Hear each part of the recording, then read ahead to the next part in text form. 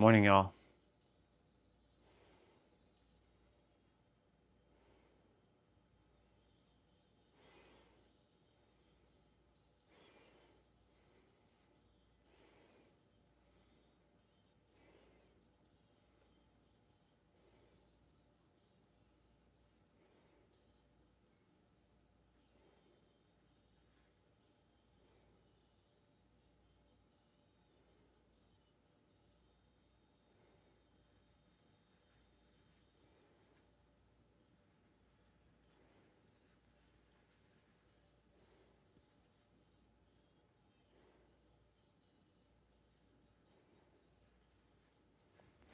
Perfect.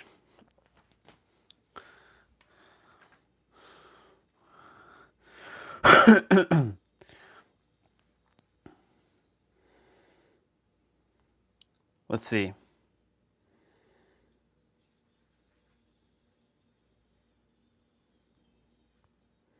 All right, let me do a quick little test.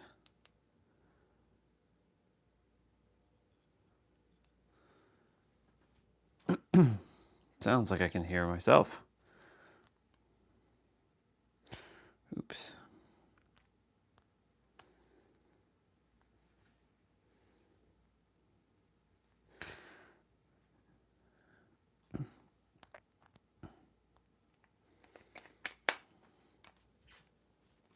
I have my AirPods in my ear, as you can tell.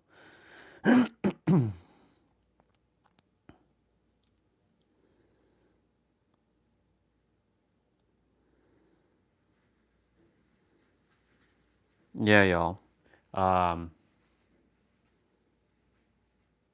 Outside is like completely windy, breezy.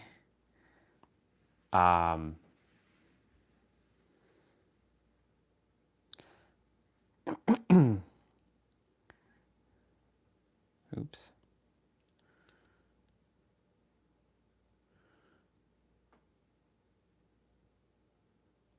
Oh, right.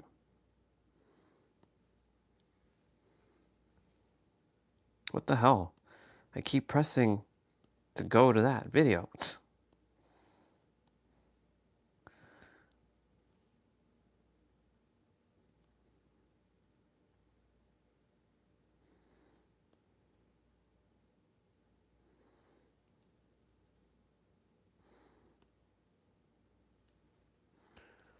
Okay. All right, y'all. This is what outside looks like. Like, I can't even go outside right now. This is why we took advantage of yesterday. Oh my God, look at that. My entire thing is completely covered here. I can't even get out. That's wild. Look at that. Look at that, y'all. That's how much snow fell. That's I mean, I'm gonna shovel this, of course, but that's crazy. And it is extremely cold outside too. You know what I saw? Let's go on my tab. I have my AirPods on. Look at this shit.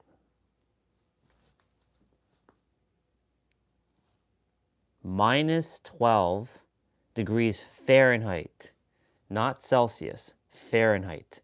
Alexa, what is minus 12 degrees Fahrenheit in Celsius? Minus 12 degrees Fahrenheit is minus 24.44 degrees Celsius. Minus 24 degrees Celsius, y'all. Almost minus 25 degrees. It is, and it's going to continue to snow until 1 o'clock.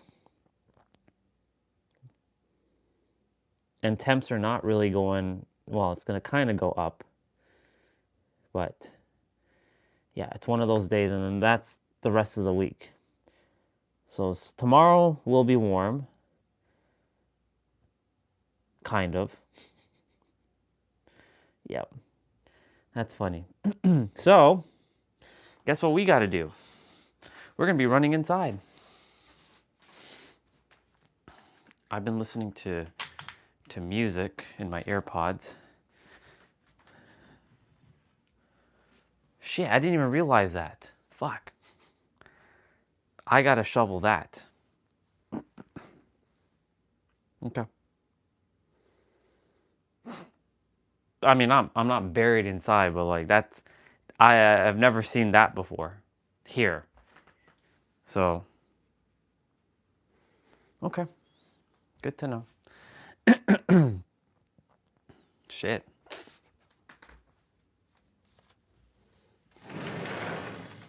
Yeah, it's as much as I would like to go outside, it is windy, snowy, and cold. And the thing is, I'll take you all upstairs. I want to show you what outside looks like from the other side.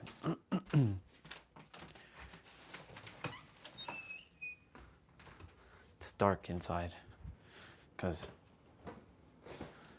you know, check this out. Completely white now.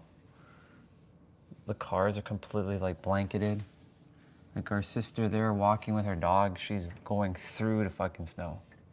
That's crazy. Look at that. Look, she has to like plow through the snow with her winter boots. Like her, look at that.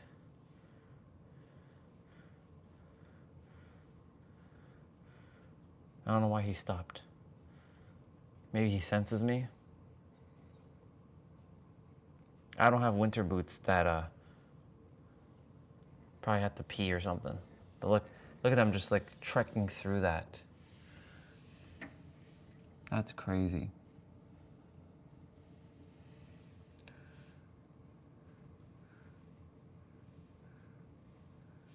Yep. Yep. And you can just see the wind. Look at that. Just wind, y'all.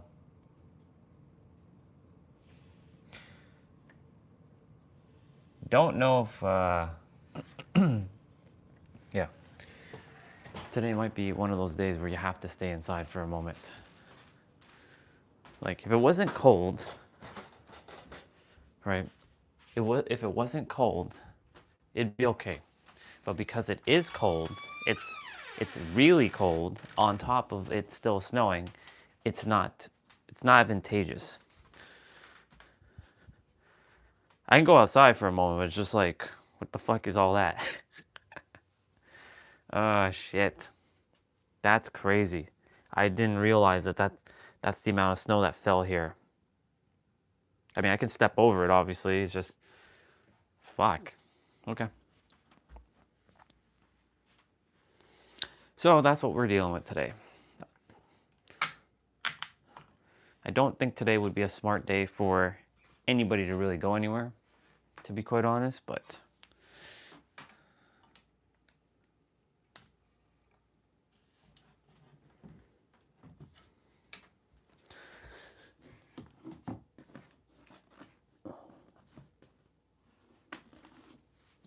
yep.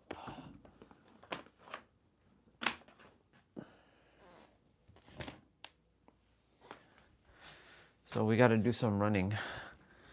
We got to do some steps.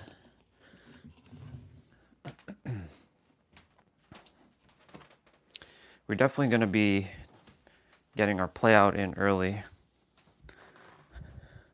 It's just, thank goodness today is yeah,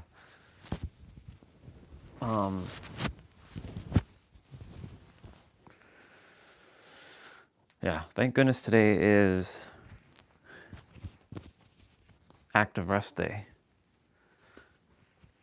Wow. Which boots do I want to wear? Maybe these? Maybe my yellow ones?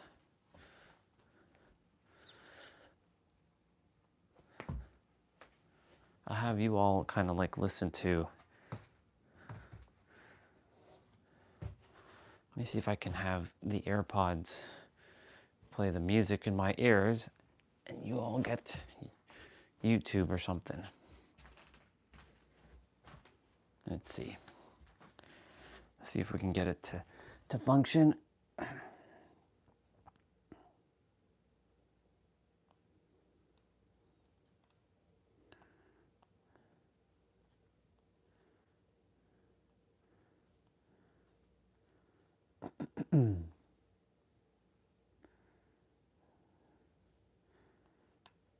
Cool beans.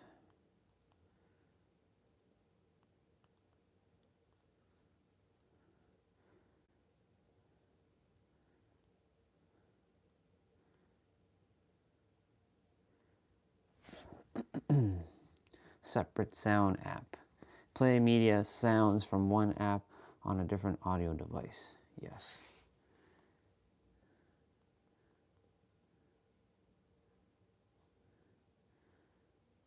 So the ones that are on here are going to be played through a different device.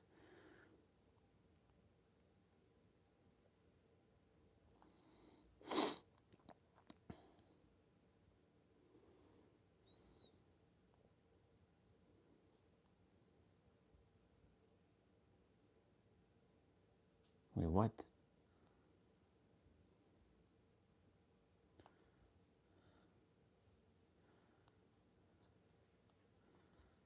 That's stupid.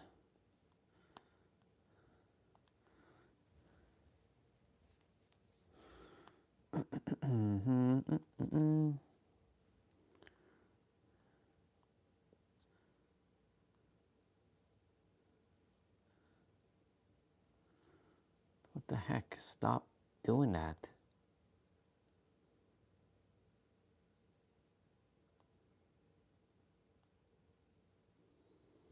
Select the audio you want to use for the apps you selected. Right.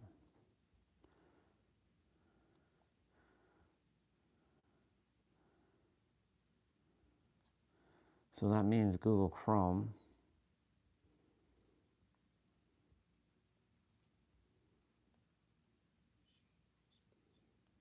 Yeah, see, that's not working.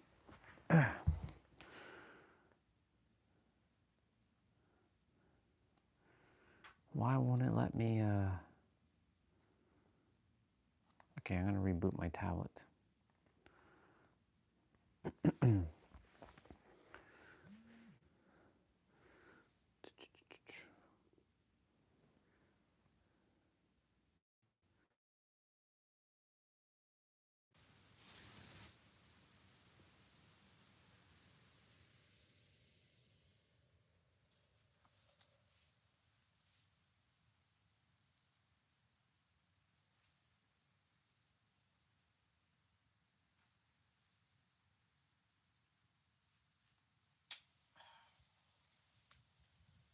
Gotta wait a moment.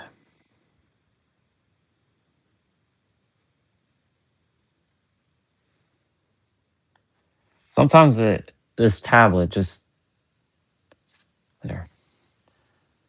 It concerns me when I have to like power back on. Man, that's crazy. So much fucking snow. Holy shit.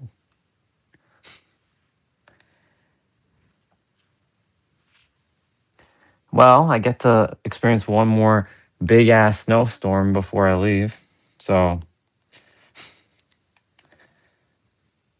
January 15th. And it's funny because a year ago today, I'm leaving San Diego to come back.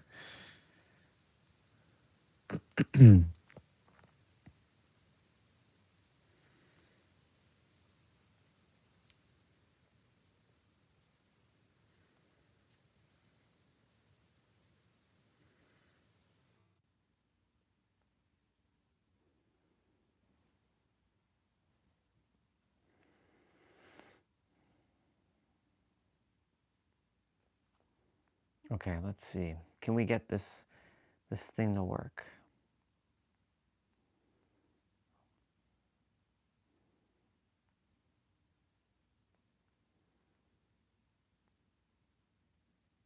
Perfect. Now it's working.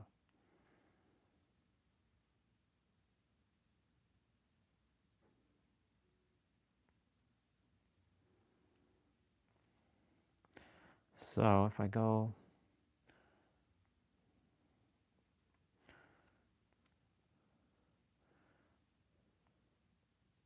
test 1, 2, 3.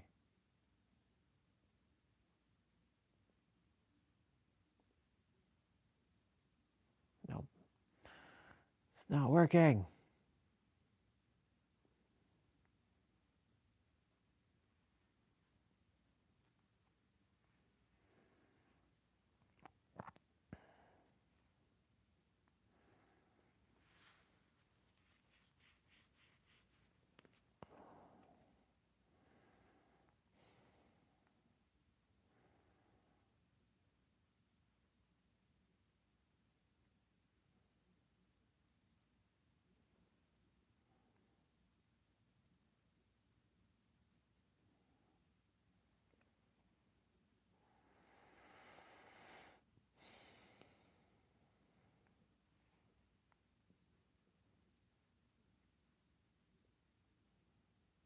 Separate apps will play through there.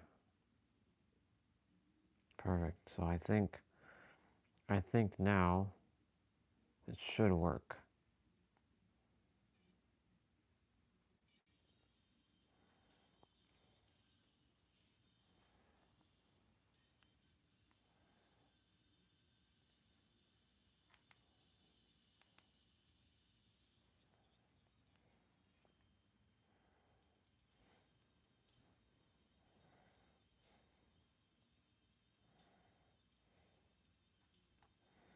Nope, it's not working. Select the audio device you want to use for the apps you selected. Do I have to like untoggle YouTube or some shit like that? Or is this shit not working again? Yep, it's not working. Fuck's sakes.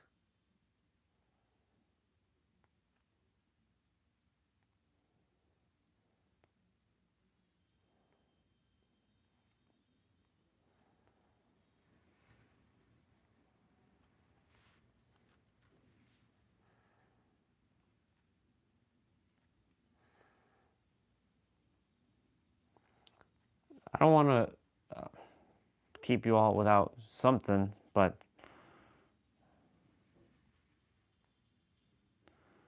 I might have to just use my laptop to play some audio if this shit doesn't work. Turn that shit off.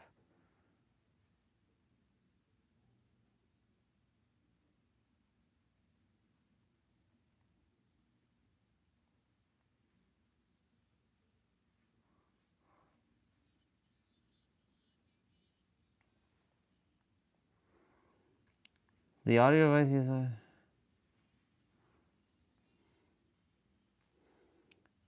Okay, that is different. It's $19.99. There we go. I got it. Ugh. Got it to work. So I can listen to music, and you all can listen to something.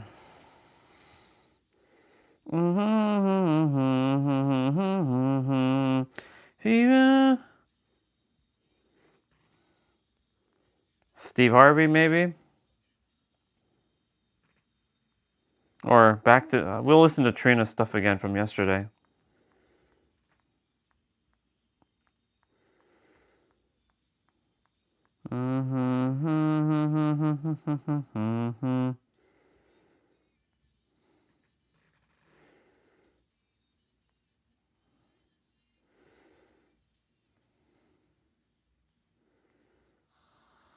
The secret that everyone is searching for, the spiritual attainment that has been hiding in plain sight, right in front of you, that actually is your sight, that you cannot get out of. So then what's the problem? What are all these spiritual seekers looking for then? So let's talk about that. Because for so many years, I believed that there was something more to find than this. I was looking for myself, and looking back now, looking for myself, I know it's something that we say, I'm searching for myself. Like, it's almost like I don't even have any words to say about like the level of ridiculousness that entire mental orientation brings about. Searching for yourself, like you're hiding on yourself, like there's another version of you somewhere else that you need to discover, right? And yes, we can develop more confidence, we can develop more authenticity, but that's not what I'm talking about. Because you always are yourself, okay? You can't not be yourself. The problem is that we are basically raised in a reality that's playing a game where the beings have language and That's thoughts, interesting that the window has also snow in it. or believing that we are these characters. Okay, that is what I am. I am this body. I am this name, Trina. I am this journey. I am this past. I am this personality. I am these likes and dislikes, right? And we don't even really question it until we start to realize that something's missing. I get to listen to two things at We start to once. feel like something's off here. In walks personal development, right? In walks yoga. A couple years go by, in walks meditation. And then if you're really advanced, in walks non-duality, in walks awakening teachings, in walks the concept of enlightenment, the ultimate attainment for the ego, right? Your true nature. When you find enlightenment, you will become your higher self, or whatever belief system begins to descend, the mind begins to orient to, right? But this is all happening in story, right? This is all happening in thought. Enlightenment and awakening are entry-level concepts for the mind. Okay?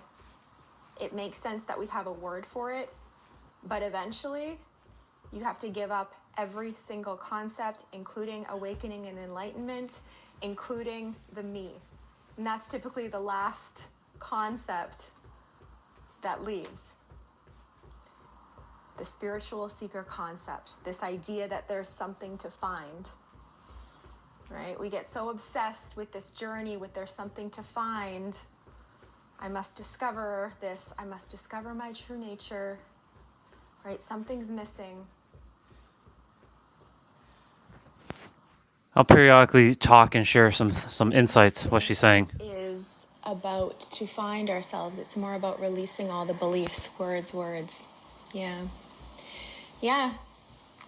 That really is what it comes down to in the end when you receive this direct pointing. Spirituality is the path to delusion. It is paradoxically, and the thing is, because you think that you're doing the right thing, right? See, paradox, always paradox. To find something, that there's something other than what you already are. So we miss this, right? We miss the forest for the trees. And because there's nothing else than this. There's Nothing else you need to seek. Than what you are. Okay, you are the all. You are it. You are already what you're searching for. Okay? But the mind does not believe that, right? And spiritual teachings, they appeal to the mind. And they give you beliefs. And they give you practices like, okay, you need to be equanimous. Spiritual people are equanimous. You need to silence your thoughts, right? You need to be very tempered on your emotional reactions. Not realizing that all of these things, silencing the mind, feeling more chill emotionally, being equanimous, these are, admirable qualities to develop, but these are more of a symptom that happens once you recognize what's actually going on. Once you recognize that you're not the character and that you're this space, you're this I don't know, you're this eternal now moment, you're this directness that can't be labeled, that exists with or without language, right? Once you see, and this can be shown very clearly. I kept the screen door open to get some fresh air inside, but it's cold. It's very cold.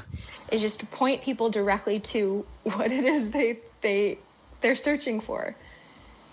Because there's nothing outside of what you are. There's nothing outside of this space. That's just the word I'm saying right now. This empty, direct space that's here. It's a miracle. It's magic. It transcends knowing. It transcends understanding. Justin says it's not a journey. Yeah, it can feel like a journey to get there. But the whole journey was it too. Right? So once you see that you're not the character anymore, the thoughts, the character is contained in the thoughts, basically, and the feelings and stuff too, but it's mostly the thoughts. So once you see that you're not the character, the thoughts are going to be believed in less and less.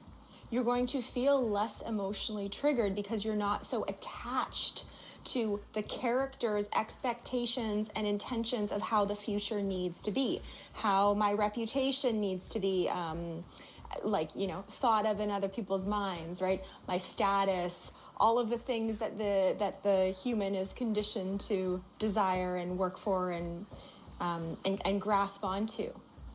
But you see that those are just empty thoughts for no one, just appearing, then the mind will just naturally settle.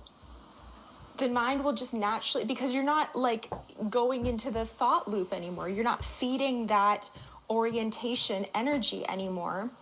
So it's not going to be coming back so strongly. It's just like a relationship. You stop calling your friend. Eventually that relationship is going to die, right? Or you stop picking up the phone when they call. Eventually they're going to stop calling. Right? It's really simple. There's no evil ego demon somewhere that is trying to like hook you in.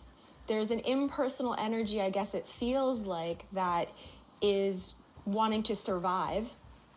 And so it can hook you in and tell you these stories, right? And send you on this path of seeking, and it wants to be there for its own demise. The ego wants to see its own death. Am I enlightened yet? Ooh, I felt an energetic thing. Am I awakened? Oh, is my mind still there? Oh, it's still there. Okay. Well, maybe next time. Maybe I'll get it right if I do this retreat, or if I watch this next video, or if I meditate long enough, or if I feel my body more, then I will get it. That's what I was doing, watching next video after next video after next video after next video after next video after next video. I'm only putting her video on so that you all just listen while I do my thing. So however things are appearing right now in this moment is just how they're appearing, right? And so when that is recognized that you are not the intentions of the conditioned mind, you are not the desires and the aversions of the nervous system that's grasping for dopamine, there's just a natural settling into your home, which we can call the present moment. But it's really just the only thing that is.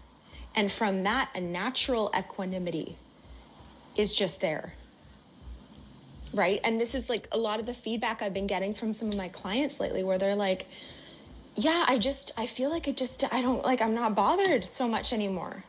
Like I was so stressed out about this situation. And I've been getting a lot of clients lately that a number of them don't have very, very little spiritual background. Like maybe they've done yoga.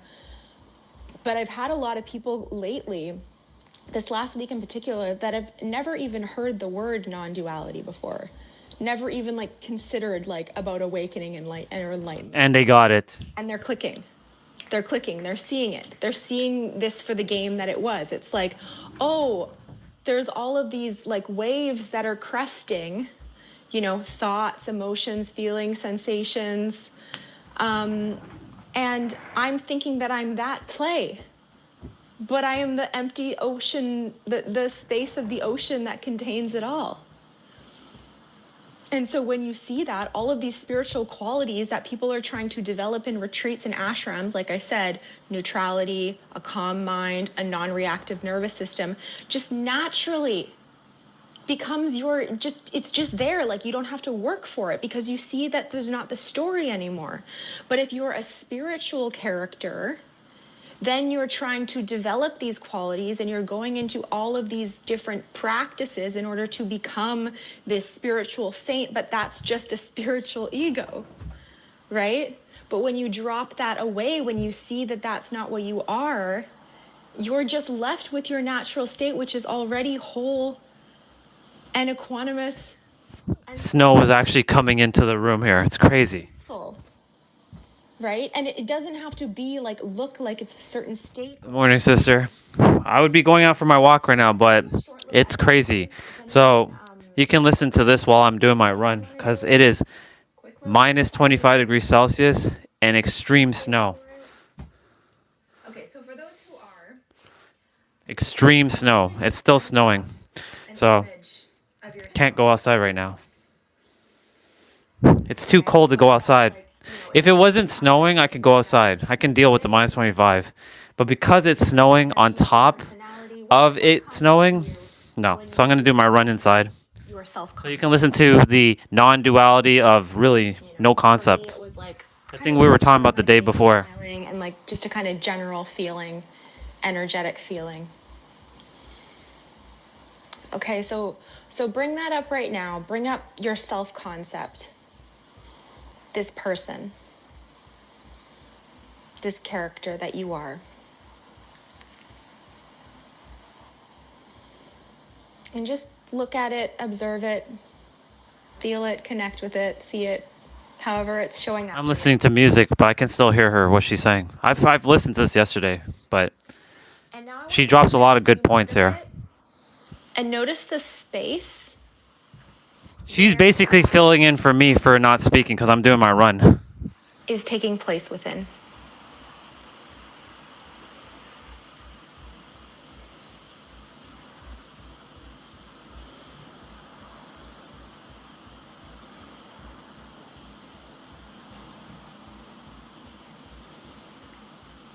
Because the one who sees the self-concept, the one who sees the character and references the character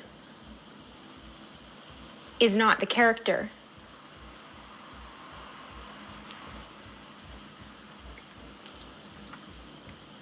There's an emptiness here. There's a neutrality here that's observing the character.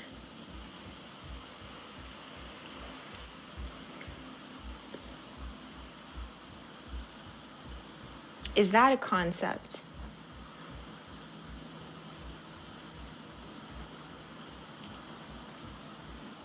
Is that an image?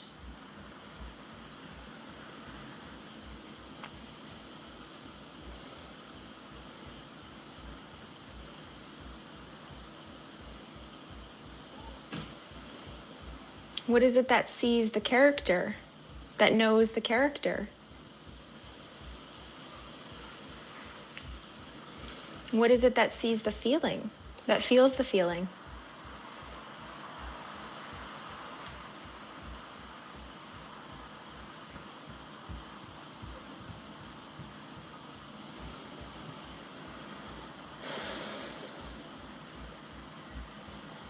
Right? It's not the character.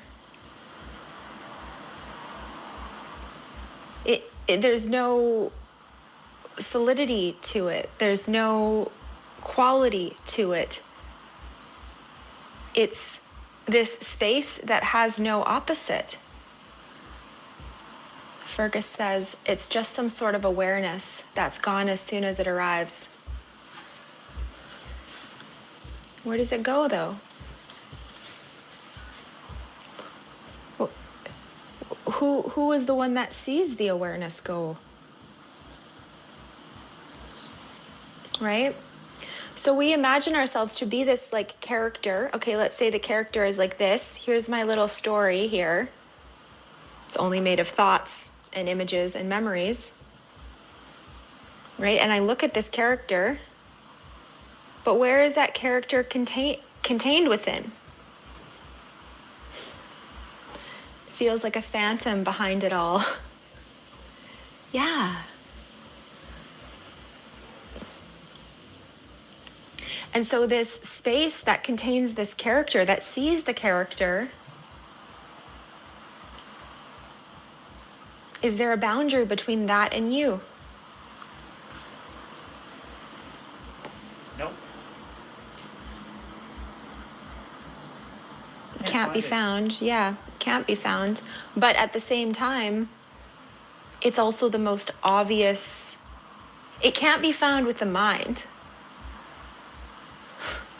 It's like a fish looking for water, though. Fish looking for water. It is just this. Okay? And I've been in this clarity so many times. I remember it as a child even. Just this directness. Nothing more, nothing less. But there were thoughts on top of it that were telling This is what we were when we were children, by the way. And there were spiritual teachers that were very willing to sell me their books and sell me their retreats and take my money and give me YouTube videos to watch endlessly. And I can't blame them. It was also my own delusion that was fueling that. But I never found what they were pointing to because it was only just That right there. That right there. there was something to find, that there was a search, there was this grand journey that I had to go on. But everything is already right here. You are already right here. There's nothing to search for. There's nothing to understand.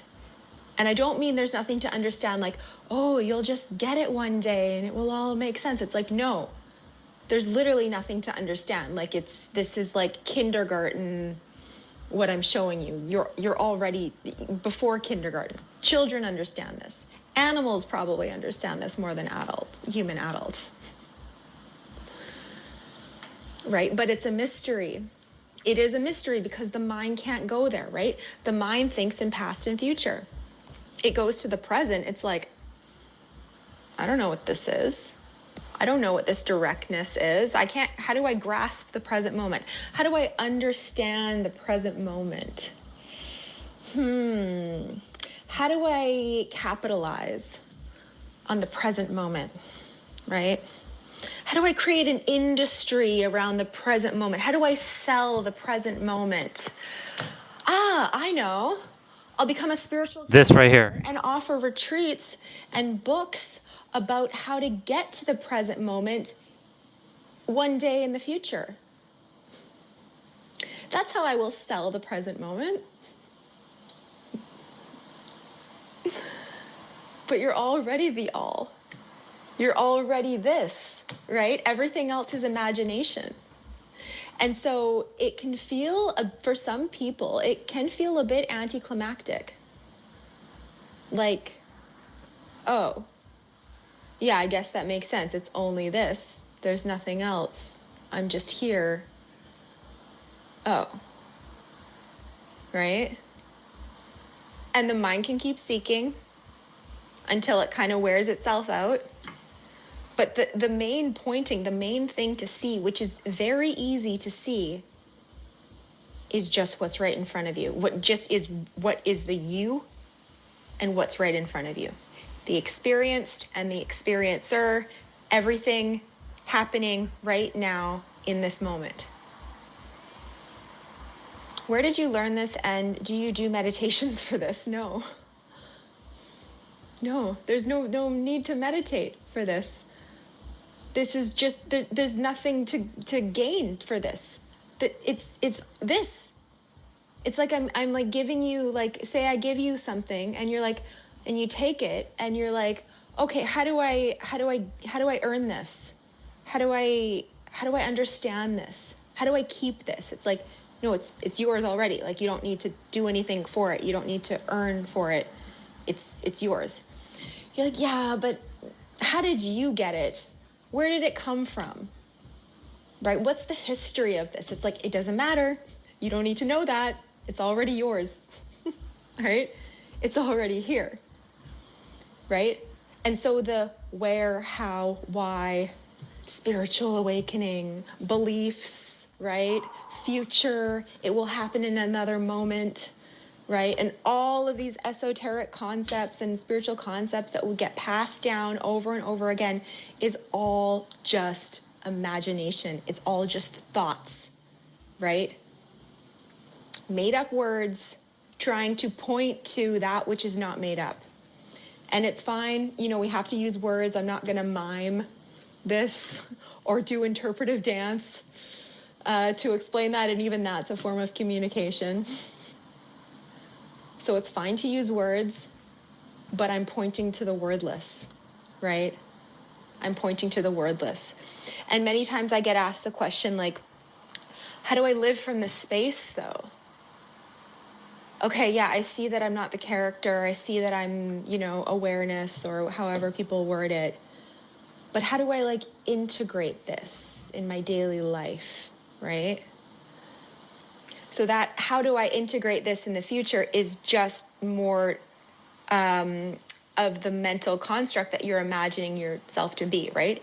It's more just thoughts going into an imagined future, thinking that it needs to prepare and that it needs information in order to navigate the experience. But what I'm sharing with you is a return to innocence, which, by the way, I've been listening to that song this week, and it is so beautiful. If you guys seen the music video, Enigma, Return to Innocence, oh, so beautiful. I'm like gonna cry even just thinking about it. Such a beautiful, beautiful song, beautiful music video. But this is really what I'm talking about. It is a return to innocence. It's a return to just the natural spontaneity of life, right? Just the natural reactions. I don't need to plan. I don't need to have I mean, it's okay to plan, but planning can happen. But this whole, like, the mind, like, grasping for certainty,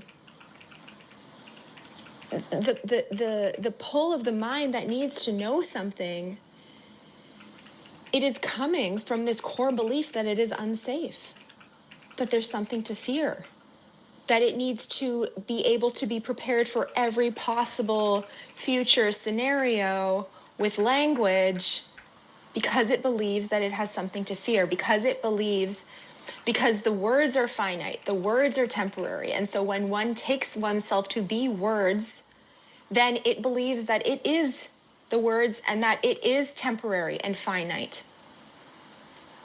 But what's here right now without language? Take away the words. Do you get taken away? Does life stop?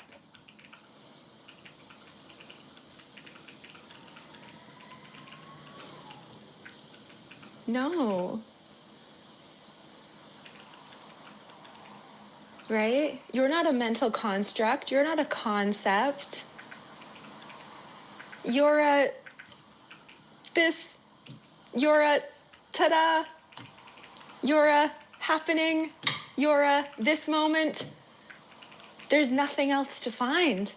There's nothing more than this. Anything else is imagination. You're not going to be more of yourself in a future moment. The mind can change, the relationships can change, the emotions can change, the self-concept can change, right? The attention can change, all of that. But you are life itself. You are the 0-point field that is the experience and the experiencer. There's nothing outside of you. You are the all. This is it right here. There's nothing more. There's nothing more than this. It's so, so simple. Take away the past and the future right now. What's here?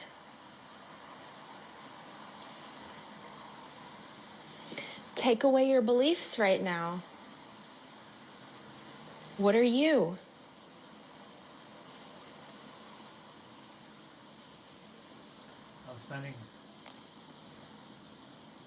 I was sending something to my cousin so she can check it out. Okay, sorry, I haven't been looking at the comments, but let's go through some of them. If anyone would like to raise your hand and interact as well, this is an opportunity to connect. If you have questions or if you'd like to be guided into presence. Okay, then why do you use a mentor? Why do you sell one-on-one sessions?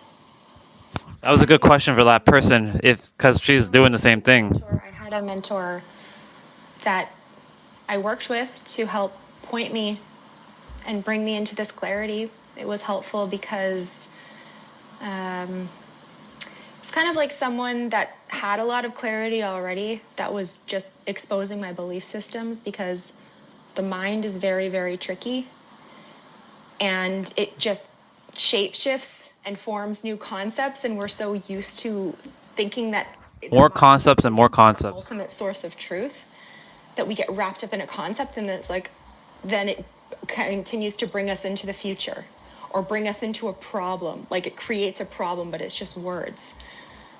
So it's helpful for some people. I mean, that's what worked for me. So I'm not saying that this is for everyone. And I sell one-on-one sessions to help people come into this clarity. And it's just by donation for now. So, yeah. But you don't have to, not forcing anyone. After planning is done, we return to innocence. Oh, ah, ah, ah. I know, I've been singing that song all week. Okay. Is it ego looking for something? Yeah. Yeah. Where's the ego right now? The ego is really like an illusion that's contained in thought. It's a false assumption. Just another word, third dimensional thinking mind, There's same an thing. ego, like an actual ego. It's a mirage. It's something that is believed in, because we have all of these thoughts that appear that say I. And so, you know, the mind sees that there's thoughts that are saying I want this, I like this, I'm this kind of person, or whatever the thoughts say, I don't want this to happen, blah, blah, blah, blah, blah. And so obviously we can observe our thoughts, which is also a function of the mind. And it sees, oh, there's thoughts that say I, it recognizes patterns, and from that pattern recognition, it believes that it's this I. And that's really what the ego is. But just in this very moment, what is I? If you take away the past and the future, what is I? Just in this very, very second, without going to anything you've learned before.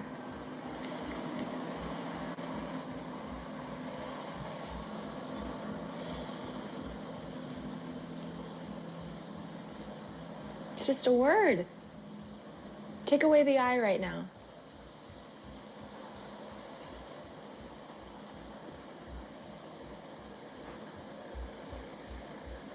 What's here?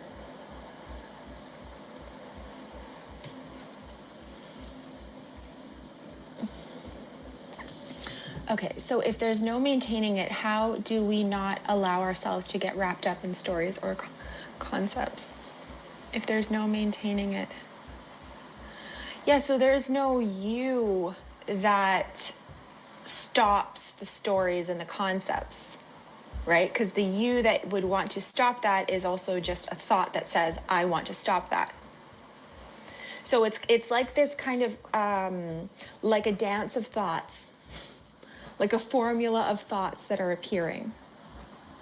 So this isn't about stopping the thoughts. Sometimes it can happen right away, and this is why we hear of the big awakening experiences that certain teachers share about, where it's like all of a sudden they have an energetic explosion and then the mind just shuts down, or they have these huge revelations, these big mystical experiences, and that can happen and that can coincide with recognition.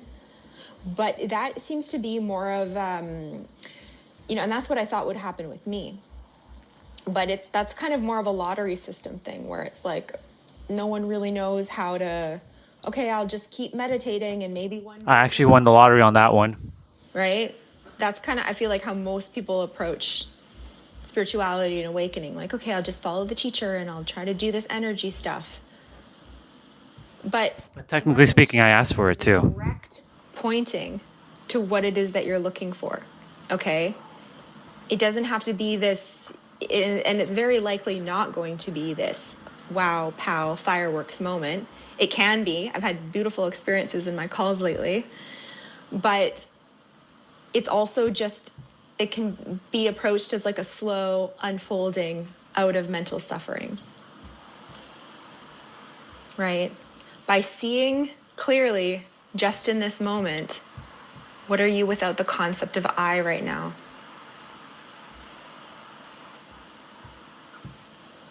Just let yourself go into this space without language.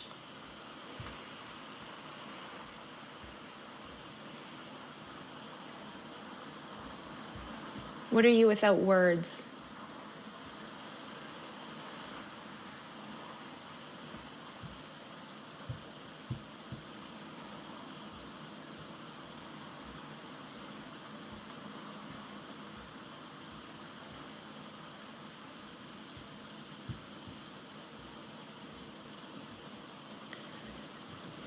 Being, living, Jesus is Lord, silent picture,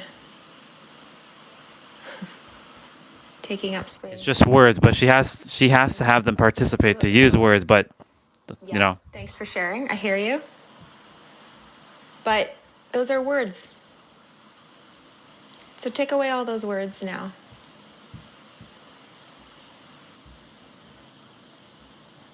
What are you without being? What are you without living? What are you without Jesus is Lord? What are you without taking up space? Take away all the words. Take away formlessness experiencing form. Take away creation. Take away all the words. I know what you mean. And I'm grateful that you're participating in the chat, so I don't want to say you're wrong. There's no right or wrong. But I also just want to emphasize that what you're looking for at the end of a spiritual journey is not a word or a concept. It's just the directness of what's here. So go into that directness right now. Go into that space without language.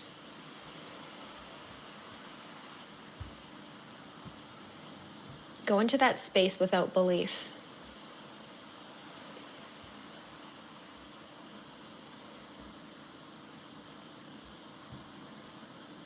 What are you without your story?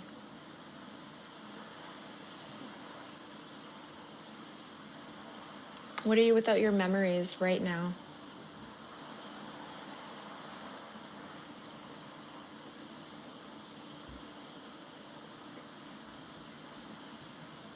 It's always right here.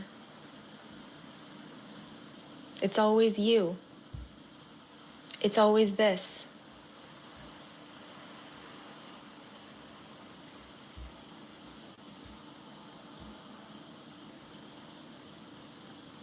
Take away the me, even. Take away this word me.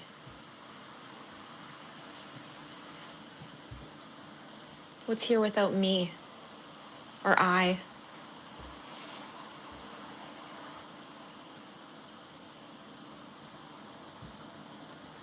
Music changed for me.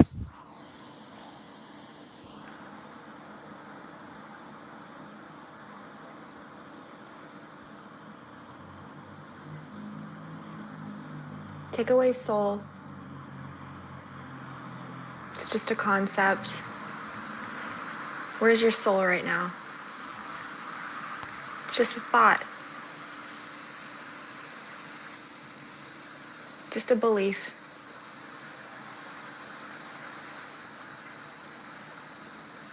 It's okay to have them. I'm not hating on beliefs. But I'm pointing to what's here that's beyond them. What's here that's not a belief. Or rather, what's in between a belief and no belief. What's in between belief and no belief?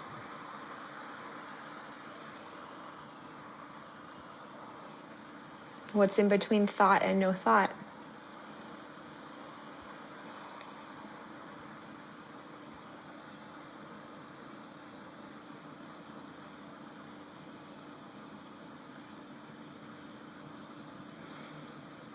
A gap.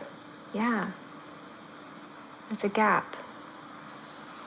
There's a thought-free space. There's a silence. There's a void. Yeah. And so in this void, in this gap, where is your identity? Just in this very second.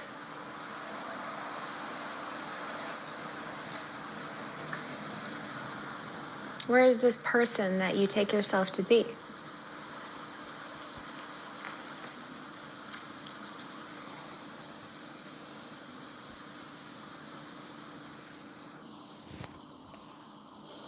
In the mind, yeah. It's just thoughts.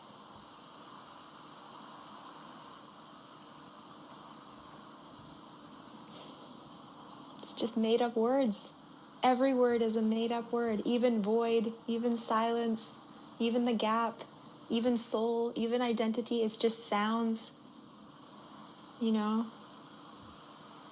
You go to a country that they don't know English and you start saying these things, it's just sounds to them.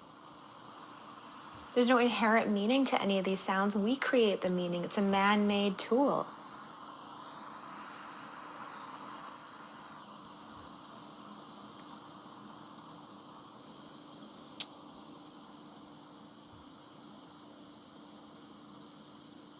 So this is the end of spiritual seeking. This. Right here. It's so simple. There's nothing else but this. This is what you are. I can't point to it. I can give it 1,000 names, but it doesn't matter because it's all made up. It doesn't need a name to exist.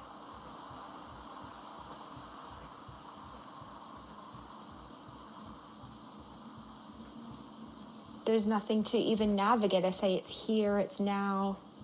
Those are made up too. It's everything. It's not in a specific location or a certain time. It's everything. It's the observer and the observed. It's the seer and the seen. It's the feeling and the felt. It's the capacity for life.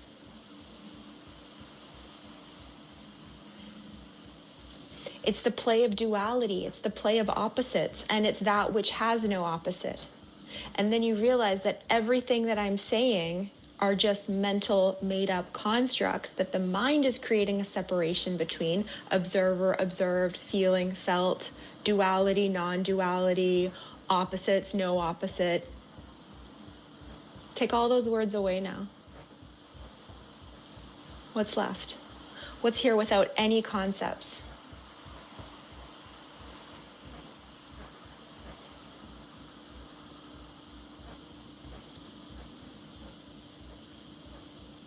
Nice. Thank you all for your comments, guys. There's us.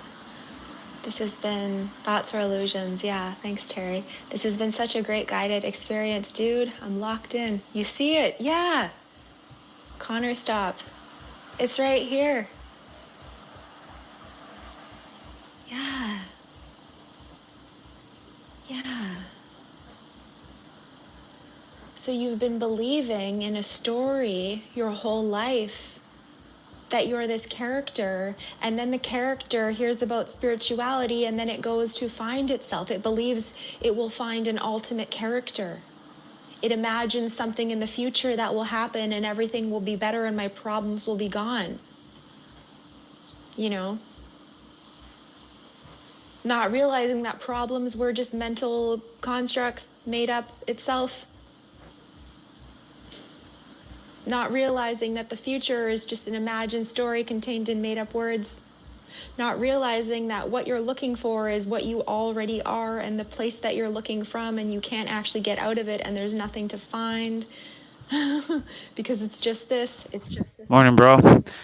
Is Sometimes the mind can be like, minus 25 degrees Celsius or minus 11 degrees Fahrenheit 30 centimeters of snow or like 8 inches of snow coming down. And we're listening to a sister that I ran into about a month ago. Her name Trina. She's basically ending spiritual seeking. I've already ended I'm done. But like I'm putting her on so y'all can listen to her while I'm doing my thing.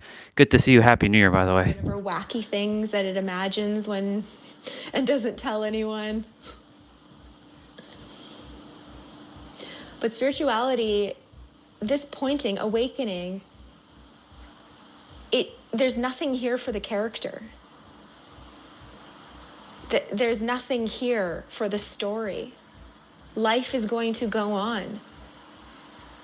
People that see this clarity and teachers and people that are in this non-dual recognition, which I rewinded it. doesn't need a name to exist. I rewinded it a little bit so you can listen. Or rather, what's in between a belief and no belief? What's in between belief and no belief?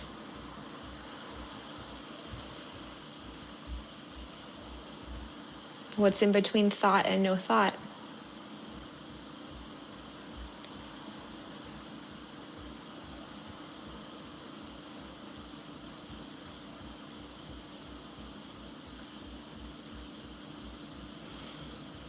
A gap. Yeah. It's a gap. There's a thought-free space. There's a silence. There's a void. Yeah. And so in this void, in this gap, where is your identity? Just in this very second.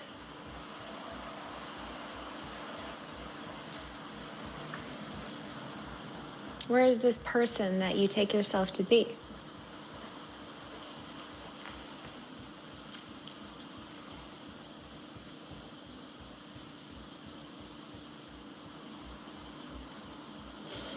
In the mind, yeah. It's just thoughts.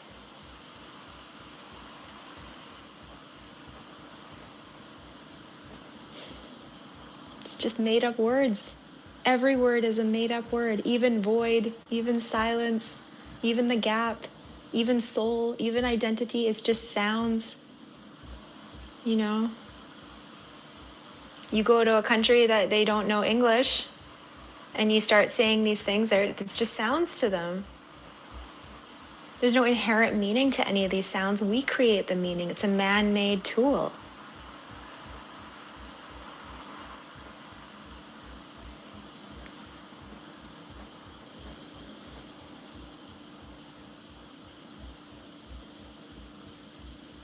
So this is the end of spiritual seeking.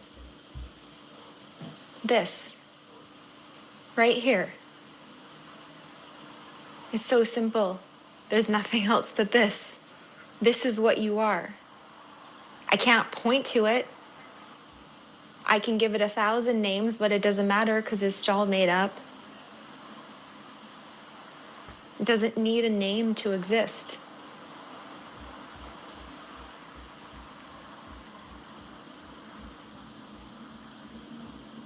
There's nothing to even navigate. I say it's here, it's now.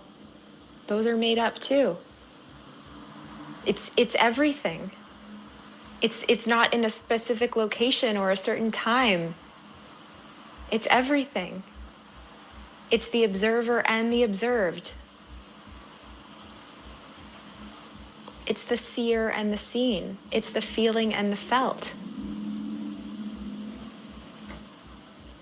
It's the capacity for life.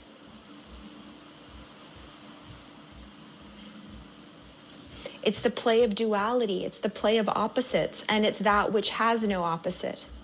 And then you realize that everything that I'm saying are just mental, made-up constructs that the mind is creating a separation between observer, observed, feeling, felt, duality, non-duality, opposites, no opposite. Take all those words away now. What's left? What's here without any concepts?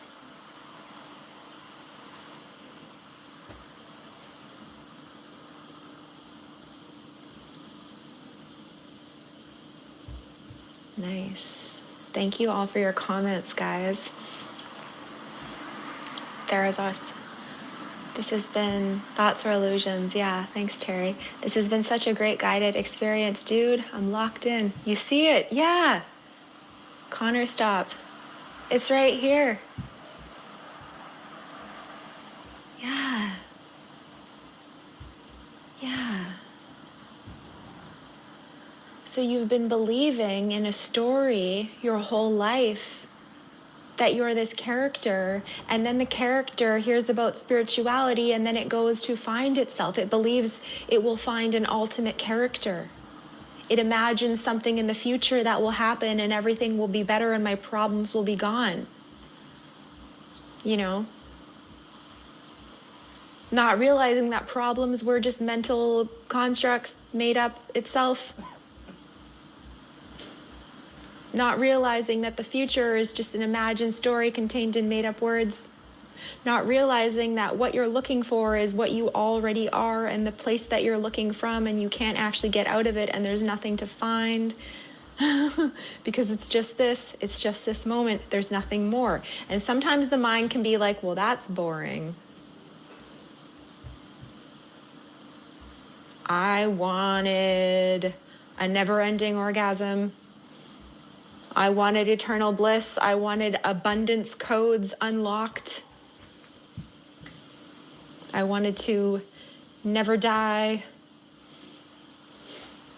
Whatever wacky things that it imagines when and doesn't tell anyone. But spirituality, this pointing, awakening, there's nothing here for the character. There's nothing here for the story. Life is going to go on. People that see this clarity and teachers and people that are in this non-dual recognition, which is not hard. It's right here. It's not hard. They still, sometimes they have bad night's sleep, so they have trouble getting out of bed, or they're constipated, or they overeat, right? Or they put on a little weight, or they get into car accidents. Like, life still goes on. Right? This isn't about an emotional state being consistently maintained for the rest of your life. This is about no longer being dependent on a made-up story in order to be constantly, a made-up temporary story that constantly changes, and a self-image that constantly changes in order to feel safe. Because you're just, and spoiler alert, you're never going to find that. You're never going to find a consistent anything.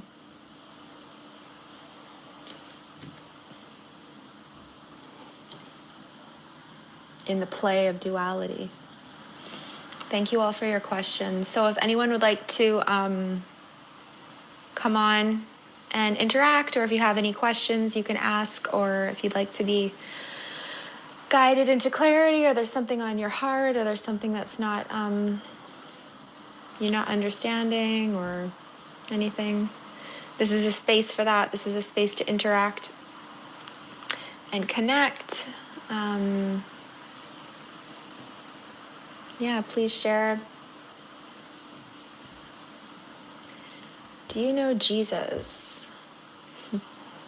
I've heard of him. You're welcome, Sergio. Have I met you before? Your name sounds familiar.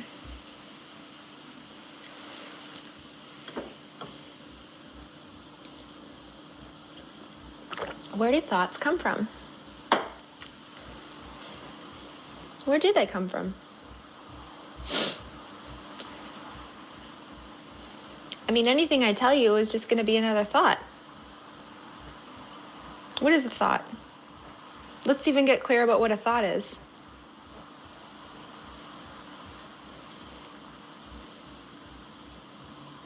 Any thing that I say about what a thought is just going to be another thought. Just an endless loop, just an echo chamber of words. Because any word is defined by other words, which are also defined by other words, which are also defined by other words, and on it goes, right?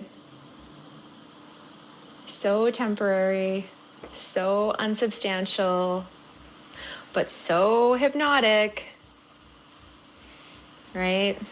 Especially in our society that's trained to value that.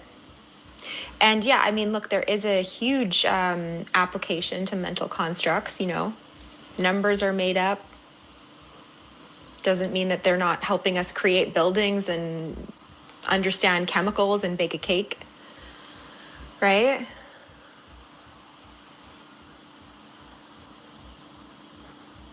But it's still a made up concept. The mind is its own paradox. Yeah, what is the mind even? That's just another thought. You know, there really is no mind. Where's the mind right now? Can you find it?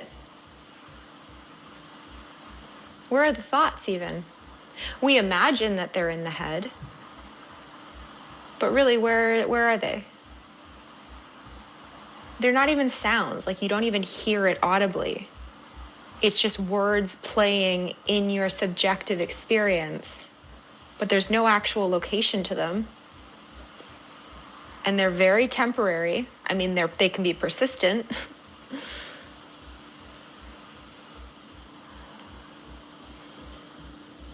But it's so fleeting, you know?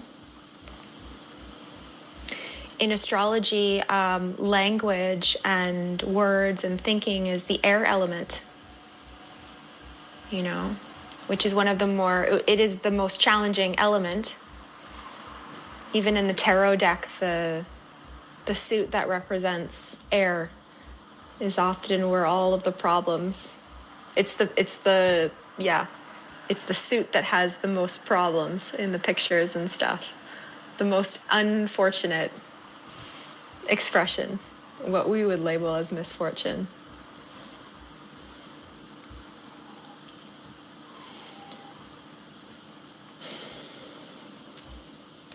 Because we give so much more of a reality to these temporary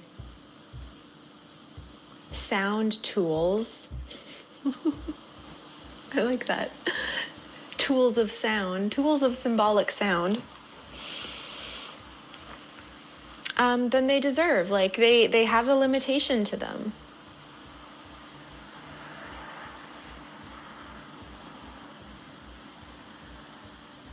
So where do thoughts come from? They come from nowhere.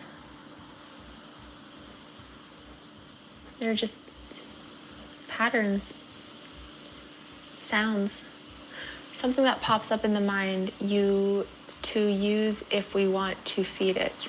Yours to use if you want to feed it. Yeah. There's nothing wrong with it. Like you don't even have to awaken. You don't have to do anything. If you want to do, you are already the freedom for anything. You are the freedom to do anything. Doesn't mean there's not consequences in the realm, right? Like, you eat a lot of sugar, you're going to have to go to the gym if you want to keep the same weight, right? Or you go and steal something and you get busted, you're probably going to have a court case and hire a lawyer. Right? There's repercussions, but you're still the freedom to do anything. I have my own thoughts on that. In this space. And in that freedom, we experience the limitation. I'm going to pause it for a second.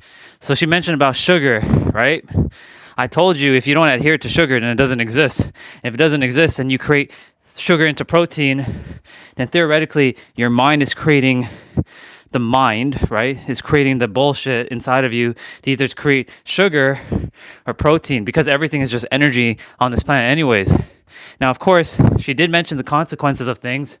If you do believe that you're going to get fat, then you're going to get fat. If you believe that you're not going to get fat no matter what you eat, right? There's a sister on YouTube who scarfs down like 10 cheeseburgers and girl is jacked. She's a professional eater. So what's the difference between her and anyone else? Nothing. It all comes from here.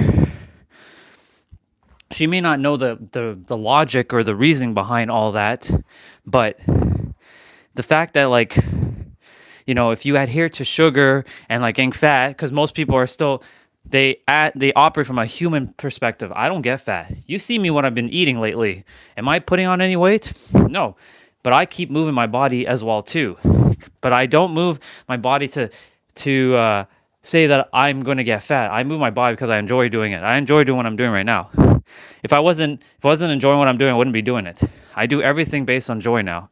I don't do things based on like I have to do it or because something is telling me I should do this. I do it based on joy. Now I do listen to my intuition to say, okay, get rolling, but like I do things always usually based on my joy. So that's why I said that part. But you see, these are all mental constructs. Even that what she said is a mental construct, right? Because what is sugar? Right? What is protein? What is all these things? Just another bunch of words that we can agree to or not agree to. Like you can agree to like you're confident or you're not confident, but then you're agreeing to the meaning of those words. Not confident, I am confident. But what is that actually? Before any human existed, confident was always here. But what is confidence? It's just another made up sound. So same thing what she was saying about words. It's just a bunch of words explaining more words to explain more words. It's an echo chamber. So my point to say is like, if you don't adhere to things, then it doesn't exist. Now, of course, some will say, but you're bypassing, you're gaslighting. But those are just words too. You make the rules of your reality. You literally make the rules to your reality, plain and simple. So the choice is yours, right? All right. I'll let her continue talking while I do my thing. There's some good music I'm listening to right now. But behind that apparent experience of limitation, it's coming from this freedom that you are, this 0 point field. And then it's like, oh, I can let go. There was no even me that needed to hold on to something that was just a ghost in my head. It was never real. The mind is its own paradox. It is, yeah, that's a good way of saying that.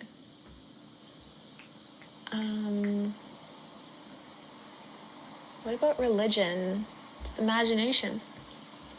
It's trying to answer what cannot be answered with words. It's just the mind doesn't understand what's happening, so it creates all of these levels and concepts and practices, and there's nothing wrong with it. There's nothing wrong with any of it. And some of it can help. Some of it, maybe people can get like awakenings and stuff from it. But it's a bit of a kind of potluck thing, and you're not sure, and it's more kind of... But what I'm saying is just a clear... Like, if you want this, here it is. I'm just sharing it in the most basic, plain, direct way that I can. And you don't need to jump through all of these hoops and stand on your head and open up your chakras and meditate and, become celibate and live in an ashram for the rest of your life to discover what you already are. Because you already are what you already are. Drop the illusion that you're the character, see through the illusion that you're the character, can be easily done. What are you without language right now? What are you without the past and the future right now?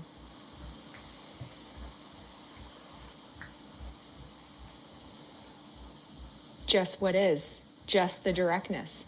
It doesn't need to feel in a certain emotional state. It's here. See through the character, and what you're left with by default is just this clarity, this presence that you've always been. It's peaceful, it's beautiful. It's the biggest cosmic joke. Do you call this alignment to the true self? No, because there's no you aligning with your true self. There's only the true self. There's only what is. Right? So you don't become your true self. You wake up out of the delusion that you were this character named whatever your name is, Trina. I wake up out of the delusion that I'm Trina, that I'm just this story, because the story is thoughts happening in past and future. But where does the past and the future, where is that experienced? Where is that story playing out? It's only playing out right here. 0 point, right? We think that we need to go A to She'd B. be using my right? words, We're 0 going point. vertical. I'm on a human journey. I'm doing my thing. I'm awakening. I will get to the goal one day, but I'm saying go vertical. I'm saying what's here right now always. What's here when you were 2? What's here when you were 12? What's here when you were 34? What's here when you're whatever age you are right now? It's always been you. It's always been this. And maybe you had to go on a journey to finally get this message. Maybe you resonate with it, maybe you don't. But it's very, very simple. Yeah, I'm starting to post more of the calls on my YouTube channel. So check that out as well if you want to learn more about what I'm doing. I've been doing these calls for about over 4 months now. Spoke with 150 people, 104, something like that. And really getting the hang of it. Yeah, thanks, Rebecca. I'm from Canada. Is your heart hardened? No.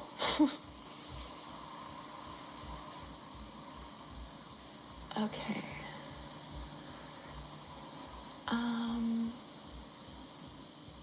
think I had a shamanism experience. Ooh. I played a song last night and realized I lost part of myself. Oh, the shamanism experience. Okay, cool. Nothing right or wrong about thoughts, no judgment. Yeah. So if anyone wants to come on, you're welcome to raise your hand. Mind always looks for answers in its own brain to find understanding. Yes, exactly. It just loops. There's no character though, but it's okay. Everything happens just like it's supposed to. Yeah. Do you consider anatta or no self the most coherent spiritual concept ever spoken about? I don't even go that deep.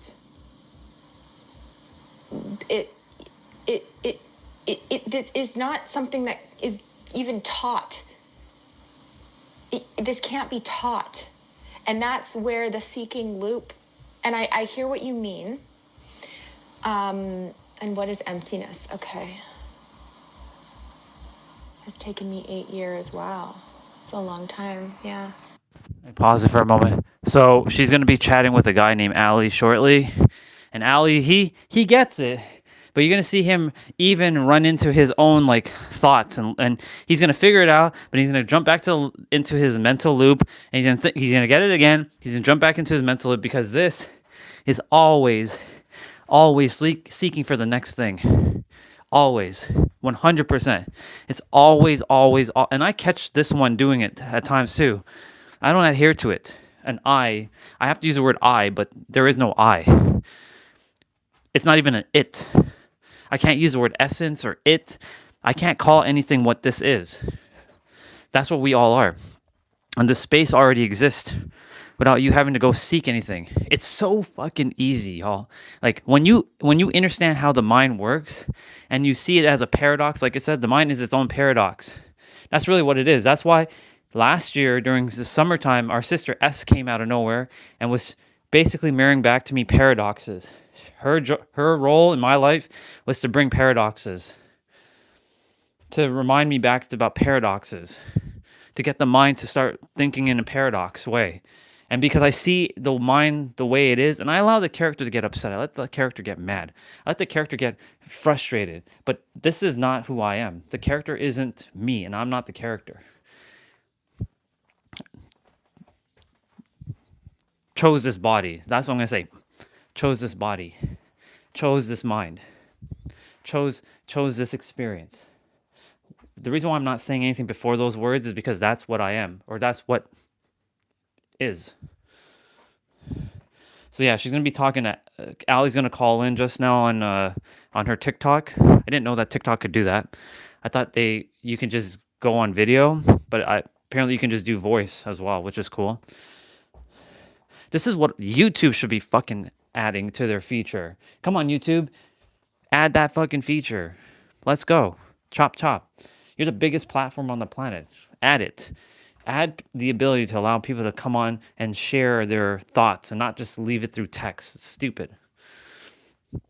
Anyways, we'll get back to her while I do my running and dancing. I'm listening to Beast Gohan music right now. So that's why I'm dancing. It's giving me some energy to dance. It's taken me 8 years. Wow. It's a long time. Yeah. Okay, let me just see if anyone's... Okay, so I'll answer your question about anatta. Yeah, so spiritual concepts, like, you know, they say that the finger pointing to the moon is not the moon, right? It is so not the moon. You think about a finger compared with a moon. The power of a finger versus the power of the moon. Like, this is what a concept and actually what it's pointing to. Okay? So concepts, it's fine that we have concepts. It makes sense that we have concepts about it, but they are very entry level. Like, you don't even need to learn concepts to get what I'm talking about. And I've been bringing people into this clarity and waking them up, people that had never even heard about anatta, never even heard the word non-duality before. Pause for a moment. Not waking anybody up. You're helping them remember who they are. Mirroring. You ain't awakening anybody, sister. That's where I have to give you a little bit of correction. But again, all these are just words. Never even heard about enlightenment or awakening or any of that stuff. Coming into this clarity. So it really has nothing to do with what you think. But when you try to learn it... Because you just said drop that bar, I have a bar for you too. You're right. We're not the same person 5 seconds ago. In fact, every present moment, you're recreating yourself anew. That's every, zeptosecond? That's almost instantaneous. Depending on your age, you're close to my age, you've lived over 1 billion seconds on the planet. So there's been 1 billion different versions of you, over 1 billion different versions of you living on this planet. And every second that passes is a new version of you.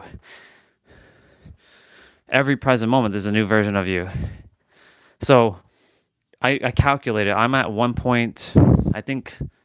or 1.8 billion seconds lived on the planet or something like that.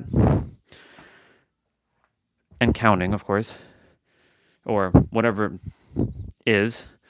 And yeah, you're not the same in every present moment. Like, you're shifting. The mind just doesn't like that because it's always seeking for like some sort of attainment, achievement, acquiring, or accomplishment. See, all A words, to feel like it's leveling up. Otherwise, it feels like it's failing, or it's feel like it's doing something, and then you're going to go on this endless loop, thinking that you're basically looking for the thing that's right in front of you, going in a circle to come right back to where you were. That's really what this is. That's why I stopped. 2025, she showed up, and she was like, she's speaking my language. I'm like, finally, someone finally gets what I'm talking about. What I've been saying all along. Now, of course, I had to go through my conditioning and shit, but like during the summer, that was it. That was the moment where everything just clicked. The now. But, the now is just another word. And I'm using words to explain what I'm attempting to, share with you. But really, I don't have to say a damn word. She doesn't have to say a damn word. It'd just be a bunch of humans just looking at each other all day like this.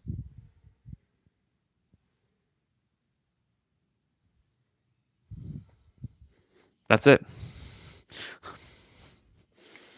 Yeah. But that's a good bar, by the way. Thank you for that. When you try to learn it, you use the mind to find something, to go to a place where the mind can't go. Right?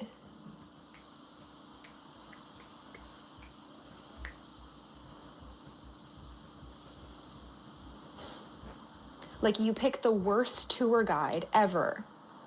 It's like you hire a non-French speaking tour guide to guide you around France. She's referring to the mind there as a tour guide. Like, how are they going to facilitate communication for you if they don't understand the language, if they're speaking a different language? And this even transcends language, so it's even worse than that, right? And I've used this example before. The mind is like a plastic seed that you're planting, hoping that it will grow into an organic tree of enlightenment. It doesn't work like that, right? You pick the wrong tour guide. You pick the wrong, medium. But what I'm pointing at doesn't actually require a medium. It doesn't require a tour guide to get there, because you're already it, right?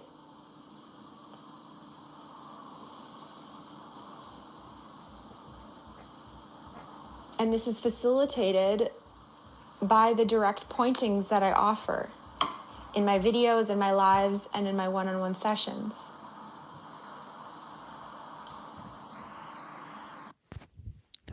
You mean before like this?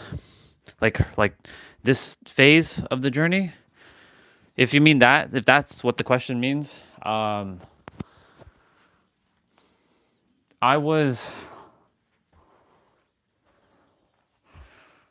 So when we first met last year, so around this time last year, like I understood what she was talking about a year ago, but I could not put it into words to explain it. So I was using the word we are the creator, and we still are the creator, right? I just don't use that much. I use the infinite, the all that is, the totality.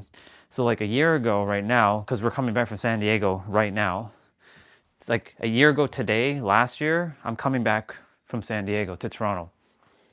Snow as well. Anyways, I understood exactly what she was speaking about a year ago, but I couldn't put it into words to share it with all of y'all, because it didn't make sense for myself yet, because the mind wanted to make sense of things. That's what the mind is doing. It's attempting to understand stuff by using words and concepts to understand. But it's something that you can't understand because the mind can't go there. It's a space that just exists before thoughts, words, beliefs, feelings, even like sensations. It's just a space. But saying it's a space is even another word, right? It's a thing that can't be explained with words. That's basically, and it's nothing that we have to strive for, attain, achieve, acquire, or accomplish, because we already are it. We were it when we came out of our mother's womb. When we were children, before we became so logical, this is the state that we were in. You can call it the theta state, but even that is putting another label. It's the state that kids are just continuously just in constant like wonder, right? Like Leah, she's like in that state, right? She's in that state right now.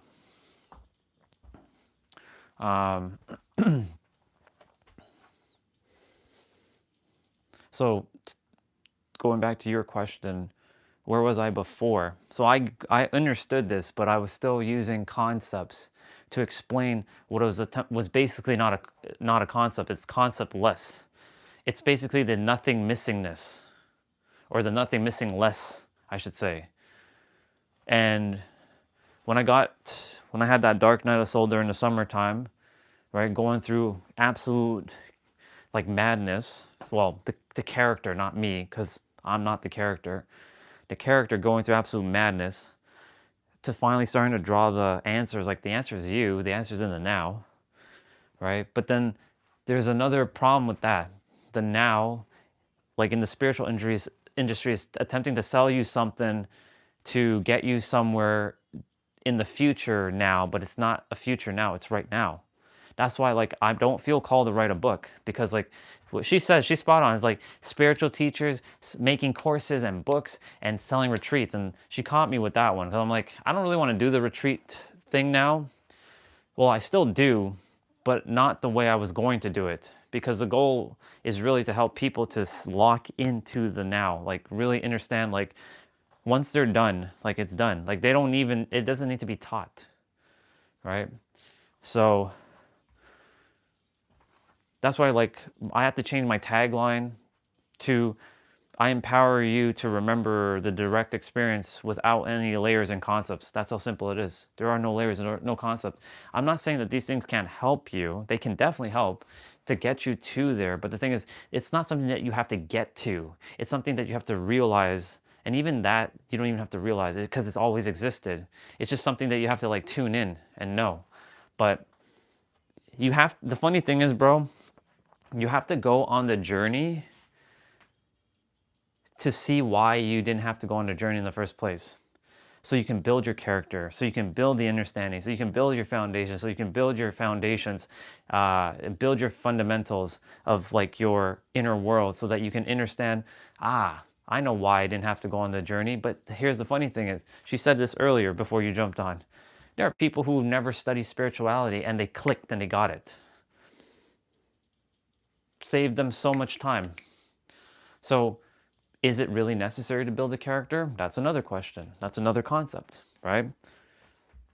To some degree, like I had to build a character to show people that the journey that I went through, that they don't have to go through that. But if they feel like they have to go through it because they think that's not the answer, then they're gonna have to go through it to find the answer that was them the entire time.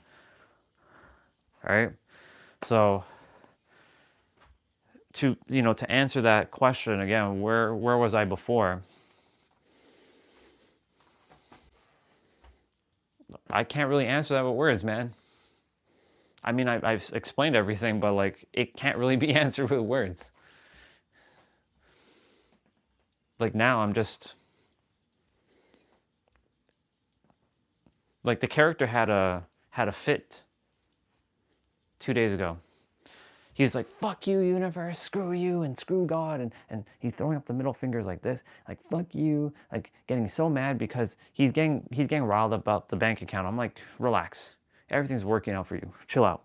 I'm like, fuck you, universe, and fuck you, God. And like, even though he's basically saying it to himself and he logically understands that he's doing that to himself, I had to like keep switching back and forth with him for him to finally let it all out, purge the energy out fully. And I'm like, okay, we're done now. Character, it's time for you to understand why everything is working out for you and reminding him of all the things he did do and where he got to. Like, there are people who will never get to this level of awareness, as much as I would love for everybody to get to this point, because the moment everyone gets to this point, the world changes immediately. Everybody will come to their senses. Religion will end.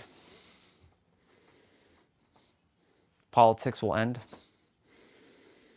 Laws will start to dismantle. Because everyone, and I'm talking everyone, will start to understand what this is. And it's something that I was attempting to get, let me rephrase it. It's something that I was attempting to explain to everyone back then, but it wasn't that I was missing the words, I was unaware of what to say. So it's like there was like a block, but even adhering to that block is an illusion because there are no blocks. So like that's the mind creating a story telling me that I have a block, because it's attempting to use words to explain a concept or a scenario, right? Exactly. Nothing is necessary. Like, basically, dude, if everybody, like, this is what everyone's going to be doing when they figure it out.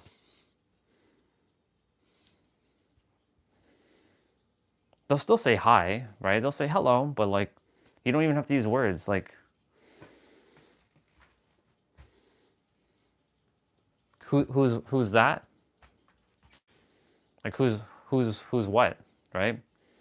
What is a who?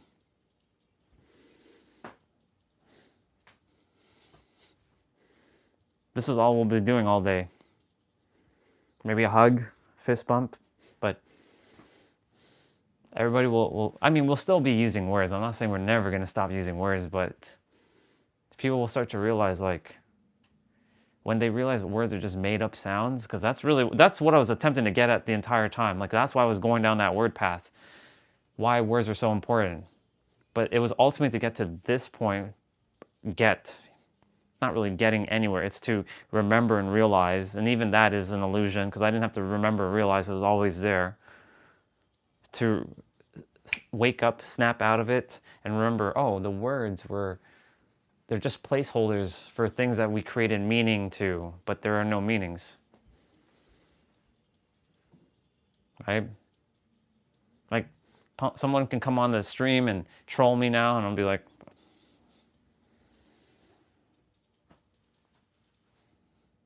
it's just words. And the funny thing is, text words don't even have sound. You're just creating the imagination in your mind and creating your own suffering. This is basically my end goal, is to stop suffering for myself and for others. And when I say myself, I mean the character, because I have to reside with this character. The I that has to reside with this vessel. And, you know, if this is going to reside with this vessel, I'm going to make sure that the vessel, the character, the mind are in tip-top order, right? And I would like for everyone else who's residing in their vessels, right, to get to this point. And they will. They're on their journey. And some of them will have to build the necessary foundations and fundamentals to get them stable inside. Others don't have to do that. The world's changing. It's already changed. There's so many people who understand this. And on the new channel, this is how I'm going to be talking. Basically what she's saying. And what she's saying is what we all have. It's free to everyone. You don't need to pay anybody. But of course, how do you make money? Like, my goal is not to just make money. It's to service, and money will come as a byproduct. But unless the universe wants to drop me some nice, like, you know, $1 million like checks in the air, I'll take it. And I'll just serve. I'll be like, okay. But even that's a concept. It's all illusion. It's just words. It's just concepts. Yeah, the character goes back and forth. Because the character is getting attached to the third dimensional realm. He is getting riled up by the third dimensional realm because he's like, he should be the one that should have these things, not others. But I'm like, hey, do you know that you and others are one and the same? And the fact is, you have to celebrate them. And you should celebrate them because they're winning and you're winning, right? See it as a win for you because they got it. And then what they got is just showing you what's possible for you. Because if someone didn't show you what's possible, then what can be actually possible for you? Somebody has to light the path somehow. So it's reminding this character to like, it's not even the character, it's the mind adhering to the thought forms, thinking they still are real. And the thought forms can be real, but some will say, but you're gaslighting yourself, they do exist. They only exist if you keep feeding them energy. If you don't feed them energy, you starve them.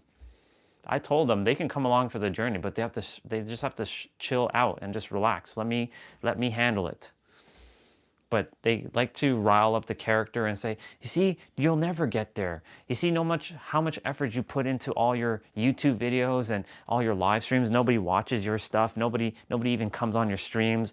And it says all kinds of shit. And I remind the character, hello, like right now there's a brother talking with us. There's somebody, right? It's not bullshit. Plus, you're still alive. You've been through hell. You're still here. You haven't given up. So it's one of those things, like I had to split the self into like 4 different versions. There's a version who's speaking right now, who isn't even it's just like it's like a medium. It's like a voice box. Then there's the true self, who's always been here and will always forever be here. Then there's the character, the vessel, and the mind. The mind and the vessel are 2 separate entities, even though they interact with each other. Well, they're tied to each other. The other two, the voice box, which this is what this is. It's literally just a voice box now. And then there's the essence, whatever that is, because it can't be explained with words. So I had to split them into 4 segments and kind of like flip between them. Yeah.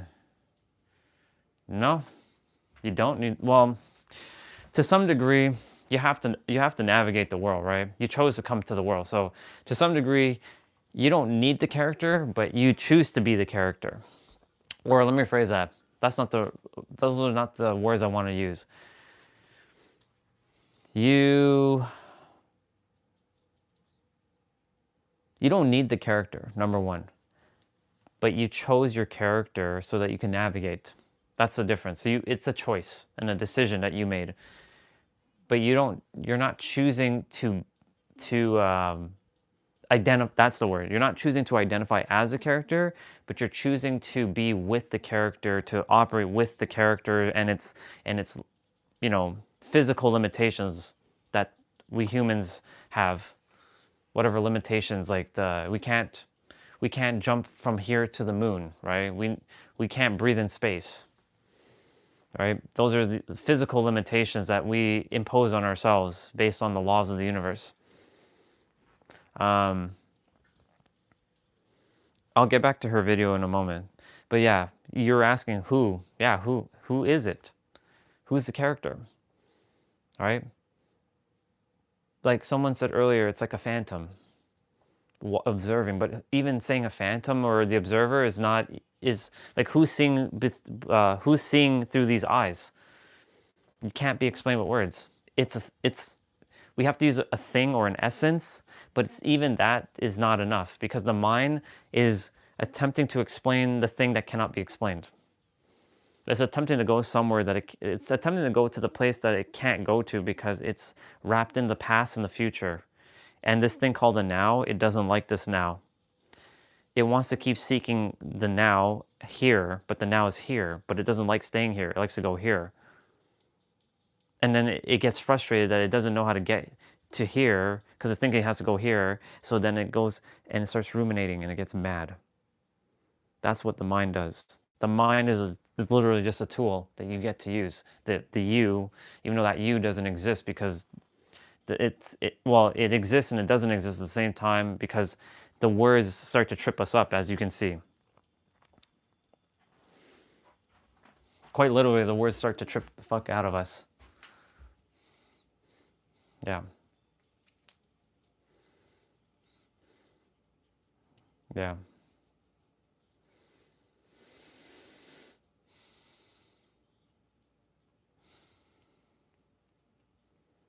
These are good questions, by the way.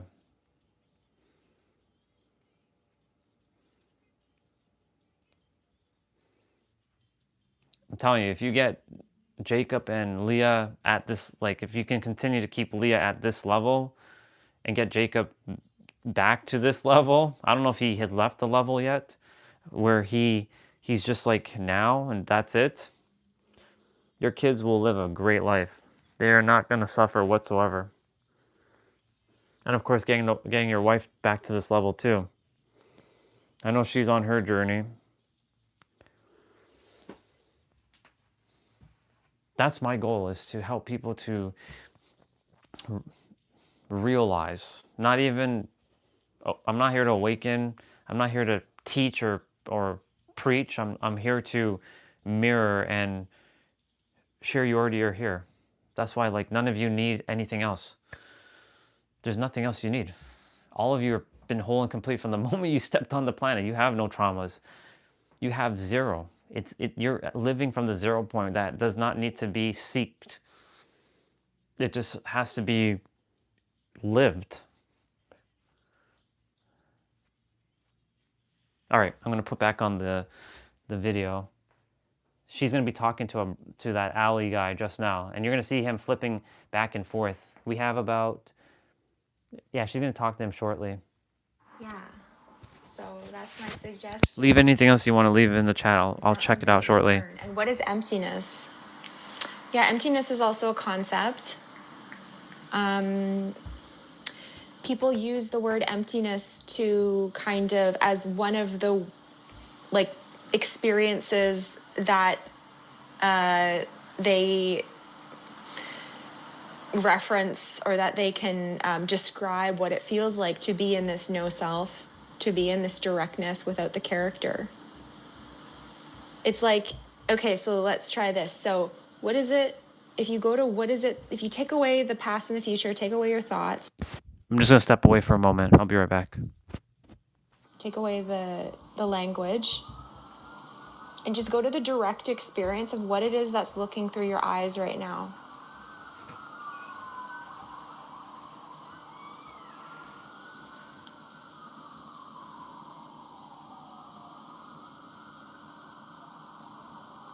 What is it that's looking through your eyes right now?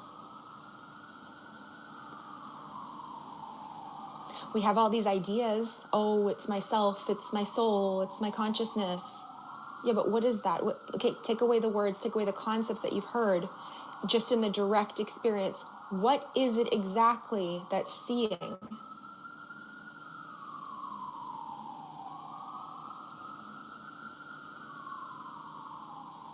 Can you find a little being, a little character somewhere that's receiving the visual imprints? The visual experience before you? Oh, well, it's me. Yeah, but what is me? That's just another word.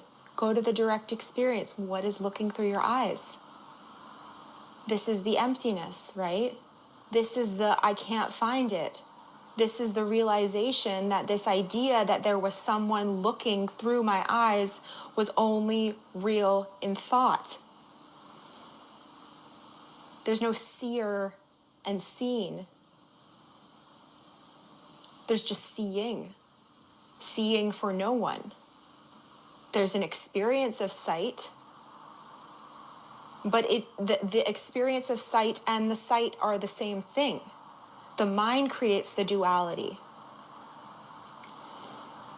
So this is what is meant by emptiness. I hope that makes sense.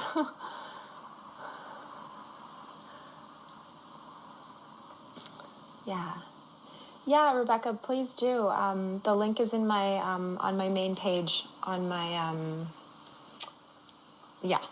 under my bio. There's a link tree link, and there's a link to books. So yeah, I would love to chat with you. We are just now being life going on, and we get to explore the workings and energy and consequences. Yeah, beautiful. The core spirit, God has a relationship with its offspring. Okay.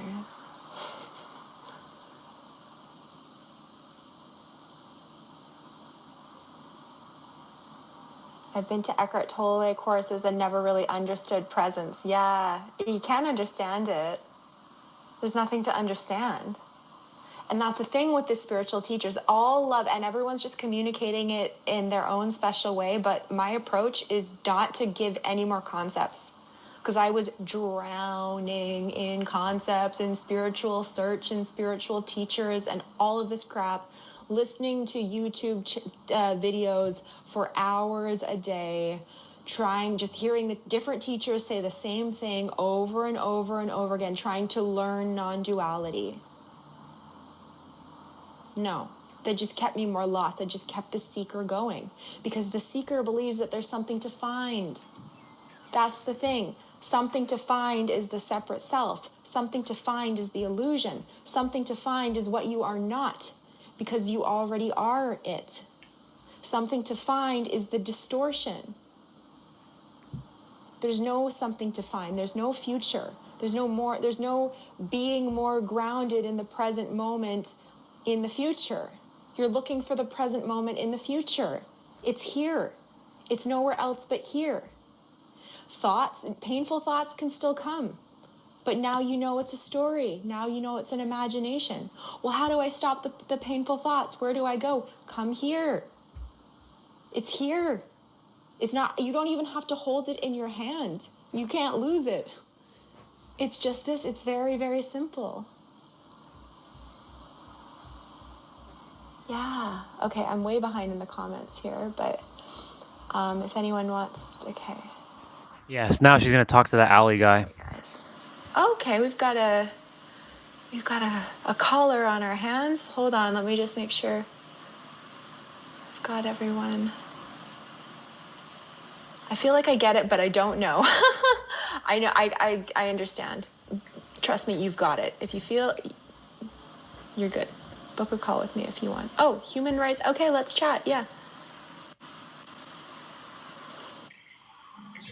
Hello. Hello, Hi, what's your name? I'm Ali. Ali. Yeah, I was the one who said I feel like I get it, but I don't know. Yeah, I just read that. Yeah. So what's going on for you? Please share. Nothing. I don't really think about it that much. It'll just pop up on my feed, for example. And I used to be into it, but I feel like it's been sort of internalized that there's nothing really to get. But still, I don't know. I think they're still suffering. You know what I mean? Yeah. Yeah, I don't know how to navigate it. I don't really feel like I even need to navigate it. You don't. It's almost like I just don't. It's almost like just patience is required, but I'm not sure. Even saying that might even be involving a self, right? So what are you without the next right now? Like, I know what you mean. Like when you say that, like I kind of get what you're saying. I get what you're saying. Like I'm there with you, but like, it's still, I don't know. It's hard to even explain. Like I get it. I get what you're saying. Like the no. I'm pausing for a moment. You see where he's already starting to trip him. It's not him tripping himself up. It's the mind attempting to tell him that he doesn't get it. But that's the paradox of the mind, because it's gonna say like you don't get it, you don't, because it's a feeling that you don't feel like you got it, because it's convincing you that you have to go seek something, but you don't have to. And she's gonna point it out shortly. Future thing, I definitely understand it, and like the past doesn't really affect me. Yeah. It almost seems purely physiological. Like there's still like a tie to the body. You know what I mean? Yeah. So what are you without that belief?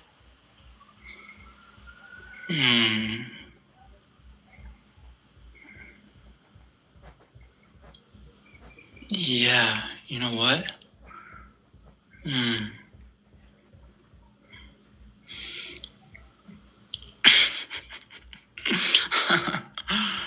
Yeah. It's true. It's true. Yeah. Yeah, that's really all you had to say, I guess. Your mind just made that up. That's true. Yeah. Yeah. It's okay. It's sneaky. It does that, right? It is sneaky. Yeah. Oh wow, that's interesting. Yeah. See? Yeah, it will create a whole story about the journey too. It will create a whole story about the awakening and all the hoops that it has to jump through. You know? I got to get rid of all my beliefs. I've been so brainwashed. I got this huge thing I got to get through. You know what it is? It honestly might be a slight desire to feel nice sensations. Like if I don't feel nice sensations, I feel like, okay, I haven't got it. Yeah. Right. That might really be it. Yeah, because when I don't care about the sensations, when there's nothing about the sensations involved, like I just allow. I'm saying I allow. I'm just saying like there's nothing to do with sensations. It doesn't matter. It's just whatever's appearing. Yeah. I'm using the language of I, but I think you sort of see what I'm saying. Like, Yeah, it's fine. It's fine. Yeah. Yeah, so you're saying that it's like your mind is saying, well, I'm feeling shitty sometimes, so I don't have it. I don't get it yet. Yeah, that's I guess a conceptual interpretation of the perceived problem, because I guess another way to say it is that there might be the assumption that there is a problem to begin with. Yeah. And if there was a problem to begin with, it would be the feeling shitty. Yeah. But like you said, like what am I without the belief? Even even the idea of feeling shitty as well is almost, it almost feels like it's a language-based belief. Yeah. Yeah, and oftentimes it's because the mind is trying to come up with a strategy to avoid feeling what is. But if you just go directly to the feeling of what is in the moment, but you take away the story, it's really typically not that bad. And it gives some time for the energy to process. Or a lot Yeah. of times the shitty feeling is coming from the story. So you take away the story and the feeling goes as well. Yeah, exactly. Like there was, yeah, I know that's another thing too. That's very interesting. It's almost like the feeling of the shitty feeling is in and of itself. It's almost like a manifestation of feeling separate. Yeah. You know what I mean? Like as soon as there's any feeling of dividedness, there is almost like, I don't know what it is. It's like, yeah, there is a negative affect to it to some extent. Yeah. So you don't feel shitty ever? I do. Yeah, I do. You do? Yeah. And but you don't this is- label it like that, do you? I mean, yeah, like, I mean, there's times I feel shitty for sure. For sure. It's not about, maintaining a certain emotional state all the time. Right. It's not about the emotions. It's just It's not about the emotions. You're a human being, right? You're gonna feel things. Would you say that though? Is it actually fair to say that you are a human being? Well, I mean, the experience of the human body, the experience of what this reality that we find ourselves in right now involves the experience of emotions. Because it almost doesn't even feel human to some extent. Like when I sit, like the feeling of human almost does feel a bit emotional. But when an emotion is not there at all, like there's an absence of emotion, it feels genuinely more like I was the one who asked like about emptiness as well. There is a genuine feeling of emptiness, but not in a negative. I'm not saying it in a sad, depressed way. I'm just saying like it doesn't feel like the typical.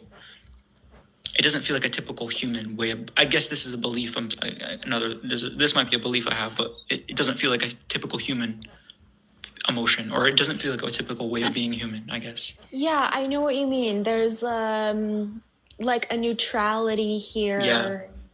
That isn't so tied. It's kind of like you're in a VR game or like. Yeah, it's super impersonal, very impersonal. Exactly. And it's almost a shock sometimes that like this is actually not suffering. Like this is what is true, and this is what, if there was really something you want, it's this. You don't want anything other than this, really. You might think you do, but really this is it. This really impersonal feeling of neutrality and like not feeling so contracted. That's actually where true well-being is, and like true peace is. It's almost a shot, like it's like it doesn't really lock in. It hasn't locked in for me yet, to be honest. I can't say it's locked in that this is really it. Although I think maybe, again, another belief I have, but like, See how he said it hasn't locked in? Why hasn't it locked in? Right?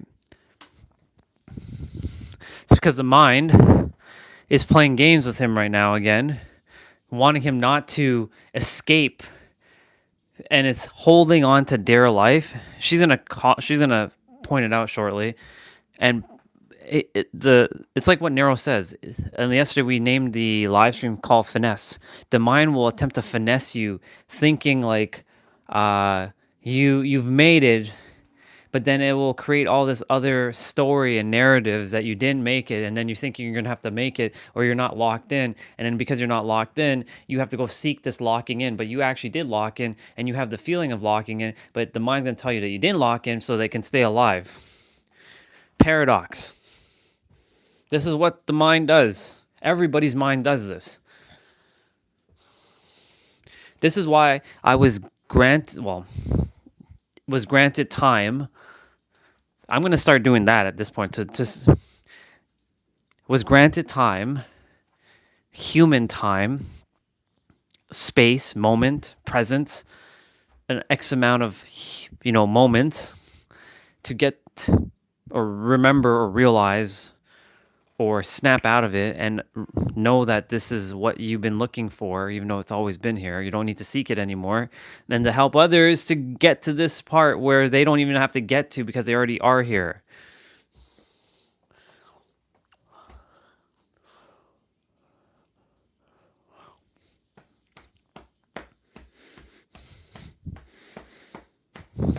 Time to tip the world into this favor.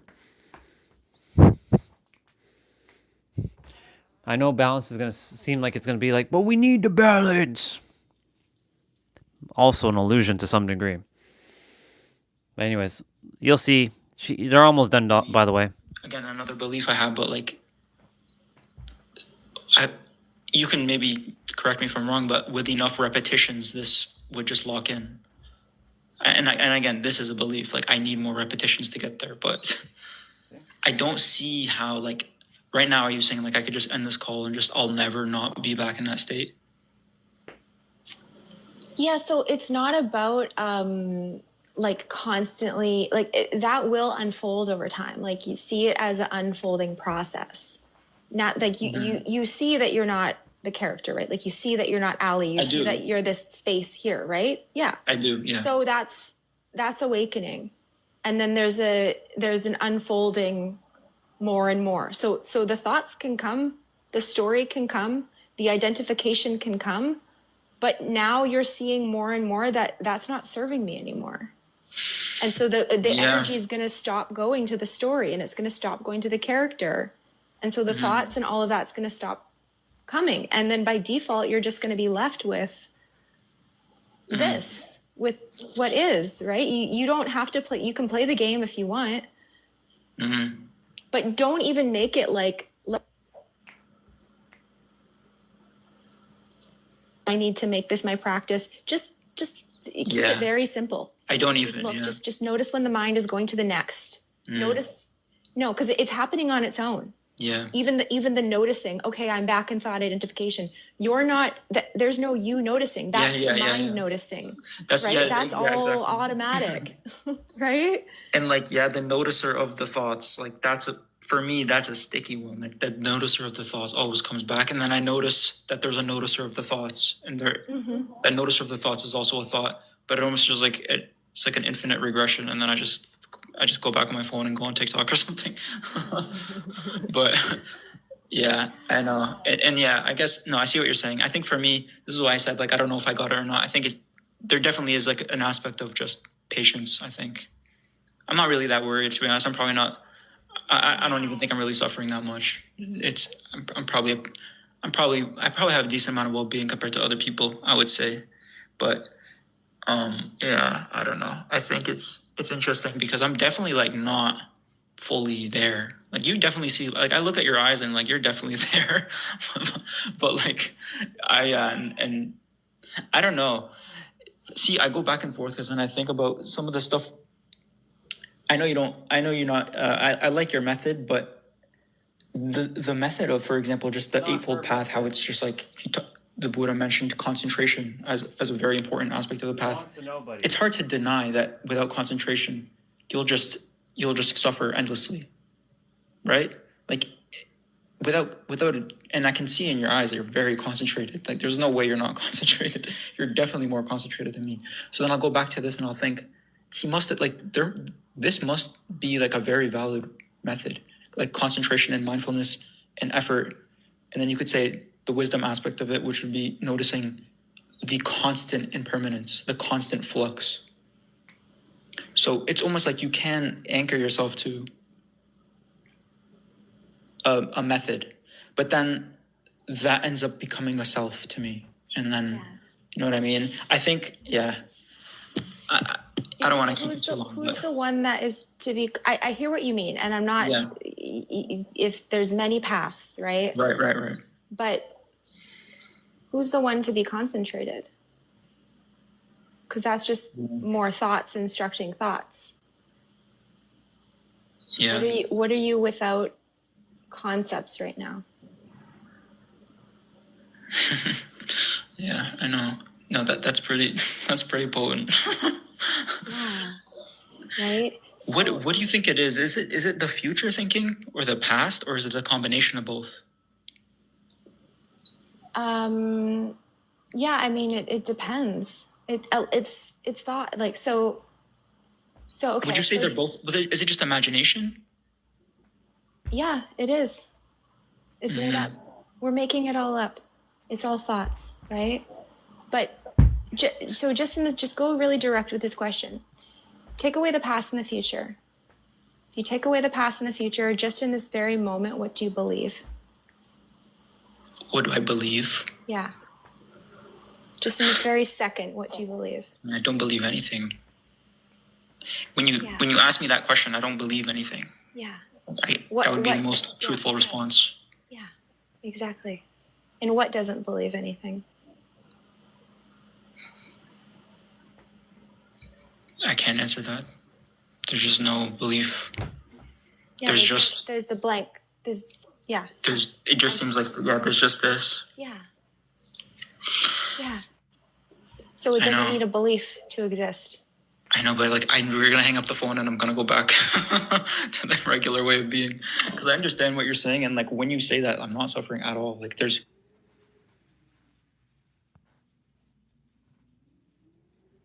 Okay, so what part when you said say what? I paused it for a moment.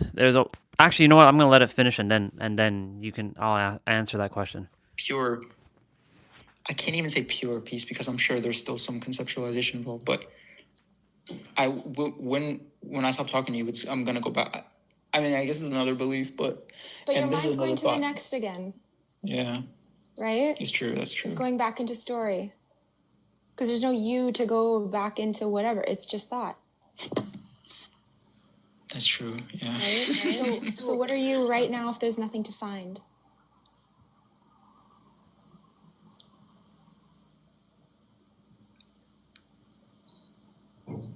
It's almost done, by the way. If there's nothing to find.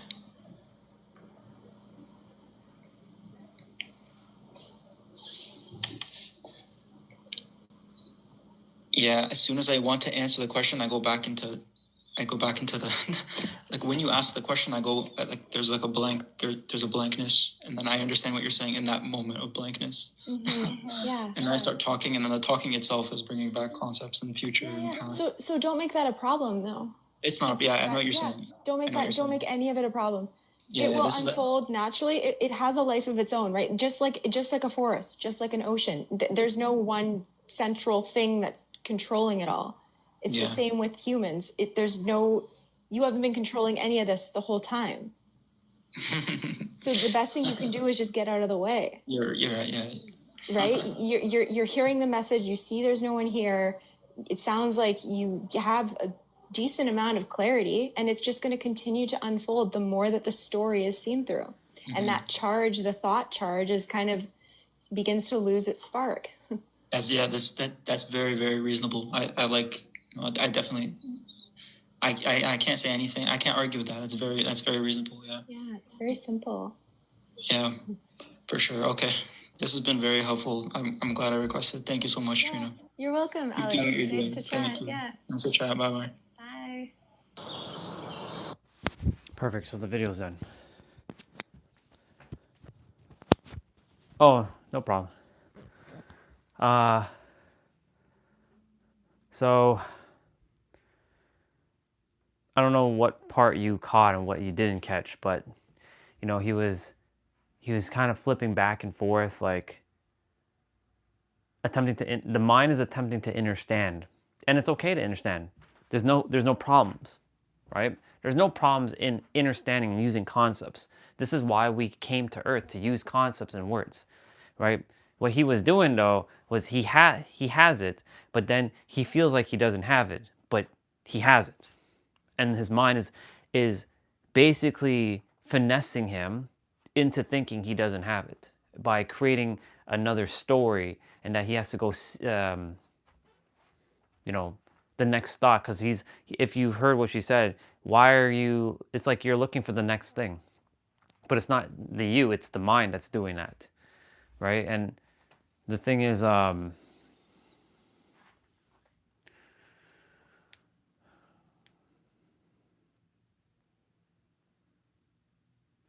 The mind just likes to do that kind of stuff.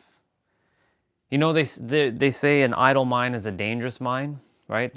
I'm sure you've heard this. An idle mind is a dangerous mind. But what does that actually mean? Dangerous in the sense of like powerful, or dangerous in the sense of destruction? Because whoever came up with that saying clearly did not know the power of how the mind actually works. So if they were, or whoever came up with it, if they meant to say an idle mind is a dangerous mind, meaning in a powerful sense, right? Because that could mean two things, right? Depending on how you perceive it, because the way you look at life, life will look back at you. So the way you perceive things, you will be perceived differently, or things will be perceived differently. So an idle mind is a dangerous mind, right? When the mind is just idle, right? When I grew up, I heard that people were saying, "Oh, an idle mind is a dangerous mind," meaning that's a bad thing. So your mind should always be busy. That was a belief. So like I'm like, "Oh, I guess I should always be thinking about something then." Maybe I should allow the mind to just keep thinking, because I've identified with the mind, right? I didn't know any better back then because I was completely oblivious to all these concepts. Well, the character was, not me, but the Orion version came to help this character. So you can say there's a fifth entity here. But an idle mind is a dangerous mind can actually mean someone who is locked in, sharp, and like knows exactly what the fuck is going on. They cannot be stopped. An idle mind is actually a dangerous mind in a powerful sense. By the way, just so you all know, I'm at 8,753 steps. So I'm almost close to 10K. So not bad. I'll get my 10K. I have to go shovel. I'm gonna have to go out. I'm gonna probably be out there for about at least an hour and a half. I'll come back in, warm up for a little bit, tell you the progress of what's going on outside, and then come right back. I'll go back outside, do the thing. I'm gonna eat first before I do anything, because it's going to take a lot of energy today. That's gonna be like my main exercise. I'll still have to do my abs later, but that's basically what I'm gonna be doing today. I can't, until the snow stops falling, I can't take you all outside, because the snow is gonna damage the phone per se. Because last time I did that, it wasn't a smart idea. So I'll have to leave y'all inside. You can hear me though when I'm going outside. You'll hear the microphone and whatnot. But that's the beautiful thing about having a wireless microphone that has good range. So I mean, I could technically leave you all at the window so y'all can watch me do the thing, but yeah, it's not gonna be a fun time outside. It's extremely cold too. It's still snowing as well. Anyways, so he had it, right? He's like, I feel like I'm not locked in, right? I feel like I'm not locked in. Why do you feel like you're not locked in? You were locked in. He's like, I'm there, but I'm not there. I'm like, but you are there. You just have to accept it. You're there. But it doesn't feel like he's there because the mind has convinced him that he doesn't feel like he's there. Just like it doesn't feel like I've made it to San Diego and I have my trillions of dollars, because the mind has convinced me that I don't have the trillions of dollars in the physical, because we want this physical proof. The mind looks for evidence, physical evidence of things, right? This is why you have, like, there's a see it to believe it thing. So like he was, well, his mind, not him, his mind was creating obfuscations because he wanted something tangible to be at. But the thing that already exists before anything is intangible. You can't touch it. You can't really see it. It's just it's a sensation of being right here, right now. And everybody on the planet has experienced that at least one time in their lifetime. After they've gone out of their child conditioning, like they were, you know, as children, we all have experienced it. There's not a single child who hasn't experienced that feeling.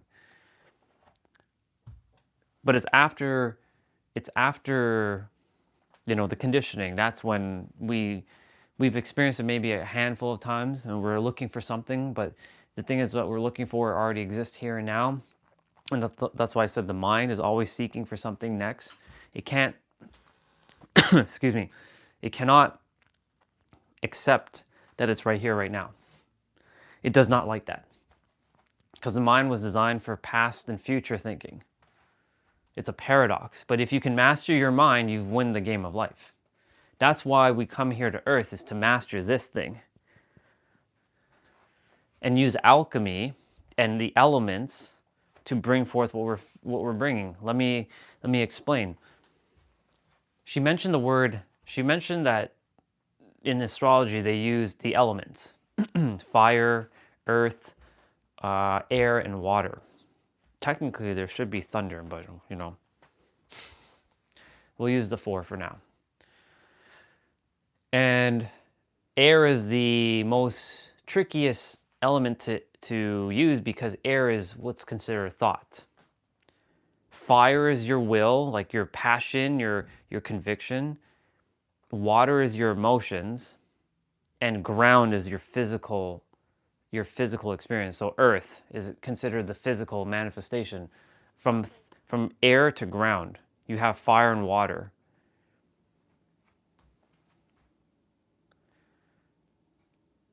It's quite something. Okay, Google, turn off light. Don't need the light on. It's bright enough.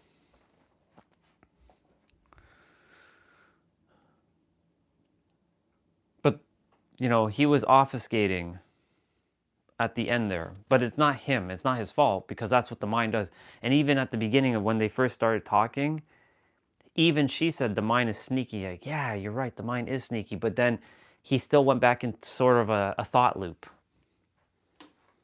And it's okay. It happens. It happens to this character still. It happens to everybody. As long as you don't make it a problem. Because the moment you start assigning, associating, attaching, and attributing a meaning to whatever is going on, that's where a problem can reside. That's a real bar. That's why, like, to be honest, on these live streams, there's nothing else to really say. I've said everything. Like, we've seen the evolution. It's done. There's nothing else. It was, for me, it was, oh, I made it to the finish line. We're done. It wasn't anticlimactic, but it was, oh, I already knew all this stuff. I knew this from the moment. This was like, it wasn't a big surprise to me. It was like, oh, this is what I was attempting to explain to everyone when I first started live stream, but I just was missing, and by missing, I wasn't missing anything, but I was unaware of how to say what I really desired to say, because, you know, words can get very tricky. Words can hinder potentially your experience of what you're attempting to say. That's why do you think there's so much problems in the world? Because it's simply misunderstanding of people who don't know how to use the power of their words. And again, remember, all words have power, but they also have no meaning. Paradox, right? You give the meaning to the words. If I say, pink elephant eating ice cream, right? Pink elephant eating ice cream. Now, if you say pink elephant to you is like a red tiger eating chocolate, if that's what pink elephant means, eating ice cream to you, then that's your association, right? Because you created pink elephant as red tiger eating chocolate instead of pink elephant eating ice cream, right? This is just an example, right? You can literally change the meaning of any word like that. Like I can change, like I give the example yesterday, I can change, well, we have no grass at the present moment. It's all snow now. I can change grass to sky and sky to grass. So grass is in the sky and the sky is in the grass. Okay, y'all, that thing out there, that green stuff, that's called sky. And that thing up in the air, that thing, well, that up there is called grass. What? That doesn't make any sense. Yeah, because we created meanings and we collectively agreed to these meanings of each word. But who's to say that you have to agree to anybody's words now? You don't have to agree to anything. I can make up my own words. I can make and that could be grass. And la la la la la could be sky. Right?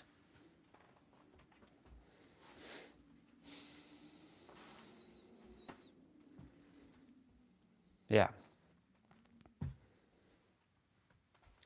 There are so many different words that mean the same thing, like the word God.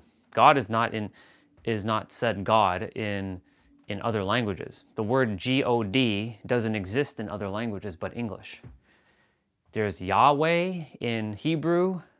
There's Brahma in the Hindu religion. There is Allah, but it all means the same thing. But to someone who's never heard those words, it means jack shit to them. Like I don't adhere to Allah, I adhere to God, but it's the same thing. It's just meanings. Oh yeah, I can definitely send it to you. I got you. I'll send it to you. You'll like her. Her name's Trina. I'll send you this exact one. Copy. I actually left a comment yesterday. It's funny. My comment was hilarious. You know what my comment was, bro? Blank. Just a line with an emoji. That's my comment. All right, sending it. It's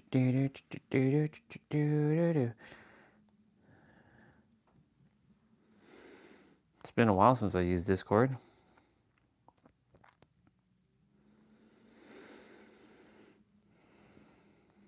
Damn, it's been 10 months since I sent you something. Holy shit. That's crazy. There, I sent it to you directly.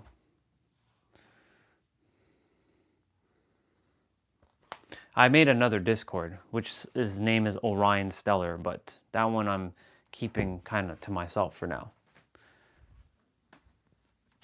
I will eventually stop using Superhero Love one, because that one's more for gaming and stuff. But, yeah. There you go. Enjoy. You'll enjoy it. It's an hour and 19-minute. She does TikTok lives, and so she transfers them to YouTube, and then she has her own. She has like calls with other people. She does like live sessions, or not live sessions. She does sessions, and that's exactly what I'm going to be doing. She basically showed me a model of how I can monetize, or how I can help people by setting up calls and offering them a space where they can navigate this place of no layers and no concepts. I do it already. I do it on the live stream every day. There's no difference. Quite literally, there's no difference. Yeah. Anyways, the mind is going to do its job. It's attempting to keep you safe because it created all these egregores, even though egregores, egregores do exist, but the thing is, I'm letting the character think now it doesn't exist. Because once upon a time, I'm going to tell you, a year ago, egregores didn't exist in his conscious mind. He wasn't thinking about egregores, right? Nero brought up egregores, and then I'm like, oh, yes, I've read this before, egregores. But, now I locked into it, or the character locked into it. But in reality, there are no egregores because I'm making sure the character doesn't feed the egregores, right? Because thoughts are also an illusion. There are no thoughts. Where are thoughts, right? She asked that question. Where are the thoughts located? Most will say in their head, but it's not in their head. They feel it in their head because there's a sensation that happens within the brain, this area. But the thoughts, where are they coming from? And what is a thought? It's a bunch of words that just keeps repeating itself in an echo chamber. Man, you can hear that wind. Holy fuck, dude. It's crazy. Like, there's no point actually going to shovel right now. Quite literally. You're like asking for fucking trouble going outside right now. Yeah.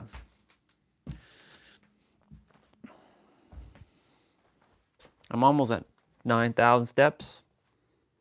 10,000 is the goal, of course. I'm at 8805. Just me even walking around doing this stuff. Anyways, yesterday I got to spend basically out all day outside. It was good. So I'm not, it doesn't even bother me because like I got to be outside all day. I did my exercises outside yesterday too. It was awesome. My God, man, that's crazy. That is crazy.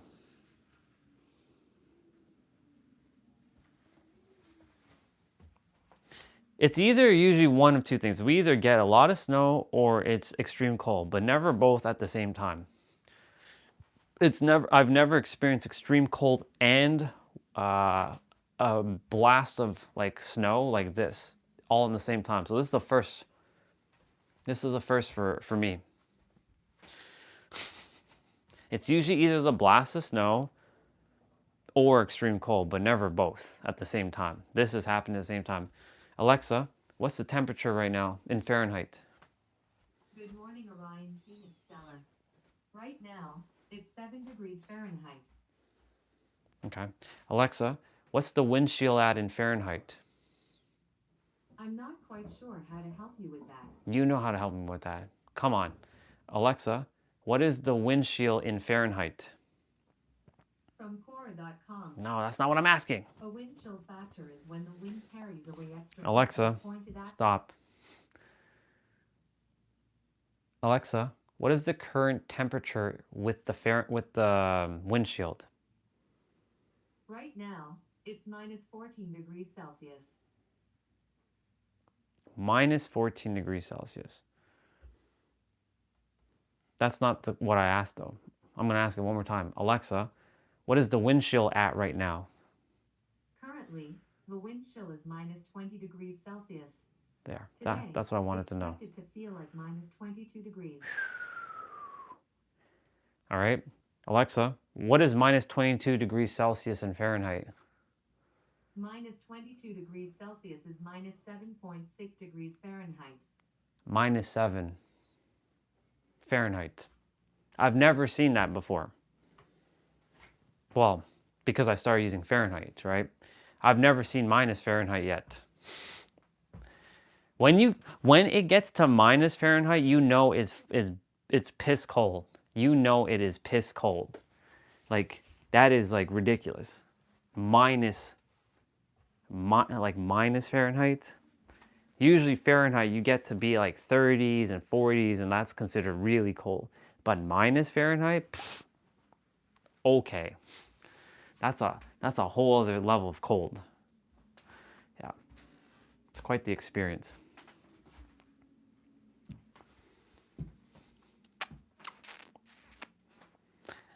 Well, bro, I trust you enjoyed a little bit of that conversation because I know you came on about halfway through it while I was doing my steps.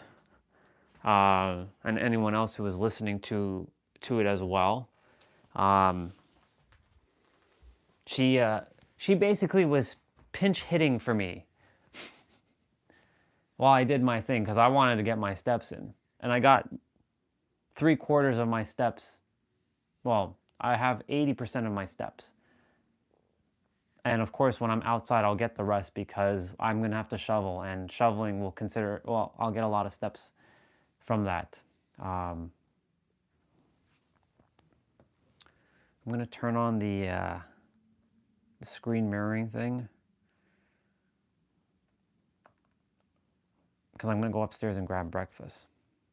First meal.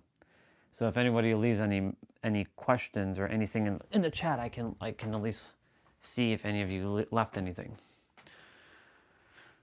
Screen mirror. Ta-da. See?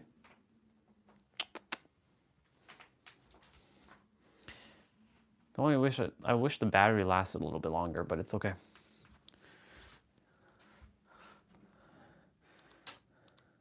What the hell did that just say there?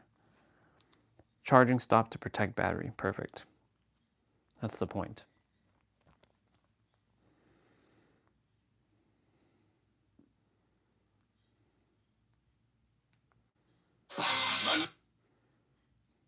I've come a long way. I like to clarify that I wasn't still a law-abiding citizen, I promise. Even though I was in the ends, I was never of the ends. The hood is a frequency anyways. Yeah. That was the author. Technically he never existed. Hoping the spiritual gaslighting worked.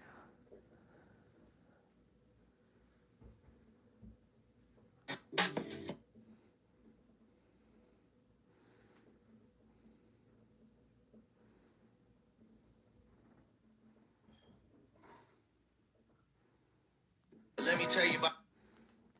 You are not. Nero creating some interesting things. Holy mother, man.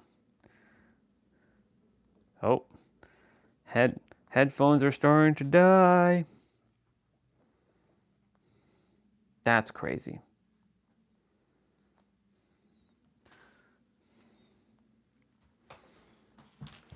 I want to check something I left for my cousin.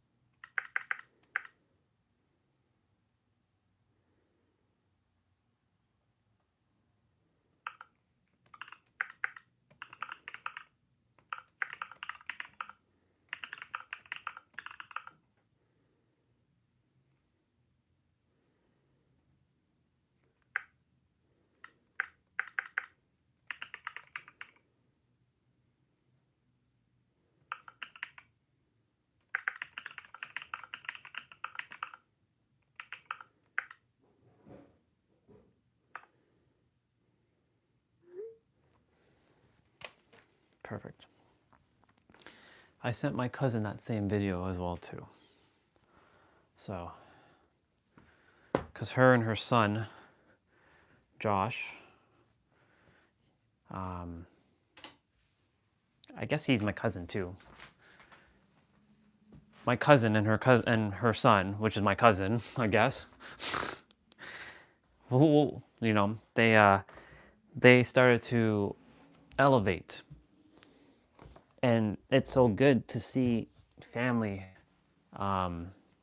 getting it. You know, I'm gonna go get food. So what I'm gonna do, I am gonna leave the microphone down here. I want to go back to that conversation between her and Allie, though. Yeah. Okay, I'm way behind in the comments here, but if anyone wants, okay. Sorry guys. Okay, we've got a caller on our hands. Hold on, let me just make sure I've got everyone. I feel like I get it, but I don't know. I know, I understand. Trust me, you've got it. If you feel, you're good. Book a call with me if you want. Oh, human rights. Okay, let's chat. Yeah.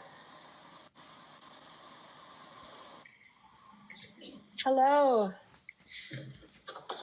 Hello, Hi, what's your name? I'm Ali. Ali. Yeah, I was the one who said I feel like I get it, but I don't know. Yeah, I just read that. Yeah.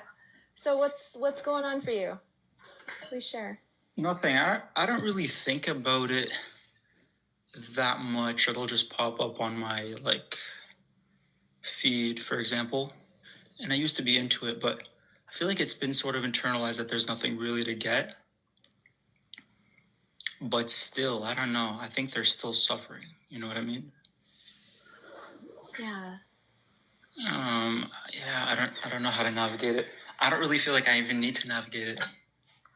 It's almost like it's almost like just patience is required, but I'm not sure. Even saying that might even be involving a self, right? So what are you without the next right now? Like, I know what you mean. Like, when you say that, like, I kind of get what you're saying. I get what you're saying. Like, I'm there with you, but like, it's still, I don't know. It's hard to even explain. Like, I get it. I get what you're saying. Like the no future thing. I definitely understand it, and like the past doesn't really affect me. Yeah. It almost seems purely physiological. Like there's still like a tie to the body. You know what I mean? Yeah. So what are you without that belief?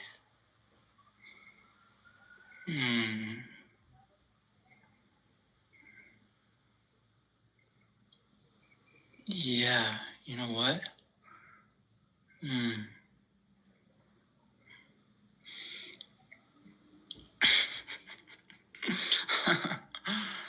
Yeah. It's true. It's true. Yeah. Yeah, that's really all you had to say, I guess. Your mind just made that up. That's true. Yeah. Yeah. It's okay. It's sneaky. It does that, right? It is sneaky. Yeah. Oh wow, that's interesting. Yeah.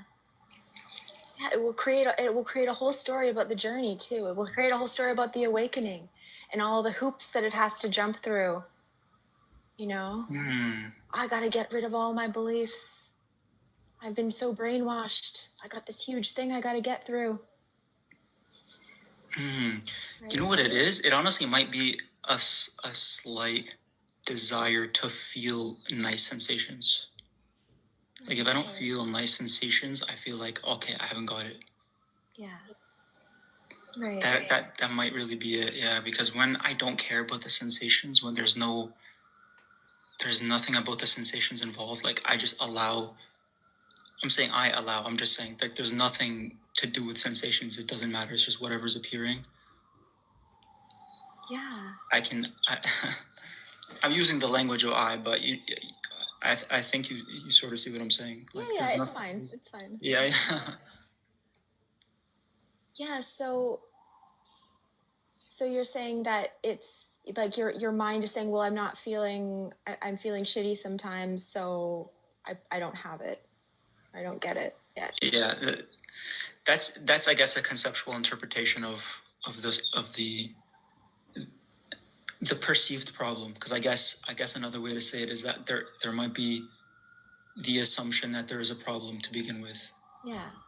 And if there was a problem to begin with, it would be the feeling shitty. Yeah. But like you said, like what am I without the belief? Even the idea of feeling shitty as well is almost feels like it's a language-based belief. Yeah. Yeah, and oftentimes it's because the mind is trying to come up with a strategy to avoid feeling what is. But if you just go directly to the feeling of what is in the moment, but you take away the story, it's really typically not that bad. And it gives some time for the energy to process. Or a lot of times the shitty feeling is coming from the story. So you take away the story and the feeling goes as well. Yeah, exactly. Like there was, I know that's another thing too. That's very interesting. It's almost like the feeling of the shitty feeling is in and of itself. It's almost like a manifestation of feeling separate. Yeah. You know what I mean? Like as soon as there's any feeling of dividedness, there is almost like, I don't know what it is. It's like, there is a negative affect to it to some extent. Yeah. So you don't feel shitty ever? I do. Yeah, I do. You do? Yeah. And but you don't label it like that, do you? I mean, yeah, like I mean, there's times I feel shitty for sure, for sure. It's not about maintaining a certain emotional state all the time. Right. It's not about the emotions. It's just It's not like about the emotions. you're a Yeah. human being, right? You're gonna feel things. There's Would like you say that nothing though? wrong. Is it actually fair to say that you are a human being? Well, I mean, the experience of the human body, the experience of what this reality that we find ourselves in right now involves the experience of emotions. Because it almost doesn't even feel human to some extent. Like it when you're Yeah. when I sit like the feeling of human almost does feel a bit emotional. But when an emotion is not there at all, there's an absence of emotion, it feels genuinely more like I was the one who asked like about emptiness as well. There is a genuine feeling of emptiness, but not in a negative. I'm not saying it in a sad, depressed way. I'm just saying like it doesn't feel like the typical. It doesn't feel like a typical human way of. I guess this is a belief. This might be a belief I have, but it doesn't feel like a typical human emotion, or it doesn't feel like a typical way of being human, I guess. Yeah, I know what you mean. There's like a neutrality here. That isn't so tied. It's kind of like you're in a VR game or like Yeah, it's super impersonal, very impersonal. exactly. And it's almost a shock sometimes that like this is actually not suffering. Like this is what is true, and this is what, if there was really something you want, it's this. You don't want anything other than this, really. You might think you do, but really this is it. This really impersonal feeling of neutrality and like not feeling so contracted. That's actually where true well-being is, and like true peace is. It's almost a shot, like it almost it's like it doesn't really lock in. It hasn't locked in for me yet, to be honest. I can't say it's locked in that this is really it. Although I think maybe, again, another belief I have, but like you can maybe correct me if I'm wrong, but with enough repetitions this would just lock in. And again, this is a belief, like I need more repetitions to get there, but I don't see how, like, right now, are you saying like I could just end this call and just I'll never not be back in that state? Yeah, so it's not about like constantly that will unfold over time. Like you see it as an unfolding process. Not like you see that you're not the character, right? Like you see that you're not Ali. You see that you're this space here, right? Yeah. I do, yeah. So that's awakening.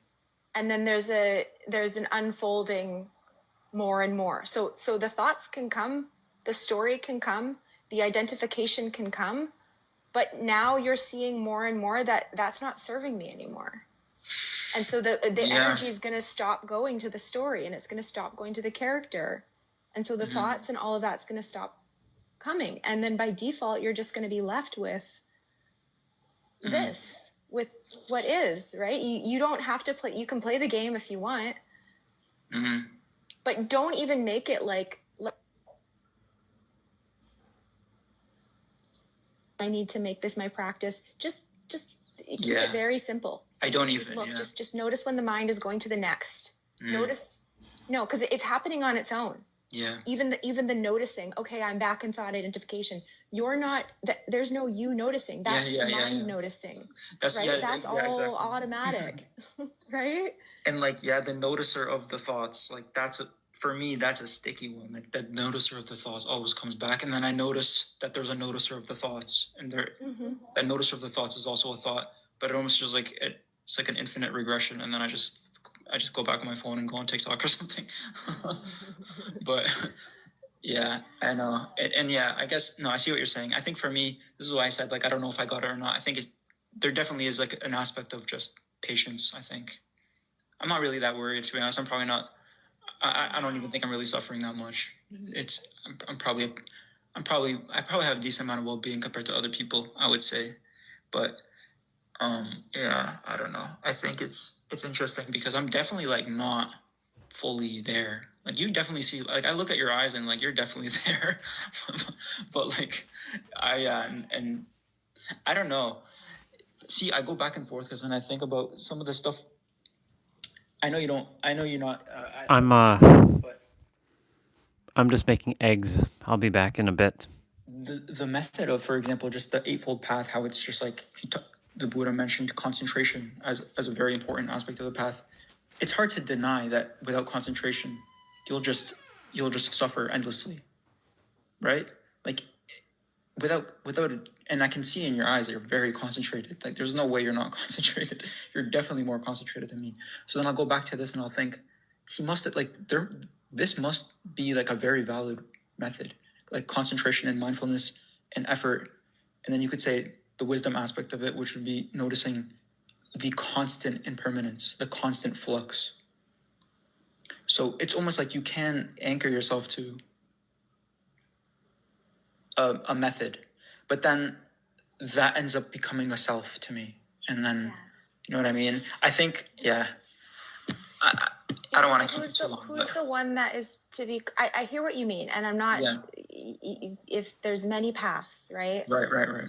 But who's the one to be concentrated? Because that's just more thoughts instructing thoughts. Yeah. What are you without concepts right now?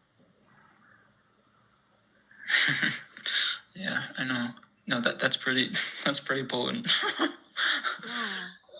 Right? What do you think it is? Is it the future thinking or the past, or is it a combination of both? Yeah, I mean it depends. It's thought, like so okay. Would you say they're both? Is it just imagination? Yeah, it is. It's made up. We're making it all up. It's all thoughts, right? But just go really direct with this question. Take away the past and the future. If you take away the past and the future, just in this very moment, what do you believe? What do I believe? Yeah. Just in this very second, what do you believe? I don't believe anything. When you ask me that question, I don't believe anything. Yeah. That would be the most truthful response. Yeah, exactly. And what doesn't believe anything? I can't answer that. There's just no belief. Yeah, there's the blank. It just seems like there's just this. Yeah. So it doesn't need a belief to exist. I know, but we're gonna hang up the phone and I'm gonna go back to the regular way of being, because I understand what you're saying, and like when you say that, I'm not suffering at all. Like there's pure.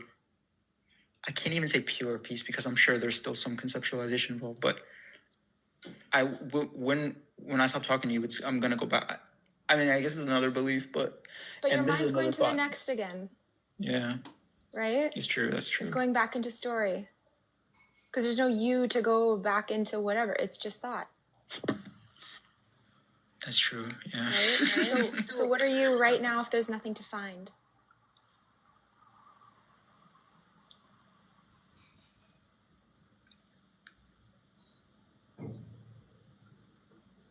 If there's nothing to find.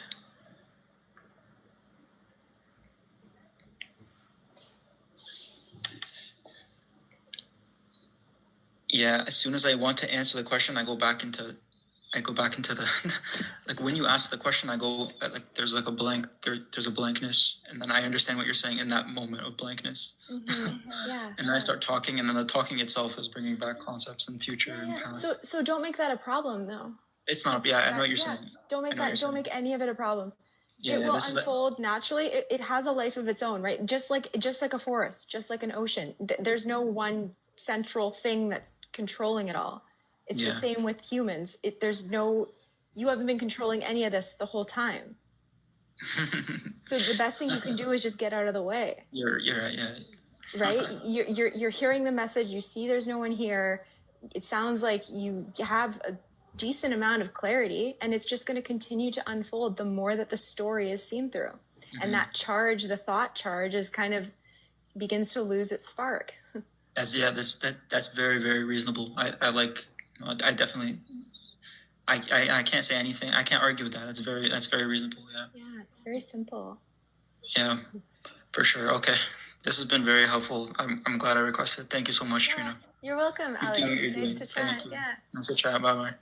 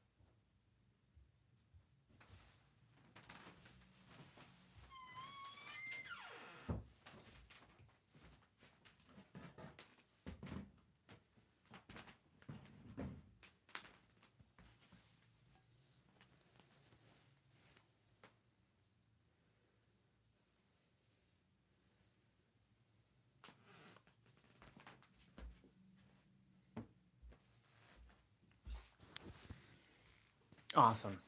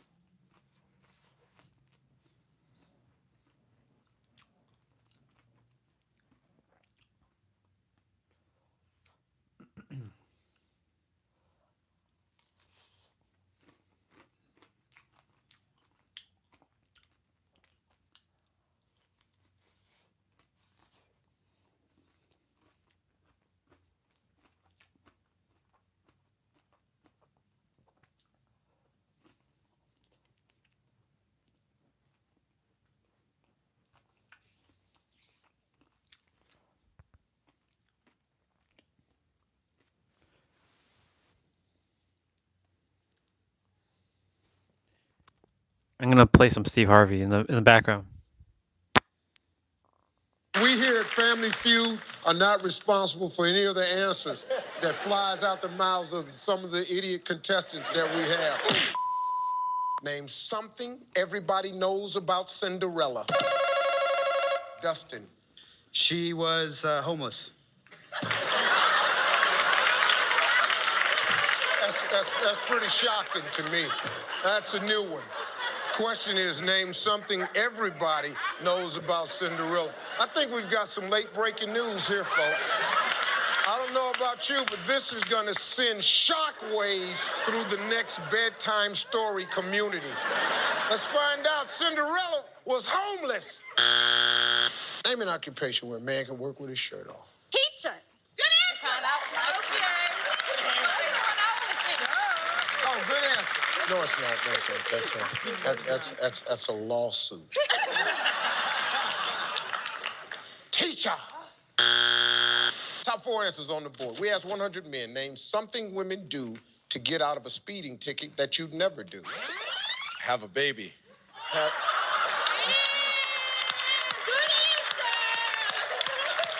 for anybody.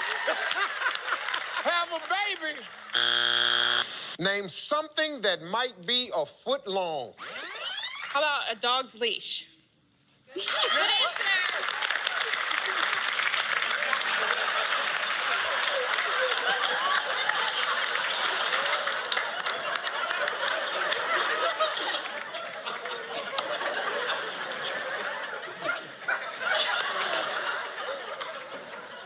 Your dog's leash. Name something you hope never stops suddenly when you're riding on it. Your heart. Name something you hope never stops suddenly when you're riding on it. You said when you've jumped on top of your heart and you're just streaking down the street. God, please don't let this puppy stop. Survey said, tell me a place you've told a lie to save your skin. I'm gonna say just at the store. Just down at the store, just lying. If you're returning something. Don't try to explain it. Let's just see if the store just opened the store. Let the store. Oh, yeah. Name the age when people's sex drive dwindles. 18. Name a button you. Name the age when people's sex drive just dwindles. I mean, just falls off the shelf. They're down to nothing. You said 18. This kid's been busy. Survey said,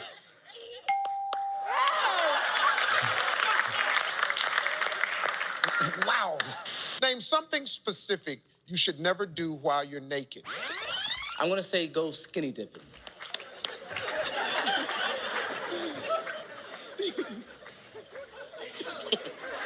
Sir, Yes.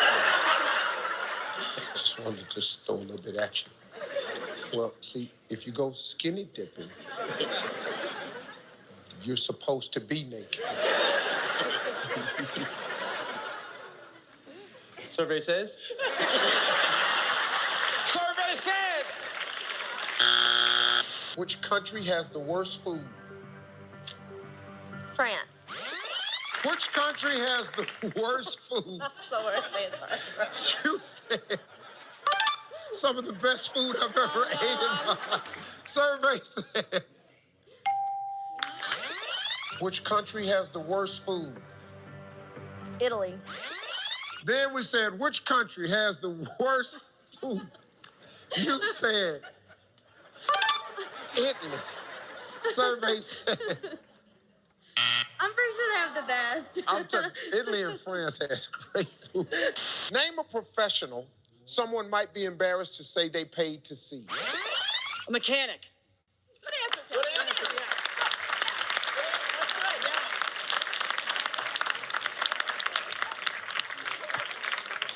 Mechanic.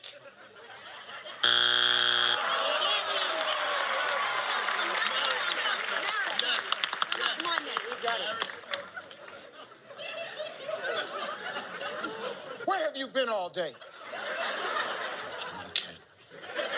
Where have you been, mister? I'm a mechanic. Speak up. I've been a mechanic. Name one thing that's imported from Italy. Rome.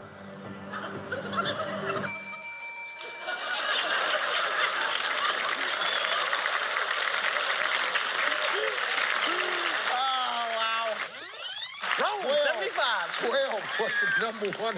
Did you say Rome 75? Well, let's get ourselves together here. I then asked you to name the one thing that's imported from Italy. What have they bought over here that has meant the most to you?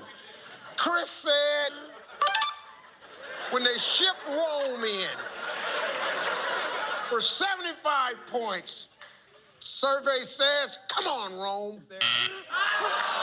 Name an expensive supermarket food a shoplifter might slip into their pants. Lobster.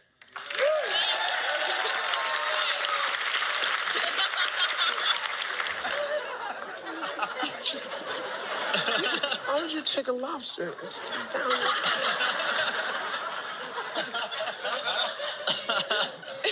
who would? Lobster.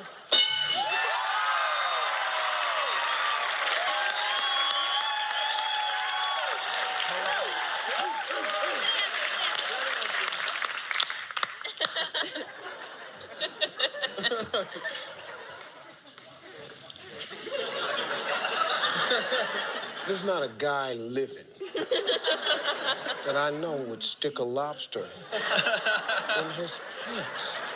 Maybe if it's frozen or I something. don't care what it is. And you're really not sticking anything frozen in your pants. I promise you that. Man, that does not belong on the board. If America's Got Talent, name a state where a lot of it can be found. Derek? United States.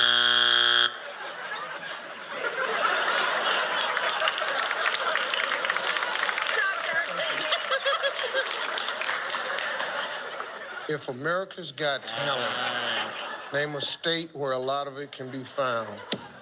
United States. Karen, if America's Got Talent, name a state where a lot of it can be found. Boston. Oh, a state. Massachusetts. That's okay. The Looking for the state of Boston. So, Tracy, name a reality show most people want to appear on. Teen Mom. Teen Mom. Okay, wait, the one where it's teenage mothers? Yes. Okay.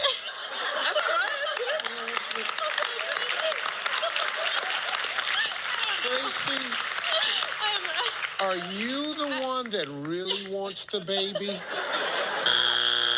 Name a country known for its breathtaking scenery. Paris.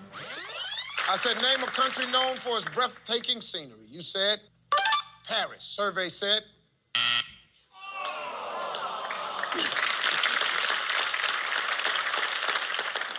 Paris is not a country. No. It's a city. France is the country. What are you on about? Name a country known for its breathtaking scenery. Paris. Try London. again. I said, name a country known for its breathtaking scenery. You said the country of London. Survey said. Let's go. You see what Wanda said, don't you? And then you said that first, too. We're sisters. I know, I can tell. Name something David Hasselhoff has done that makes people cringe. Brandon. See Pamela Anderson nude.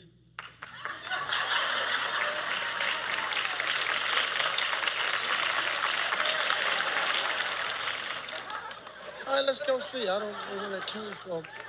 Gonna makes us cringe when every time he sees Pamela Anderson nude. Brianna?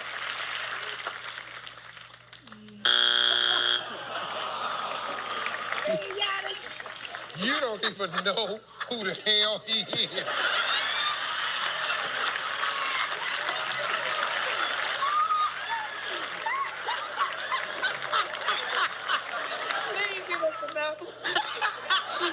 Please give us another one. Hey, Dirk, how you doing? Good, how are you? Good luck today, man. Name a person a man might not want to know that uses Viagra. I would say the President of the United States. All right, you guys.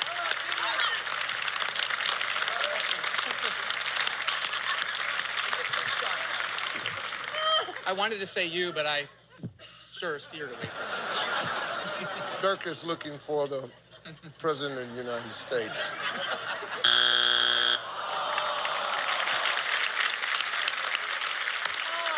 You know what kills me, though, when the audience goes, oh, like you thought it had a shot. Okay, let's flip that over. That would be reading the same question. And it's the President of the United States, just so you know. And the President, that was by far the suckiest answer since I've been the host. Who the hell do you know even knows the President? I was saving the answers for my team. He got 2 wars, a bad economy, an oil spill. He ain't worrying about you using no Viagra. Name something that a person with long legs might not be able to fit into. Long pants.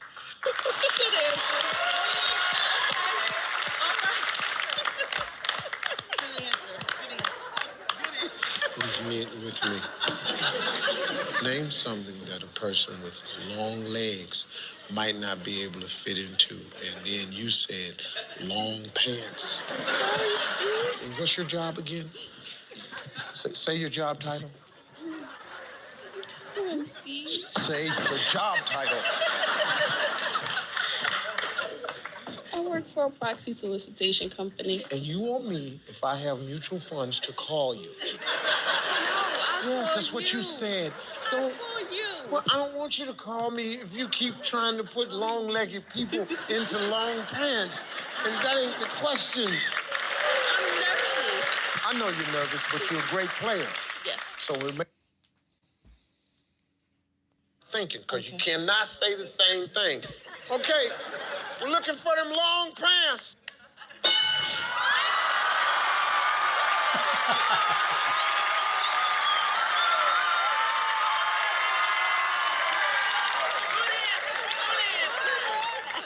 Steve, do you want to... You shut up.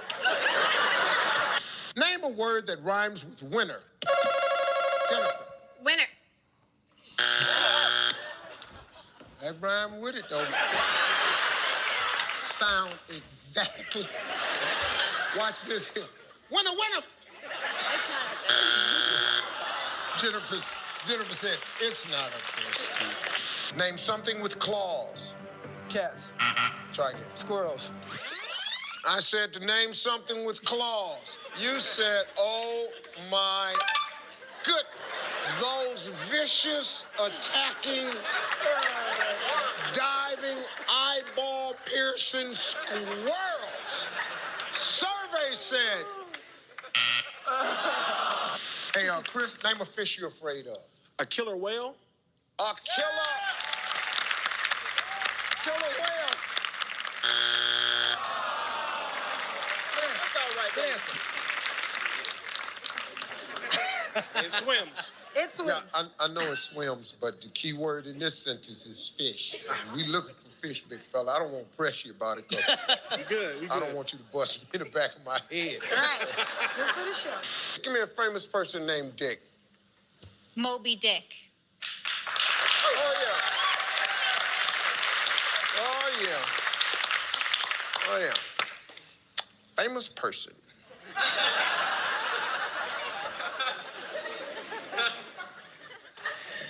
We're looking for famous person named Mr. Moby Dick.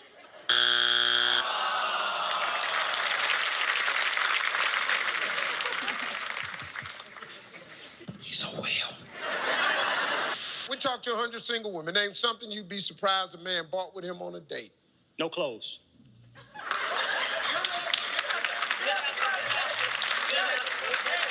Number one, obviously you ain't been in the dating game in a long time.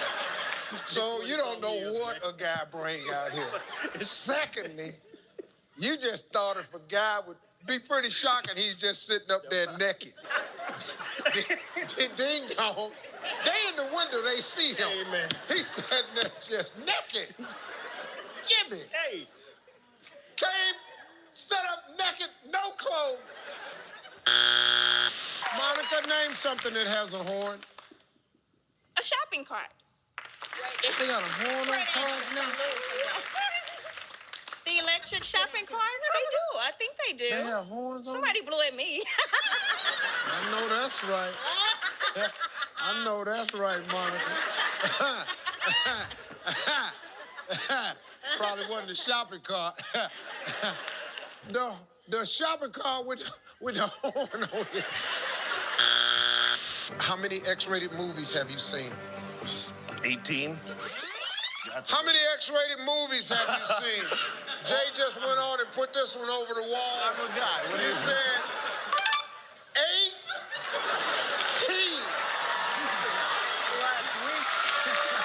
Not the answer you want on the Family Feud. You guys asked it. I know. Survey said. Number one answer, none. What? There's a bunch of liars out there. Everybody's lying. Give me a word that rhymes with spanky. Gonna go with, say dranky? I don't know. Dranky? I don't, yeah. No, that's not a good answer. No, it's not. Lean over here. Tighten your tie up. I want to choke you with this tie right now. All this money your mama and them spending on you to go to college, and you done set up in here and said dranky. Dranky!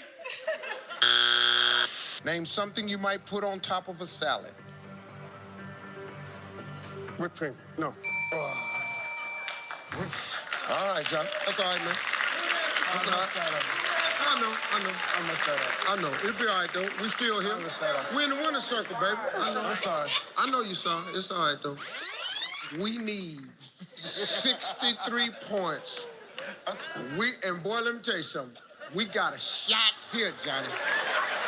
Because as I recall, I said name something you put on top of a salad, you stunned the nation.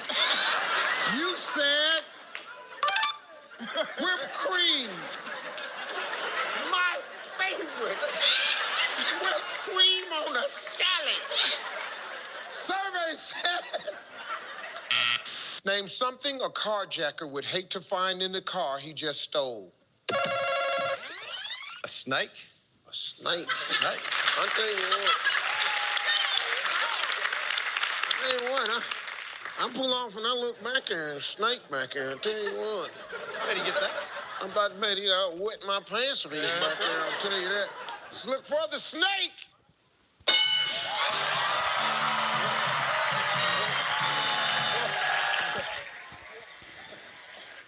Yeah, I'm gonna be outside for quite some time because I'm eating now and I'm gonna get going outside shortly. Cause there's a lot and it's fucking cold.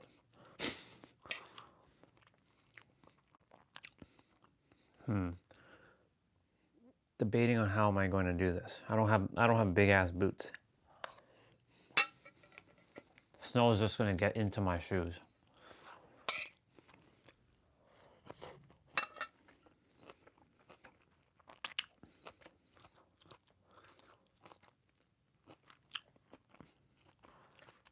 The snow blower is just blowing snow right back. It's crazy.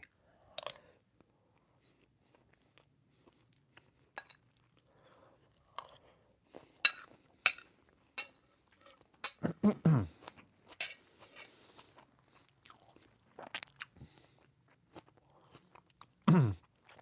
if you all were wondering what I was listening to earlier, this is what I was listening to.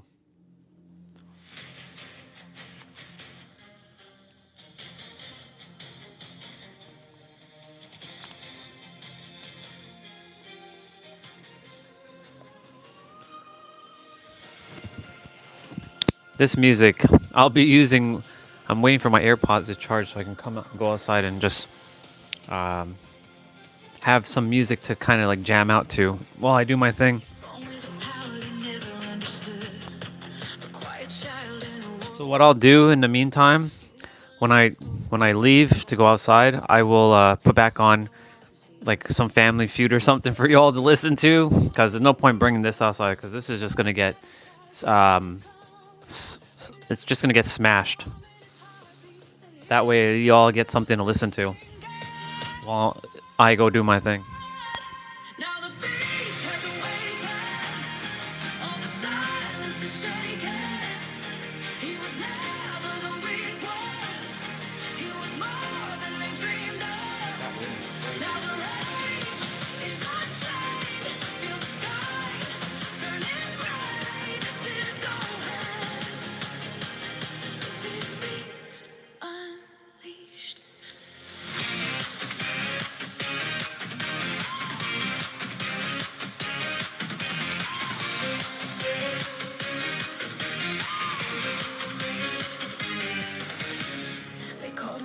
For choosing mercy, they mistook kindness for fear. But pressure turns a quiet soul violent when the ones he loves disappear. They never noticed the fire beneath him, how the world kept demanding more. But now the patience is shattered like glass, and every limit is gone. Now the beast has awakened. All the silence is shaken. He was never the weak one. He was more than they dreamed of. Now the rage is unchained. Feel the sky turning gray. This is go ahead. This is beast unleashed. No more chains, no more holding back. He's the power they could never grasp, but destiny written in lightning. The calm is gone, the storm remains. Now the beast has awakened. All the silence is shaken. Not a hero they wanted, but the legend they needed. Now the rage is unchained, and the world knows his name. This is go ahead, this is beast forever.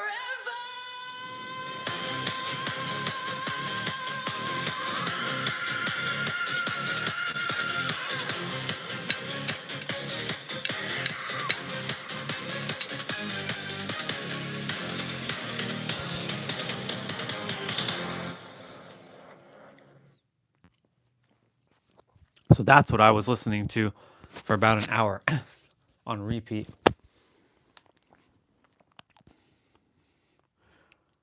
Yeah. I just want my AirPods to charge back up quickly.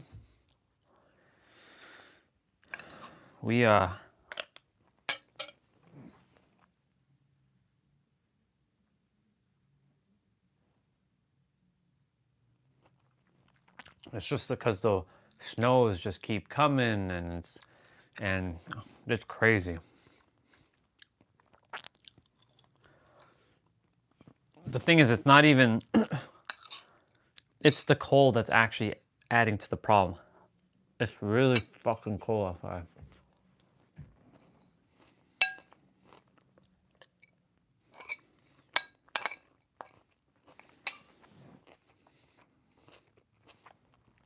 How much snow is supposed to fall? Like left?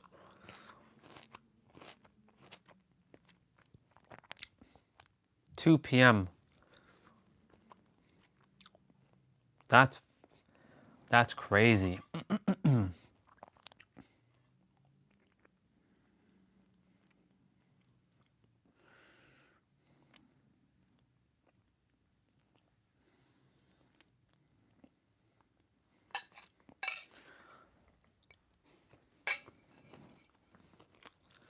Well, it's one of those things that we just gotta deal with, right?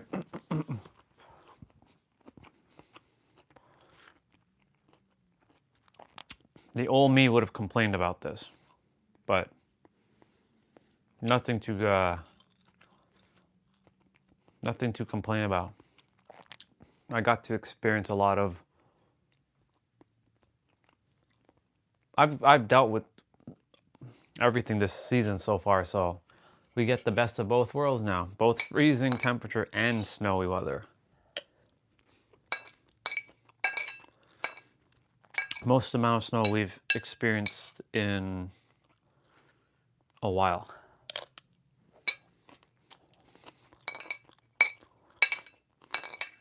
And then you have San Diego, home. 74 degrees Fahrenheit, sun. 72, sun. 75, sun. 72, sun. 71, sun. 71, sun. 68, sun. Completely dry. It's actually clear today. There's no cloud over there.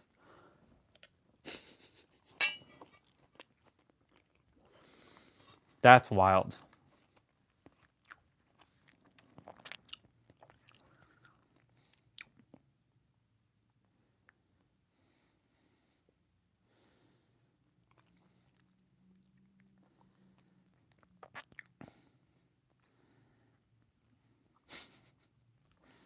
That is crazy.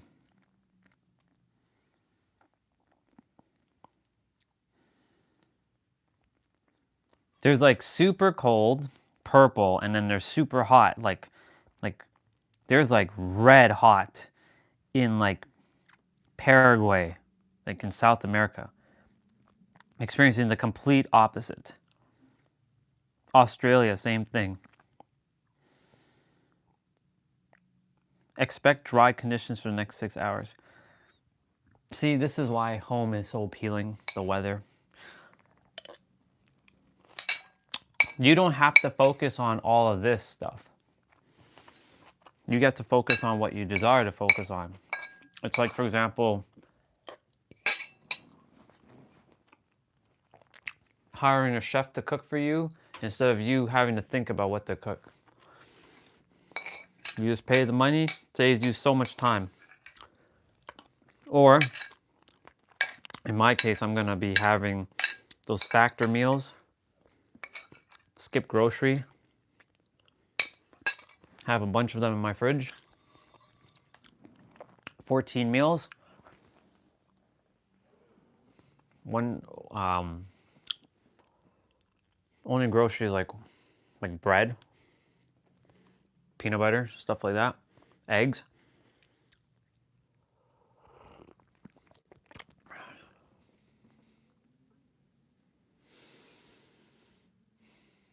There's no mental preparation for this. We just got to go do it.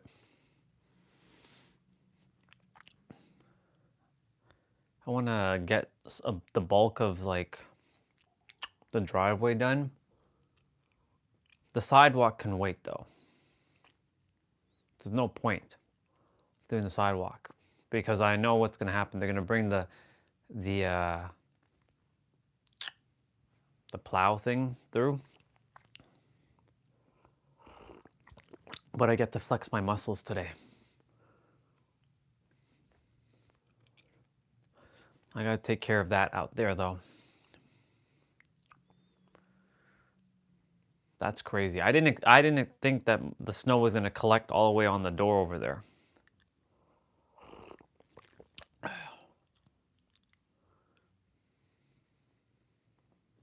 Not bad. So yeah, like I said, when I get rolling, I'm gonna I'll have you all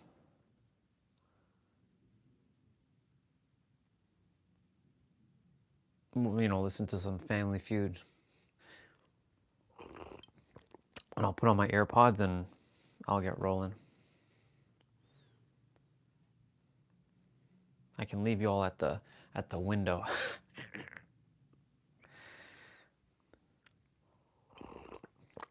I don't think that's not gonna make a difference. Y'all ain't gonna see shit, though. It's too yeah.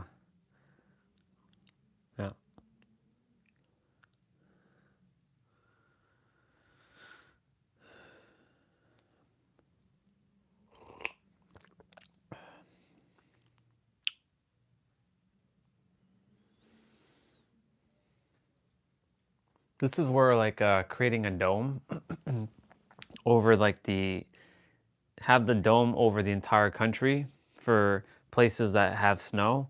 But the problem is there are people who are like, how dare you create that dome? We want snow, we want snow, we want snow.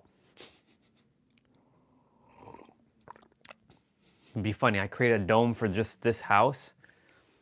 Like it blocks all snow, like it creates an invisible force field around the entire perimeter of just this area. As snow is landing onto the dome, it literally evaporates. And it's like plus 25 degrees Celsius all year during the dome. Look, the fuck? Damn, that's crazy.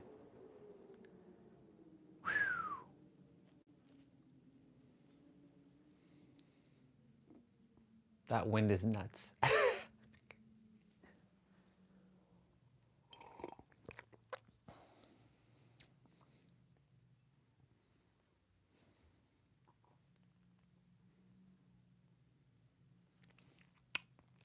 Well, I ate first and second meal, so that's it.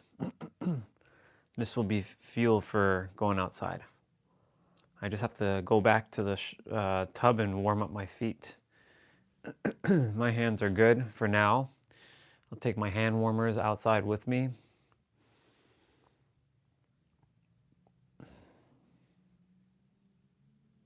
Crazy. Crazy.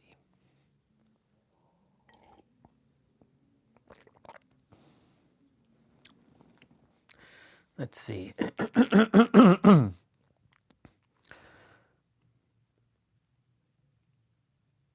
I have my battery protection, charging stop to protect battery.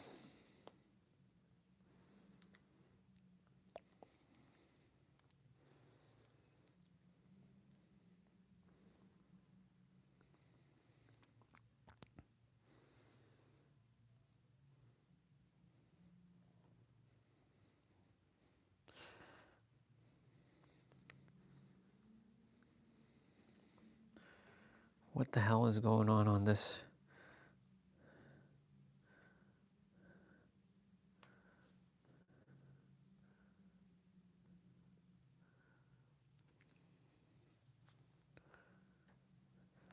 Oh yeah, this is a comment I left a while ago and I see a sister saw it. Her name's Kim. Some of you only realizing this. Welcome to the other side. Time to level the F with multidimensional knowingness and not subscribing to third dimensional thinking.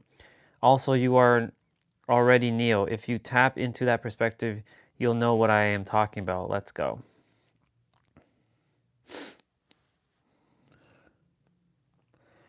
It's true. It's true.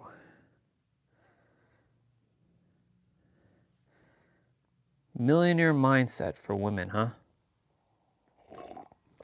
Our mission is to empower women using mindset strategies to achieve the lifestyles of their dreams.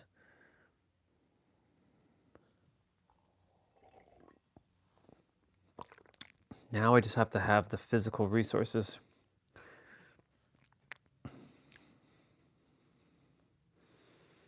All is unfolding, though. All is unfolding.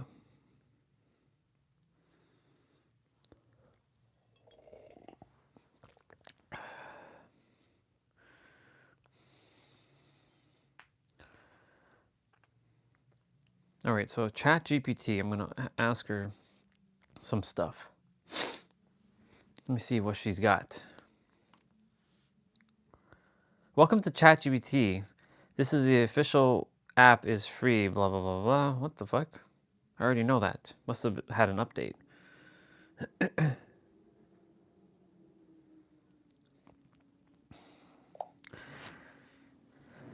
All right, sister, so this is just a random conversation.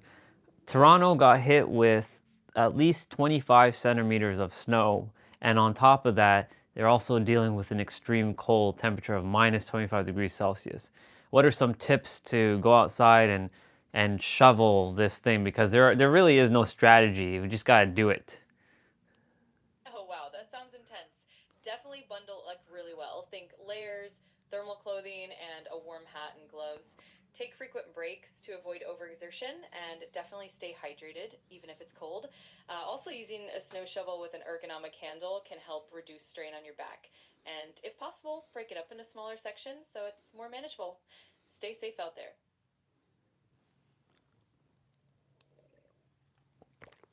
Unfortunately, we don't have an ergonomic shovel. We do have a snowblower, and we do have a shovel that has a snow blowing feature on it. However, because there's just so much snow and the wind just keeps coming back into our faces with those things, it's sort of like kind of pointless because like you're basically using the snow blower, but the snow gets right back on you. So like there's really no effective way of doing this. We just got to do it. Yeah, that definitely sounds like a tough situation. The wind and the sheer amount of snow can make it feel like you're just fighting a losing battle. In that case, just pacing yourself is key. Maybe try to do it in shorter bursts and keep your face protected with a scarf or a balaclava to help block that wind. And of course, just take breaks and warm up as needed. Hopefully, it eases up soon. What is a balaclava? I've never heard of that. A balaclava is basically a type of headgear that covers your head, neck, and often part of your face, leaving only your eyes or sometimes your mouth exposed. It's super useful in really cold weather because it helps protect your skin from the wind and the cold temperatures. It's like a cozy mask that keeps you warm. Gotcha. Wish me luck.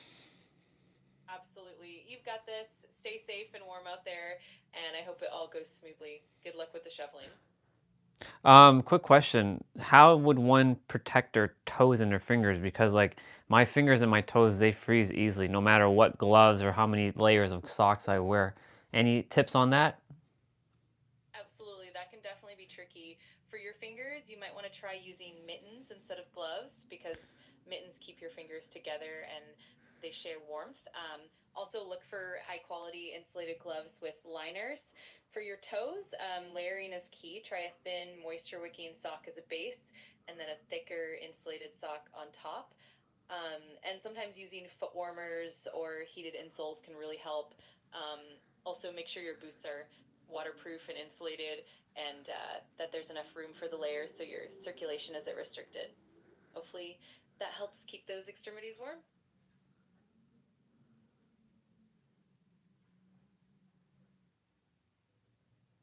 I appreciate it. Thank you so much. You're very welcome. Stay warm and take care out there. If you need any more tips or just want to chat, I'm here for you. Okay, I can delete that one.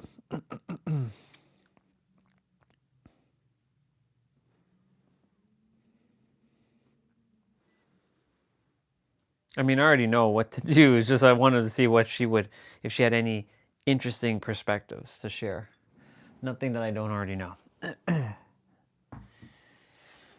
But I wanted to finish my mission statement stuff. I feel like that's complete.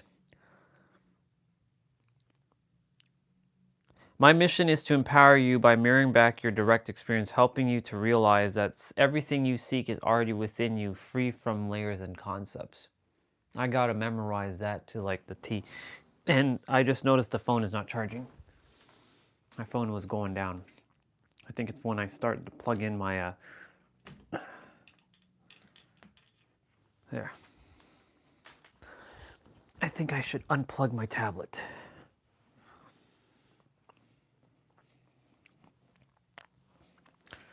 Let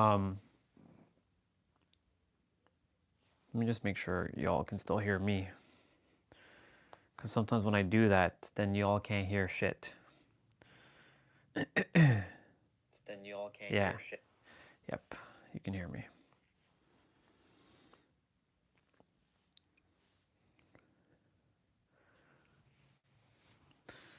Yeah, now I just have to get that fully wired in, succinct. Orion, what is it that you do? My mission is to empower you by mirroring back your direct experience, helping you realize that everything you seek is already within, free from layers and concepts. Damn. Orion, yes? Who are you and like what is it that you do to help people? Oh, well, my mission is to empower you by mirroring back your direct experience, helping you to realize everything is already within you, free from layers and concepts.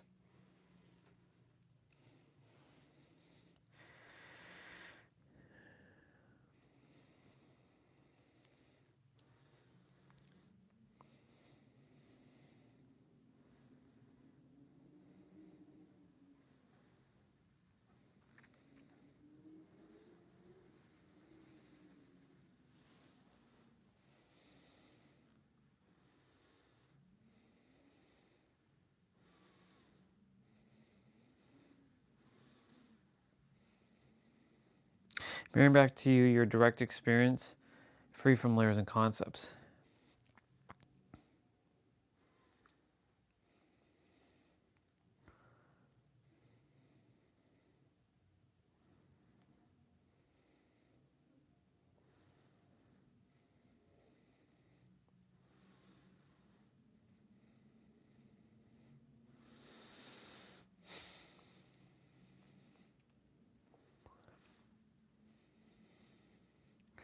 Mirroring back to you your direct experience, free from layers and concepts.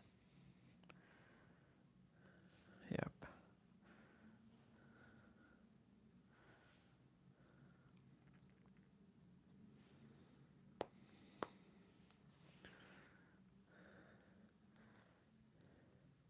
You're not a mental construct. You're not a concept. You're a this. You're a ta-da. You're a happening. You're a this moment. There's nothing else to find. There's nothing more than this. Anything else is imagination. You're not going to be more of yourself in a future moment. The mind can change, the relationships can change, the emotions can change, the self-concept can change, right? The attention can change, all of that. But you are life itself. You are the 0-point field that is the experience and the experiencer. There's nothing outside of you. You are the all. This is it right here. There's nothing more. You're not a mental construct. You're not a concept. You're a this. You're a ta-da. You're a happening. You're a this moment. There's nothing else to find. There's nothing more than this. Anything else is imagination. You're not going to be more of yourself in a future moment. The mind can change, the relationships can change, the emotions can change, the self-concept can change, right? The attention can change, all of that. But you are life itself. You are the 0-point field that is the experience and the experiencer. There's nothing outside of you. You are the all. This is it right here. There's nothing.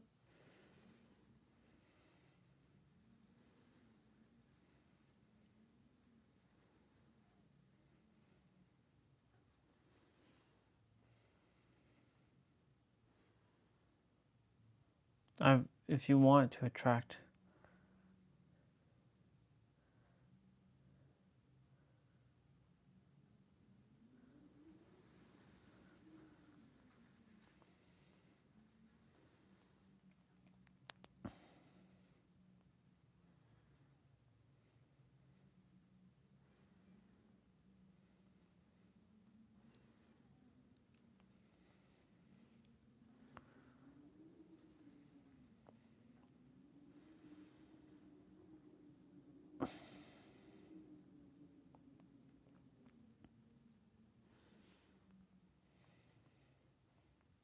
I'm trying not to cry.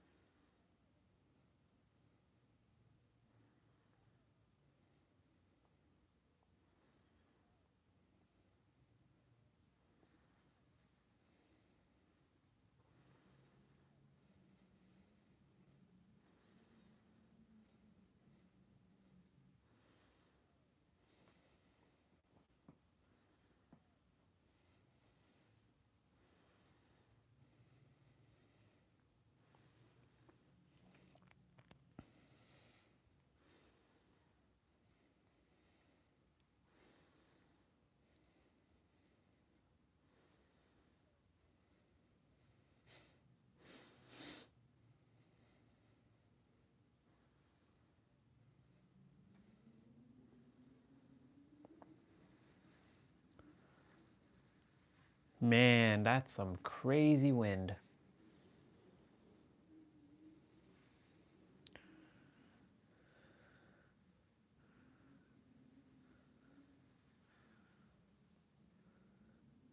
When the sky is dry, dig the ditches and rain must follow. That sounds like an interesting video, but the mind is always chasing what's next.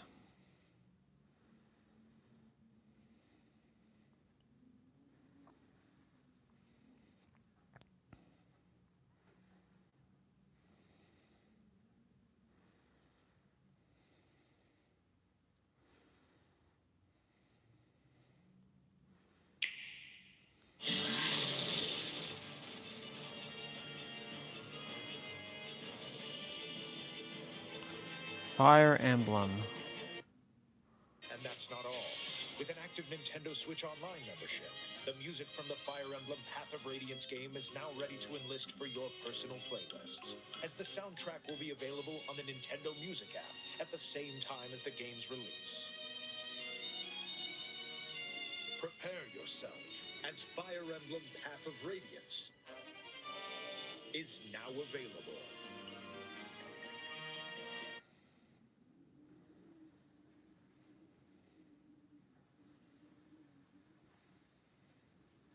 Oh, what's this?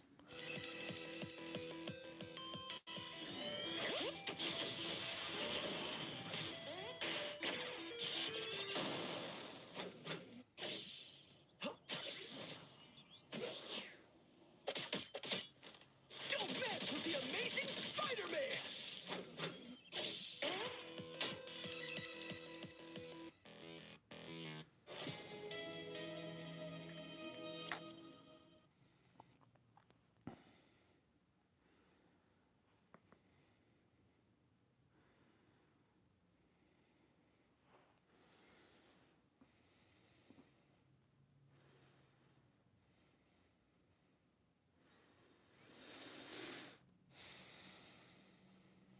Okay, what the hell is this?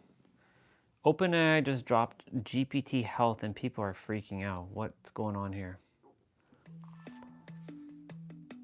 So, OpenAI just launched ChatGPT Health, where you can link your medical records and wellness apps for personalized guidance. Then they're reportedly training an advanced system that can do real office work end to end using actual workplace task data. And on top of that, GPT 5.2 just set a new reasoning record on Arc AGI 2, with OpenAI openly talking about capability overhang. Like these models are already ahead of how humans even know to use them. All right, so let's start with the biggest official launch, ChatGPT Health. OpenAI rolled out a dedicated health and wellness experience inside ChatGPT, and the key point here is that it's built as its own separate space, not just a regular chat where you ask health questions like you always have. The company is treating health as a core product category now, and you can see why. They say health is already one of the most common reasons people use ChatGPT, and based on de-identified analysis of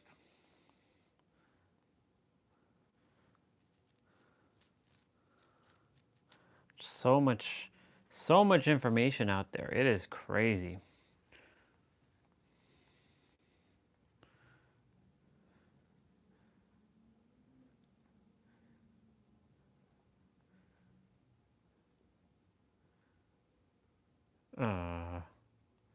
Apps.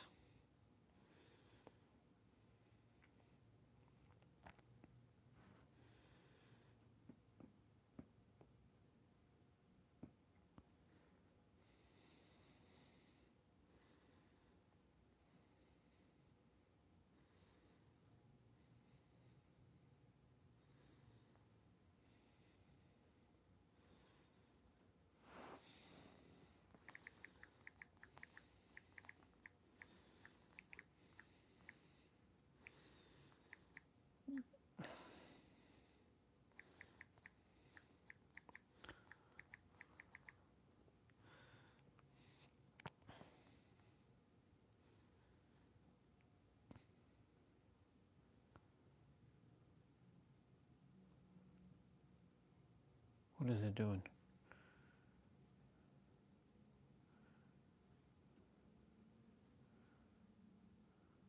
What?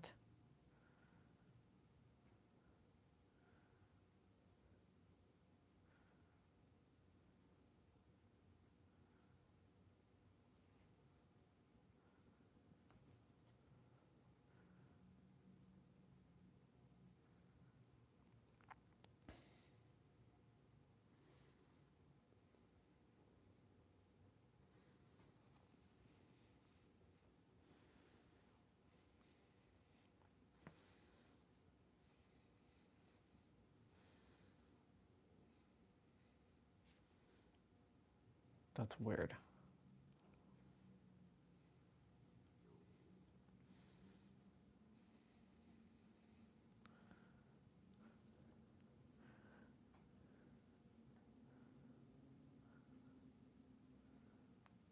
It's not even doing... Oh, it is doing something.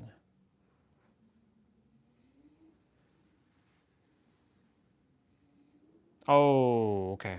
All right. That's fair. That's fair.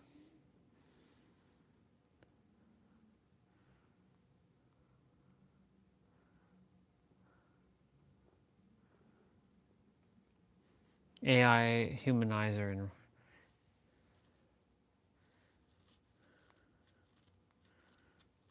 Okay. So much stuff on ChatGPT. Delete.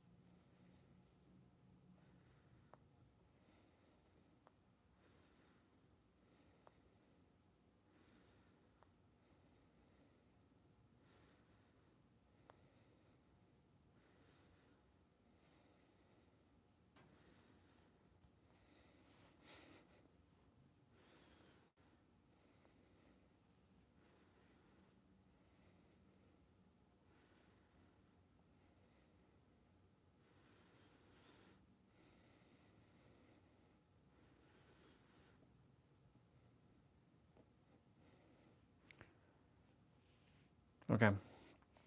I'm going to do the play out, I think. Because we got to get rolling.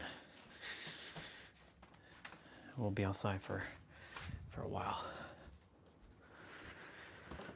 Whew. Oh my goodness. The garbage stuff is being... Man. The cars are completely like blocked in. That's fucking ridiculous. That's wild.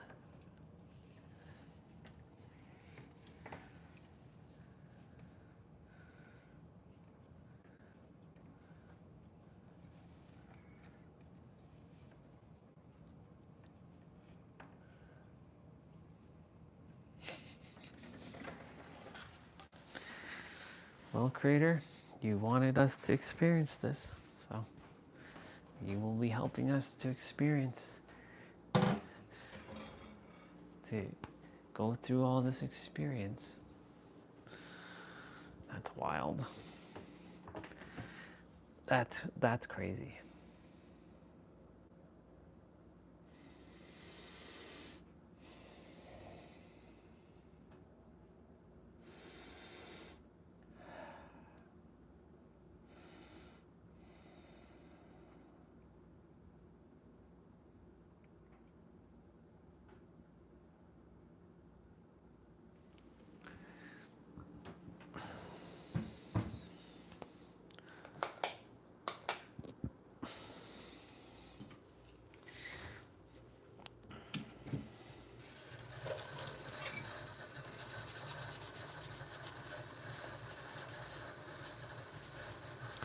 It's gonna be cold. I'm gonna have to do things in short bursts today.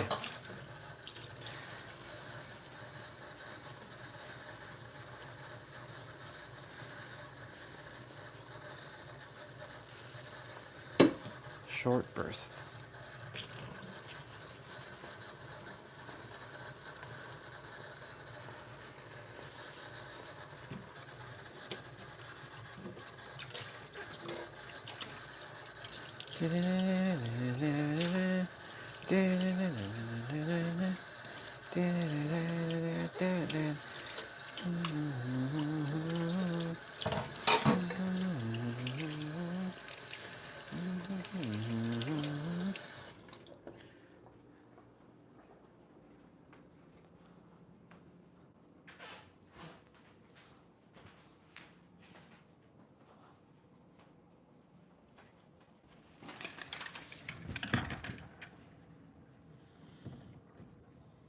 Man, oh man, that's crazy.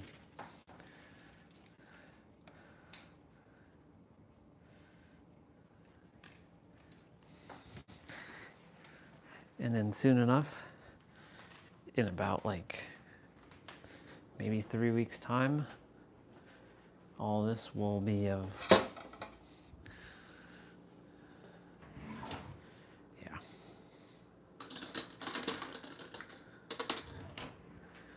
Okay.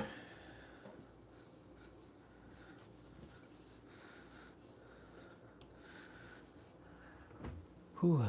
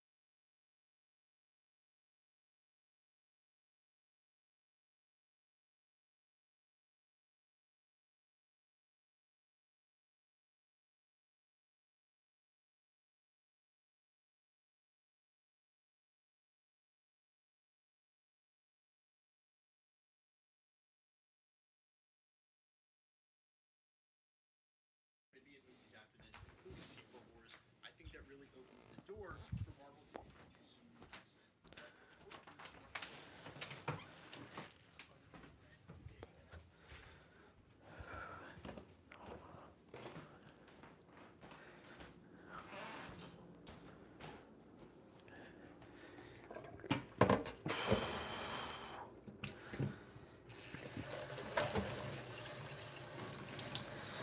So I'm gonna get rolling with the play out. I'll do my abs now. Get that done.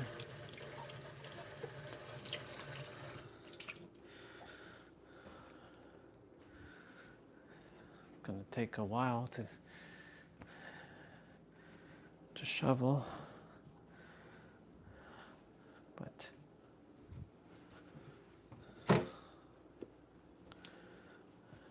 I got this. I've got this. I should have hit at least over 9,000 steps by now.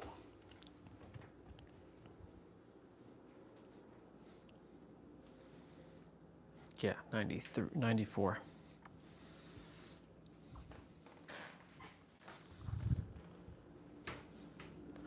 94.66.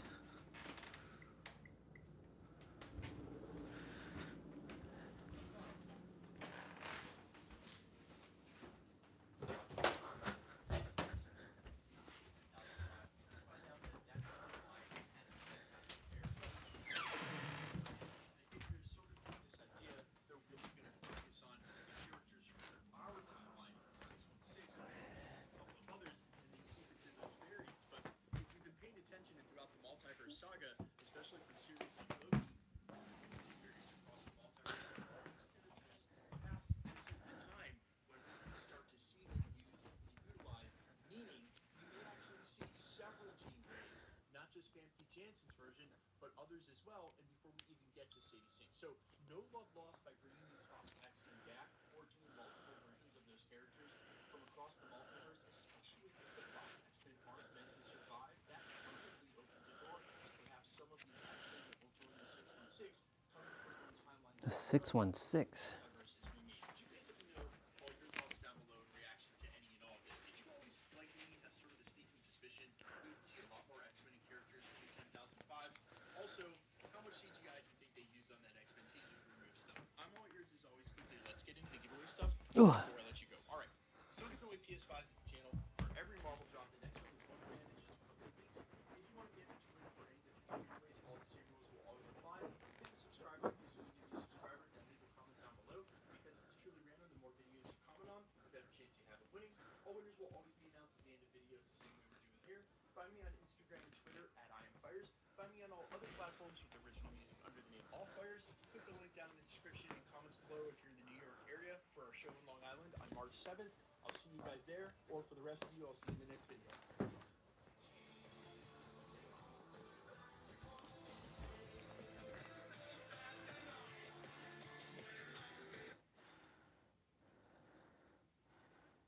Okay. Oh.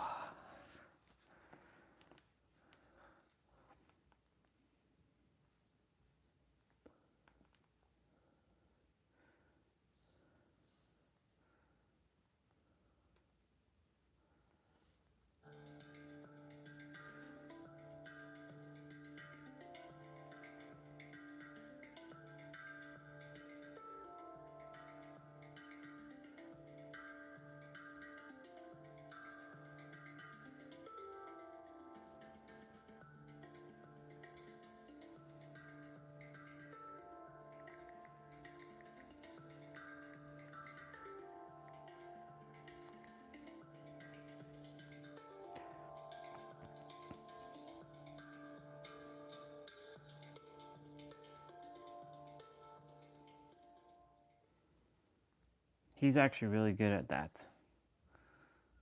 Benjamin Silva.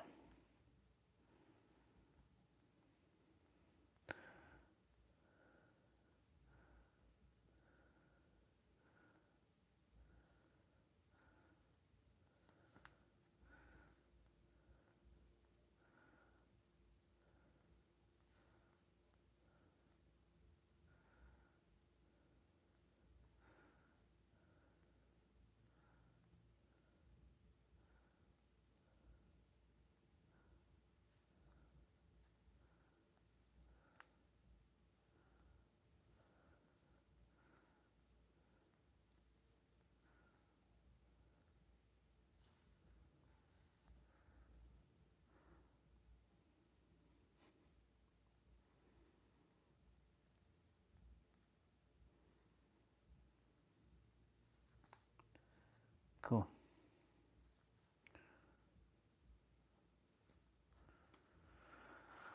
All right. Ooh. Time for us to get rolling with the abs. So how am I going to do this?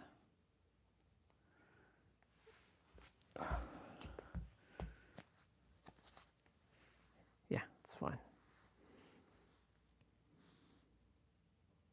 Playlist or video. No, we have to go to browse, SD card. Play out. Abs.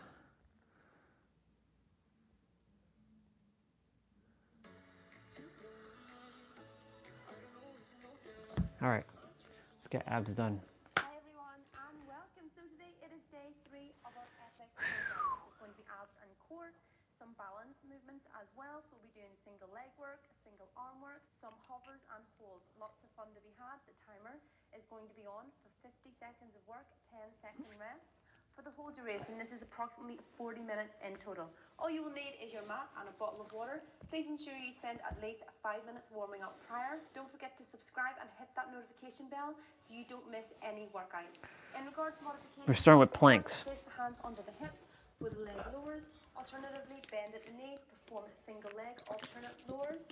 Just as long as your lower back is maintained contact with the mat at all times. With crunches of both hands behind the head for a little bit extra support for your neck. And I think that's it. I think we're ready to go.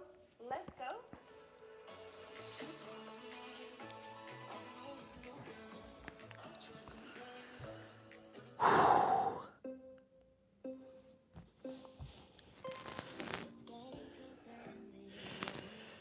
Let's get it done.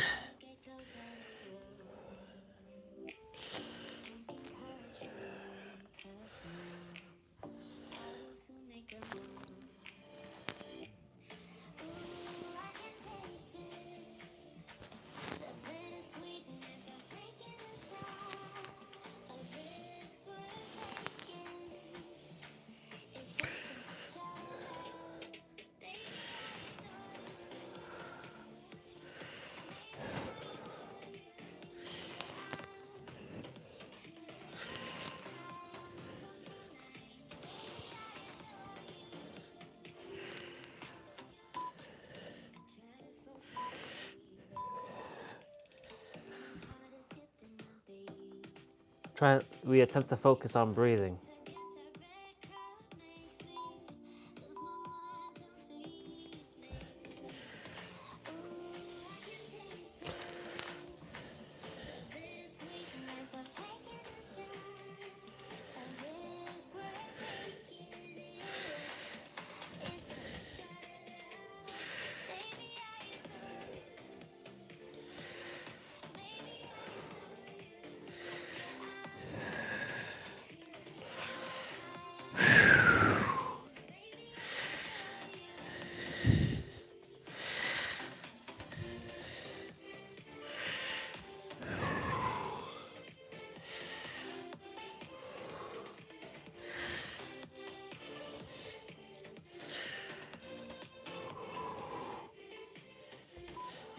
Awesome.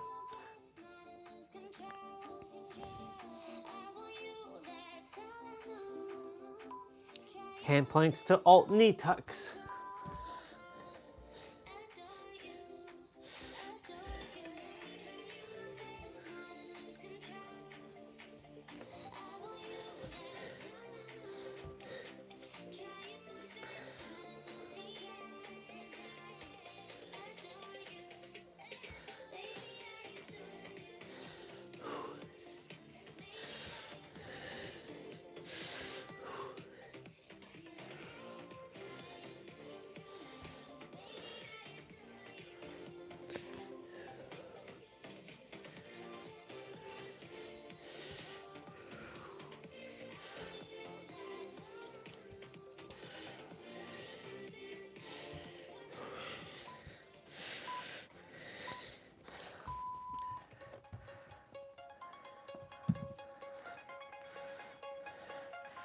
Okay. We're going to be tucking our arm our left arm here, our right arm here, and you bring up your left leg. So the arm that you're on, you're gonna be bringing the arm or the leg that you're balancing on the arm on. So if it's left arm, it'll be left leg.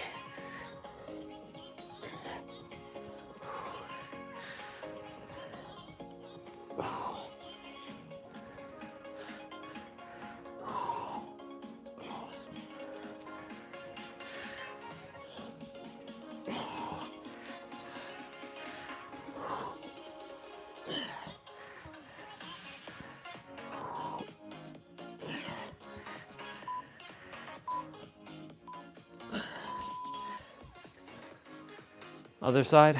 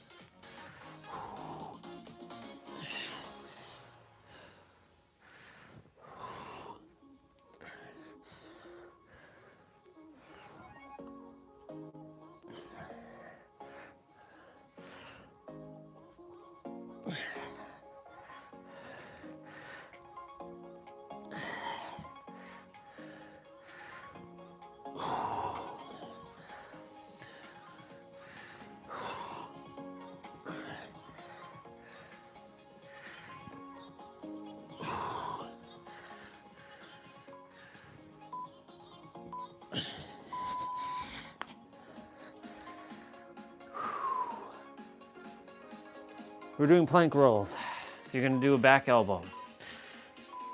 So you're essentially rotating and doing like a back elbow, like that.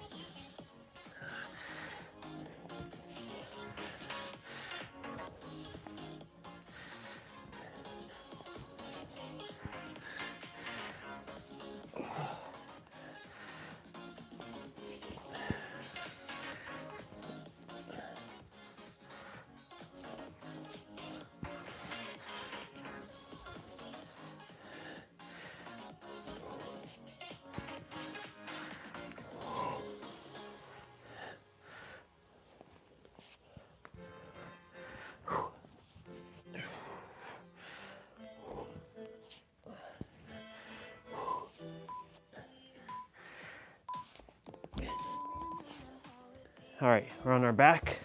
We'll be doing planks shortly again.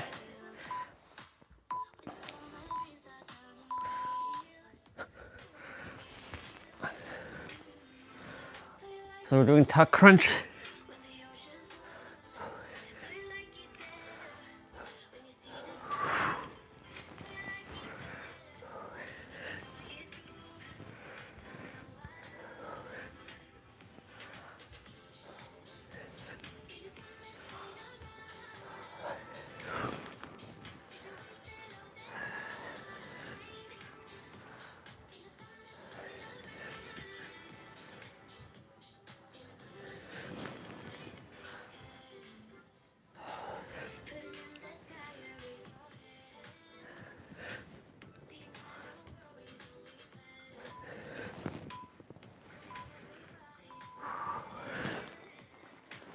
Leg extensions.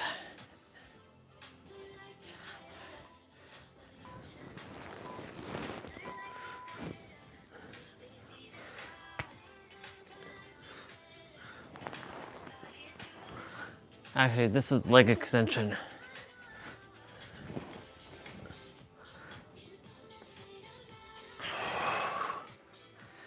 It's kind of like reverse crunch, but not quite. Reverse crunch, you're kind of bringing your knees towards your head.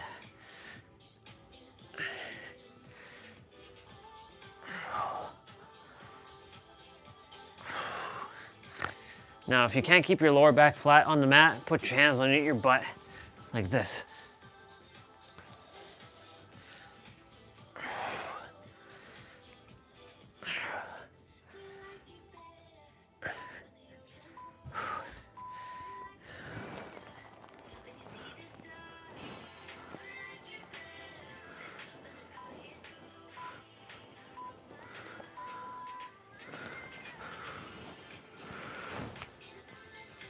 So we're doing a tuck crunch with leg opener.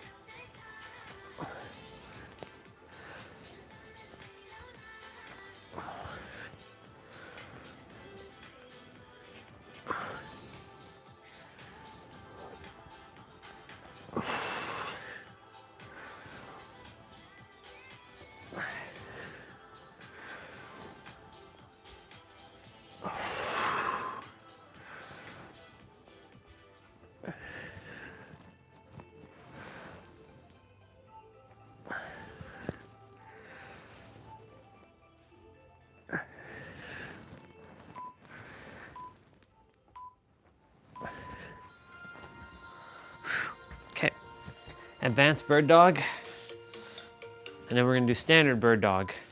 Advanced one, you're gonna be in high plank, and you're extending your left arm and your right leg, and then your right arm and your left leg.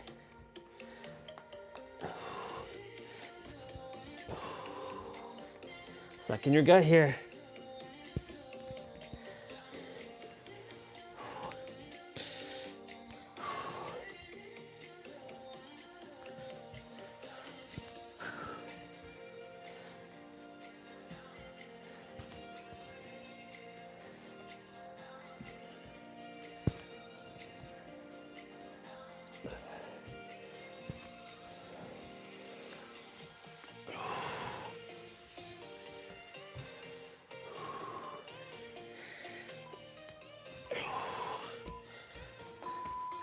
All right, standard bird dog is next.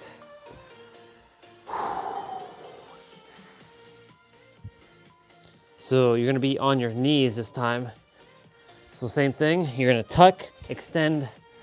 So you're gonna be extending, tucking, extending. So your left elbow and your right knee should meet, and your right elbow and your left knee should meet in the middle.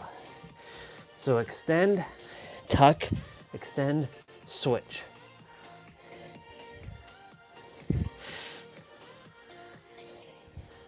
This should be the last of the plank-ish kind of moves that we're doing until the very end, where we have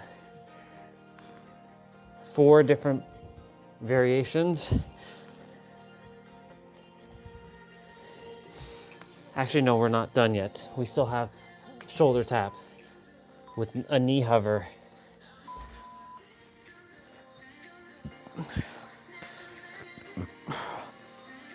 So we're hovering our knees. So our knees are not touching the ground here. So suck in your gut again.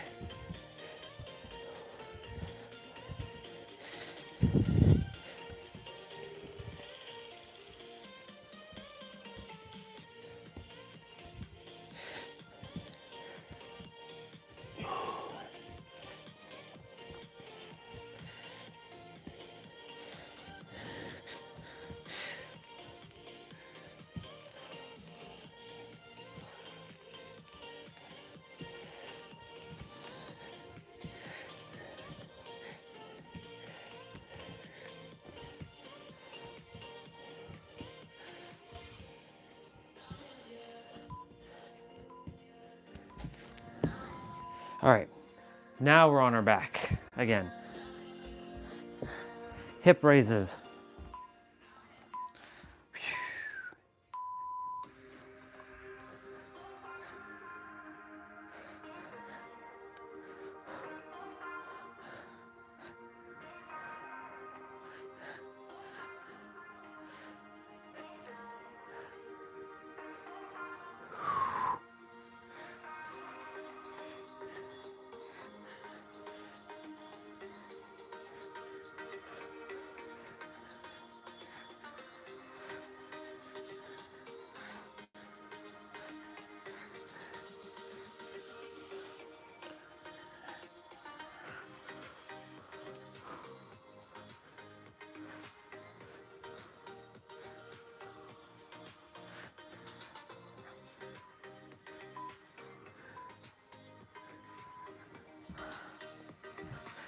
Reverse crunch.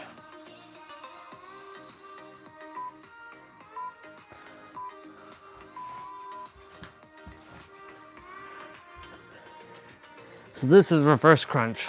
So your knees are coming towards your face.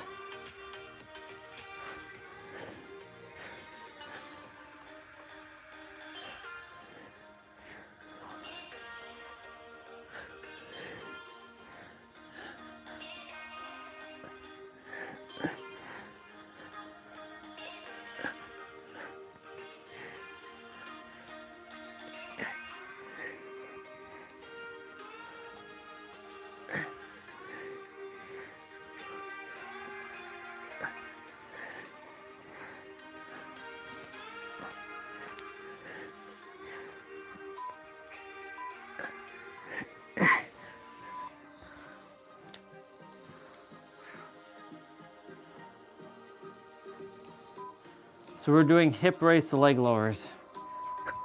So you can put your hands underneath your butt for this one, or to the side, totally up to you. You can keep your lower back flat to the mat, and then keep your hands to the side.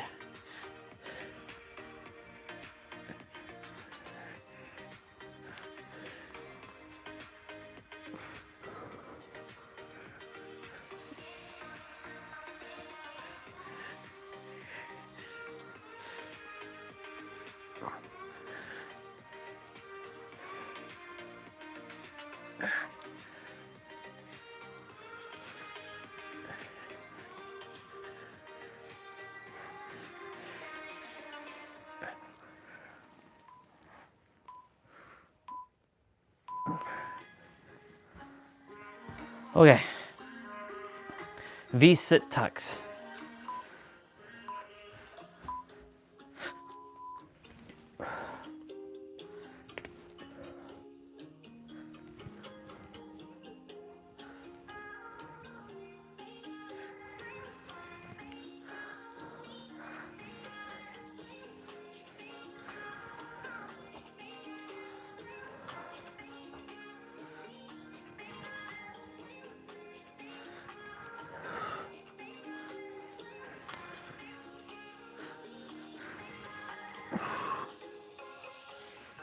Oh, almost slipped there.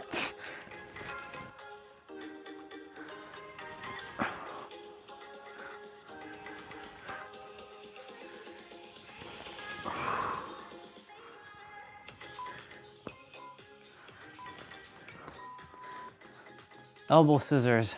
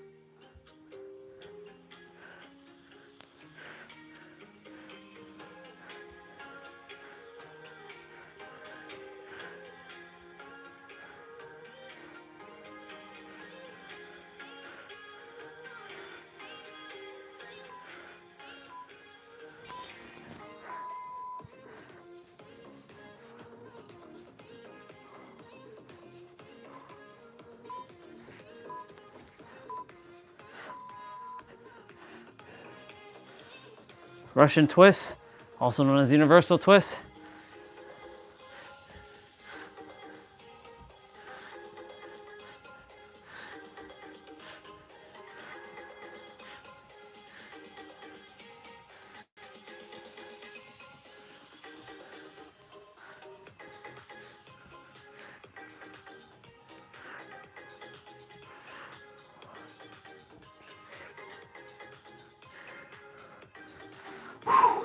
Let's go.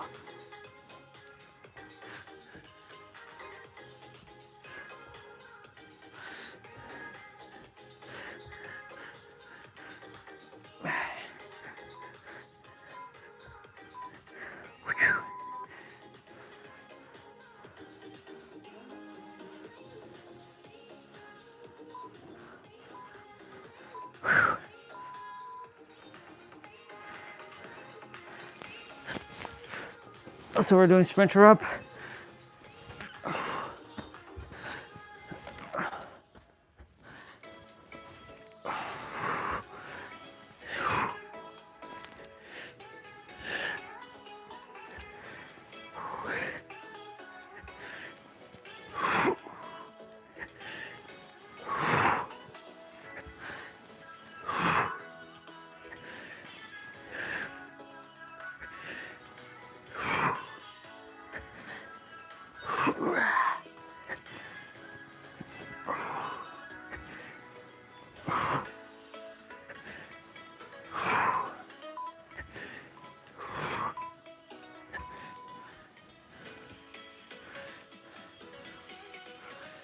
So we're doing a hover to tuck. I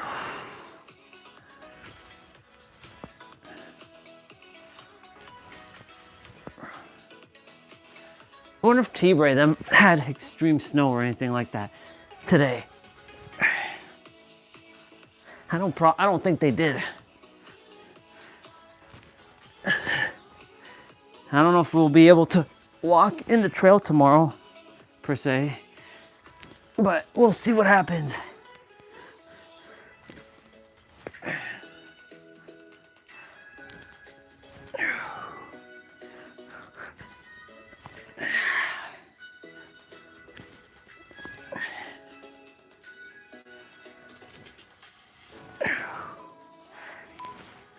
I knew today was gonna happen, but I didn't know we were gonna get that much snow. I thought we were gonna get probably like a little bit of snow. Help. Okay, V-ups. Make sure your lower back is touching the ground before your shoulder blades do here. And that kind of goes for exercises where your lower back comes off the ground. We already did one. This is another one. I believe we have 3 more exercises where you're doing that after this one.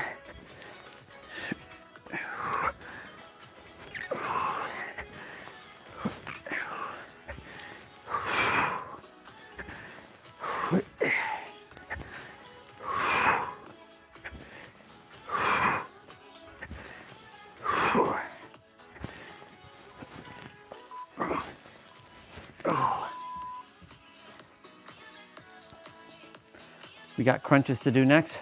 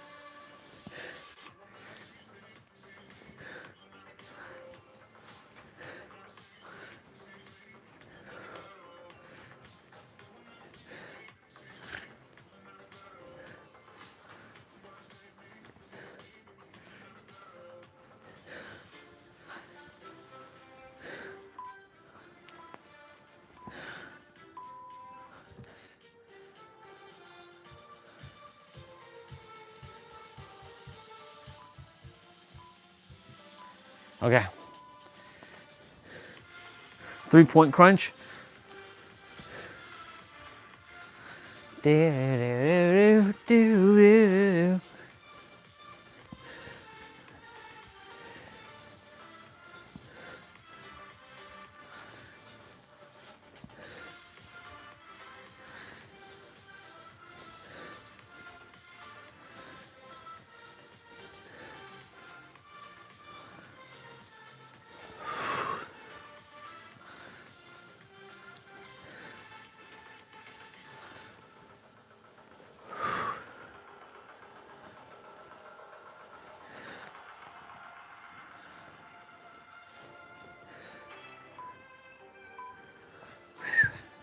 Okay. Now we have crunch pulses.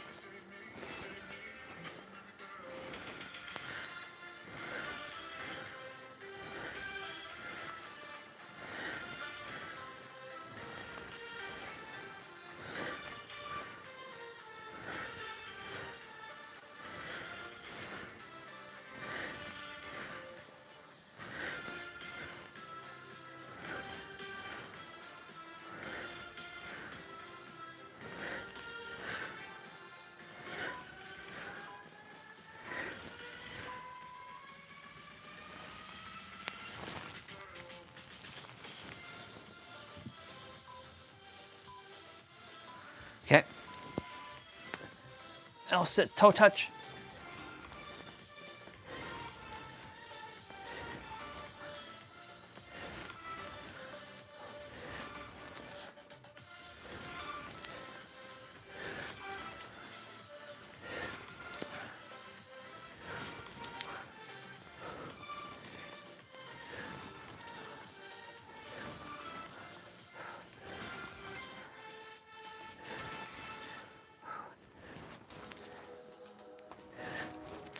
Getting ready.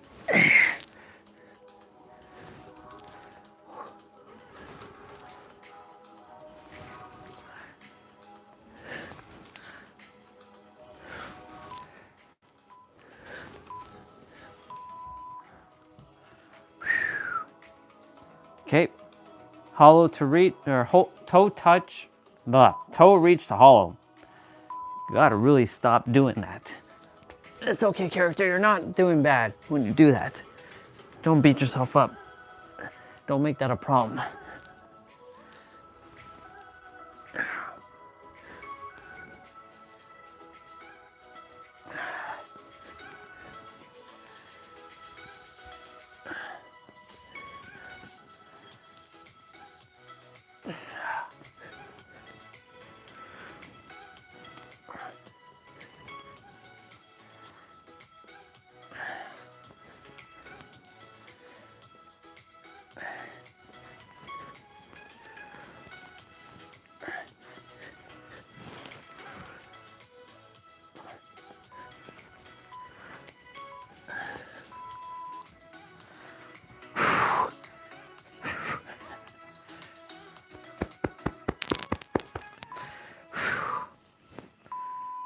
Okay.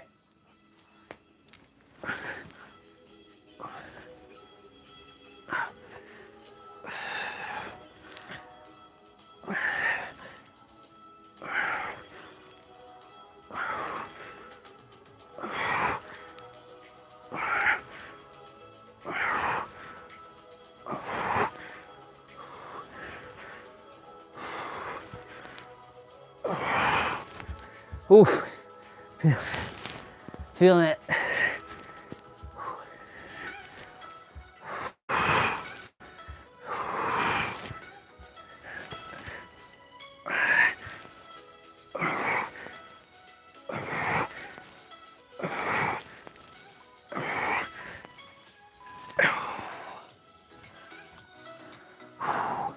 Straight arm crunch, also known as eagle arm, or even straight leg crunch.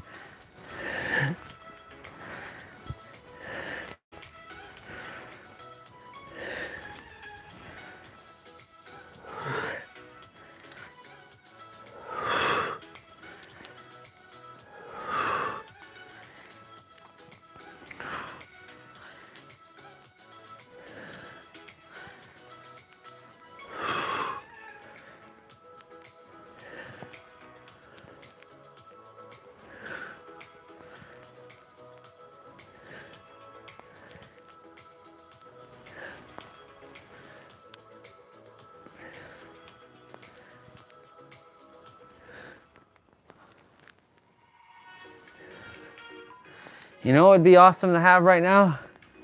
One of them, those Yakin Ku or whatever horses that can exist outside in minus 71 Celsius weather or minus 95 degree Fahrenheit weather. Those horses are interesting. They're smaller horses, but they can be outside in that kind of cold. That place in Russia, Yakuta or whatever.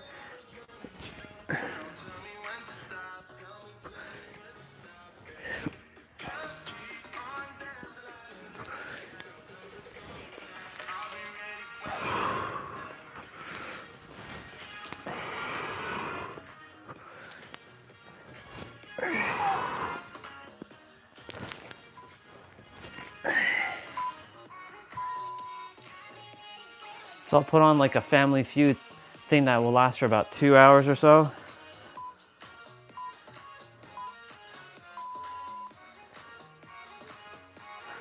Right. Cross arm sit-ups.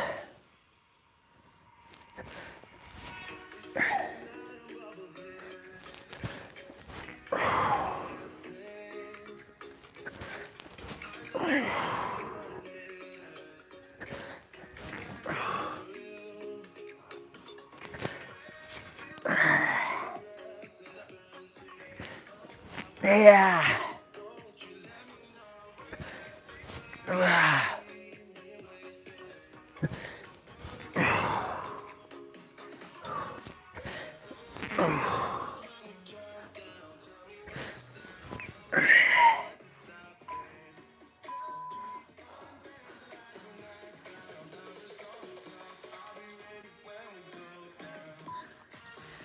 Single leg toe reach to the left first.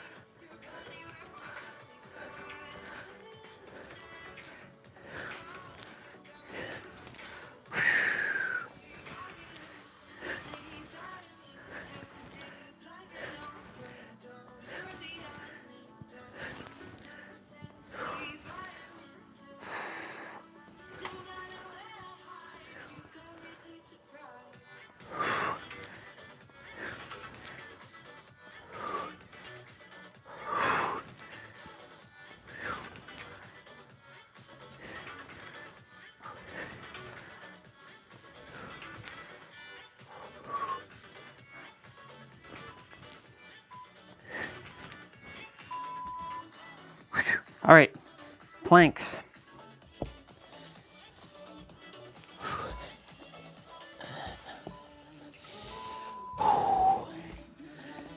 And then we're gonna be bouncing on our, on each of our arms individually.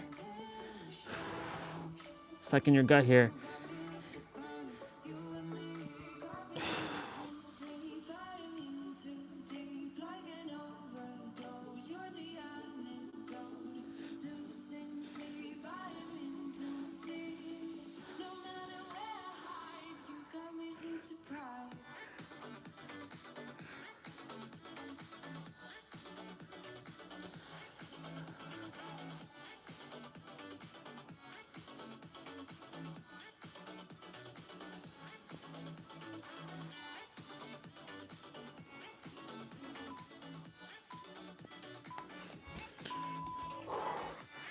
Three more.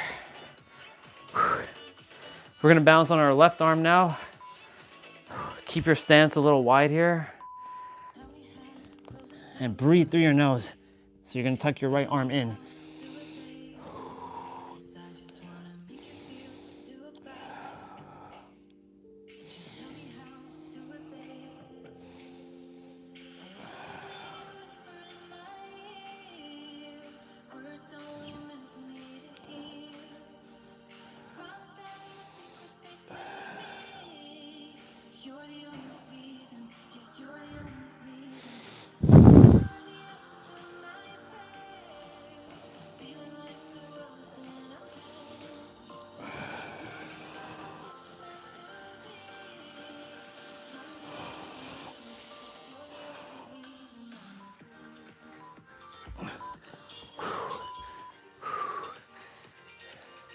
Other side.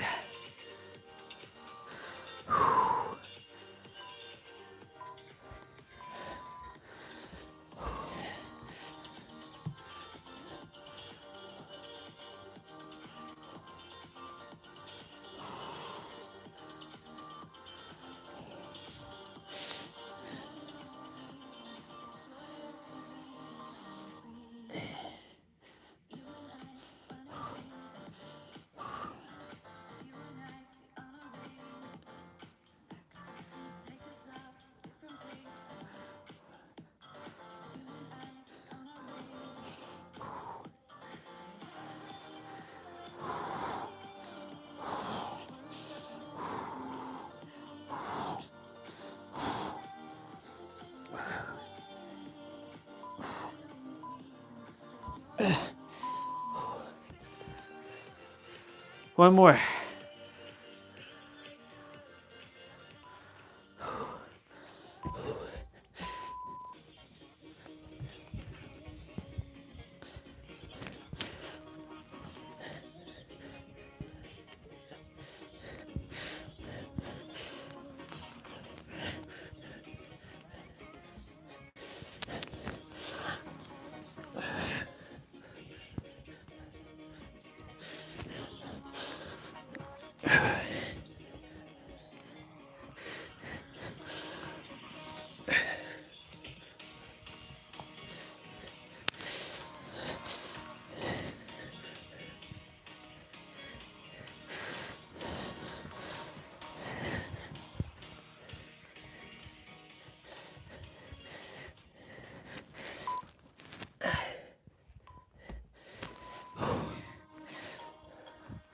We did the thing.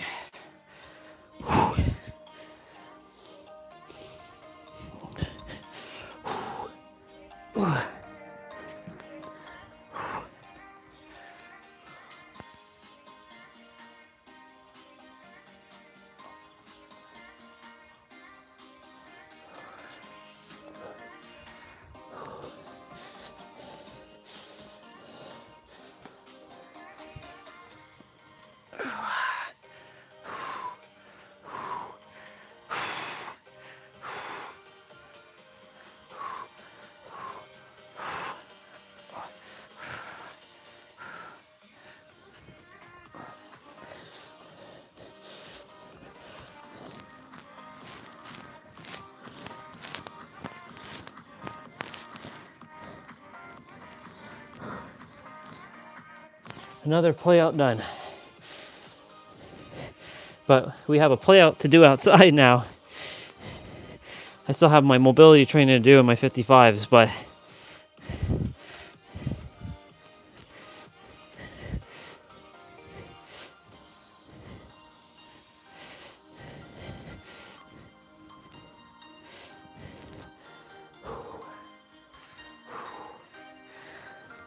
my AirPods should have at least gone somewhat charged to full.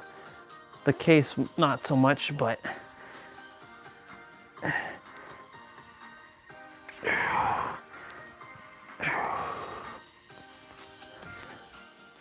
then she does that. Okay.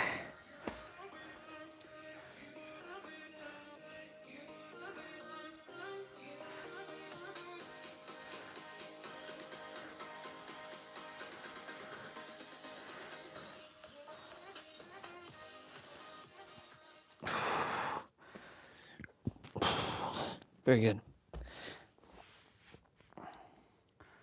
And of course the tablet's at 6, 7. Silly. 6, 7. So stupid. So dumb. 6, 7. The soul's journey, a blueprint for dissension and ascension. Ninth dimension, source intelligence, the origin point, a unified androgynous signal of formless mind that cannot die. Yeah, but that's all just words. More words to add more words to more concepts, more layers. And these concepts are to help, but they're not. Ooh, what's this? The year of the fire horse. The fire horse. More concepts.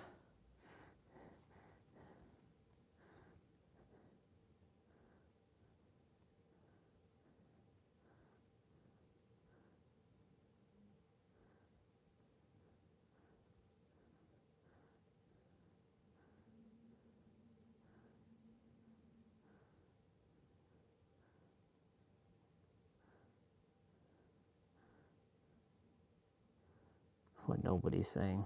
Most of you are just repeating the same shit, though.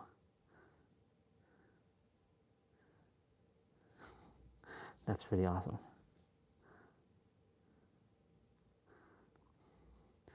Yeah, the world's getting there, though. The world's getting there.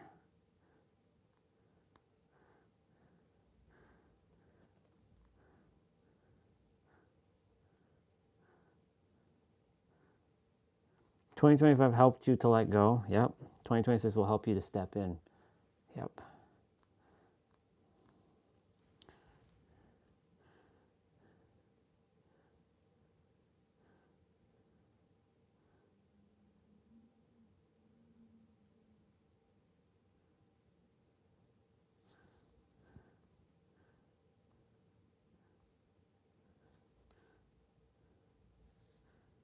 I wish Sarah Landon wasn't going on Next Level Soul. Changing, and her life was changing. I shared it with a couple close friends, safe friend, and their lives were changing. And well, I loved channeling the council. The last thing that was ever going to happen was anybody hearing me channel. And what was definitely never ever going to happen is anybody seeing me channel. Sarah Landon's awesome, but also more obfuscations. So much noise. Lots and lots of noise.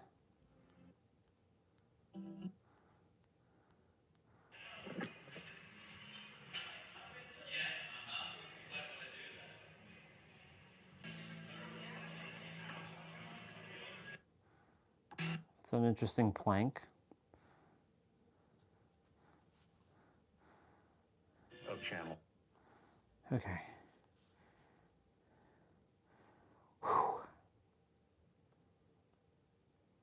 Doomsday opening. How Doomsday starts after Endgame. That's going to be interesting.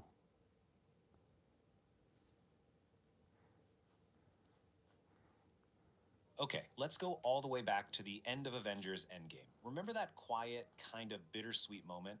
The universe is saved, and Steve Rogers picks up that briefcase full of Infinity Stones to put them back where they belong. It really felt like the perfect, heroic end to an entire saga. But what if it wasn't the end? What if it was the beginning of the end for, well, everything? Let's dive into a wild theory that reframes that final mission, not as a victory, but as a universe-shattering mistake. So this is the heart of a theory that is absolutely blowing up online. The idea is that Captain America's noble quest to stop branching timelines actually ended up creating the very chaos that's now ripping the multiverse apart. Paradox. And that this chaos is going to lead us straight to the MCU's next huge threat, Doctor Doom. I know it sounds crazy, but when you really start looking at the details, the pieces fit together in a way that's honestly pretty scary. Alright, so let's kick things off with Section 1, Endgame's hidden mistake. To get how this all goes so wrong, we have to go back to that one moment. You know the one. Steve Rogers, Mjolnir in hand, and a briefcase packed with cosmic power. His mission, as the Ancient One explained it, seemed pretty straightforward. The rule was simple, right? Take the stones, but you have to put them back at the exact moment you got them from. You got to clip the branches, as she said. If they failed, every single theft would create a dark, twisted new timeline, dooming who knows how many realities. Now, the Avengers thought they pulled it off, but this theory argues that success was never even an option. It was completely, utterly impossible from the start. And that brings us right to section 2, the impossible return trip. Because this is where the entire plan... That's enough.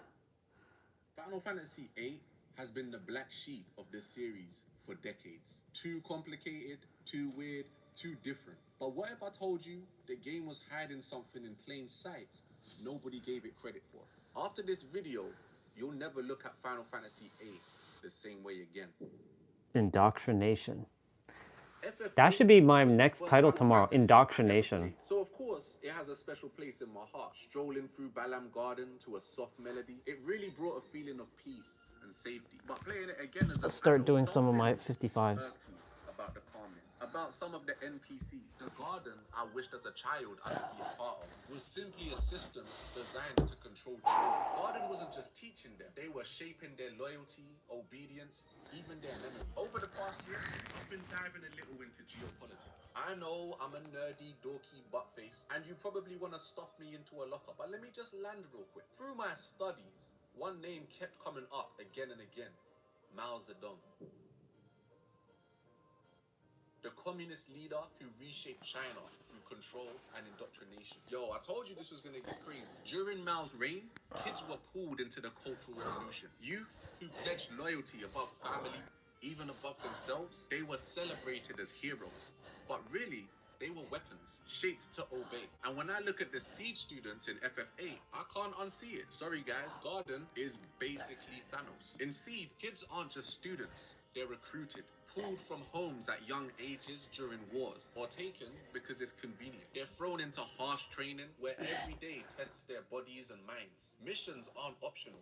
Failures aren't forgiven. By the time they walk across the graduation stage, they're not throwing their caps in the air and taking pictures with mum and dad. They're already finely tuned instruments of war. Let's take everyone's favorite character, for instance, Squall. From the outside, he's quiet, cold, and just a depressing character. But that's just the armor he's built up over years of isolation and pressure. Pulled into Garden as a teenager, trained to be perfect, to survive tests that would break most adults. They made him go into a cave, lava rivers, and fight the demon of fire. Bruv, he's 17. I know they do that in all RPGs, but those guys are dumb. They see a fire cavern and are like, yay, adventure. People clown on Squall for being hesitant and distant. I would have pretended I was sick too. They really got him fighting Ifrit. They like 2 o'clock maths class, 3:30 philosophy, 4 o'clock go beat up a fire god who looks like he's never missed a day of gym except for leg day. Squall is just a kid. Selfie, Zell, Quistis, all of them thrown into life or death tests. FF7 and 10, a cast of adults. 9, pure fantasy. But 8 is the closest thing to our current reality. Wars are fought over land and resources. Adults are killed, children orphaned. It's not a stretch to think, in some messed up way, Final Fantasy VIII might be closer to fact than fiction. Modern politics is exhausting. One day, a politician swears they'll change everything. The next day, they're bending to the same power they claim to oppose. FF8 doesn't shy away from this. In fact, they made it the whole plot. Sorceress Edea. I had the biggest crush on her as a kid. She was a badass. I was low-key jealous of Safer. It does get a bit confusing, I'll give you that. But let's dive into how she directly mirrors politics throughout history. Most notably, JFK. Edea comes from a lineage of destructive sorceresses, each one more ruthless than the last. Sorceress Adele ruled over the nation of Espa for hundreds of years. But there wasn't any off with his head. It was, oh, you're also running for office? Okay, cool. Summon monster, eat his face. But Edea pushed back. She wanted a timeline where her powers were used for good. She ran an orphanage. If that ain't the most Mother Teresa type-ish, I don't know. But then, like any notable figure trying to do... Pass. Some of you may come in and say it was never ever happening. Some of you may have lost faith after having a positive outlook at the situation. Some of you may still be believing in it happening. Some of you may be going back and forth between it's so over and we are so back so many times that you've lost count.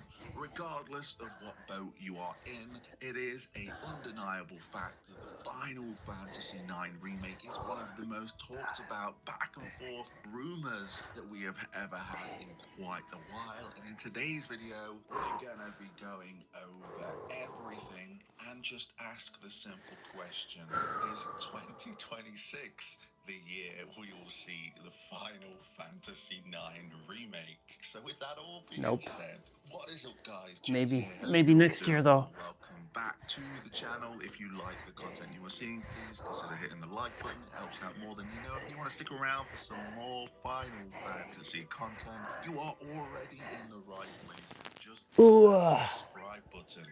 Now, we are going to be taking from a Reddit post that was posted last month, going over all of the news and rumors in a nicely curated timeline. We're going to be taking some things away from that I don't feel is going to be necessary for this video, and we're going to be adding some more things to it because, as we all know, more things have been added for us to be going, we're so back and it is so over.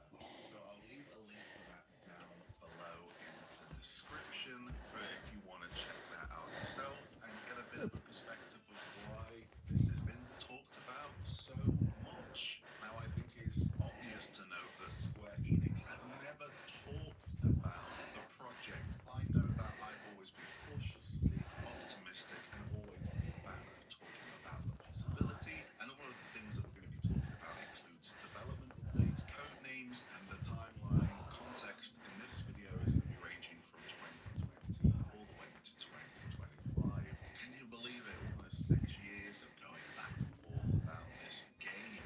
But before we go any further, hello there. As a content creator, I spend many hours at this desk, whether I'm editing, recording, streaming, or if I just want to sit back, relax, and play some video games. So having the right chair is huge. This is where FlexiSpot's C7 ergonomic chair comes in, and the breathable mesh design keeps me cool during long sessions, and it's far more comfortable over time. And I really appreciate how adjustable everything is, but also actually supports me. I can dial it in exactly how I need. The headrest and the armrests are just easy to use, so everything stays aligned and comfortable. And the tilt adjustment lets me recline naturally while being supported instead of being locked into one position.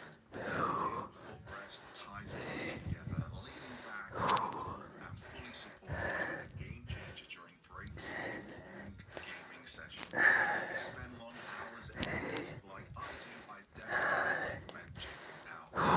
30-day return policy, free trial, 10-year warranty with direct rebates for damaged parts, and if you use C750, you get an extra $50 off one FlexiSpot's C7 ergonomic chair. Oh my god. Now let's get back into the video. So let's begin July 7th, 2020 with a developer interview with Shinji Hashimoto and Takashiyuki Itahana. A couple of their comments stood out as possible hints that Square Enix had interest in Final Fantasy IX, and Itahana had the following to say. Final Fantasy IX is loved by the fans, but is also very loved by us, the development team. I would be delighted if, respecting the wishes of the original development team, there could be one day be the opportunity to continue the story of Final Fantasy, which has meant so much to all of us. And then we're going to jump forward a whole day to June 21st, 2021. The Final Fantasy animated series project was announced. Cybergroup Studios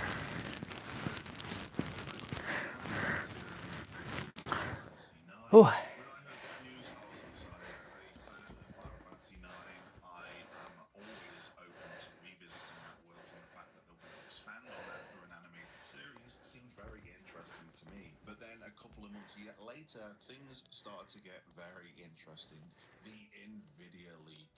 So essentially, the NVIDIA GeForce Now database was accessed, revealing a massive list of unannounced titles. And this was one of the most significant gaming leaks in history. And that leak did include some Square Enix projects. And in the years that followed, many entries from the leak were officially confirmed. And that included ActRaiser, which was released, Chrono Cross, the Radical Dreamers Edition, which has also been released, Tactics Ogre Reborn, Kingdom Hearts 4, of which is still as an announcement and not released just yet, the Deerfield Chronicle, Voice of Cards, Dungeon Encounters, the Final Fantasy VII Remake PC port, Final Fantasy Tactics, which is the most recent one, and then at the bottom of that list is the Final Fantasy IX Remake, which is the only one part of Square Enix titles that have not been officially announced. And of course, this was the main, and still to this day,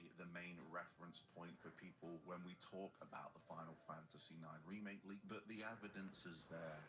Now we're going to go forward a couple more months to November 9th, 2021, and the original producer, Kazuhiko Aoki, shared a retrospective on the PlayStation blog, and he had the following quote: "I'd be delighted if you join us and continue to create Final Fantasy IX into the future. Little did we know, a couple of years after that, he did indeed work on some Final Fantasy IX related material, which was the picture of prequel Vivi and Laurent Paul on the day of departure. We then went another year of not really hearing anything until the following November of 2022.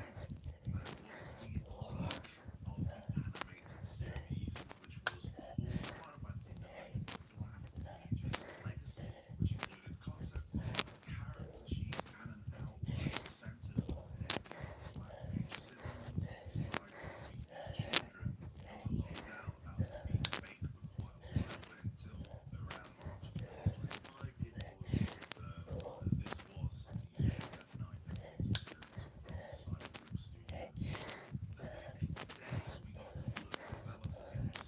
There was a video of him by a Japanese game illustrator, of which they talked to the original character designer of Final Fantasy IX, Toshihiko Mizukata, and they showed sketches for this video, essentially evidence that there was no reveal. And they asked what was he doing. He responds that he is drawing an illustration of the character. Toshihiko responds saying that he's working on a game in development, so he can't really say it. While the drawing itself is not visible, we're going in a little bit deep here. His hand positioning and the line building technique and pencil motion closely match those seen in his official Final Fantasy 30th Anniversary and Legacy of Art live drawing session. So yeah, we are going a little bit deep with that comparison, but the evidence is there, and that he was working on a game. Was that Final Fantasy IX Remake? Oh, we don't know, and I don't even know if we will ever know. But we're going to go forward yet another year to June 5th of 2023, of where reliable insider Jeff Grubb says that the Final Fantasy IX Remake was real. He goes to say that it is a mid-scale remake and not as extensive as Final Fantasy VII Remake was, but significantly more than just the average remaster. The next month, Jeff Grubb doubled down on the Final Fantasy IX Remake development, saying that he had not been talking about it in weeks, but these rumors keep bouncing back and forth between blogs and Twitter and YouTube, as if I've said something new or different. I just said it's definitely real.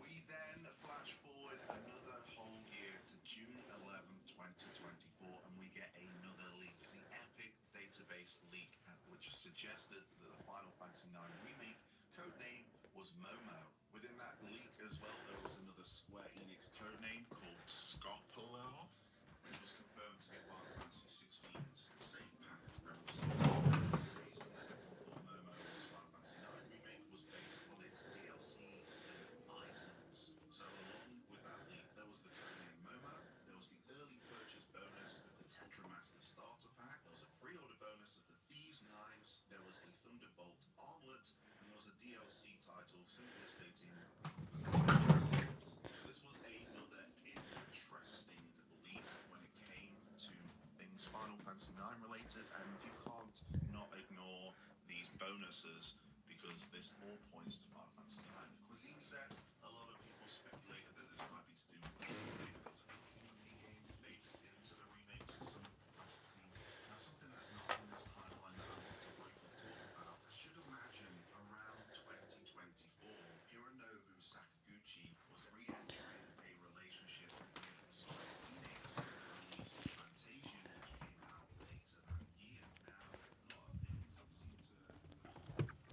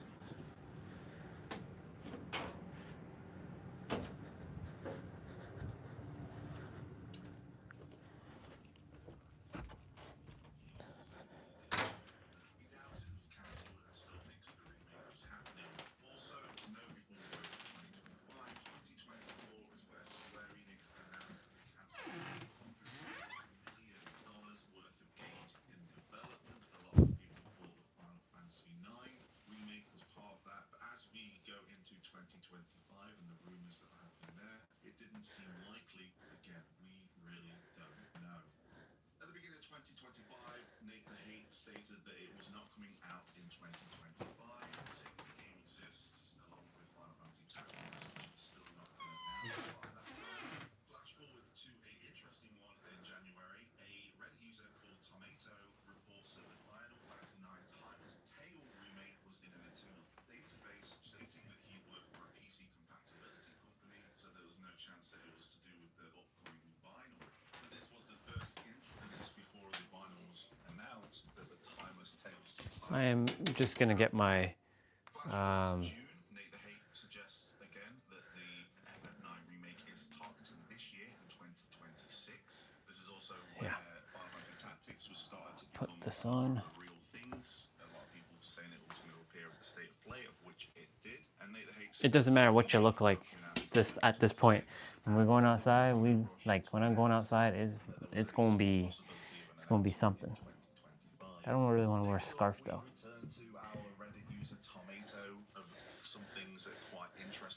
So I'm putting these things to dry to get them nice and warm.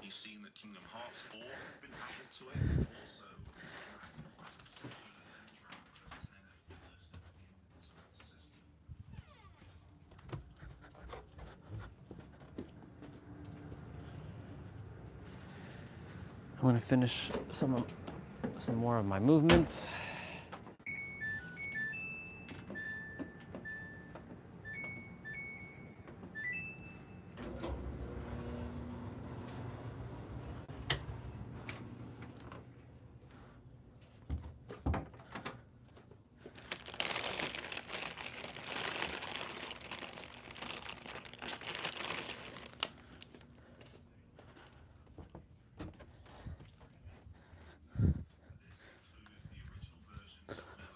Okay.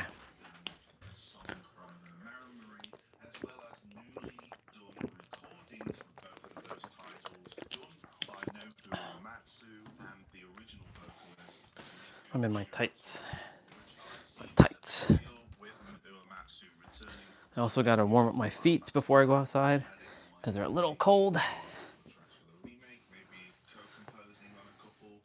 Definitely have to make sure that out there is cleaned before it turns to ice and I can't open the friggin' door. Saying that there was bad news for the FF9 remake tracking, saying that while it's been in their database for like 3 years, they've never gotten a build and all the updates are just, and I quote, delayed until 2024. So again, questions are up in the air about it, but they have received things that have come to fruition like Dragon Quest VII Reimagined and of course Kingdom Hearts 4. So who knows? And also because this may have been made public, maybe a little cope on my part, maybe Square tracked this person talking about this PC database and they just stopped uploading data to there just because they found identified. Now that's about this timeline, but there are things that even happened after that at the end of last year. Of course, during that, somewhere down the line, the animated series got canned because of the studios being liquidated and no one knew what was happening with the animated series. But that then all changed when it was announced and that it was currently listed in development for a release of 2028, consisting of 13 episodes around 22 minutes, aimed at the ages between 6 and 13. Also having the synopsis that was the same. My game, Final Fantasy IX. Is it coming out? Not coming out? Coming out? Not coming out?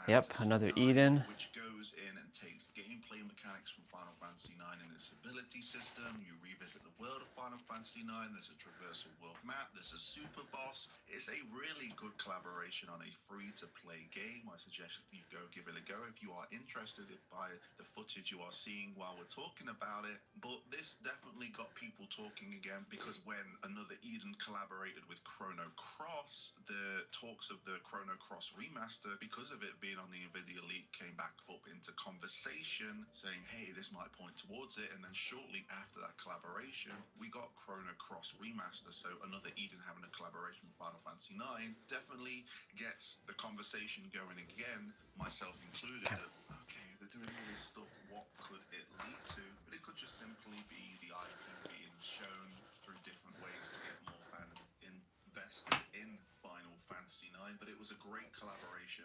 nonetheless. And then finally, Final Fantasy IX artist Toshiyuki Itayama departed Square Enix following the Final Fantasy IX 25th anniversary project. Now, he is still a freelance illustrator.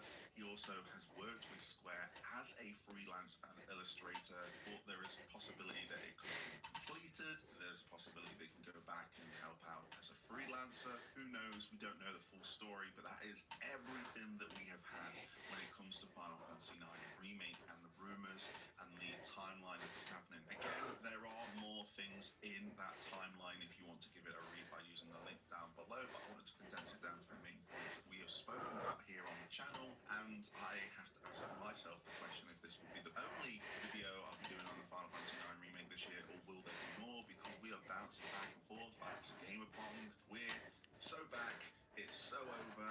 Who knows? What camp are you in now? Are you just kind of sitting back and seeing how things are going? I've always been, again, cautiously optimistic, always excited at the prospect of just talking about it like I am in today's video. It's something I would love to see. Could 2020 be the year? Who knows? I'm sure we'll explore it this year, but I appreciate your time. Thank you for watching. Let me know your comments in the comment section below. And until next time, catch you on the flip side.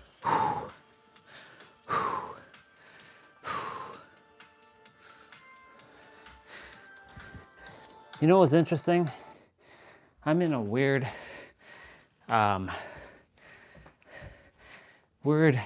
paradoxical world right now. I'm in like an in-between phase now. Knowing that there's only the now, which, you know, it's the wordless, conceptionless, you know, formless thing that can't be explained with words. Now, like, the old me who's into video games and anime and TV shows is back, who disappeared for 6 years. I mean, here and there I look at video game stuff and anime and whatnot, but like, it feels interesting. But there's the entrepreneur who is still focused on building his brand. A thought came through the work at Apple. I'm like, if I'm going to work any place, it would be Apple. But I wouldn't work anywhere else. But even that is like beneath me, because I didn't come here to work for a company. I came here to serve the world. So I'm like, as much as, I mean, if that has to happen, whatever, but at this point, like, you know, I'm in it way too far to give up now. I didn't come this far to only just quit in terms of like my journey. And the journey is over, technically speaking, in terms of, you know, seeking and learning and developing and all this other crap. It's not necessary anymore. That's done. What isn't done is me reaching billions of people, mirroring back to them that they are their own answer.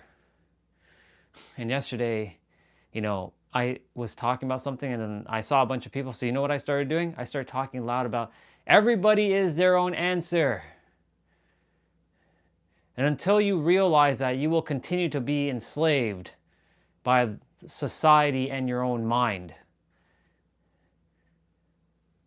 I purposely was speaking loud. I tend to do that. I tend to turn up the notch a bit so that people can hear what I'm saying.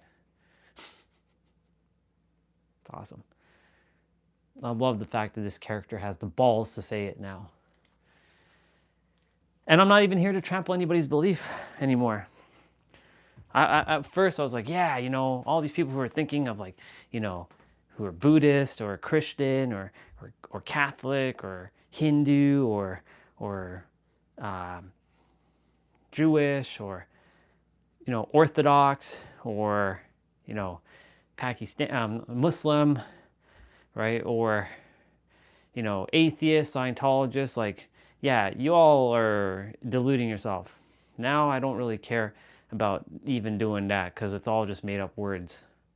Everything's just made up sounds and words, and that's what I was attempting to get at. From the beginning of my live stream when I first started, I just couldn't find the words within myself to speak it out until Trina finally at the end of 2025, literally at the end of 2025, that was it. That was it. It ended. There's nothing else. I still watch content though. But is it that I'm watching content because I require something? And I've said this so many times now. No. I'm also making sure the character knows that it doesn't need any more. It can sit all day and not watch anything or watch like content to like feed the mind. But the character has created this elaborate story that the moment it starts not learning or not evolving, that it's dying and that it's rotting away. That's a perspective. So that's why I came to remind the character, no. You're perfect.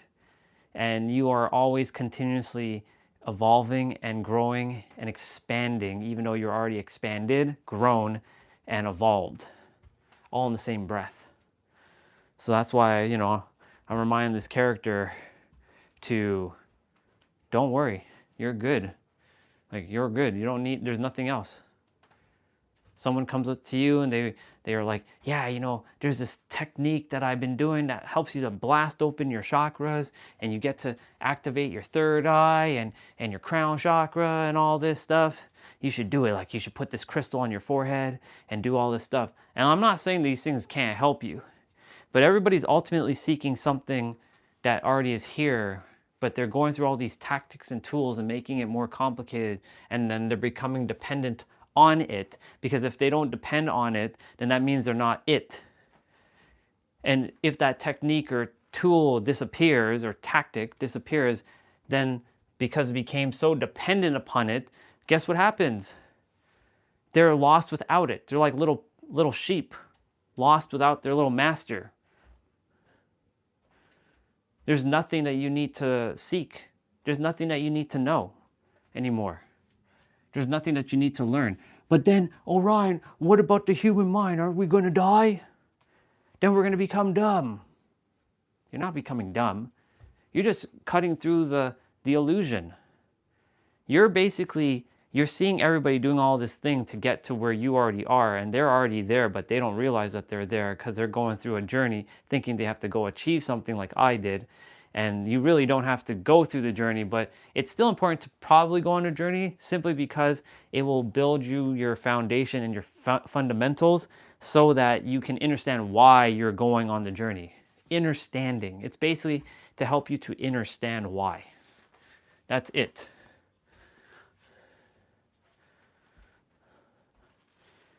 You can agree or disagree, but what exists before your words and language? You can't answer me.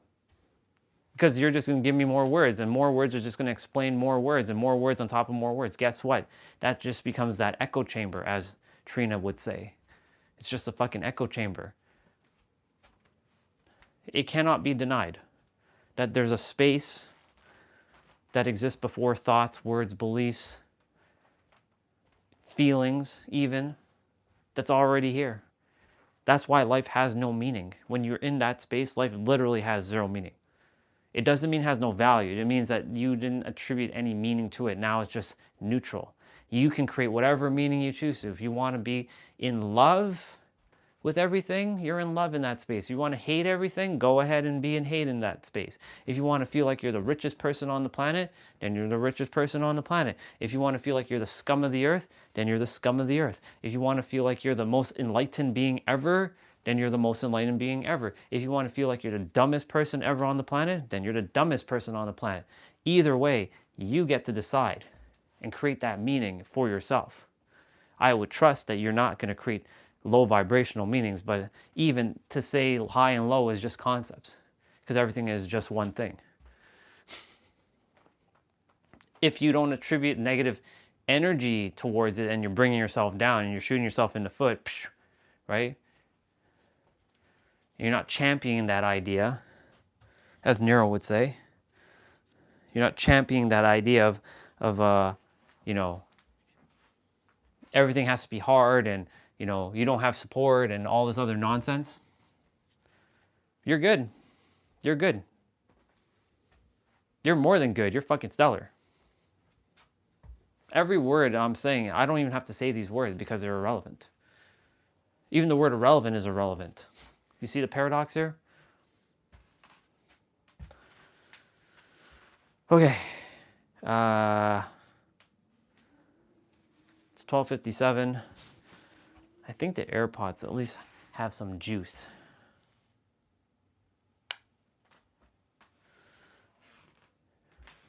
So I'm gonna go get ready for this.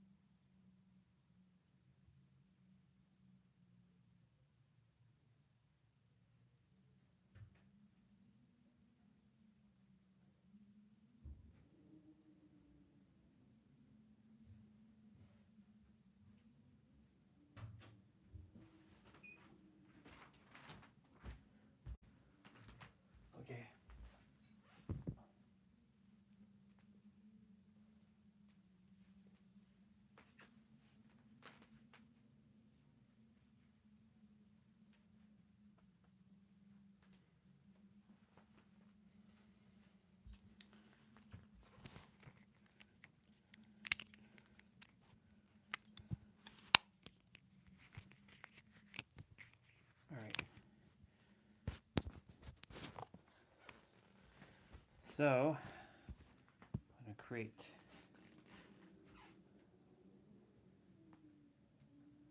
that's pretty bad.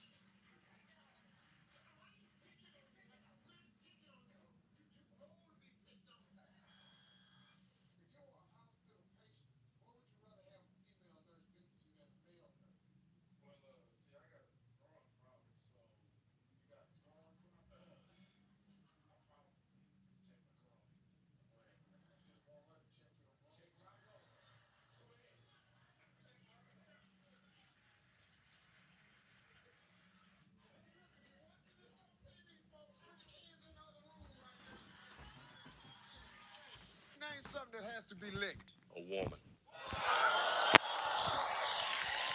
All right, you all get Family Feud.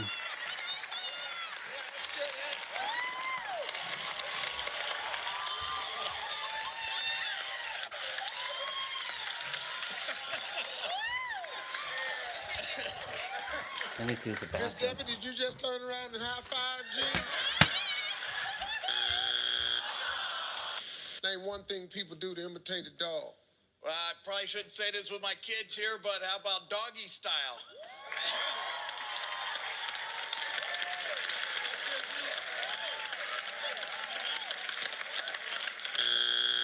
Name something that only takes two people to do, but it's even more fun if more people join in. Sex. Sex.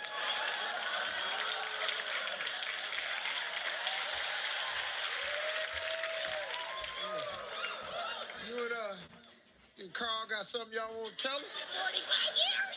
45 years. Name something sexy that can be edible. Reggie. Edible panties. No, you ought to know, baby. Hell yeah. 6.5 kids. How many draws have you ate? Draws? Name something sexy that can be edible. Whipped cream.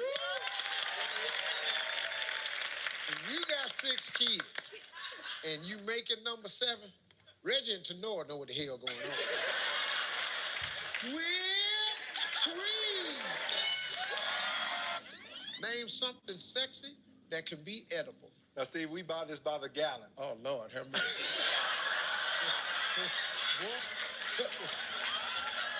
What the hell is this boy finna say? Hey, look, if you're watching this on TV, folks, put the kids in the other room right now. Go ahead, Reggie. How about some chocolate syrup, Steve? Hell yeah. Hell yeah. What would you say if a date asked you if your breasts were real? Ask your friend if they're real. Ladies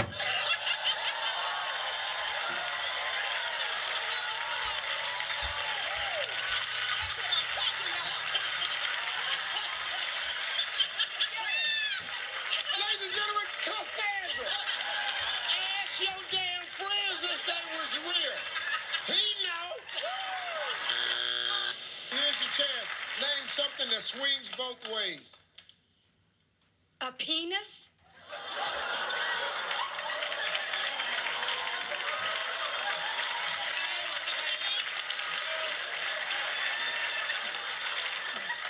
I know good and well this was your answer. No, it wasn't. Harold, I know it's your answer. You said penis. That's what you said. And yes, you did. You picking on me. Carl, I ain't picking on you. picking on I'm not picking on you. You too old to be picked on. If you were a hospital patient, what would you rather have a female nurse do for you than a male nurse? Well, see, I got growing problems, so You got a growing problem? I probably check my growing. Go ahead. You just want her to check your growing? Check my growing. Go ahead. Check my growing. But he on TV just going, yeah, just going. Just go on and check my growing. But on TV though, just go on. You never want to shake hands with someone right after they do what? Masturbate.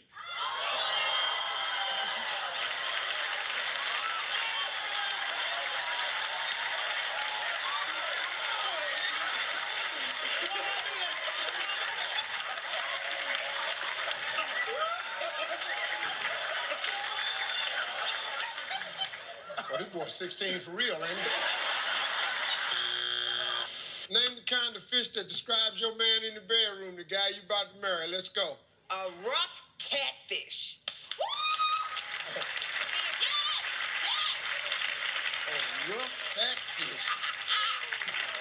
The hell going on in your bedroom? A rough catfish. Give me a candy bar stripper might use as a stage name. Dark chocolate.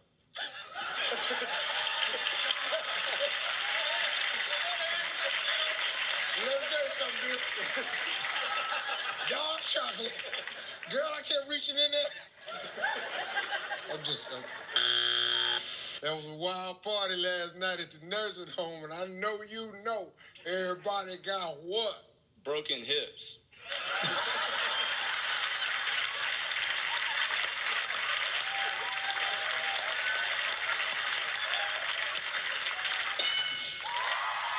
Name something you've considered paying money to get rid of. Your children.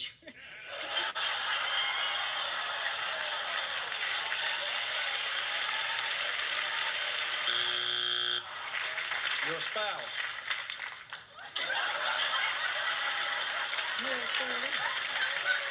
Not me. Not me.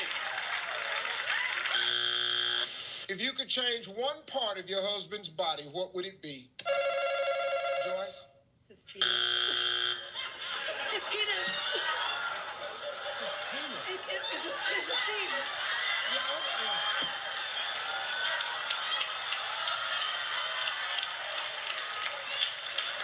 I don't know your husband, but I think that's him with that happy town. He's having a rough day. Name something you'd like to have with you at a nude beach. I would like to have my pluckers in case I find any nipple hairs.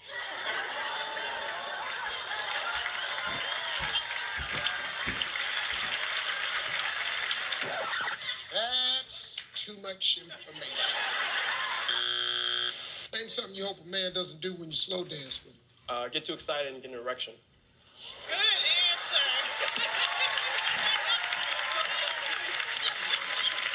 That's who you want to ask. A guy asked him how old he was. He said 21. Oh, yeah. You're going to know this one right away.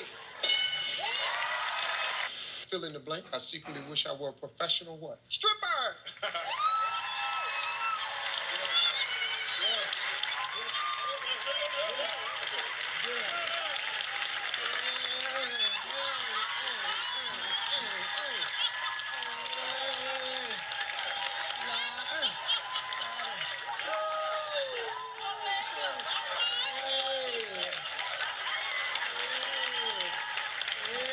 She wants to be Bubblicious. Name a little animal that's as scary to people as a big shark. A chihuahua.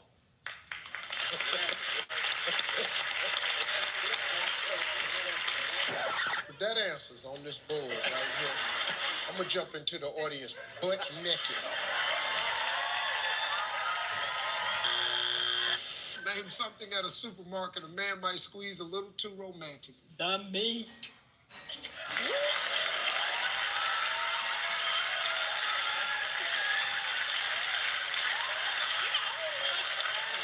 Chicken breast. Chicken breast. Issy betrayed me. I'm thinking it's nice, warm, and safe over here with the Oliver family. The meat. Squeeze that meat. Your meat in your hand. We asked 100 men, name something you might like about living life as a woman. Tommy. Have my own breasts. Have my...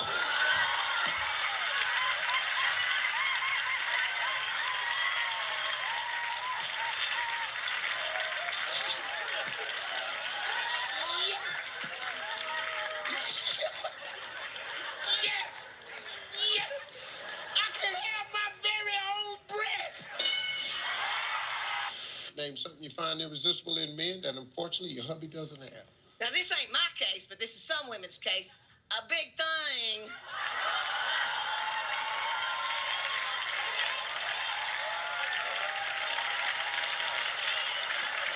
She didn't. Welcome to Family Feud. Ain't mine. Ain't my case. But a big thing! Tell me something that might be full of holes. How about someone's pants, Steve? Pants. How about it? How about somebody's pants, Steve? They pants. They just got holes all in them. How about it? Let's look for it. Pants. How? Pants. Name something your husband and I asked you to put on him. Okay, I've been married 18 years, and I'm going to say Me.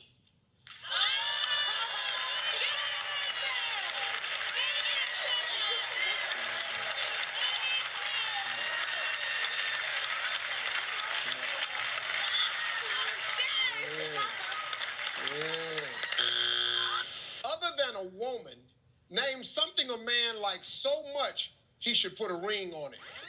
His, male parts? I'm just speaking for myself. But woo, where you got to go to find that ring at? All right, Rick, let's play. The same time in the morning, name something you might do while in the shower. How about wash your drawers? Wash your drawers. Hey, folks, hey, next time you go in there and take a shower, don't even take them off. You wear your drawers in there. And you just soak them drawers up right there. There you go. Get in front of that shower and just run that water down there. Save you a lot of time. At the same time in the morning, name something you might do while in the shower. Urinate, Steve. Let it go. Just let it go.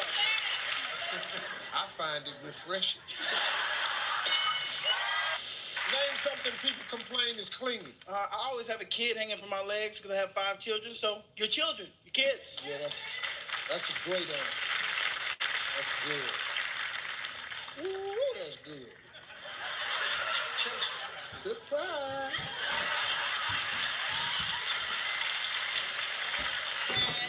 Boy, I love this boy right here. I'm waiting, Steve. No, let me go ahead. I love this boy right here. You know, everybody in here in on this one. Woo, J.E., you standing there waiting on it. Is it up there? Folks, is it up there? Steve, hurry up,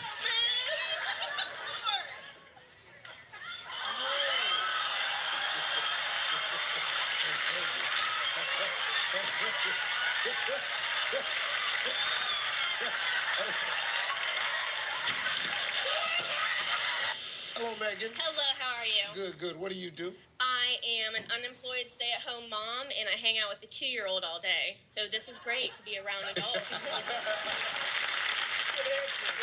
All right, Megan, well, congratulations. You're out. You're free. Yay! All right, here we go. We talked to 100 women. Name something you would do if you discovered your next-door neighbor peeping in your window. I would walk by the window naked. Yeah, put it in. Hey, if you got a nice body, why not flaunt it? You just in there bored with that little 2-year-old. Oh, you want the show? Oh,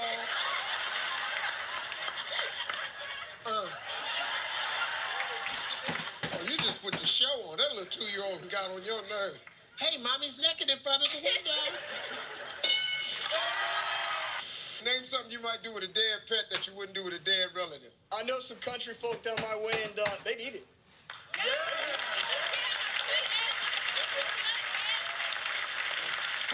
When I was a little boy in West Virginia, I had a pet turkey. Thanksgiving, I couldn't find him. I heard my mama say, Slick, when you gonna tell that boy that you killed this turkey? I was standing in the door with, a good ass turkey though, I ain't gonna lie to you. I'd have to be really thirsty to drink milk from a what? How about a woman?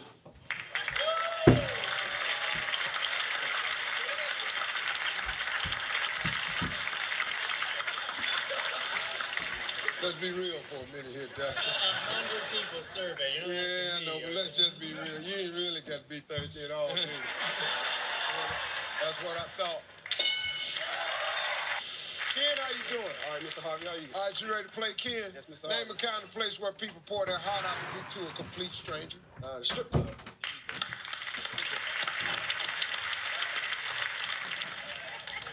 That's why we got problems now, Steve. His wife said that's why we having problems now, Steve. Down the street at the strip club, just pouring your heart out to Bubblicious. talk to 100 minutes. Name something that's not easy to take off of a woman in the heat of passion. Her underwear. Get that underwear down.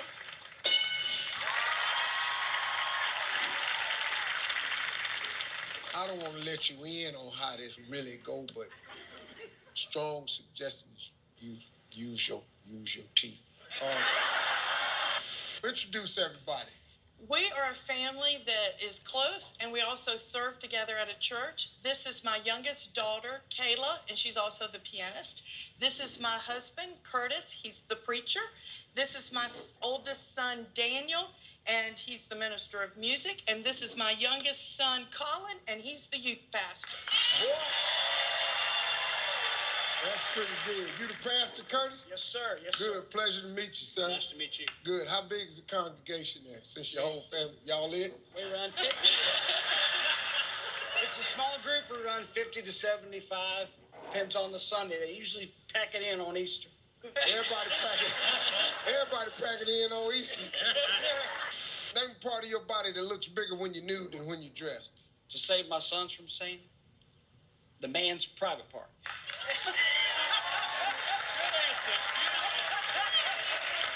I'll sacrifice myself on man's private parts. Name a part of your body looks bigger when you're nude than when you're dressed. Number 3 is the lady's boobs. Pastor, based on your last 2 answers, I'm gonna come down there and join that church. Yep. You about to get a new member.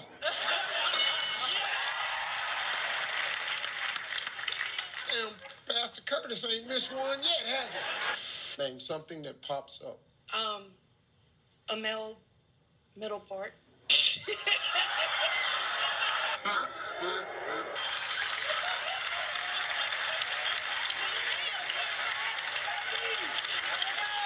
I don't know if this is up there, but let me tell you something.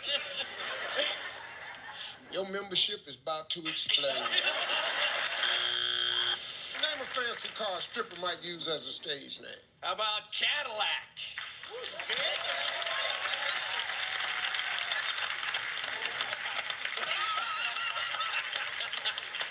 How old is this guy?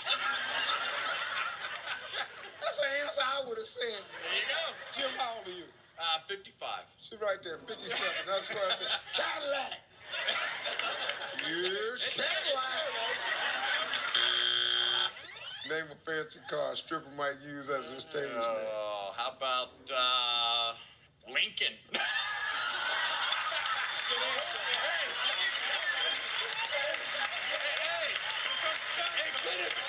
It might be a male strip club. Might be a male strip club. I like it. Good answer. Hey, Lincoln! Come on out and free us! What stripper named Lincoln? This guy's 55. He's naming all his favorite cars. We go round again. Duesenberg. Name something in your home you'd hate to discover your pet snake swallowed. You telling me I'm an old man? You're 55. Yeah. Well, I'm 57. Come on, You know what us guys are doing? We're sitting on the couch. We're playing with that dang remote control.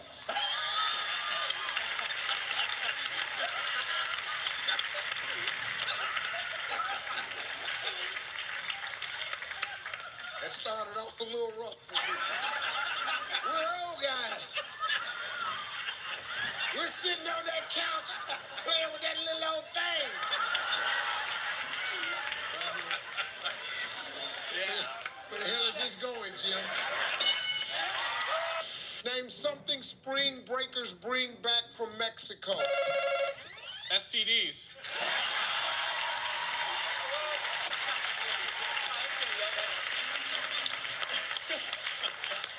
STDs. Talk to 100 married men. Tell me one word you wouldn't want to see your wife search for on Google. They might not want want to see him search for vasectomy. He might want to get cut up.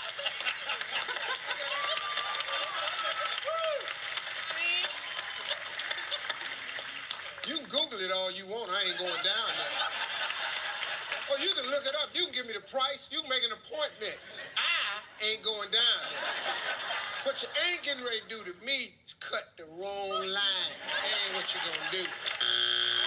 Name something you hope the nurses aren't saying about you when you're out doing surgery. Jim, how little you are.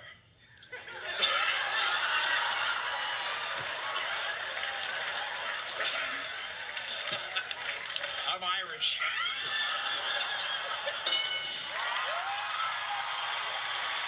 Talk to 100 women. Name something new you'd get that you'd rub in the face of an ex-boyfriend. On that theme, Steve, I'm going to go with when your new boyfriend buys you a new set of, Yeah, come on. Breast. Yes. Yes. Yes. Flash them off. Low-cut shirts. Yeah. Yeah. And a matter of fact, I don't mind if you rub them in my face. Show me. Yeah. What? Do it again. Yeah. All right. I see. If you could go to the land of Oz, name something you'd ask the wizard for. A map. A map? To what? What? A map? What you doing? I finally get to the wizard. I've been in line all afternoon. What can I do for you?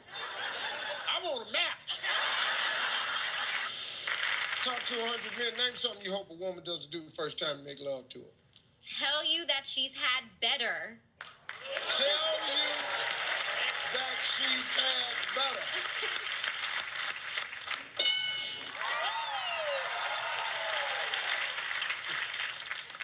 I've had better. Well, whatever.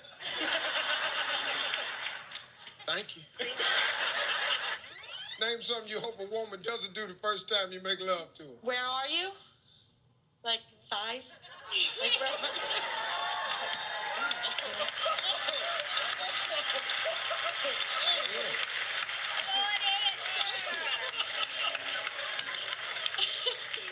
I don't have that problem.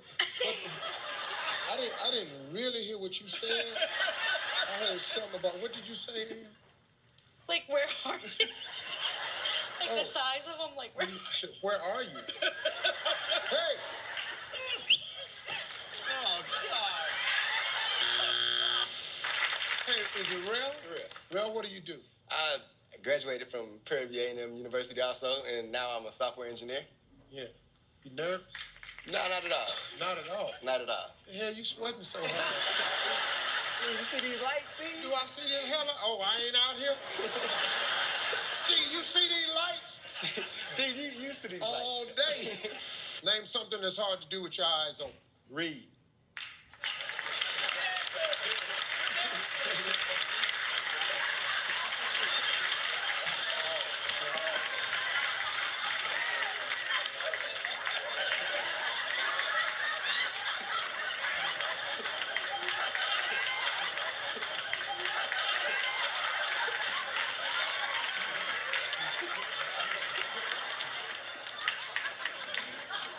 Name something that's hard to do with your eyes open.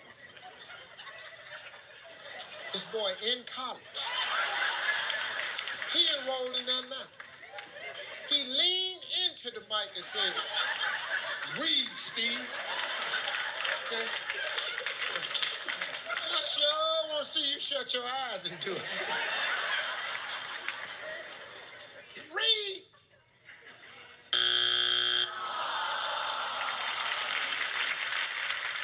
Let me tell you something. When this airs, and they see this at your school, it's gonna be a rough life for you after this. Like I always tell people, oh, you shouldn't do that to him. Him. Hey, listen to me. You have to sacrifice one for the good of many. Rel, you about to be on YouTube. Name something a camel has that a person could also have. DJ. That thing in their back. That thing in their back. That's pretty much why you a PE teacher. Give me something a waitress might put in the rude customer's food. Money. I throw coins in there or something, you know? It gives you answers that make you scratch your head. I don't like you. I'm gonna put some money in. I wish the hell I would. Put my damn tip in your soup. I just said I don't like you. I'm working for tips. I don't like you. I'm sticking it in your food. I'll show you. I hope I do find some money next time I'm eating. DJ, boy, put your fingers down. Name something a pirate might be embarrassed to admit he don't know how to do. Don't know how to spell pirate. I love this dude. I love this dude. Yeah. I've been doing this enough. I know good ones when I see them. I know this boy locked in on bad answers. Name something a pirate might be embarrassed to admit he didn't know how to do. Hell, he can't spell pirate. I'm sticking with it. You can't change it. Right. I love the fact that you're sticking with it. Matter of fact, this so good. This going on YouTube. Name a kind of bird you'd be shocked to see someone serve at Thanksgiving. A Colin Powell eagle, Steve.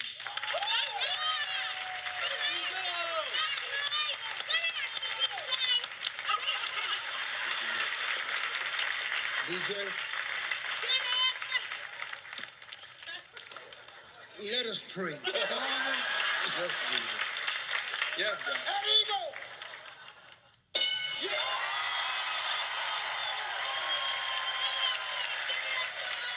DJ, you good? I'm good, man. I'm feeling great right now, man. Ain't nobody tell me nothing.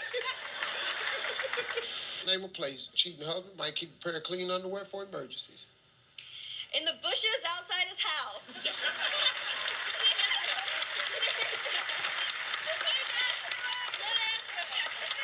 Put the drawers in the bushes where other people could find them and try them on before you get to them. Name something a female magician might pull a rabbit out of. Well, Steve, she may have to bend down and just pull it from under her skirt.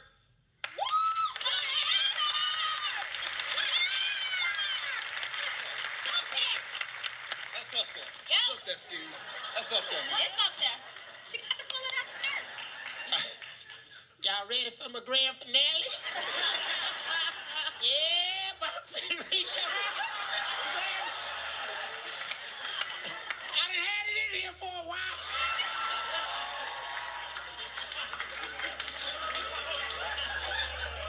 I hope it's still living. Name something Eve might do to Adam's fig leaf that would make him angry. Shalita. Bite it.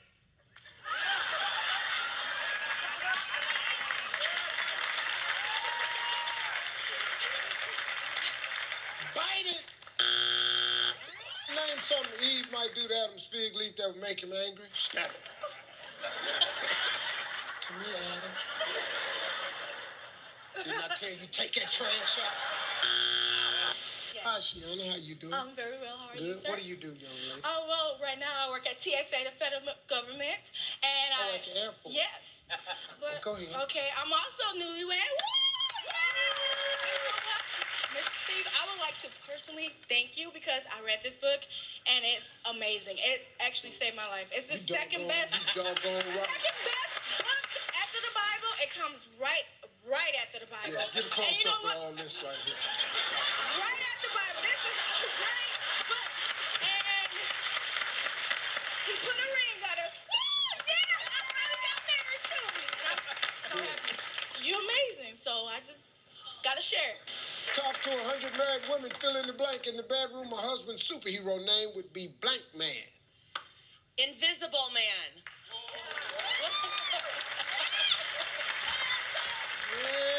Well. Man, this family's having issues. If your dog ran away, name something you'd be surprised he took with him. Is blanket the same as clothes? I don't know. Okay, blanket. Well, I'm just the host, lady.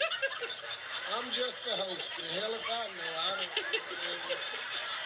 If you wrap him in it, I don't know if you got it wrapped around him. I don't know how you do your dog. But if he's invisible, it's okay. If he's invisible, I do the jokes, lady. I do the jokes. We asked 100 married women, name something you might ask your spouse to do to your back. Wash it. Wash it.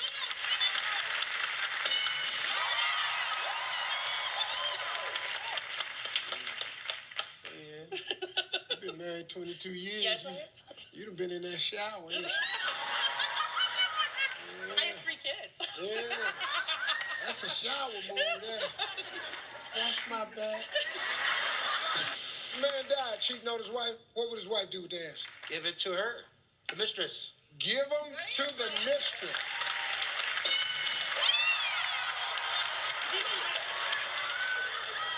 That's what I said. Yeah. But feed them to her, though? I said open your mouth. If a man died cheating on his wife, name something his wife might do with the ashes. Pee on them? I don't know.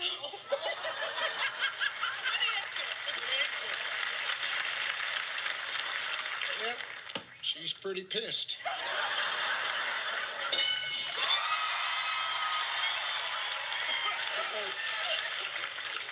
But how come all the women in the crowd with... We talked to 100 single women. Name something that's easier to catch than catching a man. Herpes?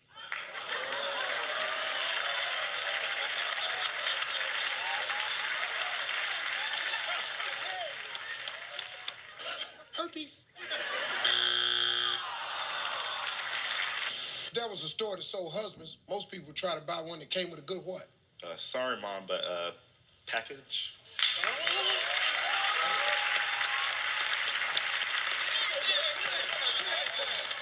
They're saying that that's the same thing as body. Me and you know it ain't. Oh, you can have a good body. Hey, you ain't got to have a good body, though. You know what I'm saying? Yeah. I ain't all that right here. Oh, Lord.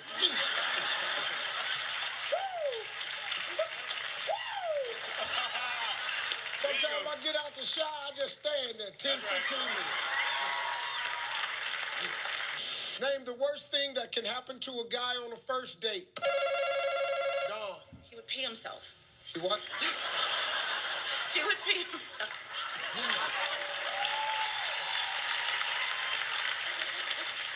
She opens the door and he pees on himself. Name something you wish you had the nerve to tell your wife. Cameron. She's wrong.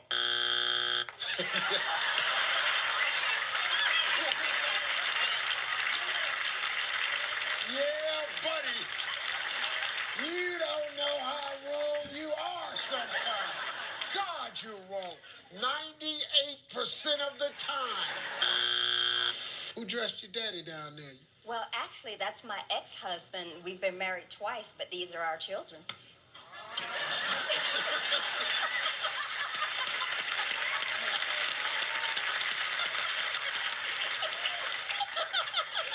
This family really been feuding. Everything she say true? Everything she says true. All right. Got married twice, huh? Yes, sir. That's correct. And divorced twice. You got 2 strikes, so you're going to have to be careful. Because this answer right here could get you shot. Name something that you wish you had the nerve to tell your wife. Sorry, dear, but you cannot cook.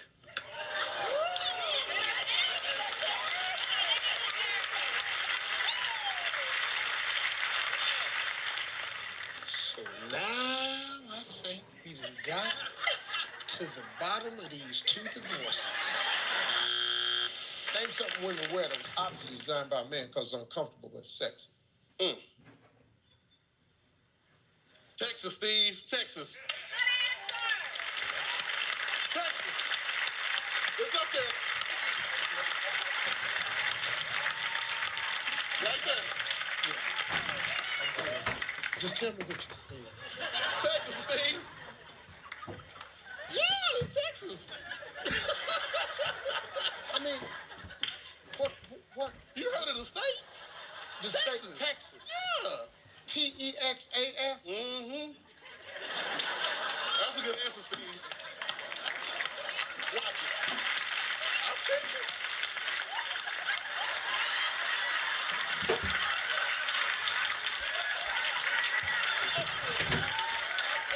Texas? Yes. You from Tennessee? Yeah. Texas. Boy, you crazy. Terry, how you doing, man? Doing very well, sir. Good, good. What do you do? I am a purchasing agent for a steeple building company in Campbellsville, Kentucky. A steeple building. Steeple building. Steeple. Church steeple.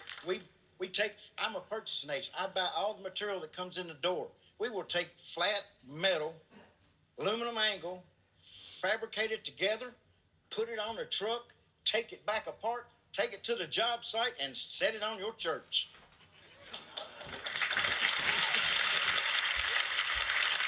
All right. Terry, you married?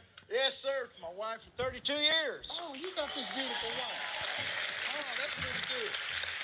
Let me ask something, Miss Kathy. Terry a handful? Yes, he is. I can tell.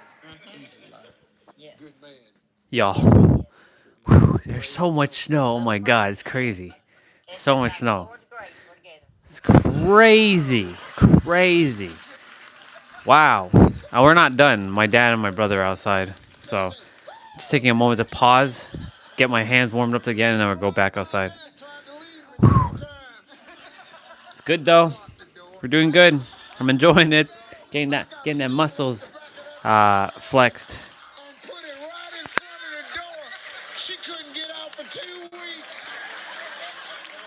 If you were a magician, name something in your life you'd make disappear. Mother-in-law. Tell me the appliance you replace most often. If you were a magician, name something in your life you'd make disappear. You said, what the hell?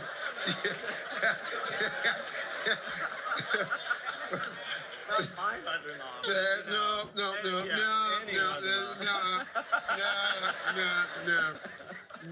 not my mother-in-law. Which one you talking about then? Survey said. That's a good answer. Come on. That answer sucked. Tell me the body part you move the most when you get out on the dance floor.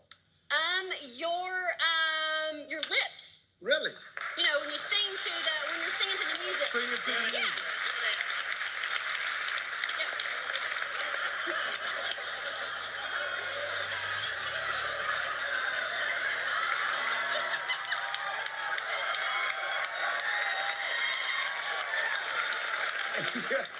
If you think about it, that's really a good answer. Lips. Number 6.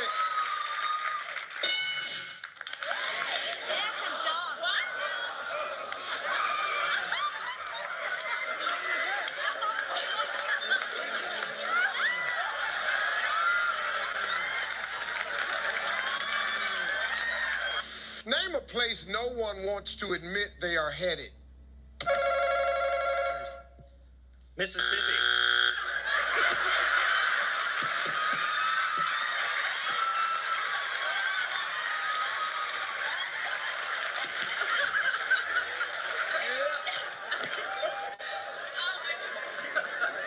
Jason, where you going? I miss you. We're going to Mississippi. We're going to where? We're going to Mississippi. Mississippi. Name a reason a wife purposely fattens up her husband. All I can think is that she can practice her sewing skills. Yeah. You know, like taking out the...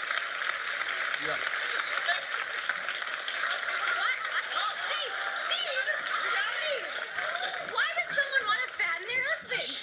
I'm already tired. Don't make this any worse. You know that's not a... To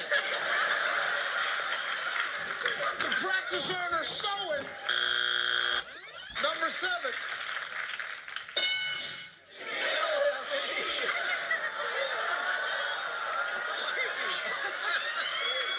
The hell is going on?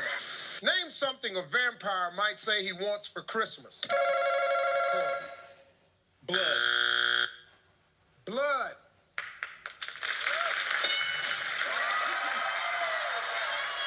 Pass the play. Are we ready to play? Yes, Yeah. sir. I'm ready to play. Okay.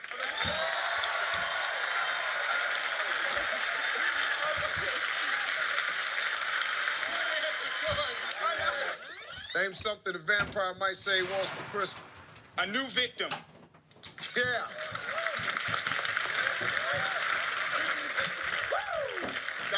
That's good, there, boy. Thank you, sir. You think it's up there? Yes, sir. I bet it is too. Yeah, man. Let me ask you this, man. About how many points you think that would be if it was up there? A lot of points, man. A lot of points. You think we Might be in the top 3. Top 3? Might Possibly. 78, something you know, like that? Somewhere around in there, roughly. Roughly. Roughly. Woo! Yeah.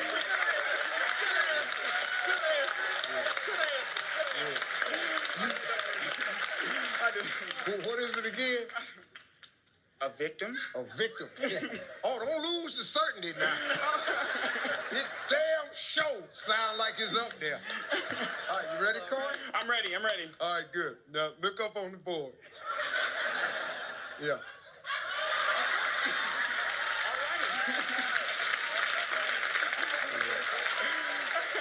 That was my answer. Hey, forgive me. Yeah, Corey got his jacket flying up. Yeah. A new victim. Fred, how you doing, sir? You look better in person, let me tell you. Thank you, man. look good. Fred, let me tell you something. You about as fine as they come standing down here. Fred, me and you standing up here together is too much sexy. Yeah. Fred. You know, my feet hurt, my hands tingle a little, my head aches a little bit. Nothing wrong with my eyes.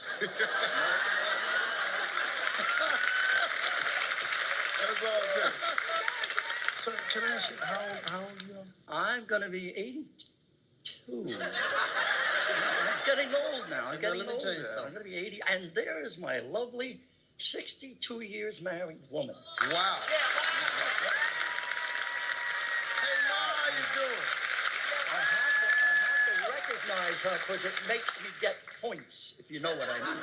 You got it. See, you're a smart man, Fred. I'm telling you, you've been doing this for a while. I'm going to tell you something, man. If God let me be as sharp as you at 82, I would certainly appreciate it. I really, really do, man. Name something you squeeze that reminds you of your wife's behind. Another woman.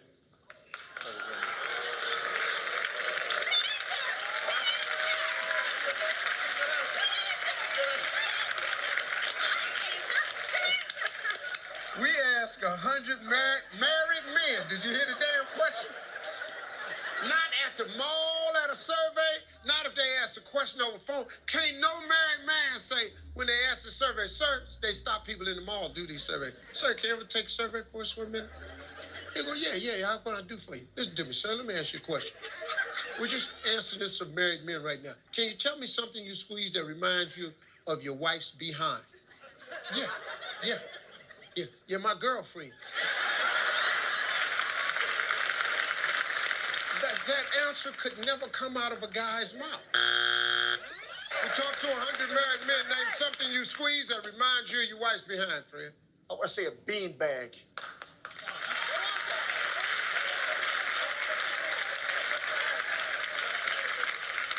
A bean bag got a lot of little beads in it. Yeah, yeah. What is that? What is that, beans? Bean bag. Name something it should be against the law for people to wear if they're out of shape. Thongs. Thongs.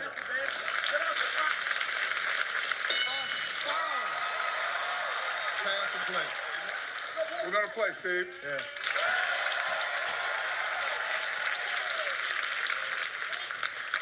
In all fairness, though, most people are out of shape. That you see them with thongs on, they're not actually thongs. Just to be fair. They go on as drawers. But as you walk, they gather. They just gather. If you walk, they just gather. It's gonna happen. Name something that should be against the law for people to wear if they're out of shape. Nothing. They should be able to wear nothing. You know? Right? Yeah. Like they gotta keep some clothes on. They should not be naked. Yeah, that's what... Technically, that's correct. But the question is, name. Listen to me, Chris. Got all that damn hair on your head. You're gonna get a haircut after this. But something is locking your brains up.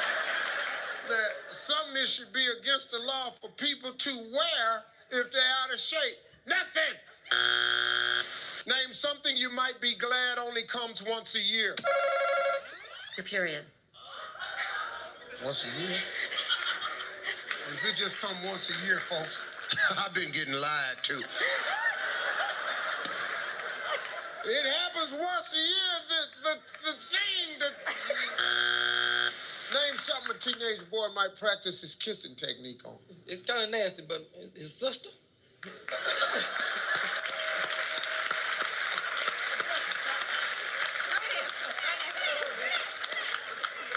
Can I take it back? No, that's your answer, man. We're gonna... Name something a teenage boy might practice his kissing technique on. His mom.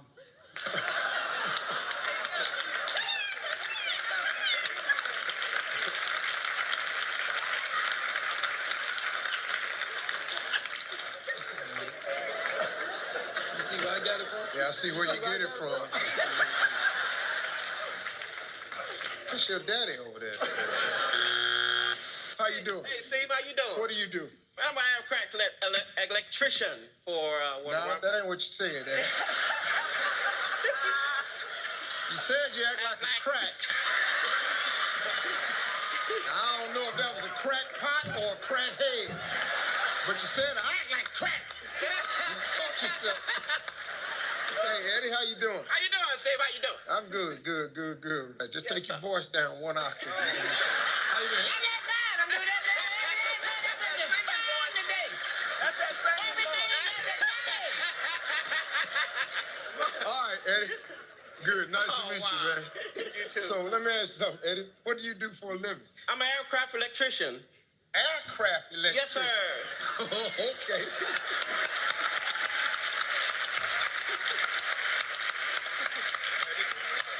That's a good job. Yes, sir. You got to be bright, but they only hire bright people work on Yes, sir. aircraft. 32 years, sir. Yeah. Yes, sir. Yeah.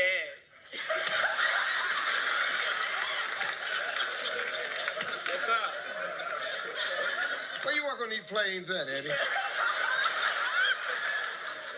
Name a specific word you'd use to describe a peach and a woman. I'm gonna go with sexy. Gotta go with sexy. Gotta go sexy peach. Yeah, when I'm in the grocery store and I pick up that peach, I be going, woo. Oh, this is a sexy looking peach right here. Hey, Tyler. How you doing? Good, good. What do you do? I'm a professional video game player. I travel across the country and compete playing video games. Are you pretty good at it? I mean, yeah, I'm one of the best Halo players. One of the best what? A Halo player? Halo? The game Halo?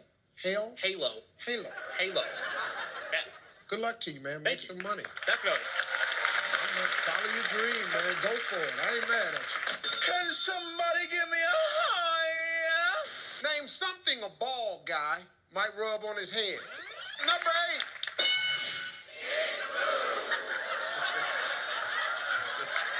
Yeah. Yeah.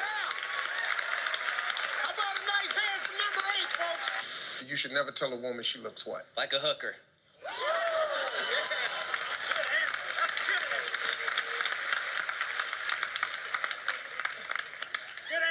Never made that mistake. Well, when does that opportunity present itself? Hey, Frank, how you doing? What do you do for a living, Frank? Well, actually, I'm in school right now. I am doing actually the ROTC program. So once I graduate, I will be an Army officer. Before that, I'm actually an entertainer. I worked at Disney. I toured in Europe, all of America. Oh, yeah, I hear. I mean, Can't you hear? Yeah. Hi, folks. How are you today? Hi, I'm in the ROTC program. I'll be here all week. Hey, come on in, kids. Hey, welcome to Disney. I'm your entertainment program. Oh, I heard it. I heard it. Oh, you all of it. Ain't got no facial hair, all of it. You should never tell a woman she looks what? Okay, Steve, I would never say this personal, but never tell a woman she looks like her mother. I mean, I like the answer, but I'm gonna just tell you something. If you have a nice looking mom, see what you want is when you go over a girl's house, you should just look at her mama. If you're not comfortable with what you see, leave right away. Get out now, because if you get involved, that's who you're gonna end up sleeping with. And you meet an attractive woman like this, then you go, well, bam, bingo. Never tell her she looks like her mother.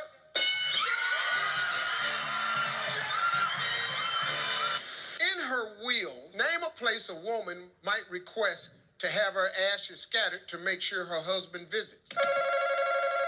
At their home. At their home. Yes. Just sprinkle my ashes right here at the house.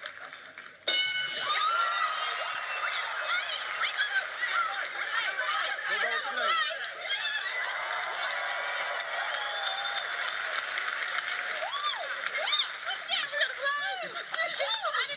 You obviously could not believe you got that answer.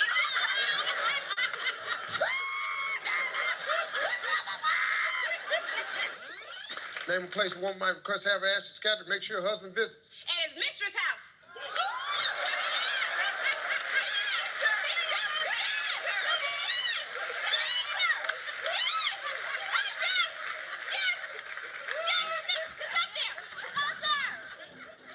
You can point up there all you want.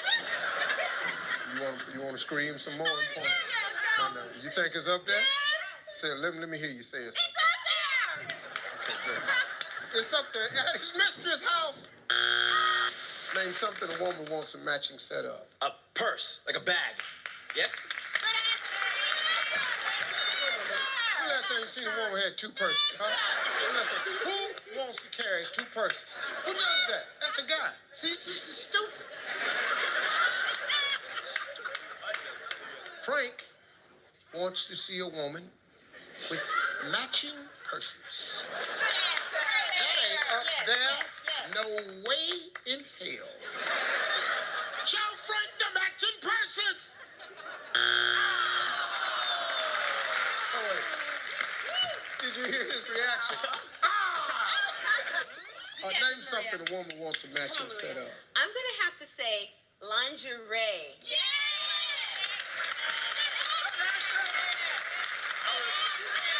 That was a good answer. Yeah, I didn't know that. I didn't know that at all. Yeah. I don't know what a woman wants, but really got the match, though. I can tell you that. I don't give a damn if it ain't the same color. I don't care. You can have lace and plastic on. I don't even care. I don't care if it's the same fabric. What do I care? Just let me see it. Name something a woman wants a matching set of. Nail polish. What?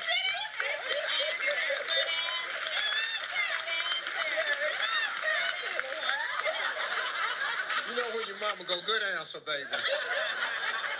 And then put her hand back off for you like she don't really know you. Good answer, baby.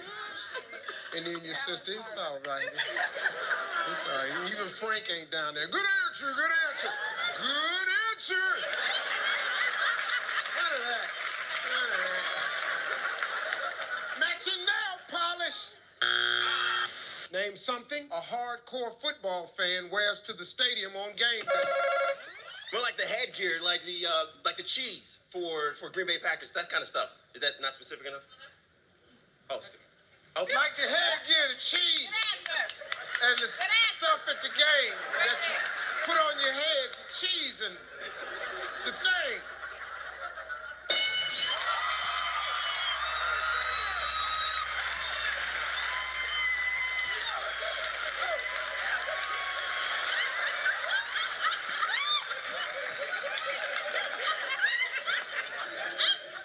Maria, you married? No, but I will be possibly. Well, actually, I will be to a wonderful man named Todd Caleb. Okay, I put it out there, didn't I? How long you guys been dating? We've been dating for about 6 years. Well, now, when do you want to get married? Tomorrow. Let me stop talking. Yes, sir. Mama, how you doing? I'm doing wonderful, Mr. Steve. How's this working? Is this? He's a good guy. He is. He's He a really nice is. guy. Just kind of slow. Kind of slow. Slow moving, or Yes, he? slow moving. Oh, okay. That is so true. Yes. So, what do you think the holdup is? I really do believe that he just don't realize what he have. You heard her. What he taking 6 years for? That's right. What he got better to do? That's right. Who is this guy?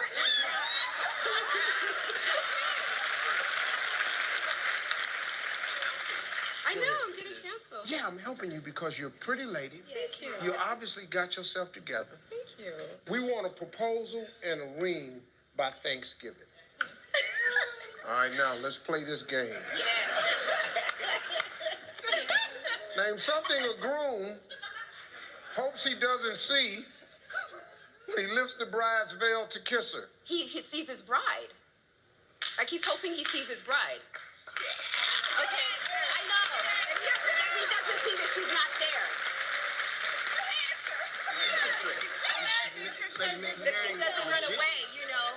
That she runs away. He hopes she doesn't run away when she listens.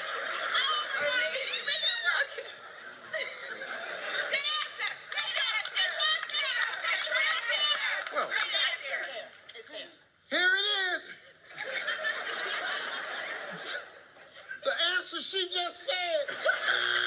Name something a groom hopes he doesn't see when he lifts the bride's veil to kiss her. I'm thinking maybe an animal.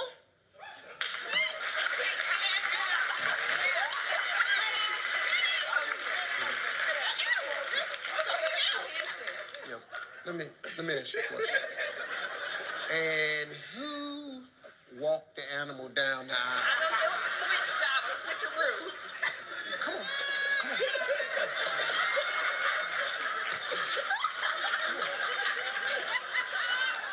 Give me a practical joke. Good answer. Good answer. We have pet lovers. Good answer. An animal. We ask 100 married men, name something you'd like to buy your wife a new pair of. I'd like to buy my wife a new pair of bracelets. Like matching bracelets. Where those matching bracelets? Matching bracelets. Okay. Good answer. Yeah, matching bracelets. Yeah.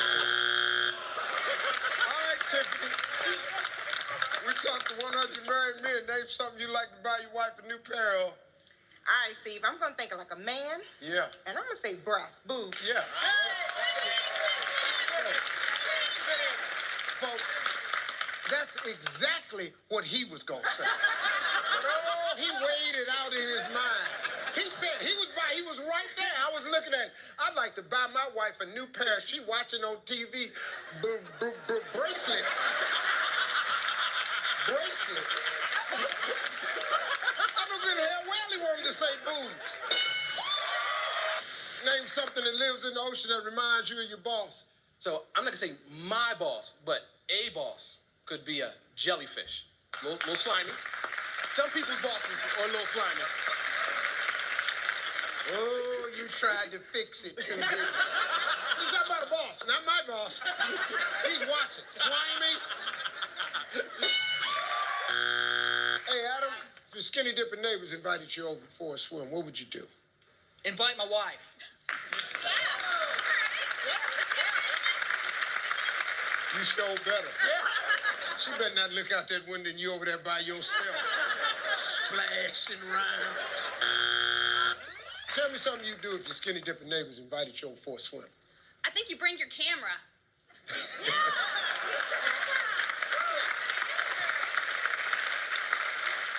Pastor White wild, ain't she? Yeah, That's what 100 other people said, Steve. Yeah, Ray, throw your hands up. Yeah. We talked to 100 men. Name something you like to borrow from Steve Harvey to impress the ladies. His sense of humor.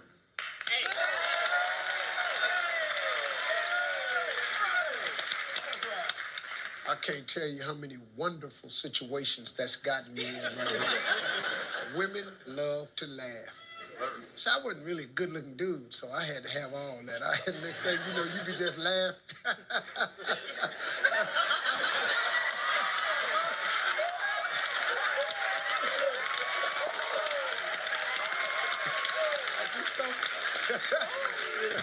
It ain't like I could walk in the room and go, here I am. Talk to 100 men. Ain't something you like borrow from Steve Harvey to impress the ladies. Come on, the mustache. Hey. There you go. Yeah, boy. Once again, I can't tell you how many wonderful situations. The mustache. You talk to 100 men, name something you like to borrow from Steve Harvey to impress the ladies. Yes, sir. Let me borrow your house.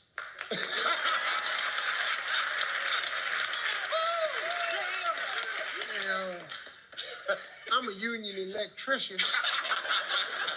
Look where I live. Yeah. Oh, my God. Do you? Well, I'm just... What's the first thing you do when you realize your wife is mad at you? Lie. I'm not married. So, I mean, I don't know. I'm not married.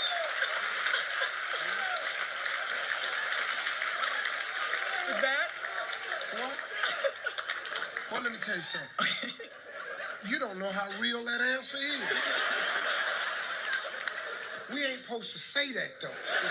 You're right. You're right. I messed up. No, you ain't messed up. That's what you know something. You don't know how many times, you're an Eagle Scout. Yes. Yes, I am. Yes. You gonna be lying your ass off. You're right. It is in our DNA. He 19, he already know. I'm just gonna lie. It's not okay for my husband to kiss women on the what? The nether reason. The privates. The privates, just down there. Below the belt.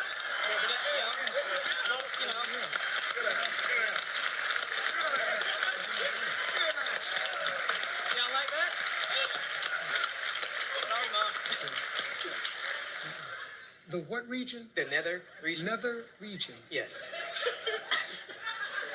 Uncle James, you need to go get this boy's computer. Tell me something your dad tells you to look for in a woman. Someone who will obey them.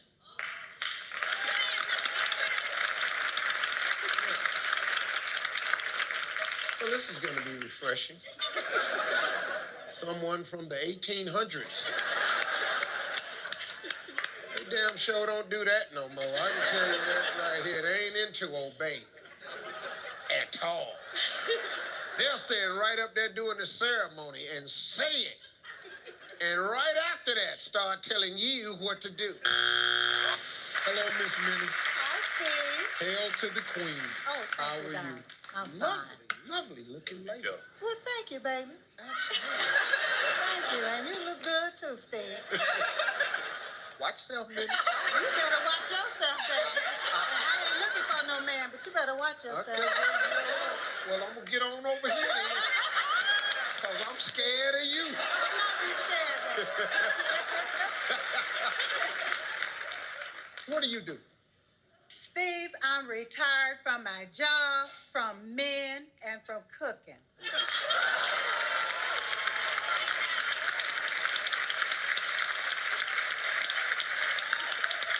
Name something you do to a guy who dumped you on your birthday. I would bust the windows out his car.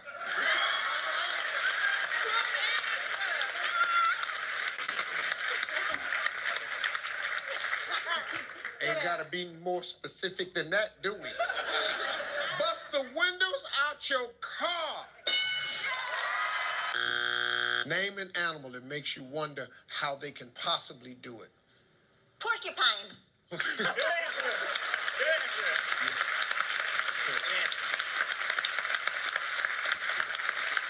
if I'm a male porcupine, I'm gonna do it. I don't give a damn if you stab me to death. I'm gonna do it. But I ain't gonna like it. Name something a man should turn off if he wants to turn a woman on. Turn off the lights. Light a candle. I'm in a sexy mood. Yes. Turn them on. Turn them on.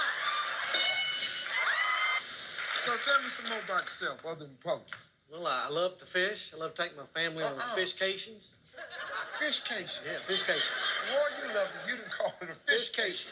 Deep sea or? Deep sea. We were down in Key West back in June. Had a great day. Down on Duval Street that night celebrating a great catch, and I even created a dance called the Angler. Okay, let's see it, King. But we did some music at the teacher. All right, give me a little music. Ready? Yeah. First is ride the boat, fish on, gaff the fish, and then we fall down the fish, floor like a dead fish. Ready? Ride the boat.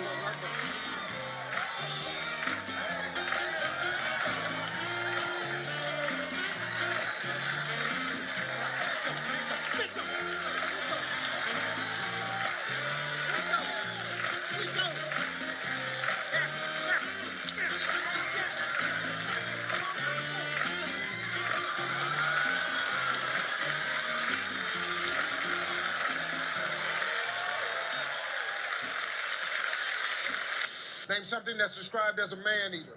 A woman. Yeah. Watch out, boy, she'll chew you up. Oh, here she comes. She's a man-eater. Hey. Oh, here she comes. She only comes out at night. Oh, here she comes. She's a man-eater. That was my jam, Hall & Oates, boy. For you, what's the worst kind of music to make love to? Christian music.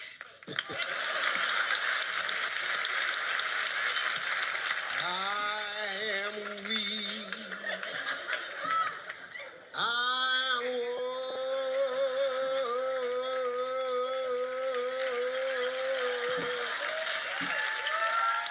through the storm, through the night. Ooh. Making love to Christian music, trying to come up with some more little Christians. Hey, Ted, how you doing? I am fantastic Good, nice to now meet that you. I have finally met you. Good. What do you do for a living, Ted? Well, I actually work at the radio station in town. I'm a radio personality. Yeah, you got a good voice. Yeah. Thank you. You got a good voice. I work in radio too. I don't have a radio voice. Yeah. Sure you do. You still do a little dabble in a little radio here and there, don't you? You still got a Dabble? radio show? I got 7.5 million listeners every day.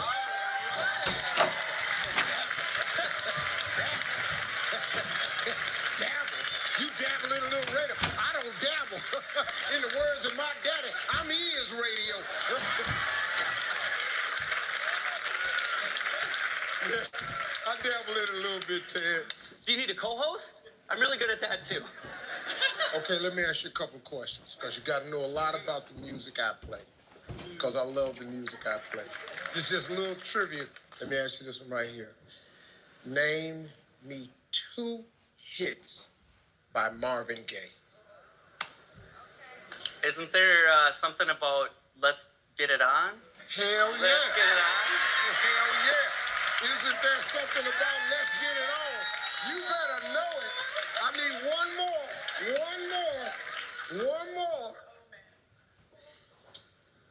You ain't gonna make it. Let's Get It On again?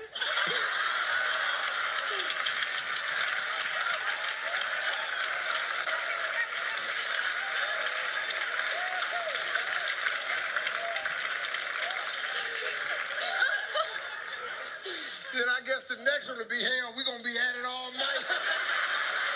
Denise, tell me something you gotta squeeze really hard before anything comes out. Your butt.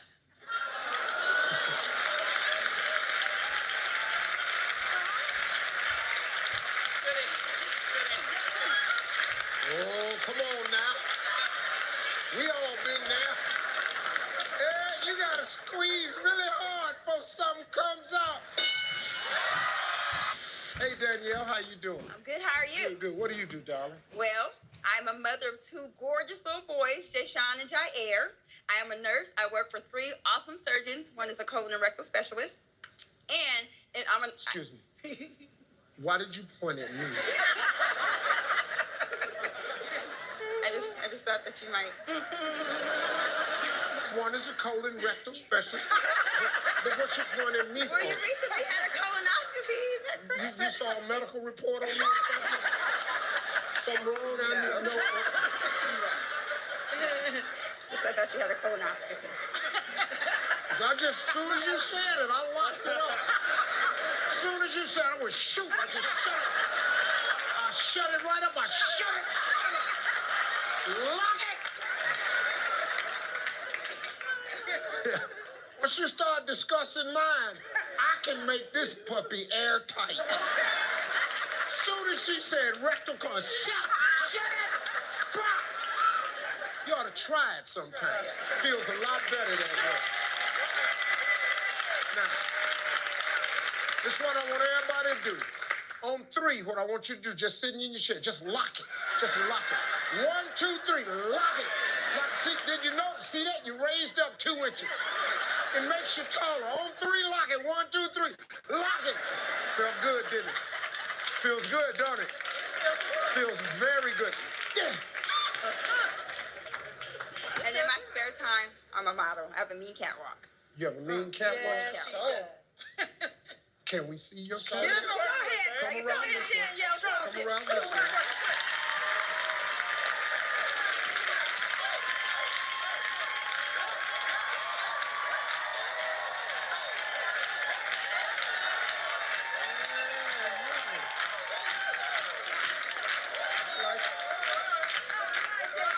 With it. Yeah. Danielle, the nurse, boy. Name something a hospital nurse might threaten to do to a misbehaving male patient. How about not tie the back of his gown? Not tie the back of your gown. I personally don't really care. I leaves mine open. And when the doctor leave me in there too long, you know how they put you in that room and they don't come by? I go out in the hallway. I get everybody's attention. I see somebody up the hallway, I turn and ask for a doctor. I do. I've done that about 4 times. They gets the doctor to your room right away. Size, how you doing? What do you do for a living, man? I'm a dental assistant. Huh? A dental assistant. What? Yes. In the office I work in, we cater to individuals with developmental disabilities. All right. That's all I do. Who lets him put them hands in their mouth? I did. Pebble said, I do. Hey. Come on, Big Cyrus. Fix my teeth. Is it Frevel? Frevel? It's Fravel. What? Yeah, that's it. It's like elephant. Ella Fra. That's it. What? Yeah. That's it. How the hell you That's- get elephant out of that? I'm saying. Yeah, a little elephant. Let's just play the damn game. It's Liz. Liz with 2 Z's, double the Z's, double the fun. Is your last name Etta? It is. Double the T's, double the fun as well. It's better with Eder. See, you're going to have to get y'all a slogan. Might not ever with the Van Devils. I was just talking about. Well, I was just saying, no, see, Pebbles, you mad. Come on, I was Steve. saying, because Come on, she Steve. said it's Come on, Steve. better with Etta, and I said, well, maybe never with the Van Devils. See, I was trying to help you out, get you something started. I didn't feel the love. Why you keep messing with me with that big-ass husband of yours? But I'm not gonna get into no confrontation with you, the big old sexy-ass Cyrus standing over there, looking like he done ate 2 people, and I ain't finna be the 3rd person right here. Gotta get this. Fredale. Fravel. There you go. You told me I was reading your lips. You just said. What'd you say? Fravel. See, it sounded like you said Fredale from there. I was looking the lady in the red. Are you related to them? You don't even know them.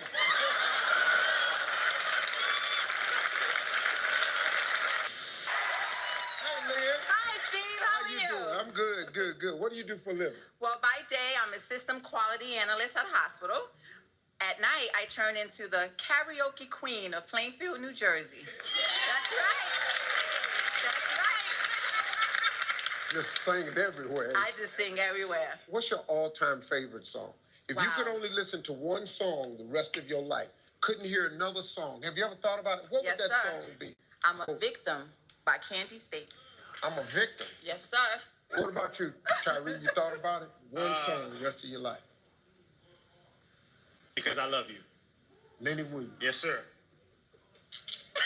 Girl, you know I love you. No matter what you do. That's the jam. That's the Tyree. That's the jam. That's the jam. When you call in sick to work, name something you do to make it believable. You sneeze a lot on the phone. Sneeze a lot. Okay. You're calling in, Tyrese. How would you do it? This is Tyree. And, you know.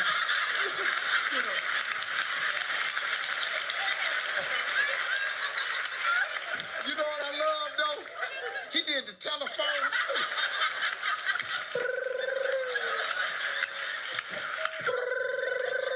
too. All right, Tyree, only one strike. Name something you shouldn't be thinking about doing a church sermon. Sleeping.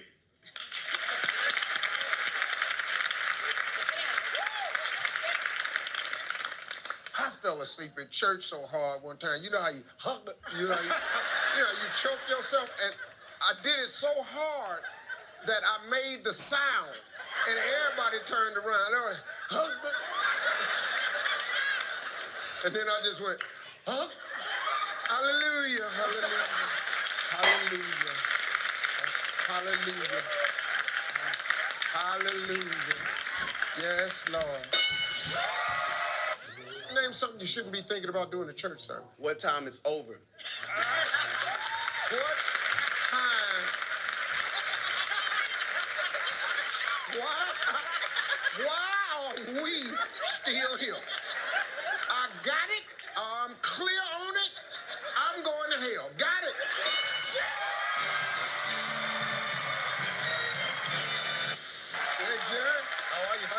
Nice to I'm meet you. doing great. Good to meet you, sir. What do you do for a living? I'm a bishop of a church. Oh, Lord have mercy.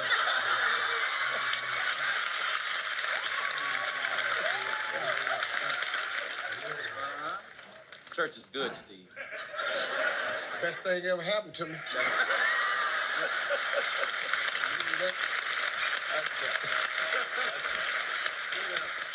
Now, that statement is a true statement. I am a product of prayer. My mama prayed me here. And right now, she in heaven. And every day, I try to put a smile on my mama's face. And you're doing a good job. I hope she up there grinning right now, boy. Yeah. Glenn, Steve, how what do you do, man? I'm a massage therapist. Oh, okay. Yeah. See, big sexy. Yes. That's right. Big and sexy. Yeah, I see that right there. You Strong love them hands. down. What you say, man? I said strong hands. His strong hands. He's my brother. I had strong hands when I touch and rub.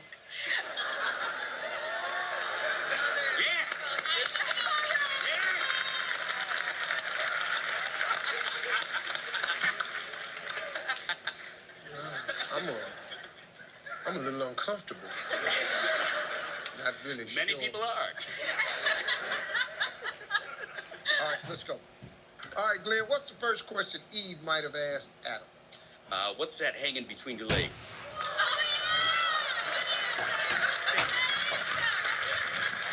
Well, I mean, look, hey, it's the first man, the first woman that makes, hey, what is that hanging between your legs? Good answer.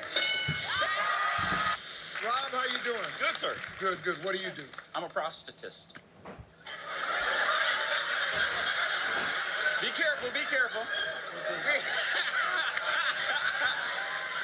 I only know my job. You ain't one. Now he coming.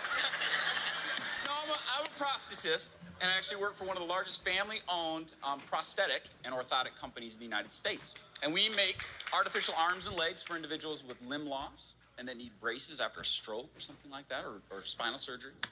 That's what I do.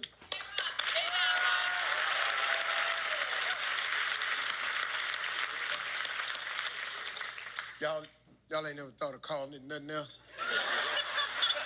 Name something fake that a man might give his girlfriend for her birthday. I'm gonna say fake hair, like a day at a spa. Get her some fake hair extensions. I did it! Yeah! I did it! Yeah! Woo!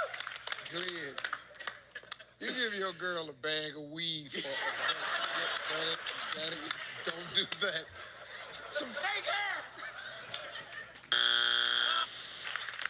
Kate, let's go. Okay. Name a place where you panic if the toilet didn't flush after you used it. I'm going to say at your new boyfriend or girlfriend's house. Yeah, that's got to be up there.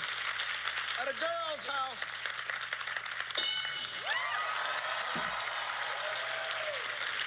That's a rough one right there. Yes. Oh, it's happened to me. God, man. I was in college. I was dating this girl way out of my league. She was gorgeous. She was from New Orleans. She was way out of my league, man. We went to dinner. She wanted to go to a Creole restaurant. I'm from Cleveland. I ain't never had Creole food. We did majority of it. Just there's a side of the cars that has to be done now. And I did the back here. So now I can at least walk. I did the backyard. So at least I can walk now.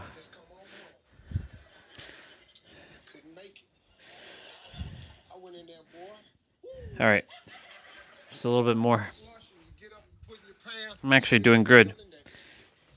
I kept going. You know, I ain't heard that. Ugh, the muscles are going great, by the way.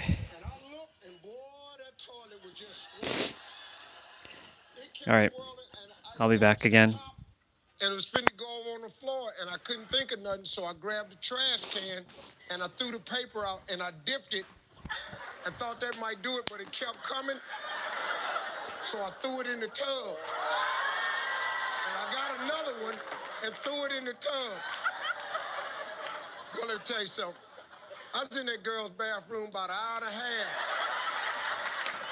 Everything was cool. I walked out. She looked at me and said, "Oh my God, what is that on you?" I didn't know it, but the splashing has splashed all over my pants. True story. True story. No second date. She never spoke to me again. She'd see me on campus and other girls, they'd be pointing at me, act like I ain't seen it. True story. Let her talk to 100 married women. Are you married? Oh, no, happily divorced. And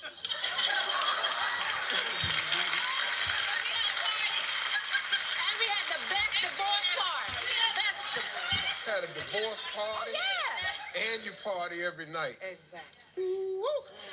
You glad to be free, huh? Oh, them shackles off my feet. Okay. Hey, gotta go. That could be your husband's next sermon. Well, he has many sermons about me. Yeah. But I make He it has to church. many sermons about Yeah, but I make it to church. She does. Might come in at 5 in the morning, but I'm be in church. We keep her in prayer and at the altar. You come in at 5 in the morning and roll right into church? Yeah, come as you are.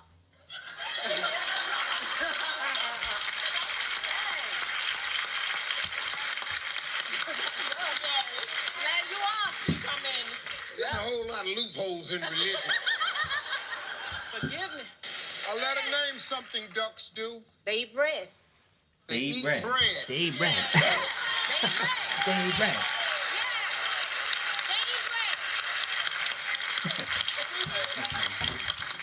Steve, keep in mind. They fly Look, I party. I don't feed the ducks, but I mean, I don't even deal with the ducks. You need to stay home and watch I know. National Geographic or something. You need to watch Animal Planet. You're going out too much. Ducks eat bread. And where the hell they get the bread from? They eat bread. Ducks don't eat no damn bread. Unless you throw it to them. They don't eat bread out in the wild. Well, what they eat? What the ducks eat just because you done throw them the bread. The bread is not on the duck menu. Oh, they be out in the The wild? ducks don't eat bread. What's up, best Steve? You ready? They eat the bread. They eat the bread. Name a word or phrase that starts with hip. I'm hoping this is right, Steve. Hip up, hip, like hiccup, hip. Hip.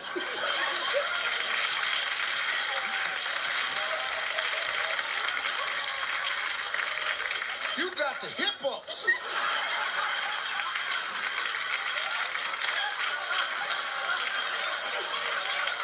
How long you done had the hip ups? You want me to scare you or something? You the first person I ever met had the hip ups. If that's up there, I'm gonna shoot myself in the teeth on national TV. And I'm gonna send the tape to TMZ. Steve Harvey shoots himself in teeth after contestant gives an unbelievable answer. We've all had them. All right, guys, here we go. We got top 8 answers on. You just gonna win like that?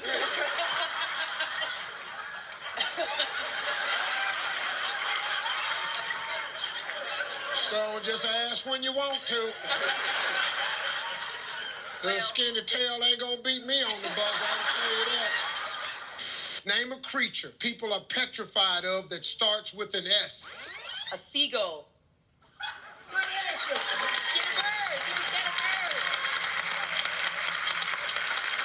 Don't look at me like that, Steve. Bird, we were scared of birds. We were scared of birds, Steve. Here come the seagulls. Oh, Lord, the seagulls is coming. Oh, look, the seagulls is coming. Oh, and they eating corn. The seagulls is coming. The seagulls is coming. We got to get out of here. Come on. Save yourselves. She's got a boyfriend now. You didn't have one before. No. Well, how old is he, Miss Cat? He is, well, he's a little bit younger than her. Oh, Taylor, you a cougar. You tell her she's driving the cradle. Well, how old are you? 20. He's 18. Is that him? That's it, y'all. How we feel about him? It's okay. We like him.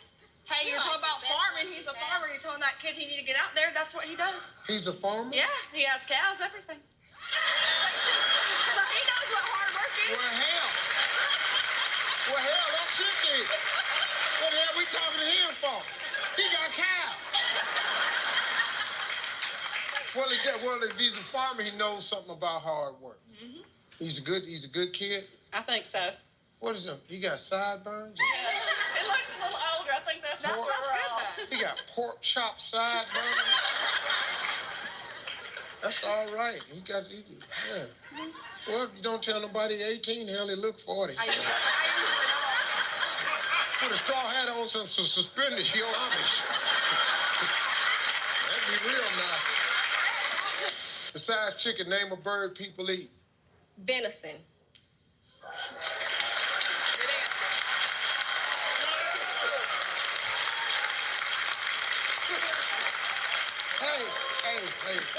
Hey, you stop it. Now, when Santa Claus gets his reindeers and they come to your house, they have to fly to get to your house. Now,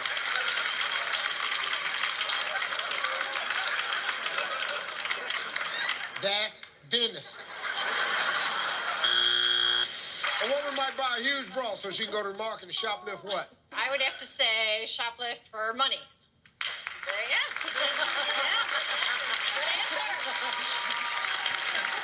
Miss Denise, Yes. where y'all from? Chicago. Well, I live there too. Can you please give me the name of the store that has the money out on the shelves? I'm gonna catch a plane and I'm gonna get there by Saturday. If you're real quick at the cashier when they're not looking, you could reach over and grab that money.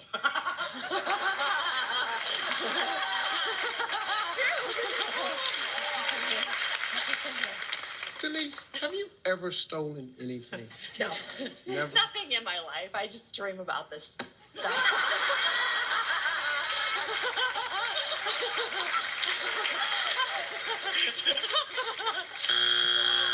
Name something you keep on doing even though you know it's wrong.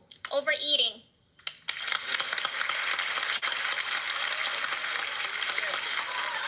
There's some women out here want to come up here and just snatch a knot. You ain't ever heard a meal in your whole life. You ain't never heard nothing. Overeating. Is it Deidre? Yes. Deidre? Steve. This your husband? This is my handsome husband. Hell yeah. Hell yeah. Best looking damn dude ever been on Family Feud.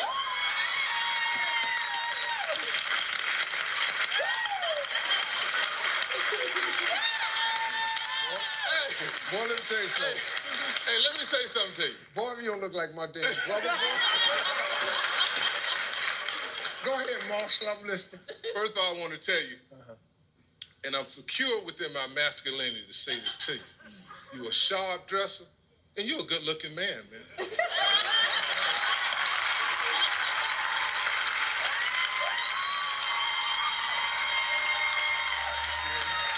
Well, you just made my day, man. Boy, you don't understand. I ain't mad at you.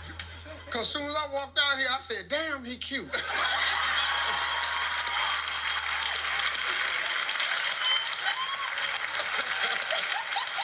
All right, Deidre, let's go. We talked to 100 women. Name a way your man is like a good cut of meat. Well, Steve, I'm gonna say he is thick. Yes.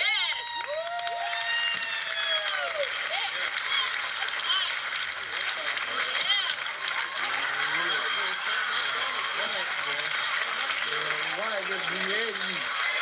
That's both of us. Just saying that. But boy, we more and more alike as I stand here. Yeah, baby. We like a good cut of meat. Cause me and Marshall is thick.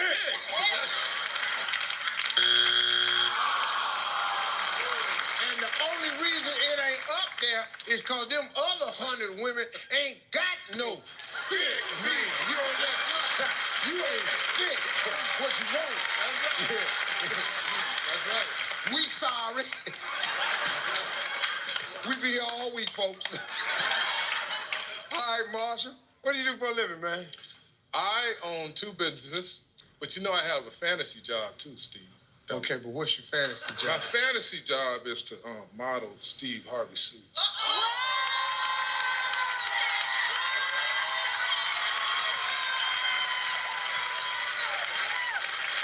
That's my fantasy job. I can't get mad at nothing he do. How am I gonna get mad at me? What that look like?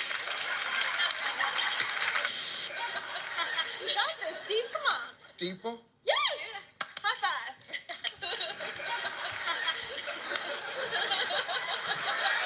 You do something that's I love interesting? to Bollywood dance. I wanted to show you You some like to what? Bollywood dance. What you talking about? You know, shake your hips and Okay, do you the wanna leg show bump. me something? Yeah. Would you like to dance with me? Can I show you some moves? Okay. Okay.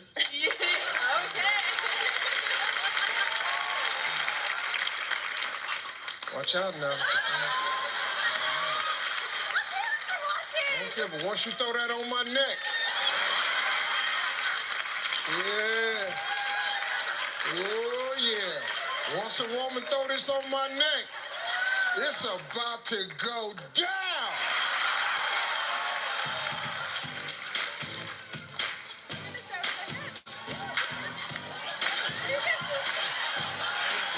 What you gonna do?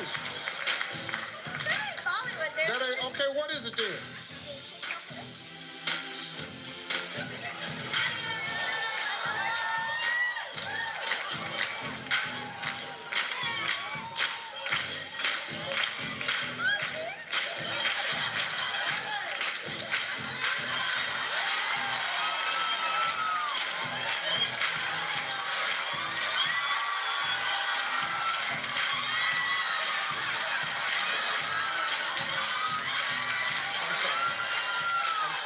I'm sorry. I got caught up. I apologize. Sorry about that. Just something I don't know what happened. Sorry. Something I used to do back in the day. I'm sorry. Once I throw that rope on you, we finna ride that pony. I'm sorry. That ain't the day. I'm sorry. Thank you very much. Thank you. Yes, ma'am.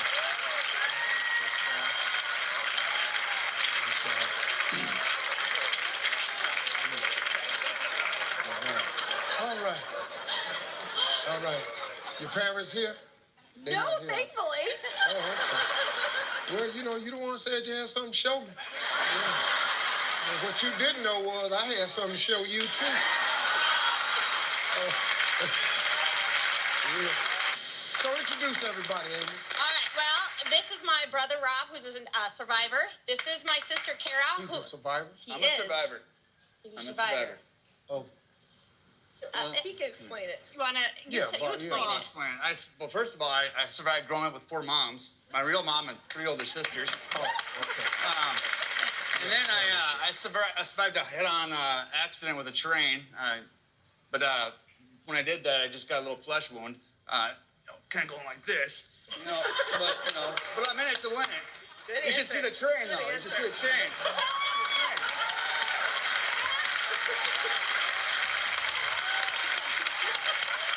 Just a flesh wound, Steve. Just a flesh wound.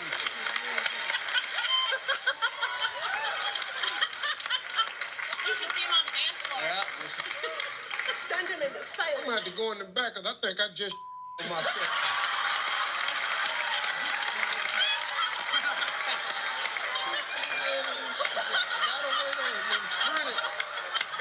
I just went, pop!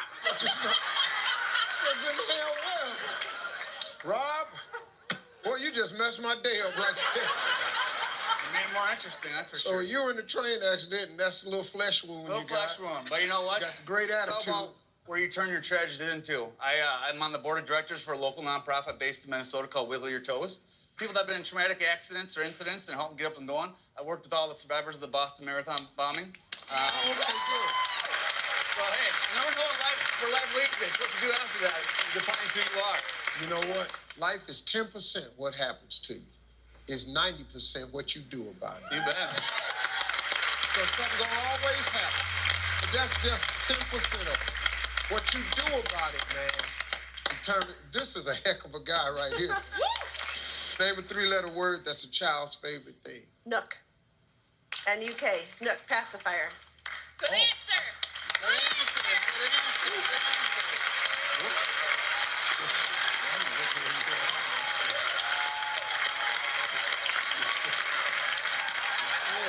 Little Nook, is that short for Nookie?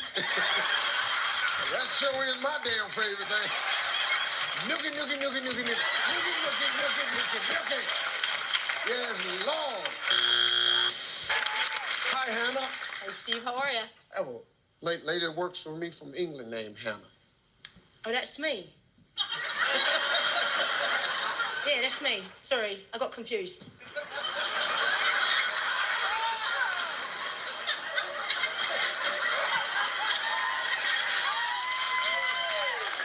She sounds just like that. I'm so confused. I'm going, my mouth is like, she got me. I mean, she went right into it. But wait. I have something that can contend. I can do some animal impersonations. An animal impersonation? I have two. This is gonna be good. All right, Eve. Cat finna get out the bag now. This finna be some jungle mess right here. Yeah.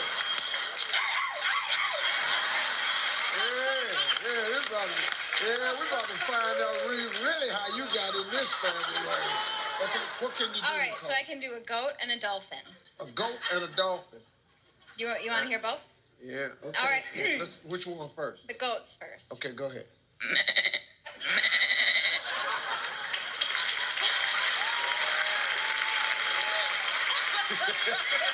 Eric say, yeah. Okay, now the dolphin. The dolphin. Oh, hell yeah. Oh, you in trouble, boy. Yeah, well, see how you got in the family. When you get up in the morning, you look in the mirror, name something you don't want to see on your face. A mole.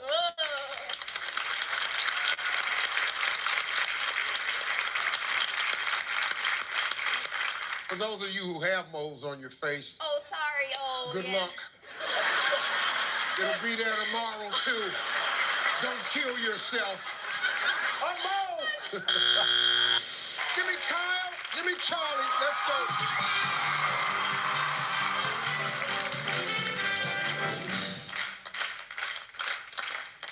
All right, everybody.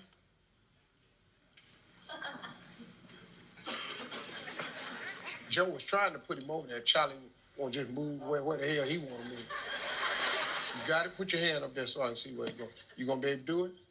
All right, there you go. Gonna give it for $120,000. Charlie, you damn right I can get my hand up there. You give an old player a chance to make some money. Don't worry about it. I got it. Roll me out. Boy, roll me out. Roll me. Point values have doubled, everybody. Here we go. Top 7 answers on the board. We asked 100 women, name something about a bodybuilder that's a turnoff. Kyle. His giant pecs. It's too late. Charlie. Too big. Too big. You saw play. They gonna play.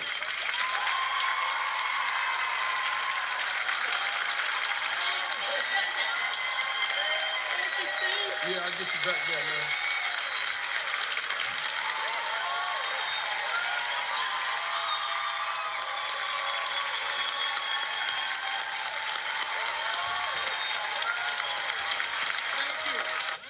We talked to 100 women. Name something about a bodybuilder that's a turn off.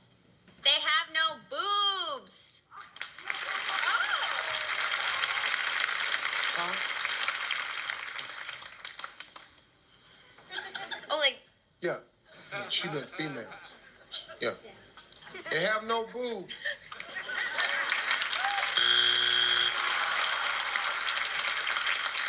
I was finna say, hell, that's the only reason I go to the gym. Trying to get them frogs jumping. Hi. That's the problem right there. That's why I don't go to the gym. Right there. Yep.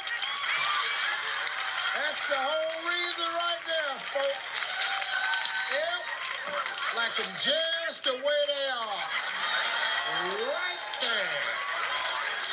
Wow. That's why I just do this here. Because when I pop back, ta-da! Name something of yours that you like, even though it's kind of ugly. Your friends?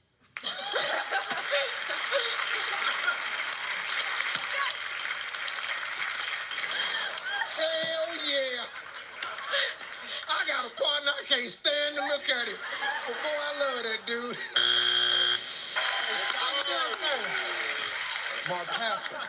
Yes, Did sir. they ever tell you what it meant or what it was after? Steve, I wish I could give you that wonderful story, but 54 years ago, my mom just made it up. You know how they do. Name us something a car salesman hope doesn't happen when he takes a customer for a ride. He hopes the customer doesn't rub up against him.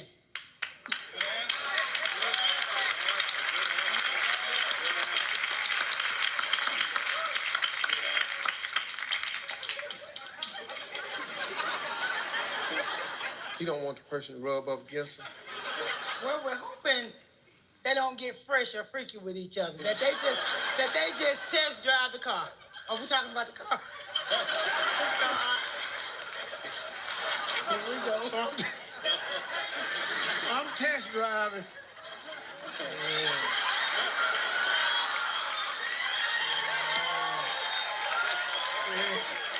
Yeah, I likes the way this handle. Yeah, you want me to shift that gear for you? Give me Scott. Give me Charlie.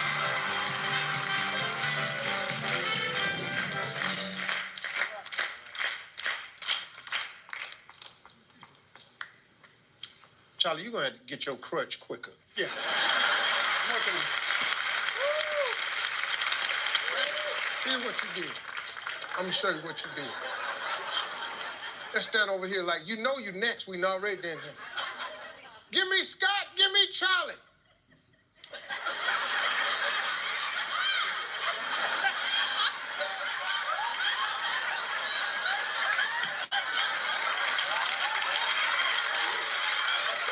Yeah, Scott got to come all the way over here to meet your old ass.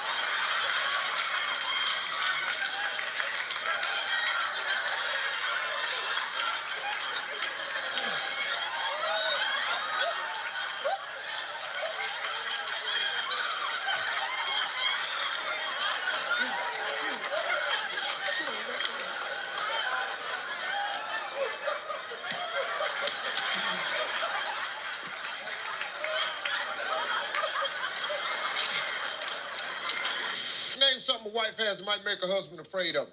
How about handcuffs? Good answer. Good answer. That'll work.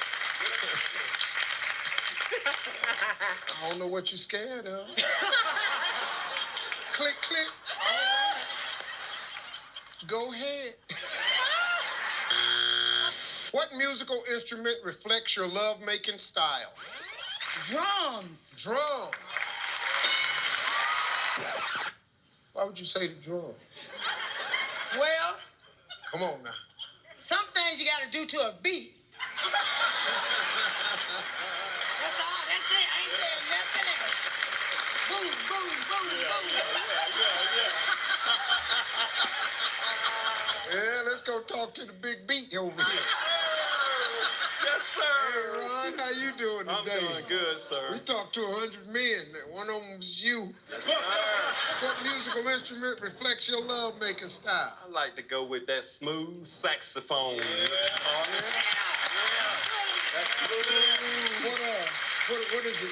What is it about you that makes it your smooth saxophone? Well, you just kind of calm down, slow things down a little bit, and just move. Calm Yes, sir. down. Yes, sir. C-A-L-M. C-A-L-M. Okay, Yes, sir. Yes, sir. Yes, sir. Just the calm saxophone. things down. Scott, Yes, we sir. talked to 100 men. What musical instrument reflects your love-making style? Let's go with a trombone, Steve. Why would you call yourself a trombone, Scott? Well, you see, Steve, when you're dealing with a trombone, you have to go nice and long. Bring it in. See what I'm saying? You know where we're going, Steve? I never looked at it like that, Scott. Learn something new every day, Steve. How you doing?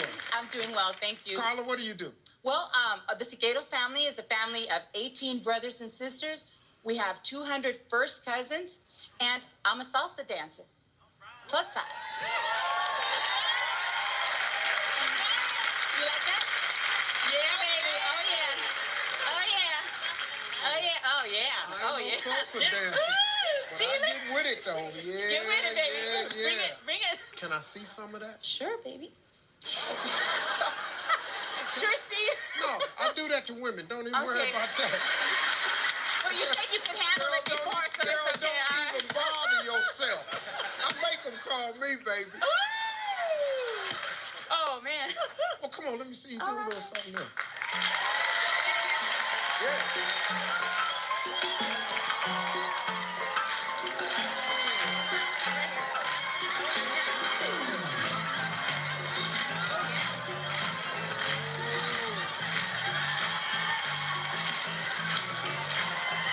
That right there.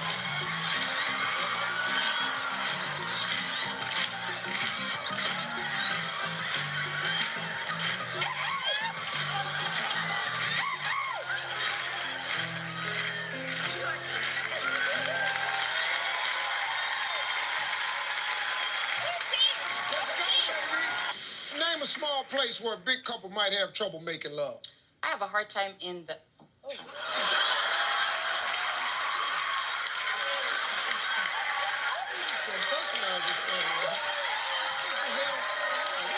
Yeah, Carly, yeah. This just right up your alley, look like. You done just got caught up in this here. All your answers is personal. Yeah. Well, go ahead, Carly. Name a small place where On the couple might have couch. trouble making love. Huh? On the couch. On the couch? You doggone right, it's a good answer. It's time to play Family Feud. Give it up for Steve Harvey.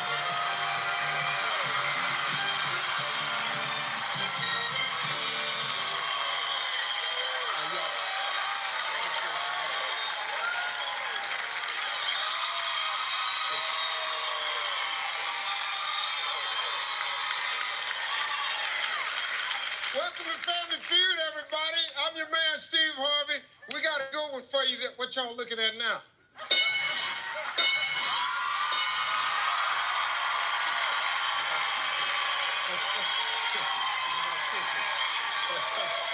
Give me Allie. Give me Rebecca. Let's play some.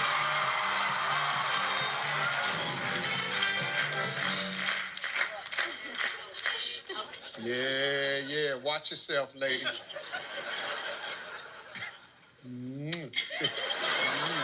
How you ladies doing? All right, let's go. Careful when you hit your buzzer. Don't knock them over. Okay, we'll try.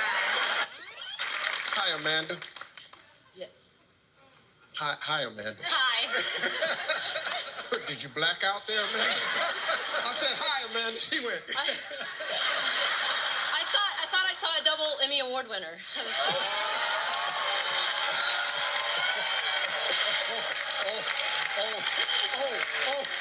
Oh, I see. I see. Oh, you couldn't see me because they were shining too much.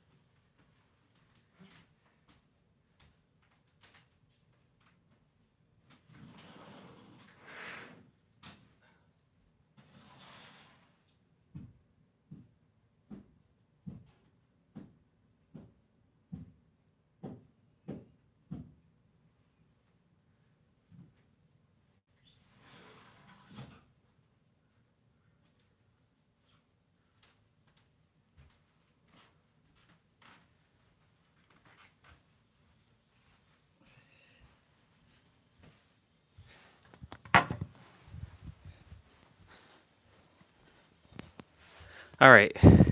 Ooh, that was quite something, y'all. If you only see outside, holy shit, boxers. My God. Crazy. Actually, it wasn't even that bad. It wasn't even cold. But it's cold. But like, I was just moving and just keep moving. I had to, at the side of the cars, the snow collected, so it was like up to here. So I had to like dig all that out on both cars. That was an exercise, y'all. I literally, that was a freaking exercise indeed.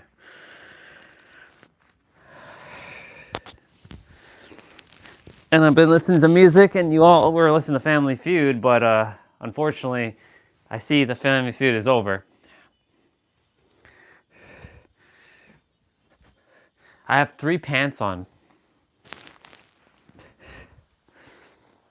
I have my play-out pants.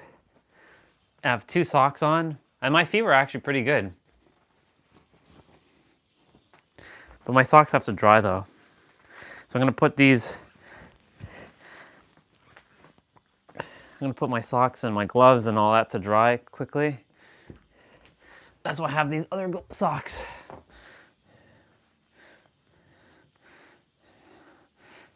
Man, that was good. I want to see how many steps I collected on that.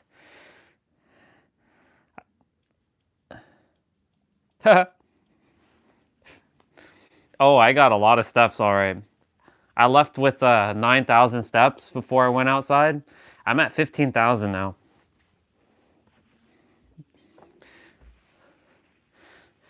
That's crazy.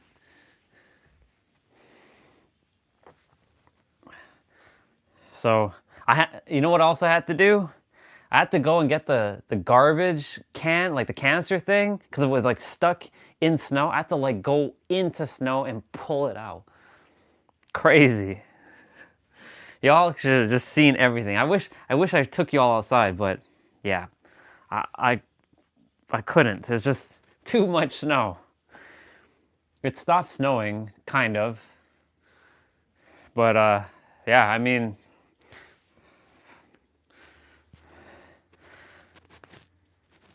it was good. It was good. I cleaned the cars as well, so that they should be okay. So they should be able to get out, so they're not stuck and trapped.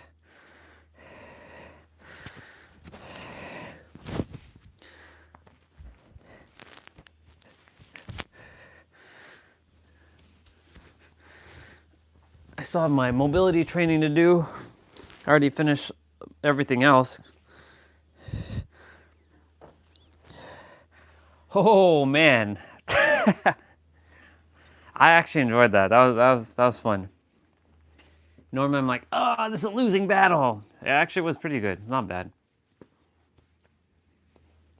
It's done now. The most important thing was over there, right where we're getting out. I had to move chairs at the back there and get shit like, it's crazy. I'll show it to y'all just now. Let me go put these into the dryer. I should take off my my play-out pants as well. My tights are okay. My thermal layer. We go from summertime where we're barely wearing anything, like just the pants, to how many layers did we just take off there?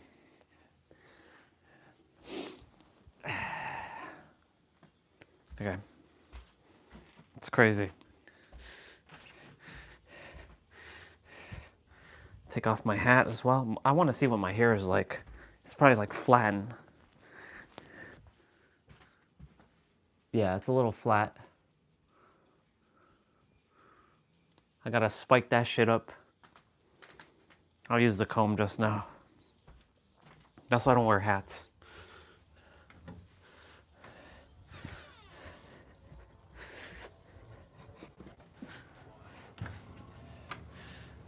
I cleaned to the side of the car, so y'all should be able to get out now.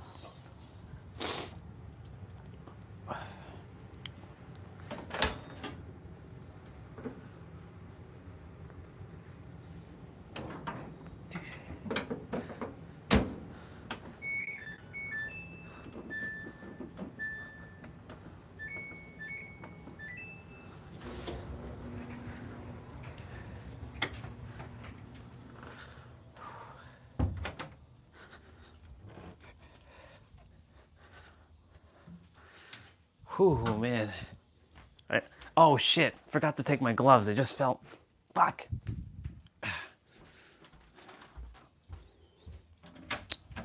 Damn.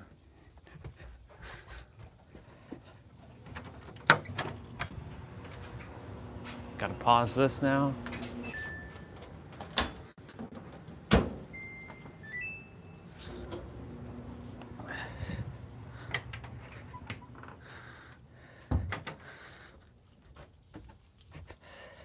My nose is like just running like crazy right now. It's crazy. Nuts. Absolutely nuts. That's the only thing that winter. My nose getting steamrolled. Whew. All right. Let me show you my handiwork, y'all. Let's pick up the jacket. It's like an ice particle in my jacket before I do hang it up. Oh. Oh my God, even there froze. It's crazy. I mean, it is cold outside, but like, because like, wow. Damn, that's not closing.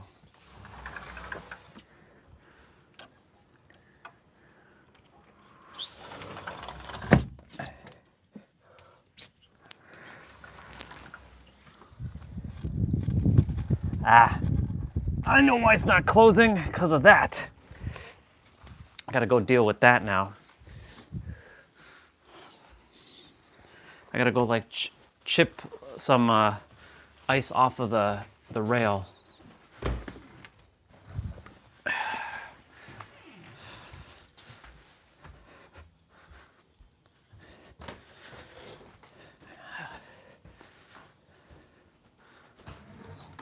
I'm gonna use a butter knife. I'm gonna warm it up.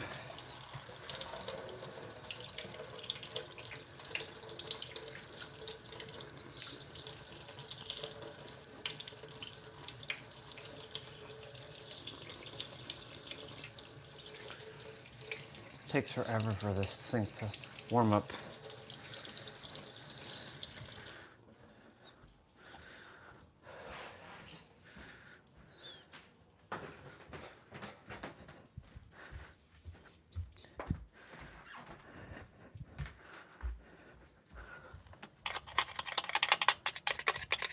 Oh yeah, ice. Oh yeah. Oh yeah, look at all that ice. Look at that. Look at all that ice. Crazy.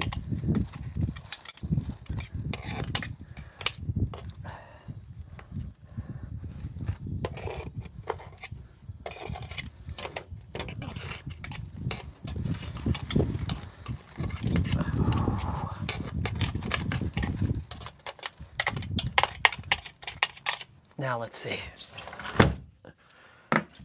Nope. Something else is.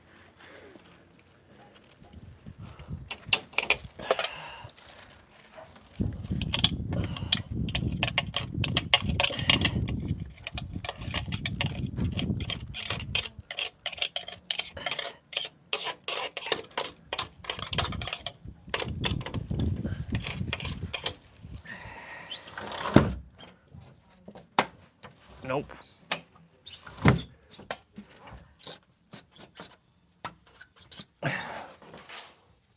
Okay, well that's not good. Now we have another problem to deal with.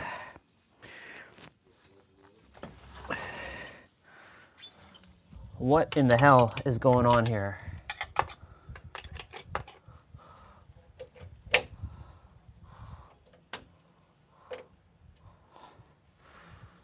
I mean, it'll fix itself, but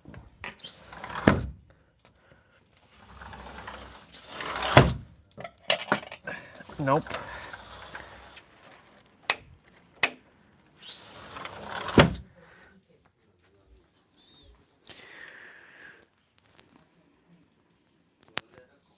Not good. At least this door can close, but like the other door cannot close. So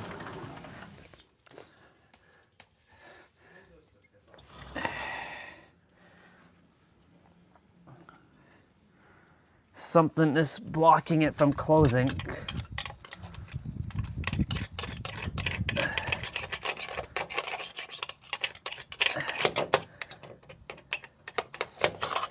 Could just be a bunch of snow particle.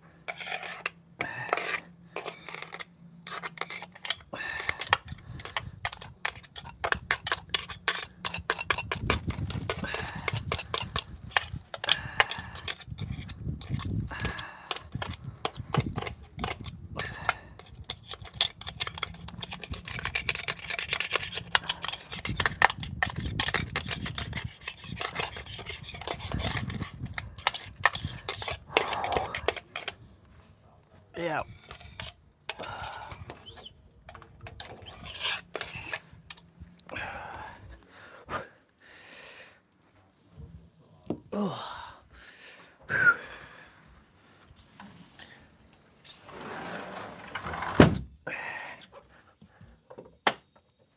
Nope. Nope. What the fuck is causing it to not close? Hope I'm not gonna run into a...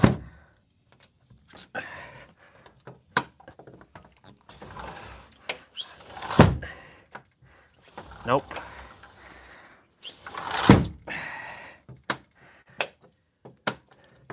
Nope. Still nothing. Something is blocking it from closing completely. It's okay.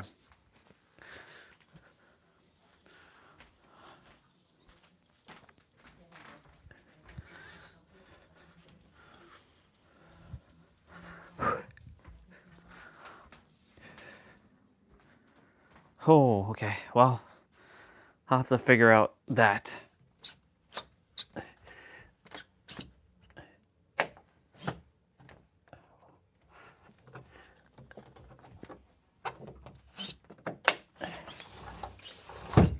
Okay. It can close, but not the way I desire it. It's okay. I'll figure it out. It's closing though, now. I think it just needs to warm up. Oh my God. Crazy, y'all. Wait till you see, like,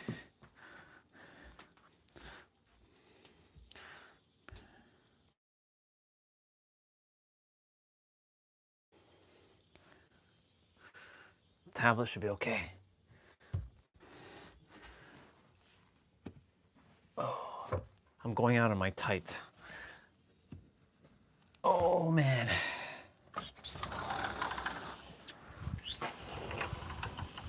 Look at this. I have to like do all here. Look at that. Look at this craziness. We're in our tights right now. Mom just got back. And look at the mountain of snow, y'all. I have to deal all that, and look all the people over there. And then of course, we had to like go there and do that, which is crazy.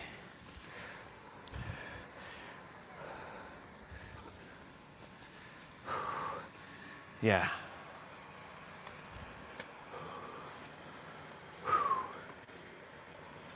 I got the cars. I have to do like the side over here too. Like, I have to lift up all this snow, y'all. And then you can see the mountain over there. It's crazy. And like the path is very narrow.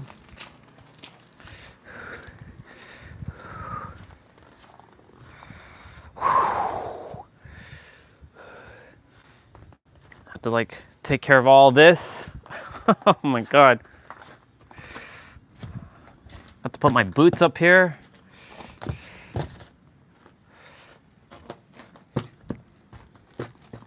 That was work, y'all.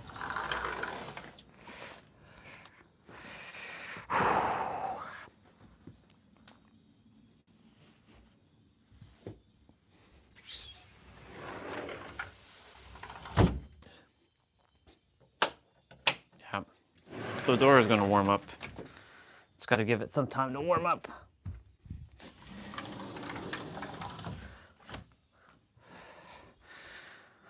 Okay. So that's what we dealt with. So now you all see how much snow fell.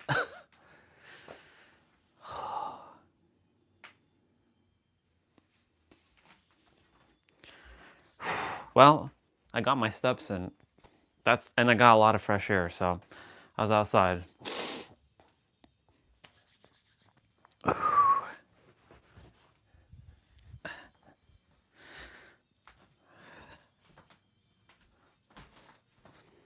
I'll be back.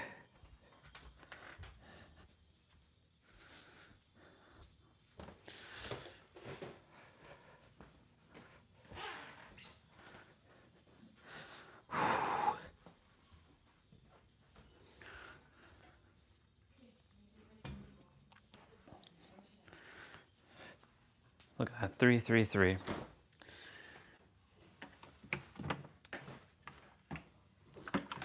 Hey, Mom.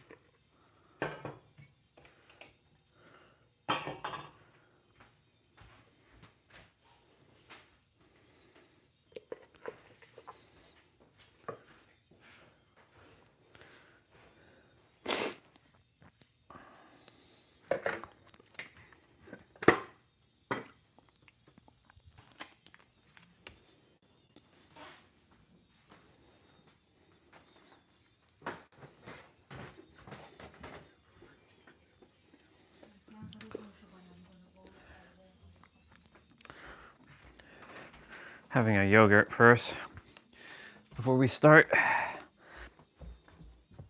Oh, I gotta take this back upstairs.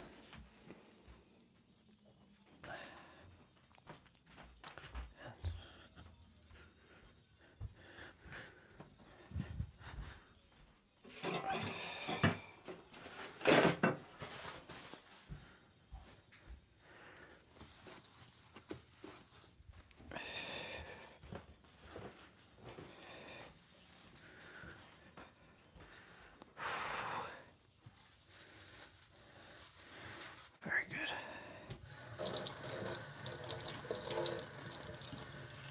Double wash this knife since we were using it.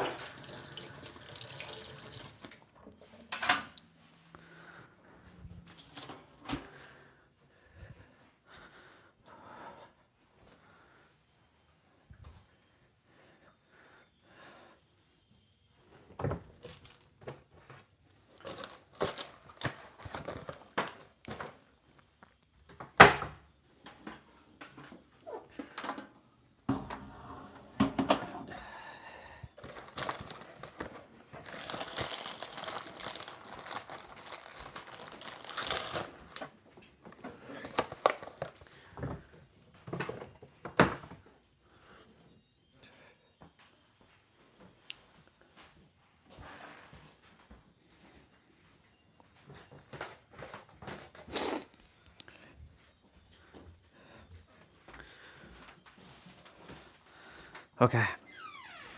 And got me some cookies. Oh my god.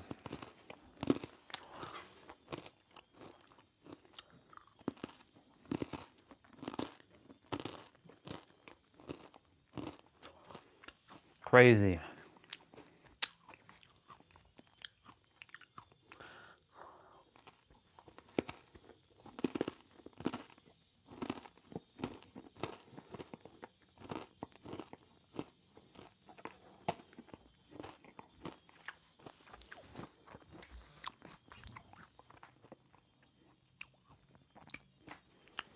I really did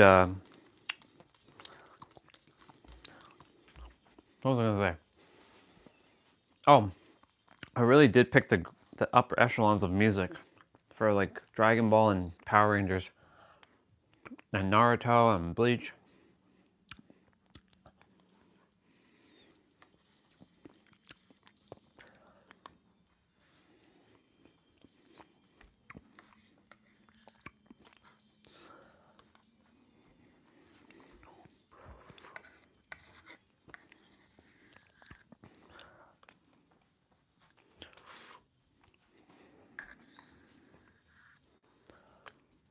Mm.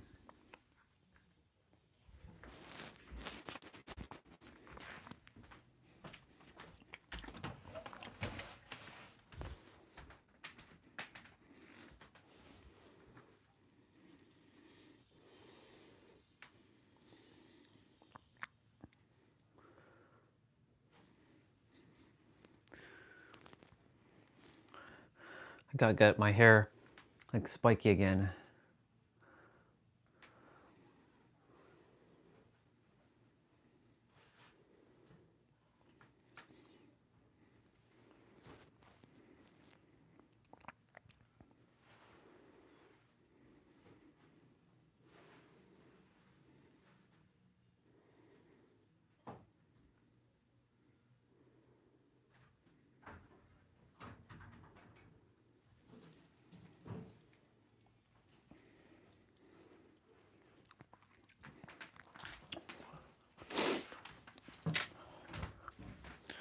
I'm gonna grab something else to eat shortly and then finish up the mobility training.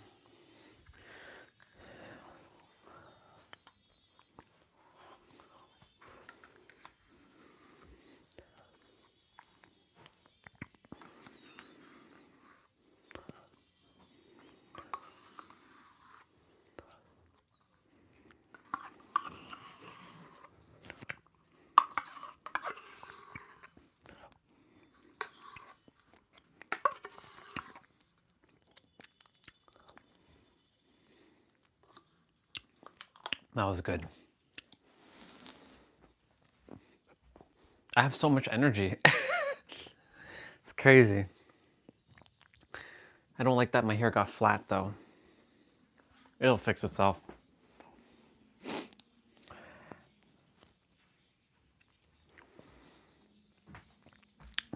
My nose is running again.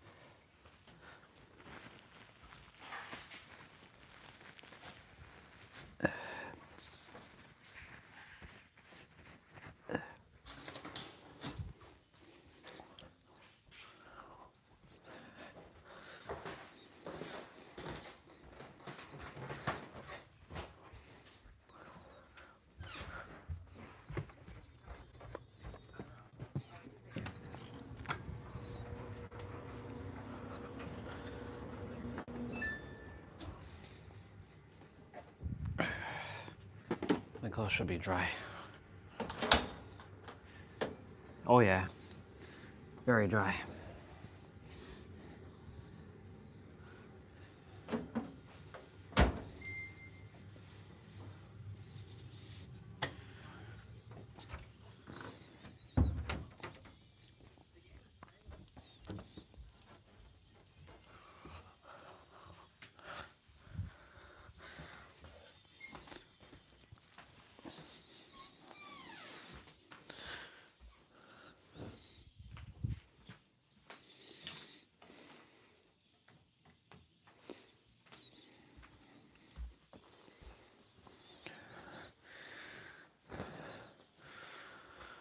Whew. That was good. I'll stay with my tights. I don't need to put anything else back on.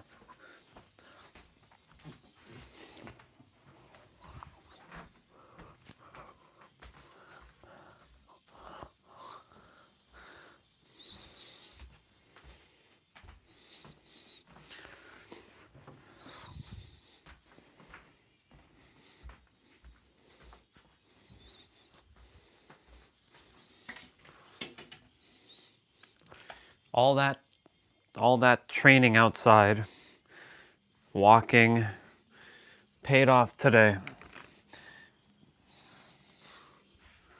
Alexa, what's the current temperature right now? Right now, it's minus 12 degrees Celsius. Alexa, what's the current wind chill at right now? Currently, the wind chill is minus 17 degrees Celsius. It didn't even feel like that. Expect it to feel like minus 20 degrees. Wow.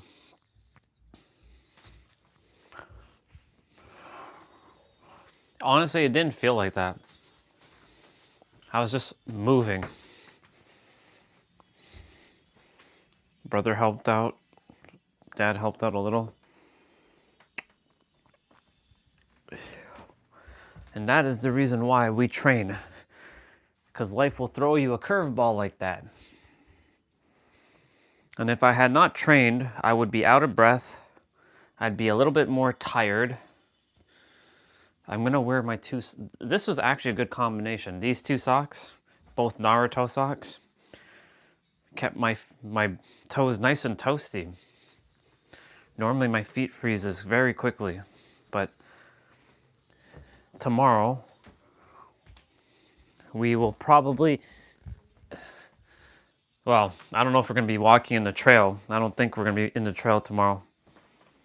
People have to, we're gonna see the aftermath in the morning.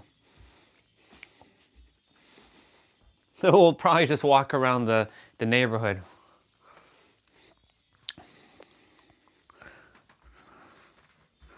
This is my favorite hat. I got it from Quebec City when I was with my ex-wife. From a store called Simon's. It's spelled Simons, but they say Simon's with that like accent. Simon's. Anyways, $10. I had this since 2015. Favorite toque of all time. I've had other toques. I had many toques. It's just this one ended up being my favorite one. And I got the matching scarf from Simon's as well. Matching scarf. Simon's scarf. But I don't wear scarves. I don't like scarves. They're annoying.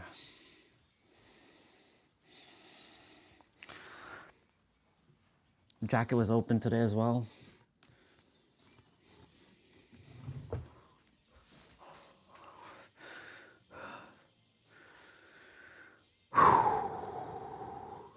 You know what's playing right now? Attack on Titan.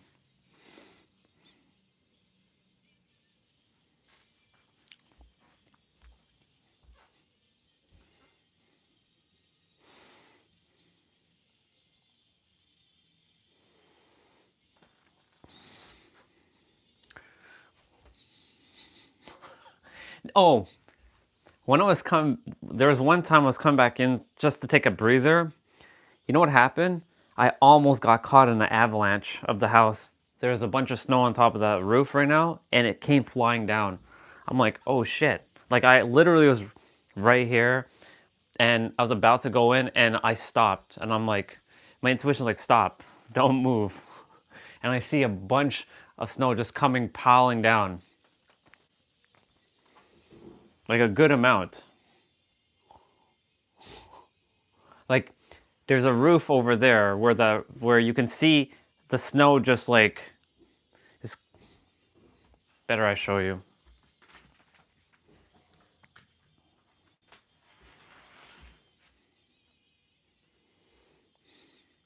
Look at that. That roof is full of snow, and that snow is going to come crashing down at some point. It either melts or it's going to come right down. So that's exactly what's happening with the roof upstairs. There's so much snow. Just way too much snow. Yeah! We got the little bit of a pouch.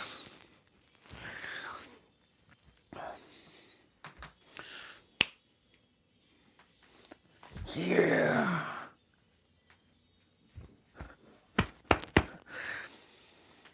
We gotta keep pounding it.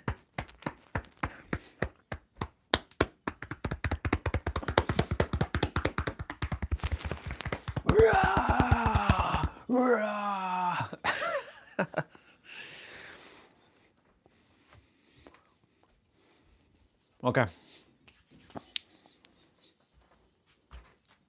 Let's get rolling.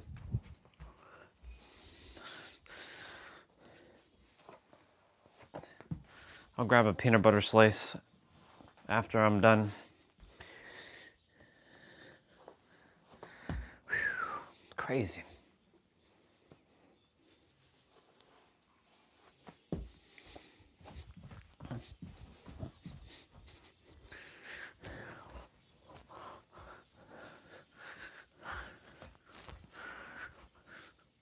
All right, knees.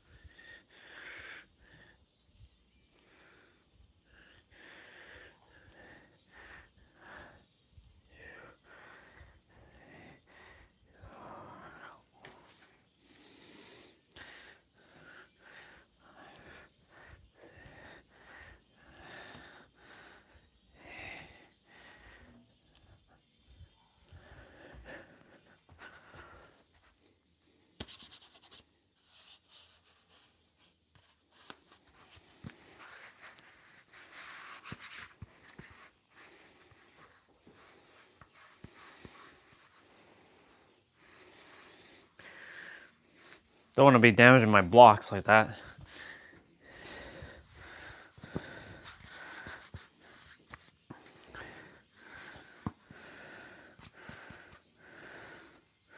Okay, we'll not do that.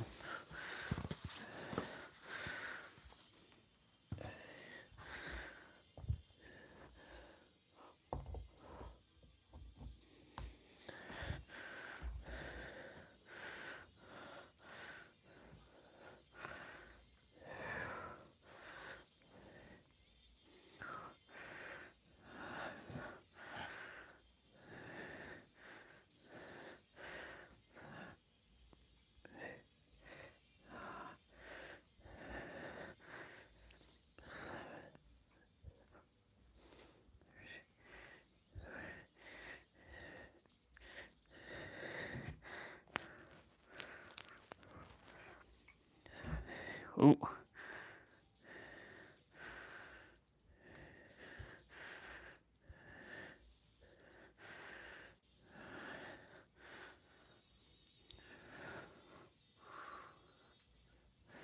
Ooh.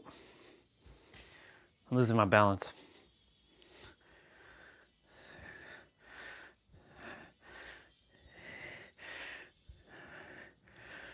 Speaking of balance. Ugh. Ankles.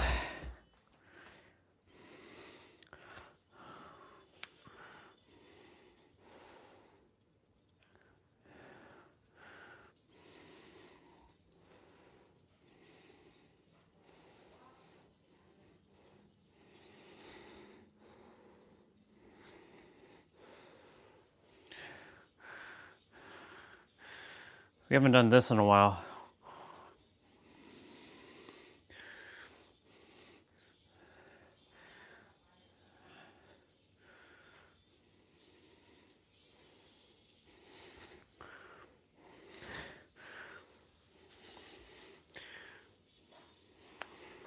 Oop.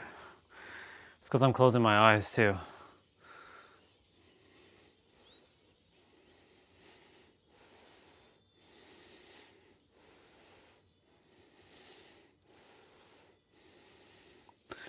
Ankles are starting to burn.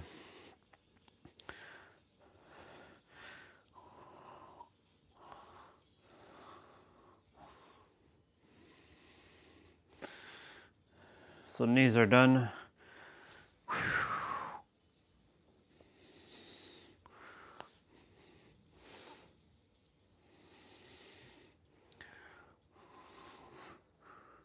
Oops, lost balance there.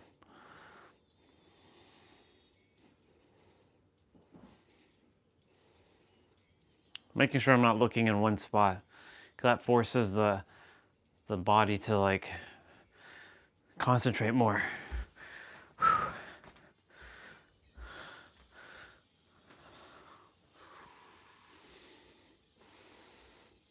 The music is so good. I love it. I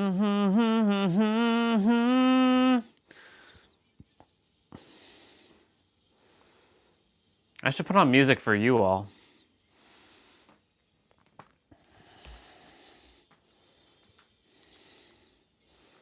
Or something to listen to.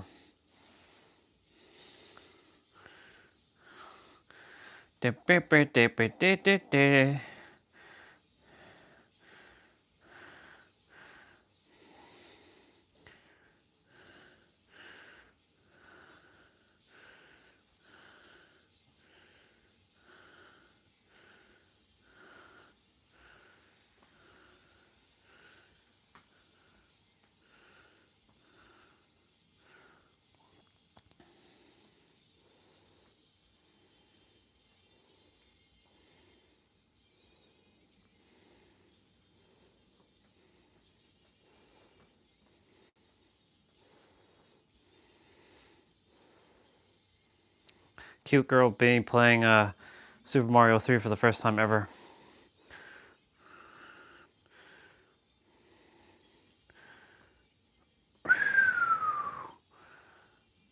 Okay.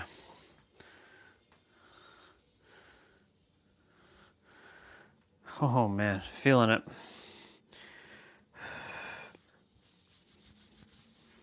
Come on, Pouch, you gotta go down. You gotta go down more. Come on, damn you.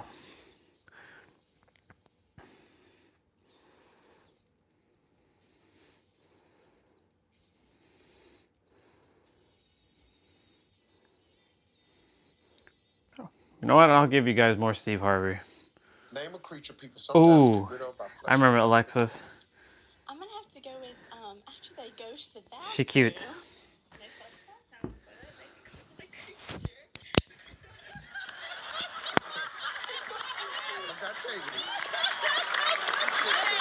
I gotta tell you, if that's the criteria, I can't tell you the monsters that I've flushed down there. I said, I ain't gonna lie to you. I've actually flushed Godzilla down there before. Let's get it on. Give me Renette. Give me Terry. Let's go.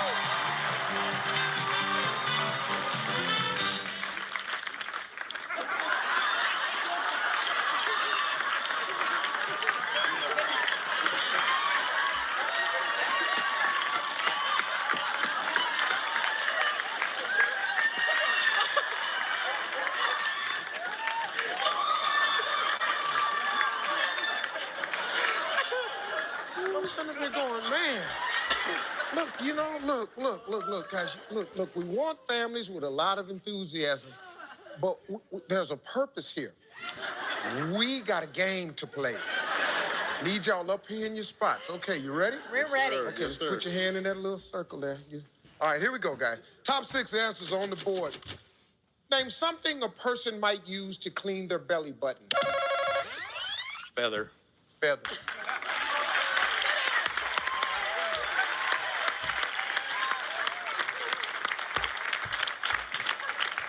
I see Joe is the sexy one in the family, huh? Joe got feathers out. Well, Joe, that never crossed my mind. Joe probably said, I see something in there, sweetie. I'll tell you what.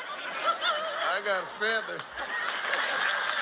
Yeah, I normally use it for other things, but if you hold still, I bet it'll do the same thing.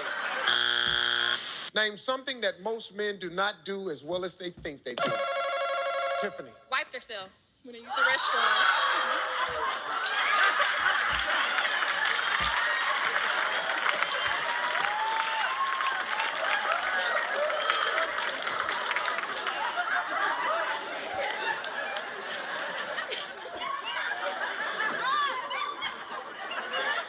They wipe themselves. Thank you, God. Gigi? Okay, I would say have a baby. Men can't do that.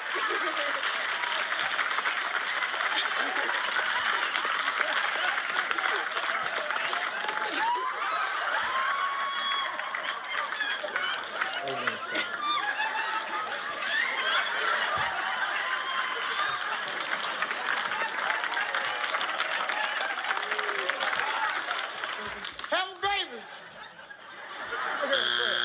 Name a part of a person's body that even a cannibal would spit out. Dominic. The butt. Yep, butt meat. Butt meat. Name a part of a person's body even a cannibal will spit out. Their private parts.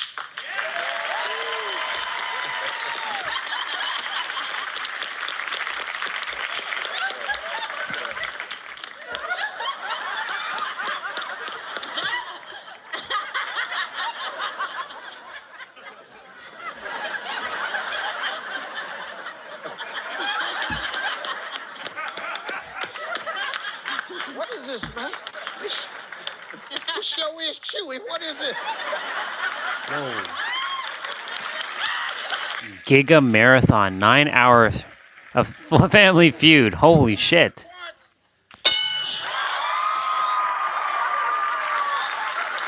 Name a seasoning a stripper might use as her stage name.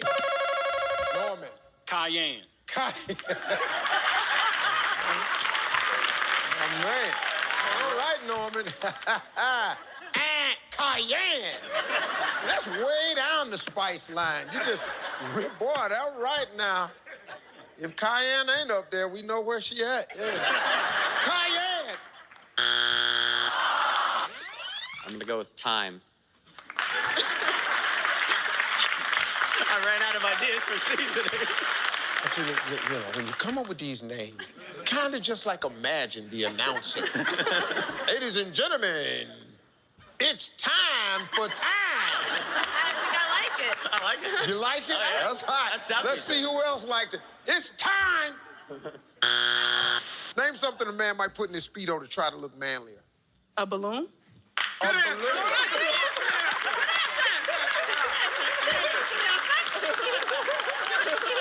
Where you gonna put that? Hold on. A balloon. Bethany? How you doing? How you doing today, I'm darling? great. How are you? You're a very interesting person to me. Thank because you. Are you a musician? I'm a musician and I'm a hula hooper. What do you mean by that? Well, with our music, we like to hula hoop. When you do your music, you hula hoop. We could do it at the same time. You got it. You would pick it up real quick. Woo! Ow! All right.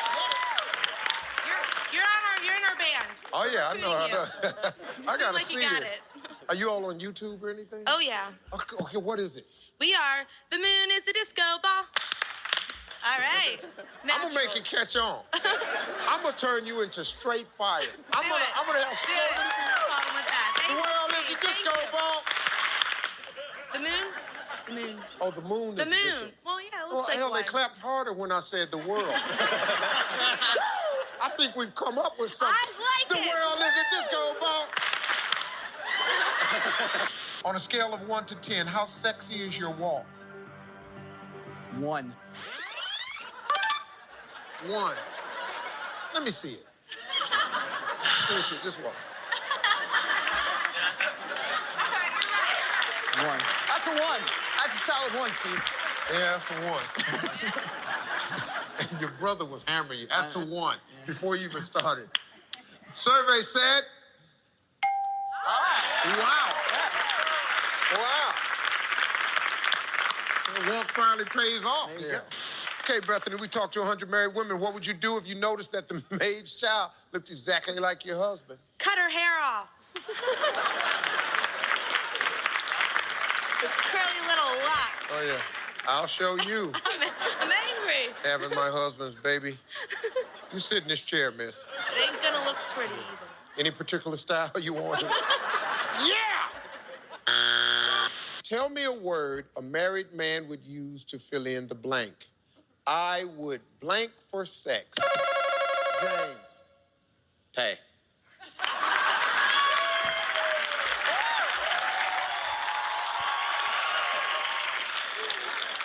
I gotta fill in this up there.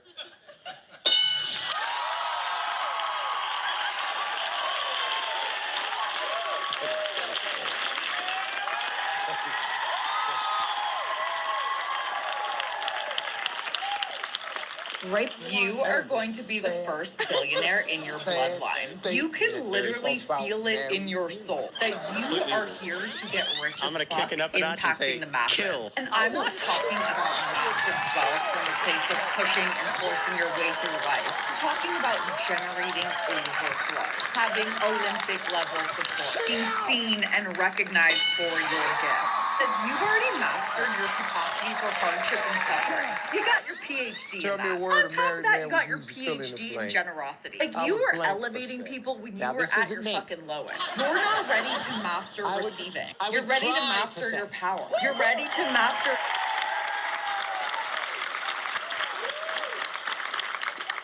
visibility. That's why you've been. Did you let the 2 women down there influence your answer?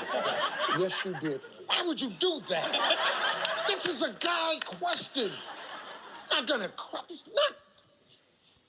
Cry.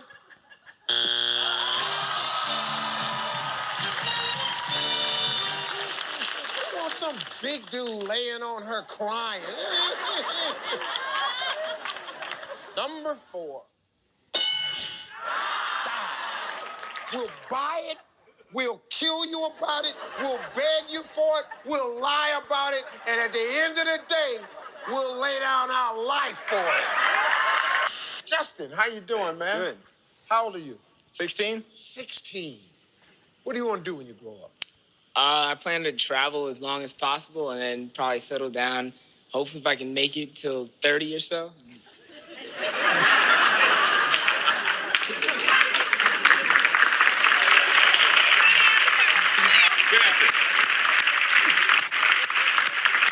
You people that's over 30, you didn't know how lucky you were to be alive, did you?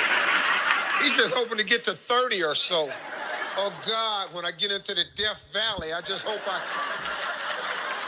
love kids, man. A woman would love to be told she has a sexy what? I think it's a sexy butt.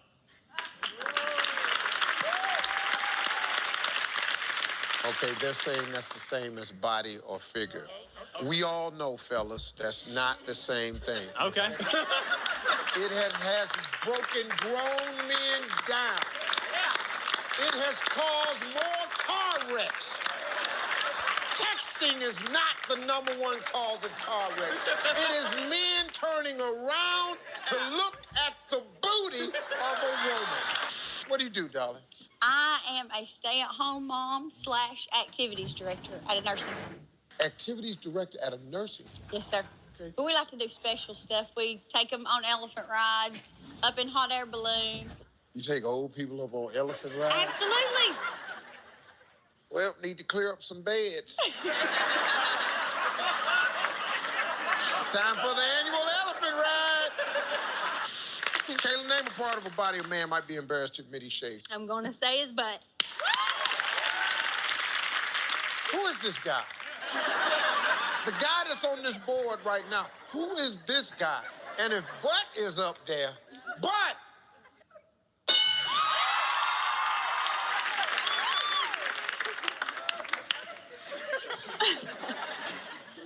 Why? She does waxing at her beauty shop. And men wax the hair off their butts? Oh, yeah. Oh, yeah. Right. I can hook you up. She said, I could hook you up. Miss Laura, how you doing? I'm doing fine. I've been waiting for Silver you. Fox. Thank you. That is great. Beautiful hair. Thank you. Good. I've been waiting for you. You've been waiting for me. Now, how good are you at sports? How good am I at sports, baby mama?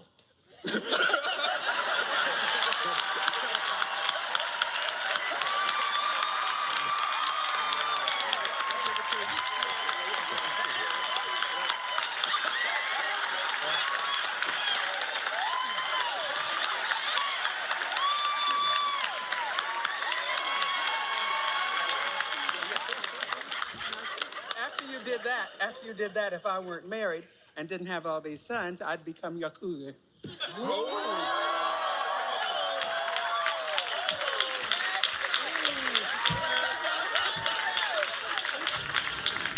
Well, it's a new term out there. Oh, it is? See, cougar, if you're 40, and even though you look very young, once you're past 40 and you go for a younger guy, you're a mountain lion. I'm a mountain lion. I'll be 73 with me.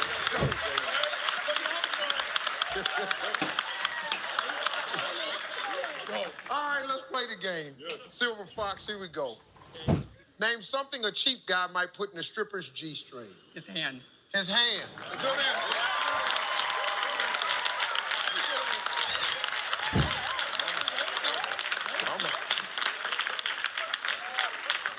Well, you let mama play, she play, don't she? Your hand. Name something that some people do in the shower and others don't. Make whoopee. I get it.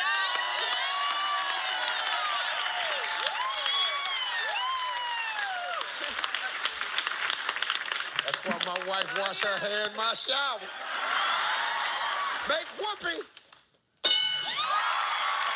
Alessio. How you doing, Steve? That's a great name. Thank man. you. I love that name. Thank you. Alessio. You go to college? I do.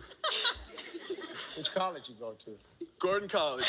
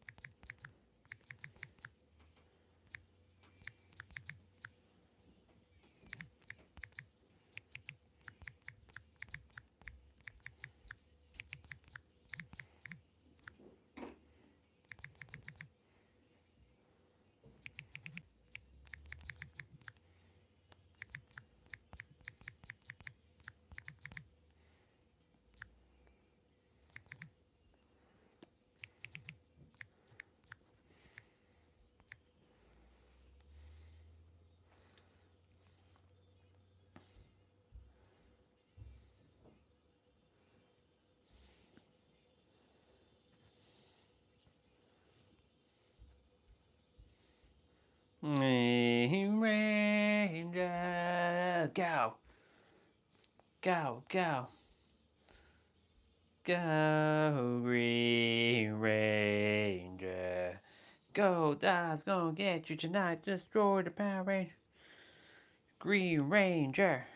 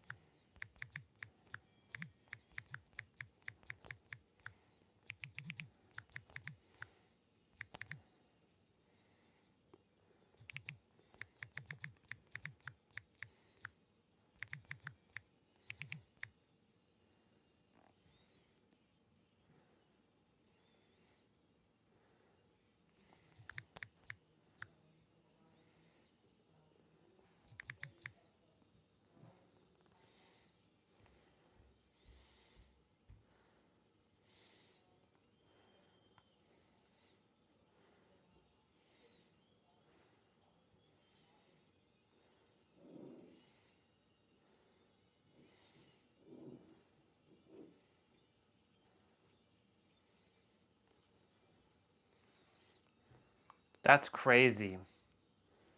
Green Ranger, go. What's your major? I'm a voice major. I study music. Yes. Something else to talk about. A voice major. Yes, sir. Can you sing something you feel like? You want me to? Yeah, hell. Yeah, All right.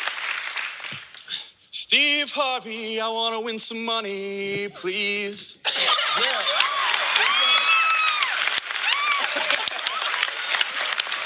And I want to let you win it if you can. Me and you doing a duet somewhere. What do you do for a living? Well, I am a 5th grade teacher, but I'm a former Marine sergeant. Wait, I don't look like I could have been a Marine to you? Well, you don't sound like it. Oh. You're a very nice lady. All right, Steve, drop. Give me 20 right now. There you go. Oh, yeah.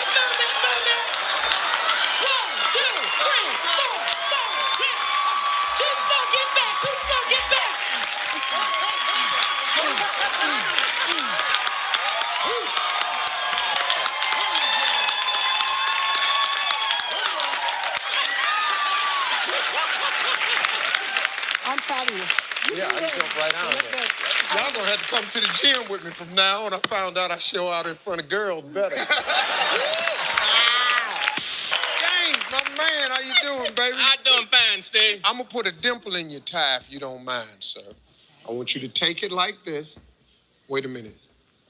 That's the Steve Harvey tie.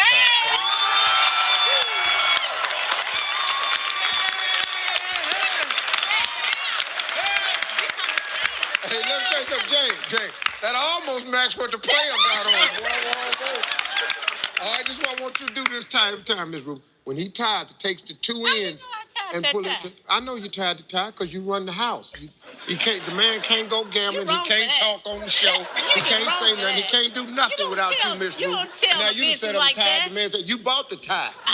That's how I know you tied. You pick out his clothes. You probably named him James. The man name probably something else. The man mama probably called him something else. You to hell with that. We called him James. No. Now you stop listening to me. Pull this tie right here. Next time you tie, pull it like that right there. And see how that dimple sit in the middle of that tie? Look how sexy that look. Now you want it now, don't you? Oh, yeah. I want to be the way it goes. I know that's right. Hey. Name something a bear does in the woods. A bear kills other animals.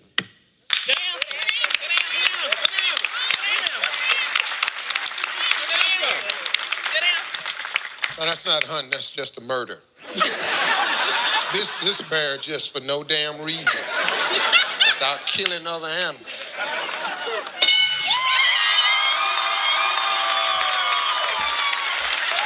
Miss Ruby? Yes. Name something that might get in the way when you're kissing. Mustache. Mustache. Good answer.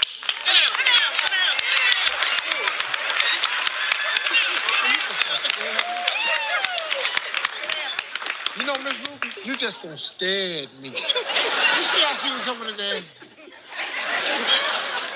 Your damn mustache. Well, I try to keep it clean. I'm telling you, Try to keep it clean. Oh, the mustache.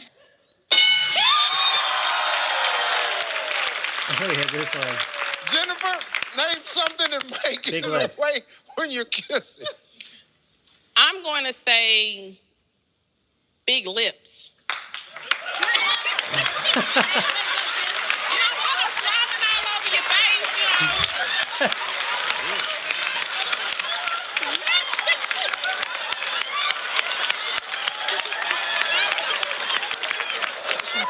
No.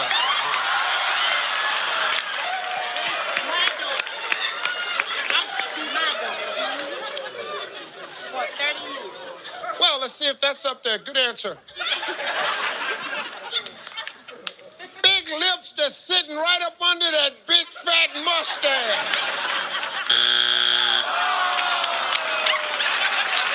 Let's go. If two 100-year-old people got married, what might they do on their honeymoon night? Well, since they're so old, we're thinking they might pass away. Die?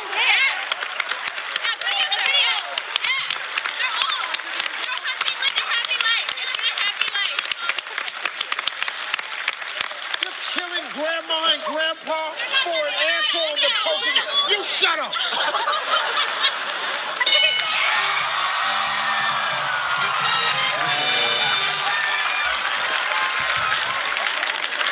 Brad, how you doing, man? How you doing? I'm good. What do you do for a living, man? I'm an actor. I'm a full-time actor. You're an actor?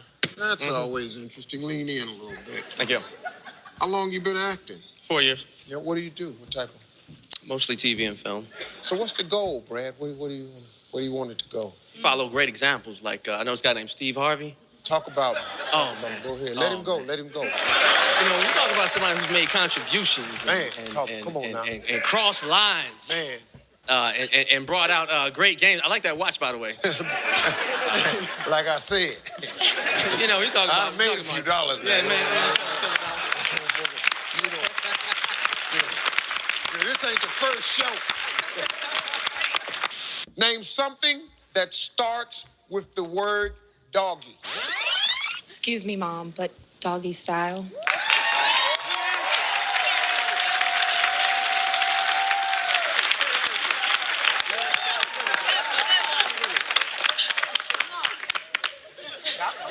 I know what you're thinking. I know what you're thinking. you laughing so hard? Character.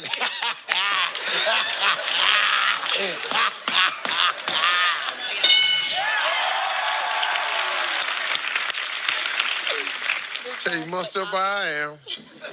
I thought it was number one. We asked 100 men, what would you do if you took a date to a restaurant that turned out to be more than you could afford? Michael. Ditcher.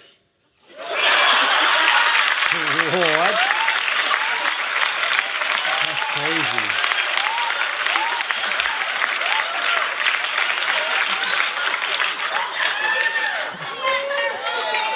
Mike, you know, there's an opportunity since this show is taped, we could edit this out. Are you sure that's the answer you want to give with the uniform on? Okay, let's go for it. On behalf of the United States Army, we're ditching her. Colette, give me something about a person's lips that would make a good night kiss a bad night kiss. They're too big. They are.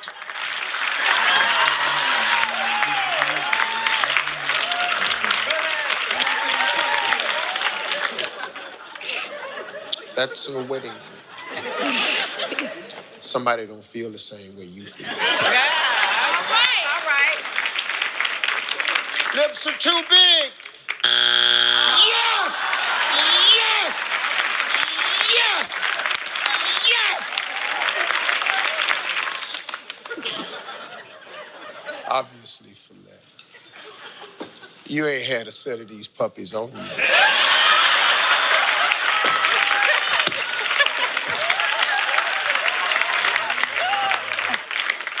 That's why I said they're too big.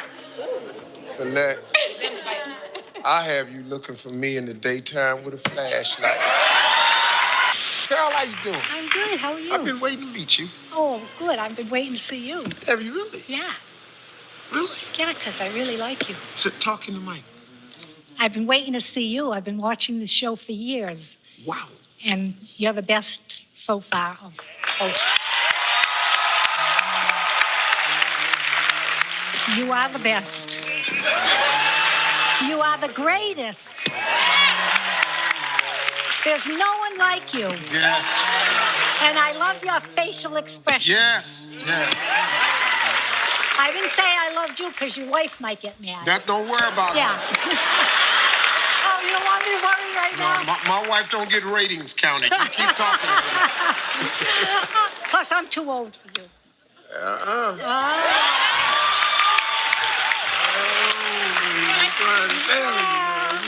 You don't know. I've never interviewed anybody up here before. This is really nice. Well, I can help you. Okay, I liked it. I really enjoyed it, though, Miss Carol. Yeah, thank you. And all the nice things you said about me, that'll never get edited out of this show. Oh, good. I hope not. You better believe it, Because Mom. I've been waiting to see you. Edit it out, I quit. No. All right, let's go. We're down to business. Hey, point values are triple, everybody. We've got the top 4 answers on the board. Name something that might happen while you're bending over, touching your toes. Miranda? Your underwear shows. Your underwear shows. Carol? Oh, you hurt your back. You hurt your back.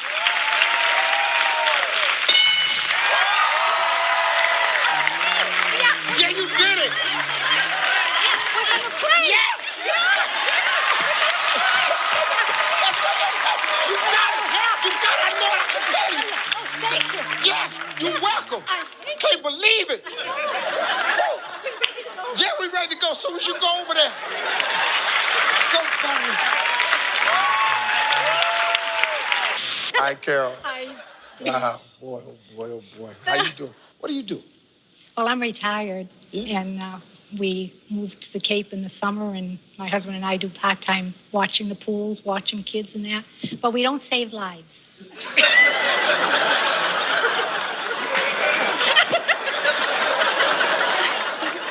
No, You can hire us. We watch the pool and your kids, but we're not jumping in saving anyone. He jumped in. We were telling him, swim away, swim away. He just kept going under. That'll be $150 for watching the pool, though, sir. Carol. What? It's the truth. Name something specific you should never do while you're naked. Dance. Dance naked.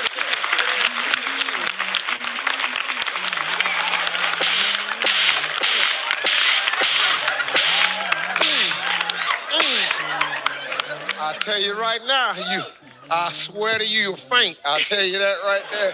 If you a guy, that ain't the move you want to do. Not that right there. Not that. Woo. She says dance. Hakim. Hey, How you doing, man? Great. What do you do for a living? I am a teacher and a personal trainer. Oh, yeah, I see you. Yeah, you nice, boy.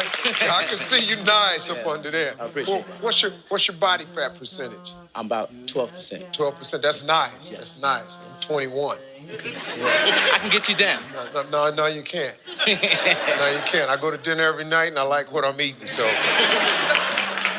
All right, let's go. Well, at least you know what you're talking about. You're going to get a lot of customers. Name something specific you should never do while you're naked. I'm going to say go skinny dipping.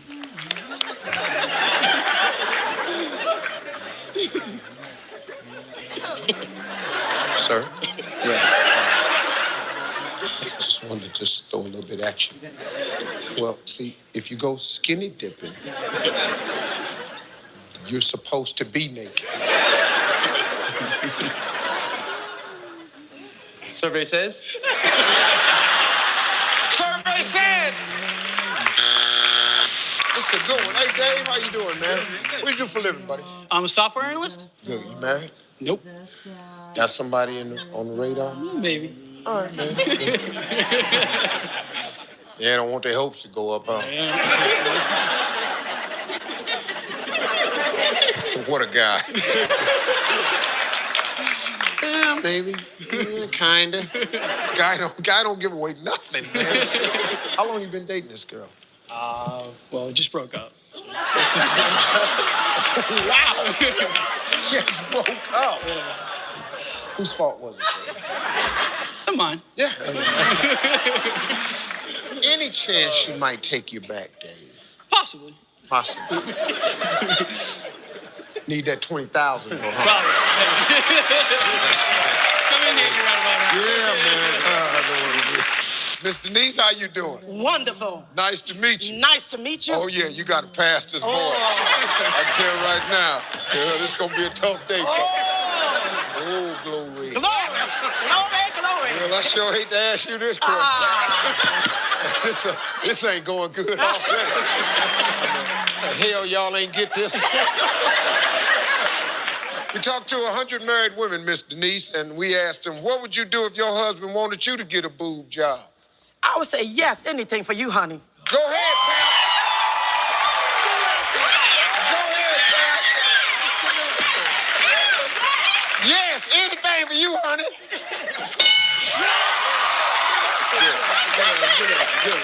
Asia, let me ask you a question. You married? No, I'm not. Okay.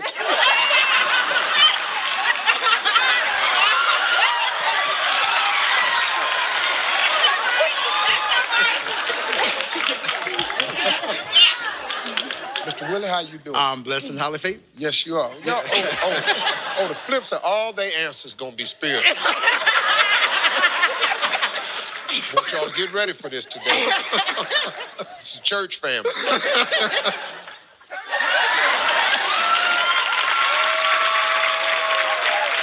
Are you all in the funeral business? No, sir. This looks just like a funeral parlor, man. And guess who they trying to make a customer?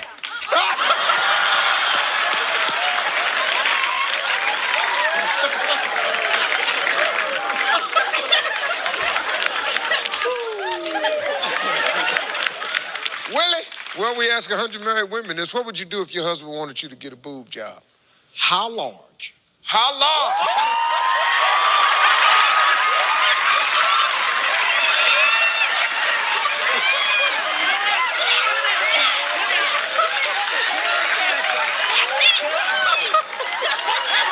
Yeah.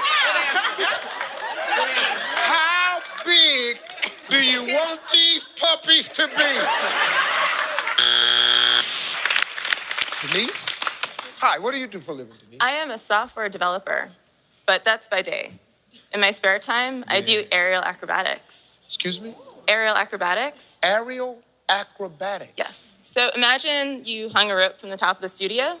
I would climb that, wrap myself up, do a little bit of drops, do some poses, some music. Okay. Well.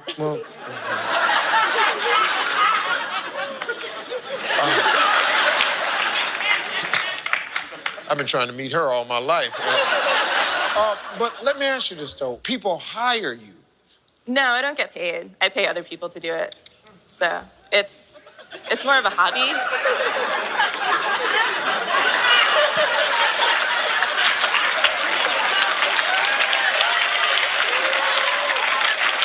This is something else.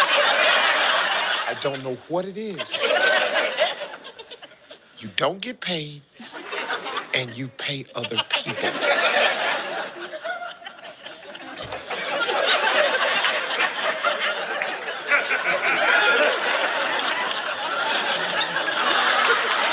I'm just messing with you. You ready?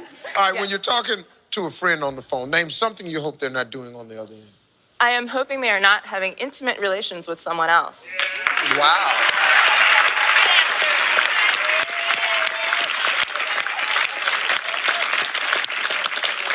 Especially if they're up there on the rope. Let's hope they're not having intimate relationships with the people up there on the rope before she got there to pay the money. Name something that should be serviced at least once a year. The vagina. It's TV, Steve. It's TV, Steve. Let's go. That better be checked once a year. Better be checked once a year. Let's go. Let's go. Bing. Give me another name. I'm going to say that, but give me another name. Oh, wait a minute. Hold up. Let me see. Boy, the look on his face. You want me to go on and say that? No. I'm sorry. Let's just leave it alone. It's so uncomfortable saying it. I did too. Ladies, give me another cute name for it. Just the name for that. Vajayjay. The Vajayjay. Oh, yeah.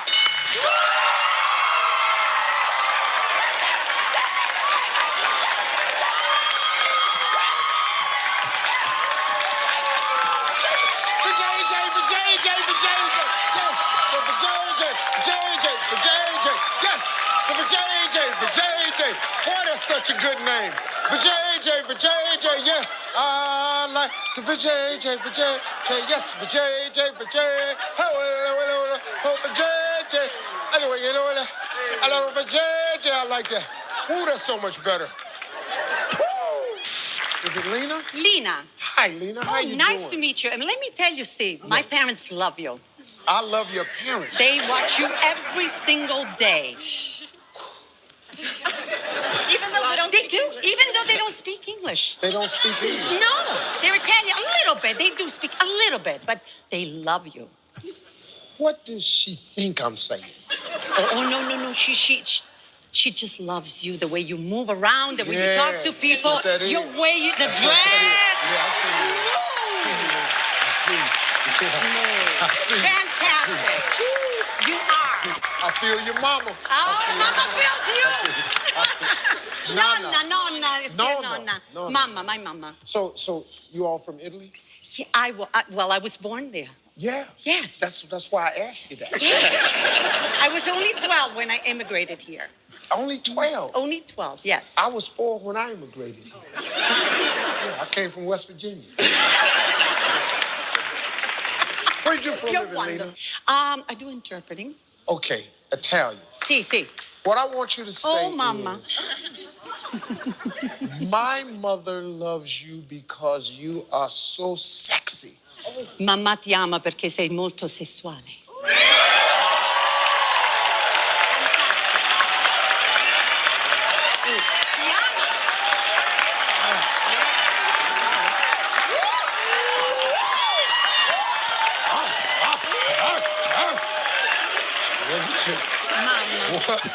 I tell you something, Paul, you got your hands full here, boy.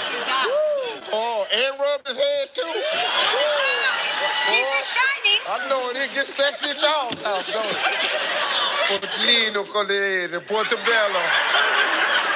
All I know in Italian is portobello mushroom. That's all I know. Lena, you made it. You're on Family Feud.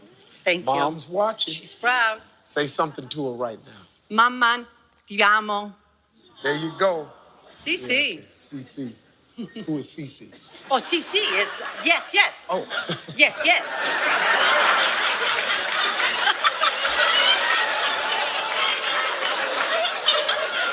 Papa, Cici. You know, I'm black.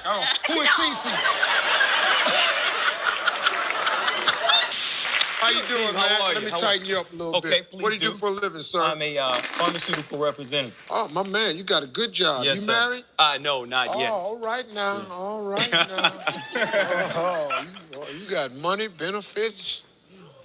You ain't met nobody yet? Actually, I am seeing somebody quite special, so. All right, Yes, quite sir. special. Yes, All sir. right. You done pretty much locked it down. You done made a decision. Well, you know, it's still a work in progress, like all things, Steve. Yeah, she ain't here. Is she here? She is here. She's here? Yes. Well, let's see. Who is she? Hey,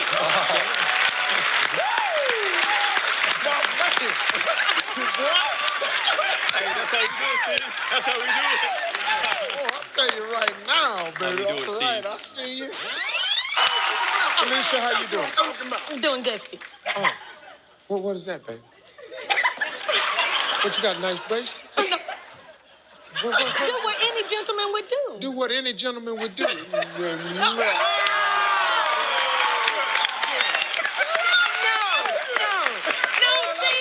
didn't know you felt that way about me. I know, baby. Don't worry about that. Richard Dawson don't do the show no more. My wife told me, you ain't going out there kiss nothing. Name something in this house a man might try to lift that would give him a hernia. I would say tools. Good answer. Yeah. Good answer. Good answer.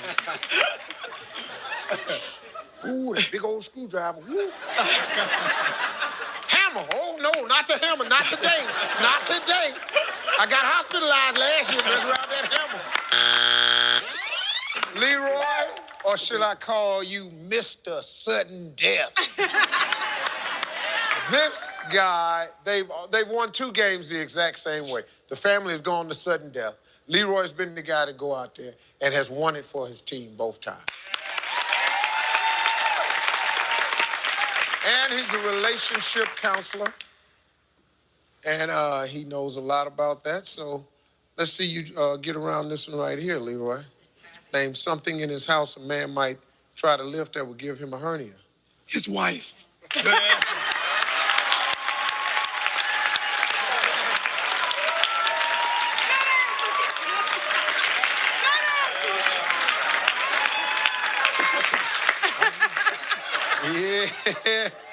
Yeah, but this one's gonna cause a couple problems.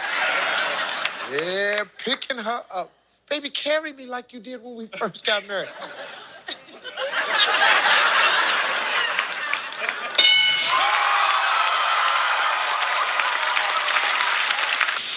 Don, my man, how you feeling, man? Fantastic. Good. Thanks for Well, having let's go, man. Give me a word or phrase that means naked. Can we say buck naked? Buck naked. Buck naked. Yeah. That's different from regular naked now. When you buck naked, you ain't even got flip-flops on. You just buck naked. You just out there, just all this out. All this out. Buck naked. Rami? How you doing? Is it Rami? Yes, sir. My man. How you feeling, man? All right. What do you do All for a right. living, Rami? Same thing, new cars, but I also enjoy a nice pair of slacks, and I like the feeling of shag carpet between my toes. Something I really like. This is true story.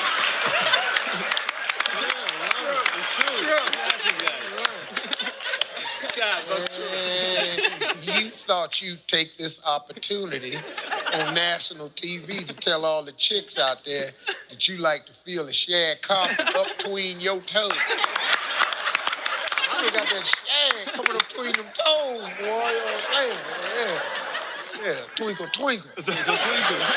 See you, Romeo. I ain't big sexy, always one in the family. Tariq, my man. How you? How you feeling, man? Great, great. Happy to be here. Well, Very. I'm gonna go for it. What do you do for a living? I'm not a car salesman.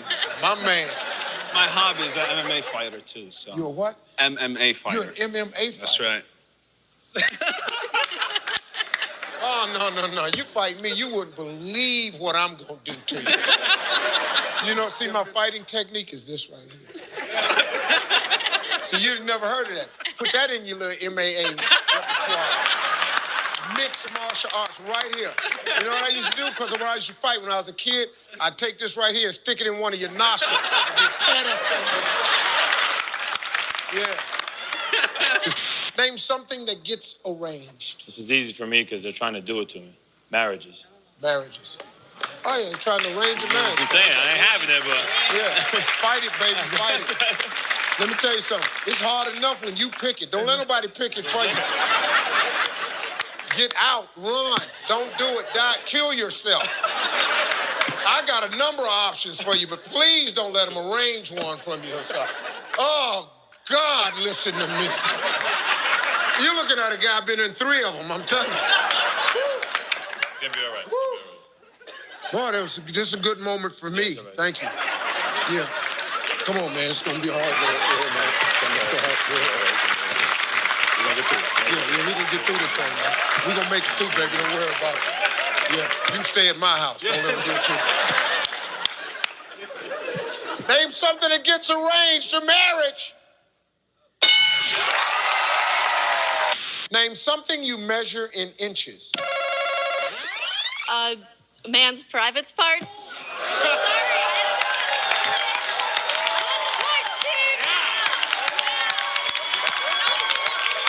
You back here talking about how many inches some man is, and if it's on the, probably up there. The private part's on a man.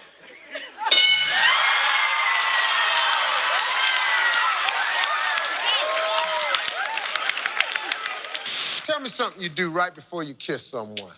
Soft talk them. Soft talk. Oh.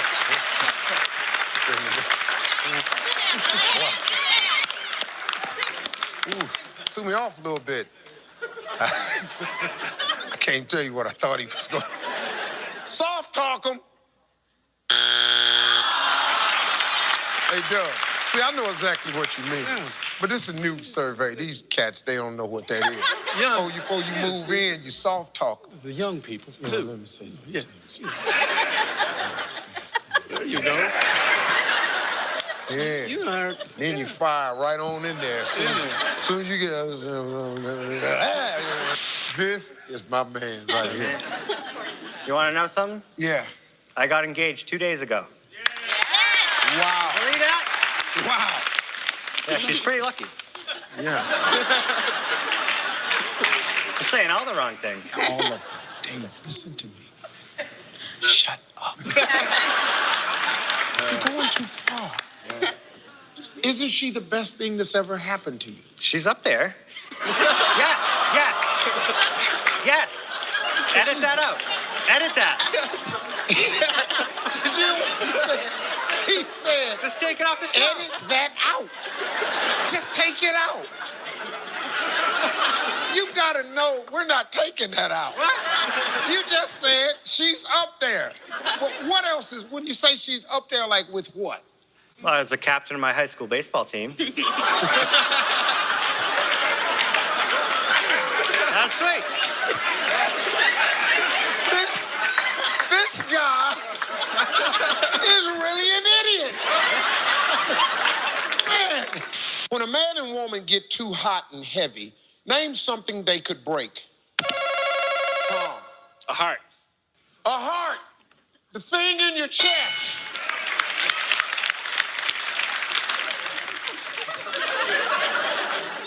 What is the Wayne? The way. Beanpole, yeah. Beanpole.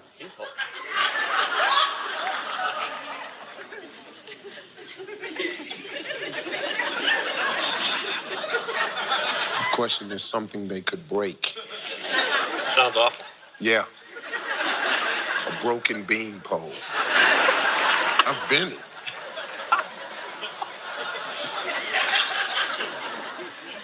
Had that puppy caught in the zipper a couple times, but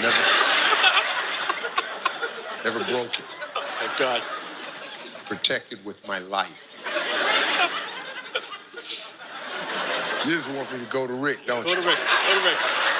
Rick, Break the bed.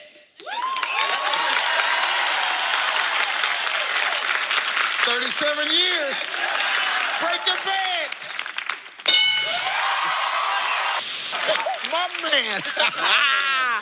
I ain't even see you, baby. This gonna be good. Okay, Dave is engaged to be married. And how long you been engaged, Dave? 3 days? 3 days. Yeah. And I asked you yesterday, is probably the highlight of your life, and you said it was? I said it's up there. It's up there. What's up there with getting married? And you said? I was the captain of my high school baseball team. That was good. And then under his breath, I went to him and I said, man, how's that as important as getting married? He said, hey, we won the league. Wow. I love this guy. And he's grinning like nothing's wrong. Love this guy, man. Hey, Dave, name a part of the body you have two of that you hope are the exact same size. Testicles. Love this guy, man. He's my favorite guy. Thank you. He's my favorite guy. I love this guy. I don't even care if it's not up there. Testicles! All right, Big T, let's go, man. Besides sleepwalk, name something you hate to find out you did while asleep. I'm gonna go with fart or either pass gas. Go with the fart or the pass gas. I've never heard it pronounced like that before. You can go with the fart or you can pass gas. That's F-A-U-R-T-E. Fart, kind of like the fort. It was a big one. It was a fort. The little one's a fart. The big one's a fort. It's like a fort. They built us a tempest. It's on a hill, surrounded by a moat. I was grabbing something to eat upstairs and looking at the weather. I was like, oh shit. I saw some kids having so much fun. It was great. So happy for those kids. They got to play and have fun. They're like, yeah, I didn't have to go to school today. Woohoo. They were so happy. I like to see kids smiling like that. Brings me joy. I'm gonna go shower now.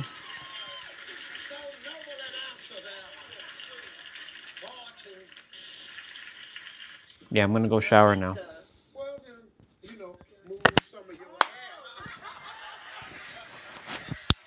I'll be back. La Mica. Oh, stupid old host. It's La Mica. What's the matter? What? It's La Mica. What about it? Coming over here, you don't know nobody now. I don't know how you hosting. Move your hair. Thank you. Name something the chef might put in a complaining customer's food. I'm gonna say pubic hair.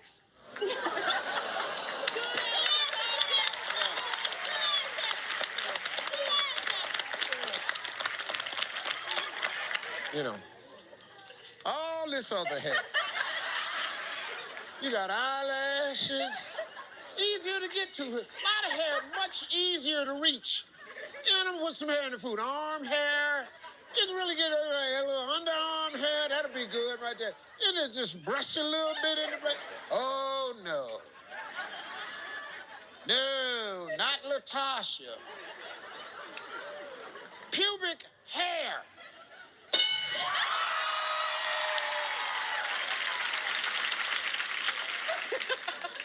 We're giving it to you because you said hair. But trust and believe, that ain't the same thing. Name something that some people do clothe, but others do in the nude. Clean. Wow. Never done that, Nikki. In New York, we did. Try it. Nah, I run that vacuum cleaner. I'm gonna have some problems.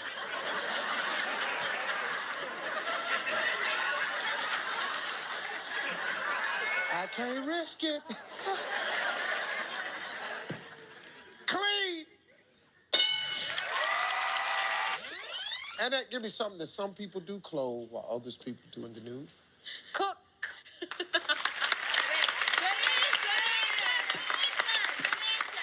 No, it's not. I've had enough of y'all right here. Now, hold on. Cook naked? Why not? What are you talking about? Yeah, naked. Why not? On top of the stove? Well, Frying, you fried something naked? Bacon naked. I bet you'll stop cooking naked. I tell you what, you put some bacon in there and start cooking, see what happens. Now, and that is probably gonna be up there, but you're gonna stop arguing with me. Oh, who you are sitting up here gonna imitate me, huh? Okay, lady, this ain't what you think it is. Careful now. Oh, little nasty ass neck, cooking naked. Yes, now. oh my God, it's hot in here. I know, that's what I do. Messing around with Big Daddy, girl. Miss Marion? So nice to meet you. How you doing today? I'm doing real well. What do you do, ma'am? I am a retired administrative assistant. Wow. Yeah. In education? No, I was in the private sector.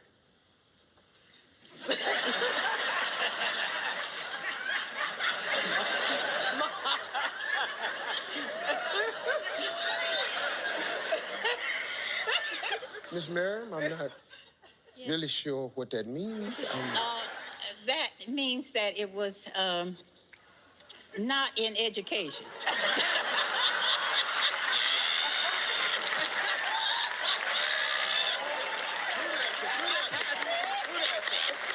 Well, Miss Miriam done been into some things we don't need to know nothing about, y'all. Let's just leave it at that and let's just move on. Name something specific you might worry about while going to the bathroom in the woods. That you might get a splinter in your butt. Might get a splinter in your butt.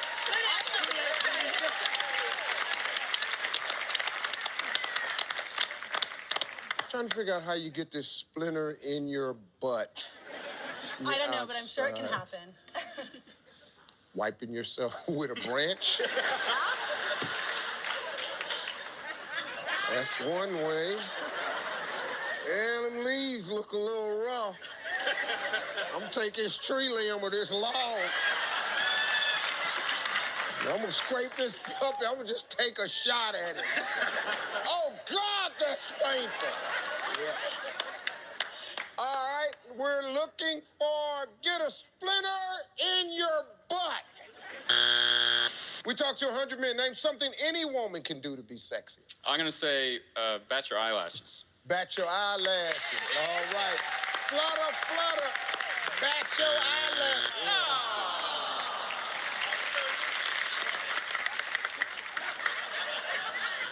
You feeling me? You like it? Big Daddy, you like this here? No. Thank you. Hi, Emily. Hi. Once y'all put your hair on your tag, I'm lost. What do you do, Emily? Well, can I first tell you that today is my birthday? Oh, well, happy birthday. It's also Sarah's birthday.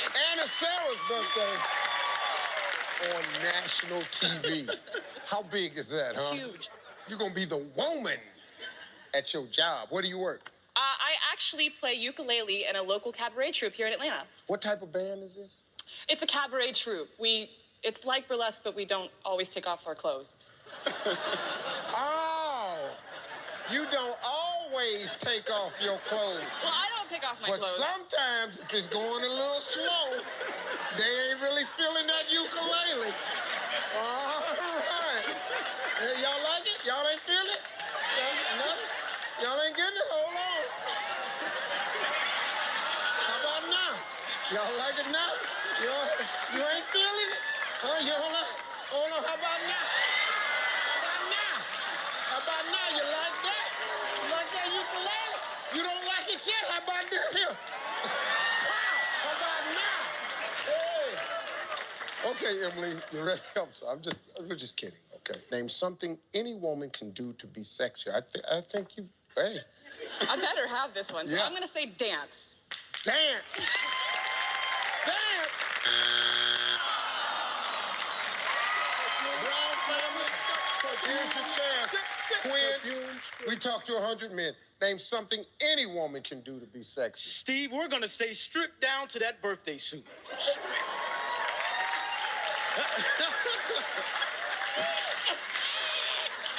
Grandmama?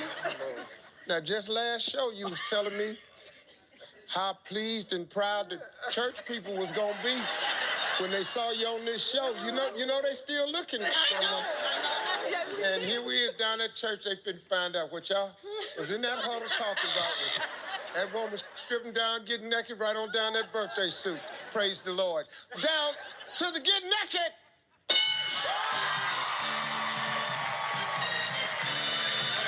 Name something you should never have on your desk when the boss walks in. Steve, we're gonna say another person. Good answer.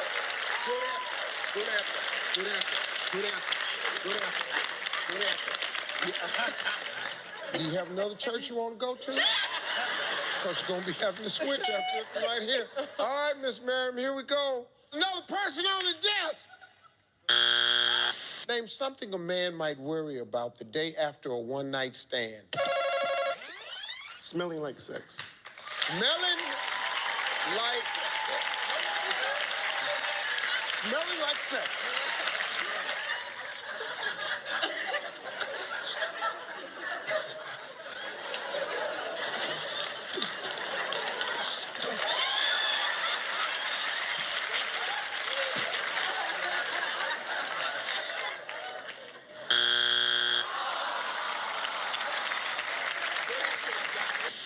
Oh, I'm sorry. That's okay, Cindy. It's okay. I'm sorry. 526. Don't worry about it. Woo, woo. Woo, represent. Woo, woo. Rap City. That's Yeah. that old Long Beach. And Snoop's from the LB. yeah, he is. I know. I know. You VIP Records. VIP Records. Yeah. Wow, you know that? Yeah, I do. What the hell's going on? I do. Hip hop is really taking over. A little too far. 562. 562. Gangsta rap. That's it. Yeah. Yeah. All right, here we go. Yes, 100 women. Name an occupation filled with sweaty, sexy men. How about one of those dancers, dancers? Take it off. Dancer, like one of those. Which ones you talking about, Cindy? Those, which the one? guys those Chippendale kind of guys that they're sweaty and sweaty, sexy. Yeah.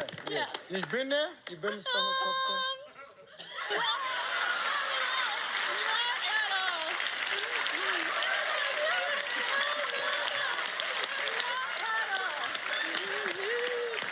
Tom, you out selling all that Coca-Cola. Your wife just went, yeah, take it. Oh, Calvin Williams. Yeah. Let me get some more information for you, Tom. Do you remember his name? The sweaty, sexy dancer? Yeah. Whoop, whoop. Whoop, whoop. No, but I know his area code. No, but I know his area code. 12. All right. Tom didn't know about this. We're breaking up families here on the Family Feud, folks. Sweaty, sexy, hot Chippendale dancer.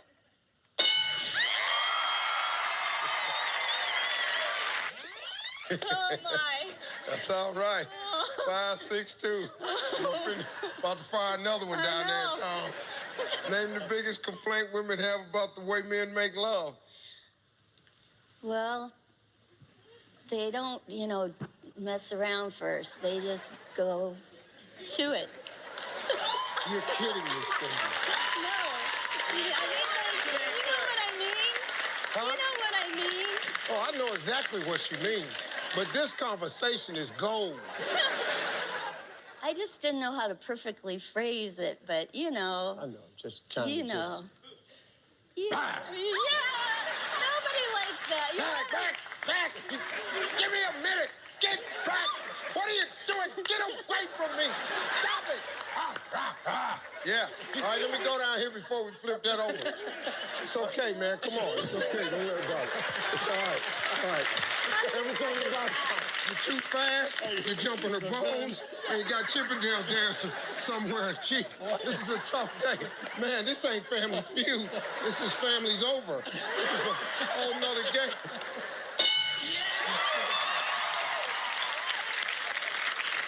Wow. Yeah, it's been tough. It's a tough one, Steve. It's been a tough day for you, man. It is. Who's the best dressed game show host on television? Caleb. Steve Harvey. My man.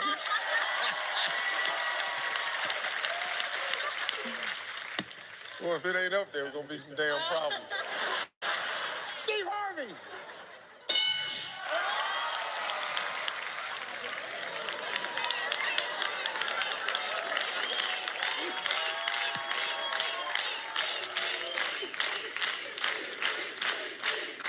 Six people.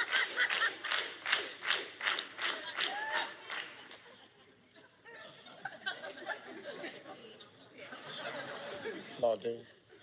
Alex Trebek. Alex Trebek. Yes. Alex Trebek. Name a reason a man might rush home from work in the middle of the day. Got a line. A quickie.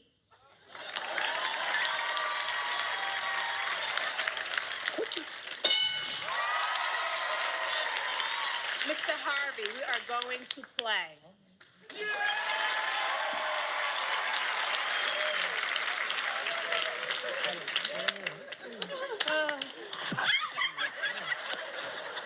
Yeah, I see you all right now.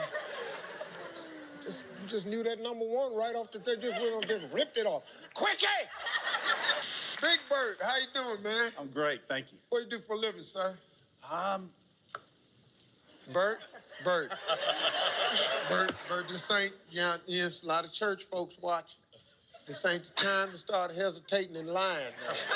So what you do, man? I run a company in Marietta, Georgia that is medical transcription, and it employs a lot of women who work at home. Come on.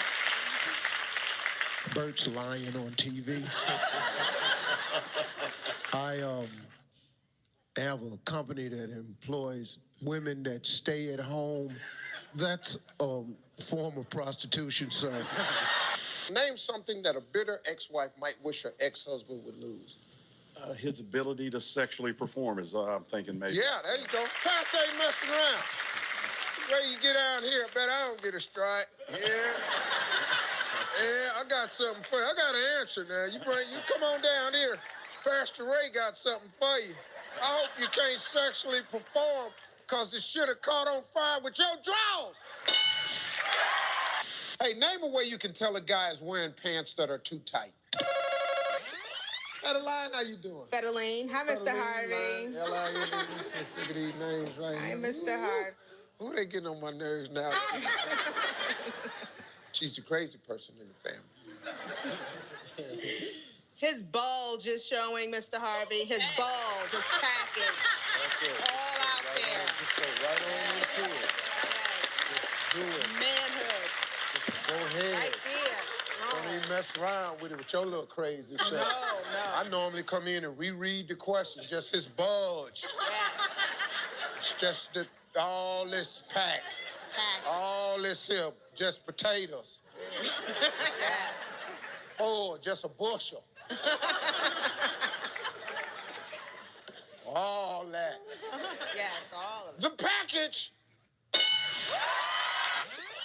All right.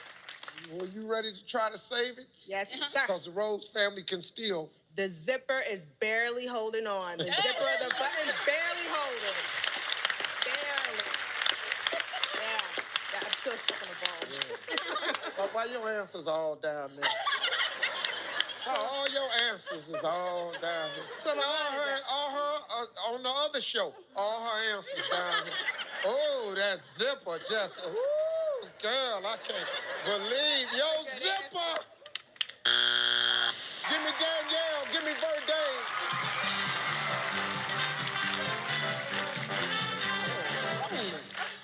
That was smooth. I like the way you do that again. Come back up here the way you. Y'all ain't see that. That was hot right there. Come on in, Danielle. Do it. Hey, rock and roll. Yeah.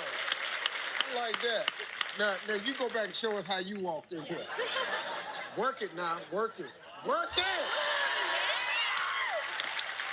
That's what we're doing. Skate in or just bring it in. Either way. Charmaine? Yes. Hi, how are you? How are you? You're Karamo's mom. Yes, I am. Wow, very jazzy looking mom. I see. Thank you.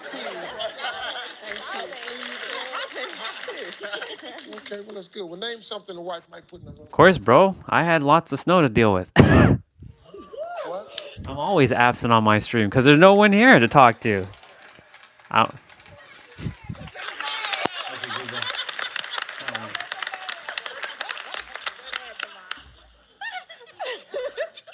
That's why I'm the head of the family now. No, that's why your mama's single.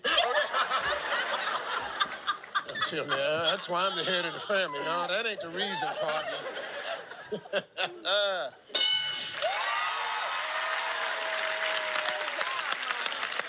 Name something a dog does that you hope your date doesn't do.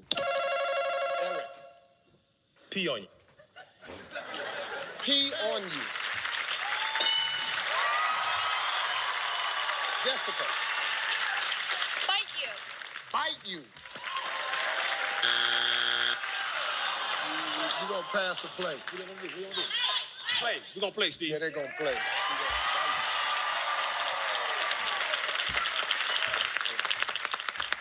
See that answer? That bite you. See that ain't. This can't be hard. That's all right there. Just use your front teeth. Now, if you get all back on the jaw teeth, we got a problem. Once you get it back, that's a different type of thing. But if it's just Jeannie? Yes, sir. How you doing? I'm great, Steve. How are you? What do you do for a living, darling? I am a pastor along with my husband. Pastor? Yes. That always tightens the host up a little bit. It's okay, Steve. It's okay. You know. Relax. It's okay. Jeannie, name something a dog does that you hope your date doesn't do. Bite me. I just did a whole run. I just did a series of jokes about how biting really ain't that bad. Remember when I was over here doing it here? I know you're the pastor and you don't want to hear this here, but biting good for you now. Listen to me. It's called nibbling. I know. Now, let's try this again, Pastor. Name something the dog does that you hope your date doesn't do. Bite me.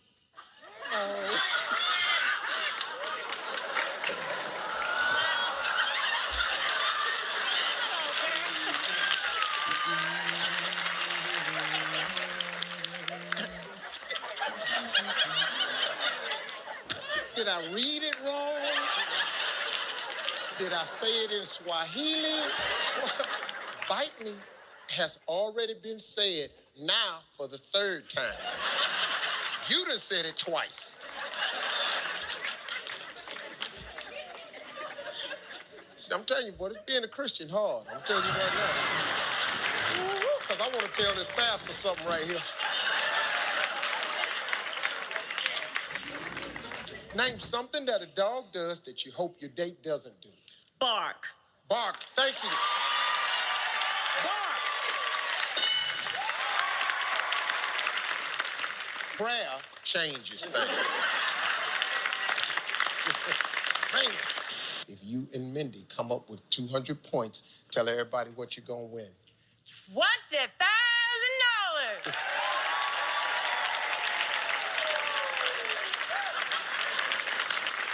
Hit it.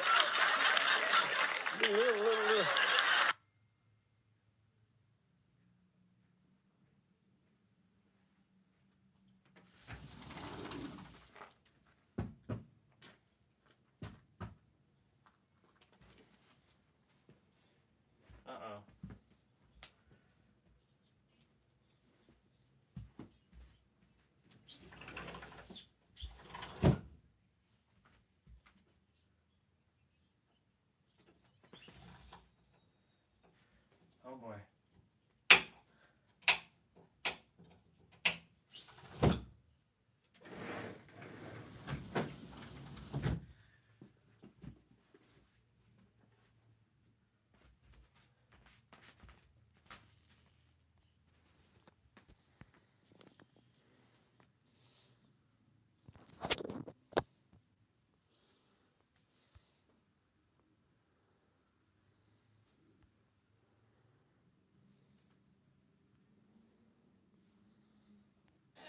Well, he actually has a reunion. What is a high school reunion? No, actually, it's a town reunion. Wait, it's a town reunion? A town reunion. You talking about where the town get back The together? whole town. That's what he told you?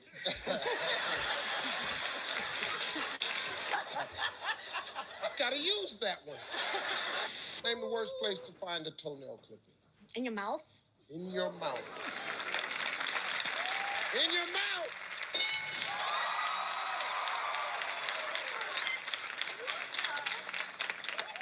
Because you just sitting up there. What the? Yeah. Hey, Yvonne, name something a wife might buy to put on the strip show for her husband at home. I would say good smelling perfume. Good smelling perfume.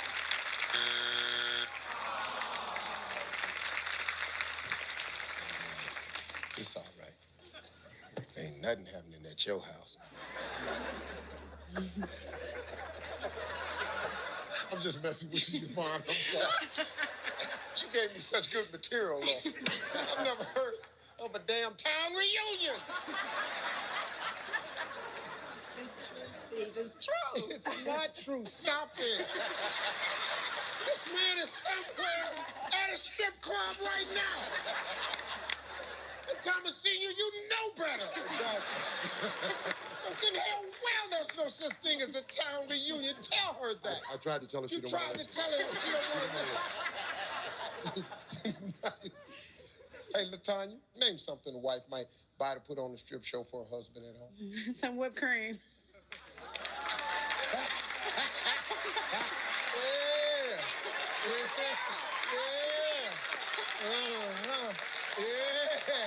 Yeah. Must have found a couple of cans in your car at the reunion. Whipped cream. Miss Phyllis, how you doing today? I'm doing good. I take it that you probably somewhere just relaxing and watching over all these crazy kids. You do. Yeah. Well, I've been wrong a lot of times before, Miss Phyllis. I do a lot of relaxing, but not necessarily thinking of them. You don't be. Oh. You know what, Miss Phyllis? Bad answer. You ain't got time for them, do you? I'm busy. That's right. That's what you put a lot into these kids. That's right. They didn't turn that good, did they? Yeah, they did. You got nice looking kids. I know. And they all working. And they're good to their mama. And they good to their mama. And you better be, Mr. Randy. Trouble out your mama down here. We gonna, which one fights all the time, Rick or Randy? Who's the most trouble? Mark. Is that why he ain't on the show today? Well, Miss Phyllis, here we go. We got 2 strikes. Name something a man has that makes him think he's God's gift to women. How about a good personality? He's got a good personality. Number 7.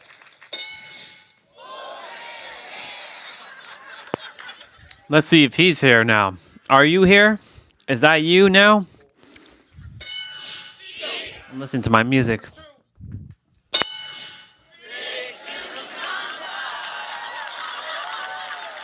Don't need no hair. Name something you bend over to do. Rick. Pick something up. Pick something up. Yvonne. Pray. Pray. Pass the play. Come over here.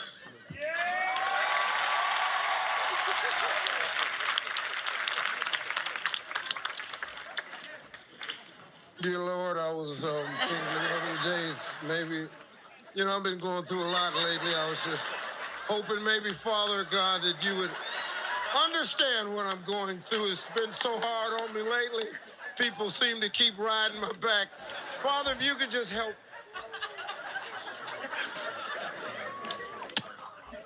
I'm sorry, Miss Phyllis. I'm a little ignorant sometimes. I try. That's nice. Huh? That's nice. That's nice? Oh, you scared me. I was going. Because, you know, people they grab your hand. You ain't gonna make it. She grabbed my hand. I went, oh, Jesus. No, oh, I didn't mean it. I'm sorry. I didn't mean it. Oh, God.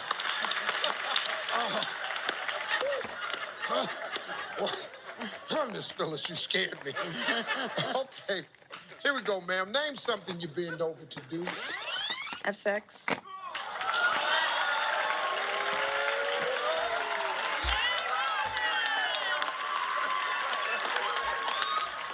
Well, Miss Phyllis don't slap taste out your mouth. What you ain't gonna do is come on this show on national TV and talk nasty in front of your mama. You ain't bending all over doing the nasty thing. And Miss Phyllis down there looking at my hands, scaring me to death. You know what I'm saying over there? You need to bend over and pray like the Rankin family. What you need to do. Let's look up there and bend over having that sex. Yeah! Name something you do in the nude on a hot day. Have sex.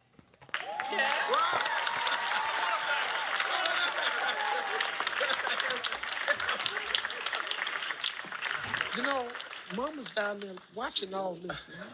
She taught us. She didn't teach you any of that. Let me ask you something, Miss Phyllis. Okay. Have you ever spanked your kids? Oh, yeah. Oh, yeah. Cool. Oh, yeah. Oh, yeah. That's why they're so good. That's why they're Except so good. the potty mouth, but... Except for potty mouth. A little nasty right there. Well, which one you talking about? Because the last show it was her. They're having a contest on you, Mama. That's what they doing. You're going to have to bust them up good. Film it for me, okay? Have sex! Marie, how you doing I'm today? doing fine. How you Haven't doing? met you, darling. What do you do for a living? I'm a bookkeeper, and I take care of this family. Yeah, you're the head of it. I'm the head. Queen. I'm the queen. Bill's the king, right? No. I'm the queen. No, he's the king. Well, if you want to call him. Okay. He's my man, though. Oh, he's your man? He's my Okay. man. You can call him that if you want to. He ain't running nothing at this house. Name something an audience might do if they don't like a performance. Marie. Boo. Boo. Boo. Quit playing. You better I know ain't it. even asking. Quit That's playing. right. She said, we're playing. I ain't even asking. Stupid family, do what I tell them to do. Sitting here asking. She's a lit. We're playing and I'm not even asking.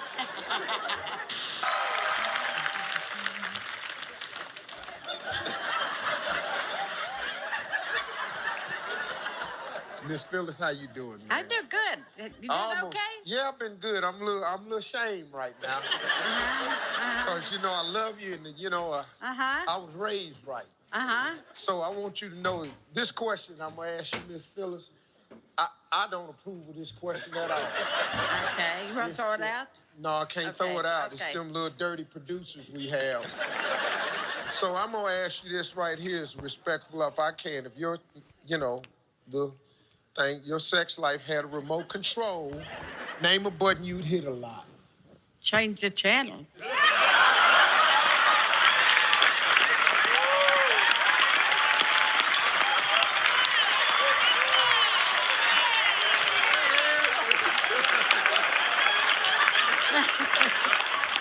Give me something else. I'm like, come on now.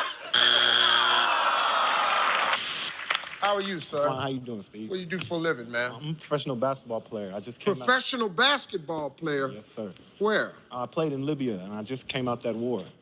Libya? Yes. And you just came out the war? Out the war, yeah. Well, you was pretty glad to come home, wasn't you? Yeah. I'm going to play I'm going to play the music that I was listening to.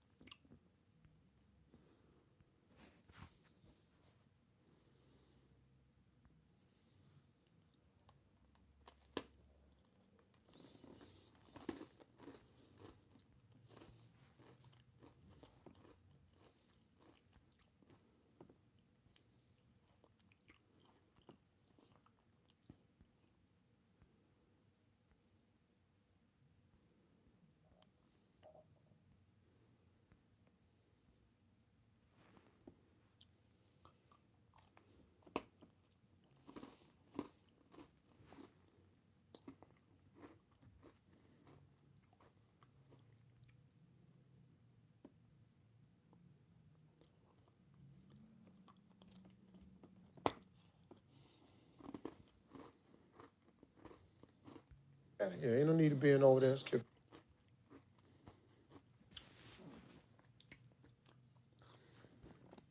I gotta take out my AirPods.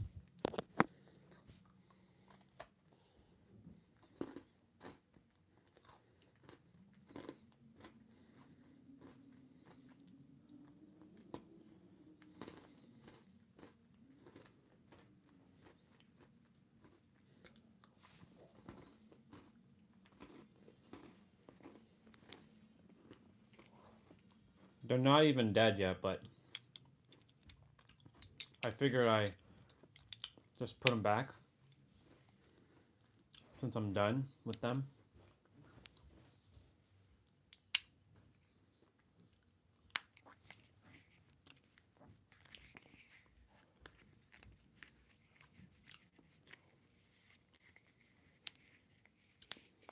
I downloaded the music.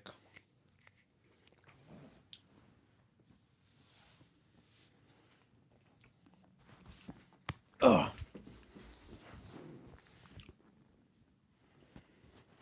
There's a little bit of a nice sky. But I'm about to play the song now.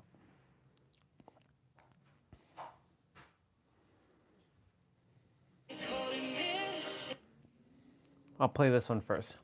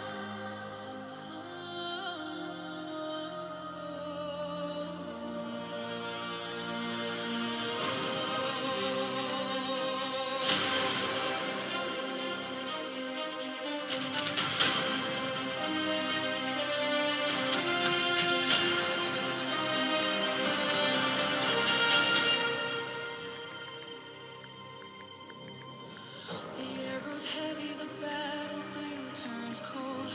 A warning rises from the ruins left below. A broken world is staring as the light begins to rise. A hidden power waking deep behind these eyes. They call it myth, a story lost in time, a dream. Oh, let's change the music. This one's a really good track, though. This one's about Goku, by the way. I like this. Listen to this.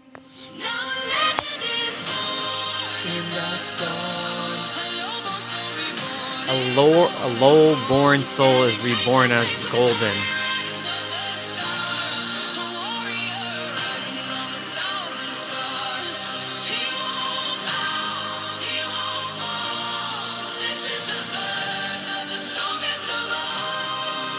Birth of the strongest of all.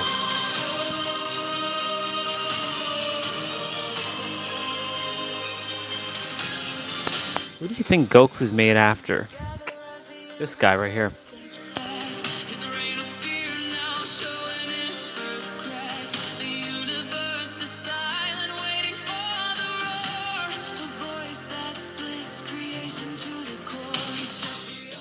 Splits creation to the core.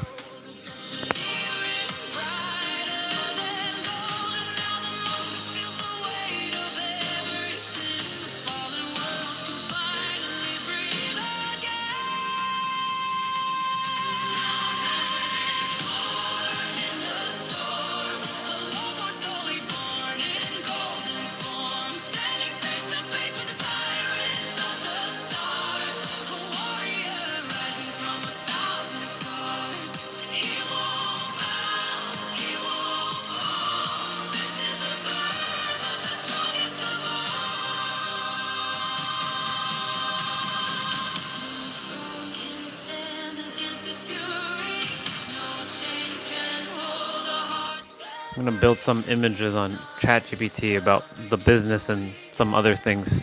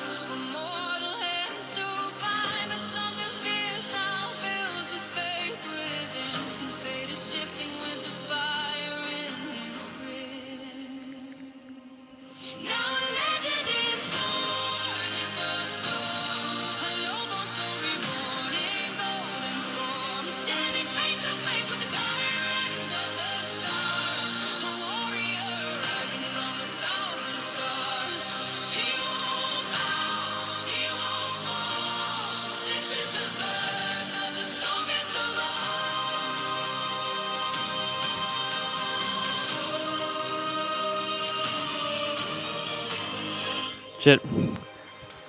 This one's playing again. That's so good.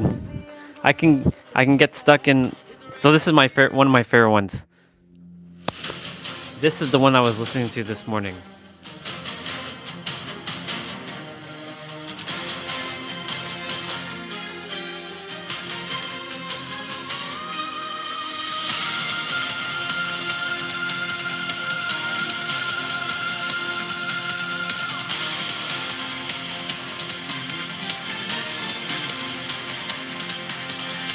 Born with a power they never understood.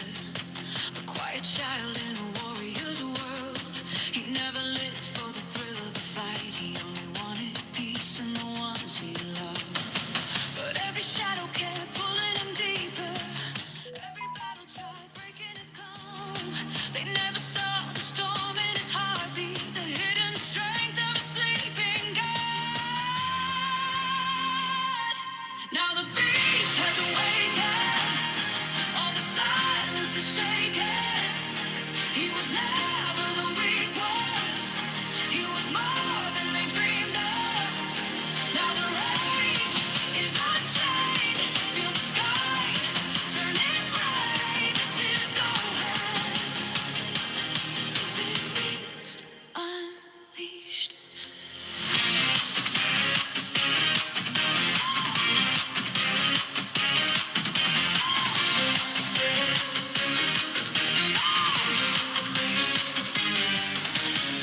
They called him soft for choosing mercy. They mistook kindness for fear. But pressure turns a quiet soul violent when the ones he loves disappear. They never noticed the fire beneath him. How the world kept demanding more. But now the patience is shattered like glass, and every limit is gone. Now the beast has awakened. All the silence is shaken. He was never the weak one. He was more than they dreamed of. Now the rage is unchained.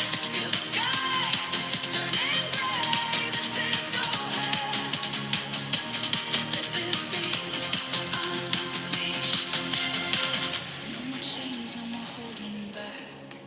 He's the power they could never grasp, but destiny written in lightning. The calm is gone. The storm remains. Now the beast has awakened. All the silence is shaken. Not a hero they wanted, but the legend they needed. Now the rage is unchained, and the world knows his name. This is go ahead, go ahead. This is beast forever.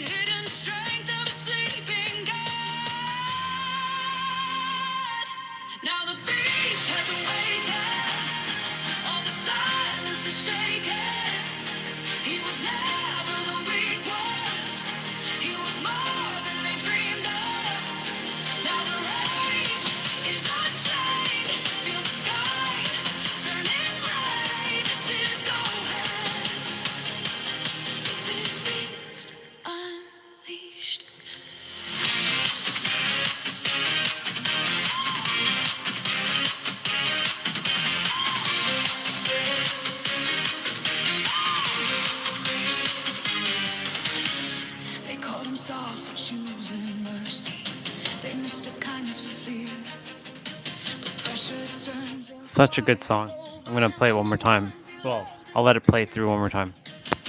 They never noticed the fire beneath him, how the world kept demanding more.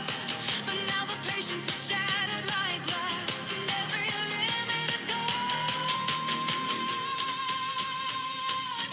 Now the beast has awakened, all the silence is shaken. He was never the weak one, he was more than they dreamed of. Now the rage is unchained, feel the sky turning gray. This is go ahead, this is beast unleashed. No more chains, no more holding back. He's the power they could never grasp, but destiny written in lightning. The calm is gone, the storm remains. Now the beast has awakened, all the silence is shaken. Not a hero they wanted, but the legend they needed. Now the rage is unchained, and the world knows his name. This is go ahead, this is beast forever.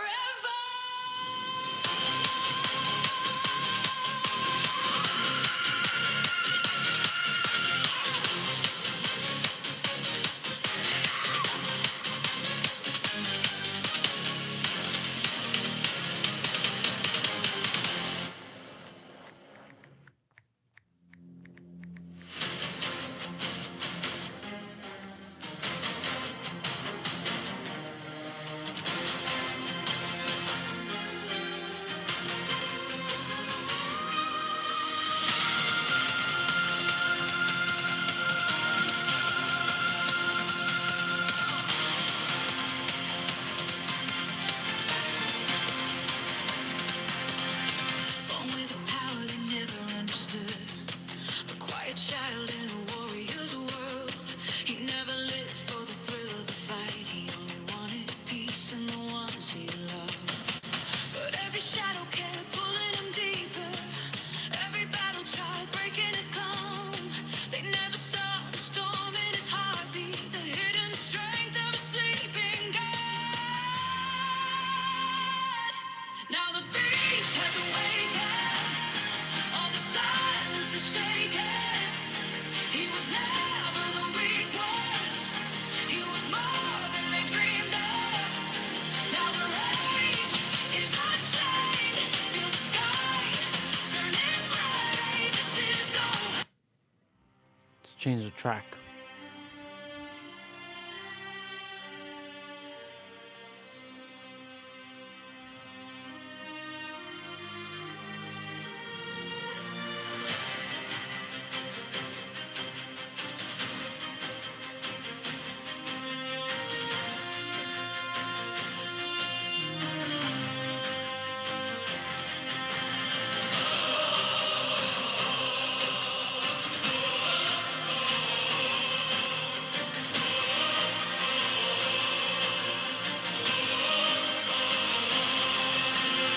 I feel the fire burning in my soul.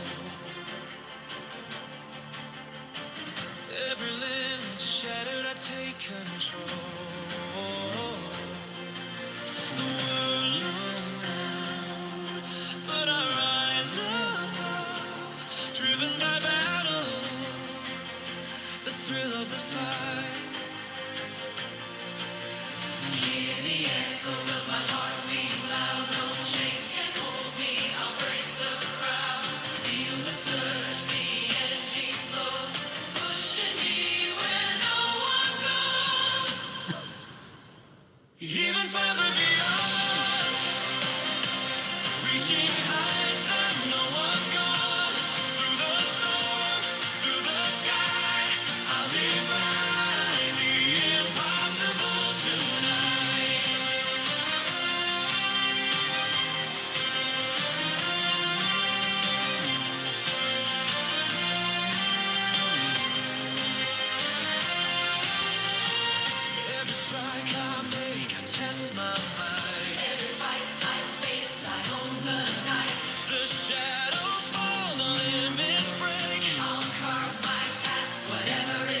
Hear the echoes of my heartbeat loud. No chains can hold me. I'll break the crowd. Feel the surge, the energy flows, pushing me where no one goes. Even farther beyond, reaching heights that no one's gone. Through the storm, through the sky, I'll defy the impossible tonight.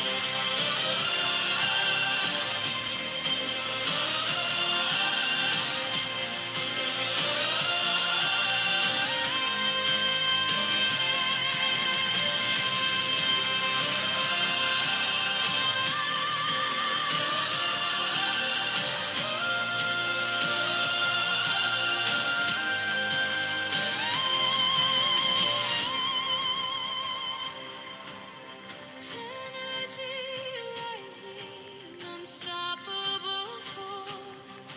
No fear, no bounds, I stay the course. Even farther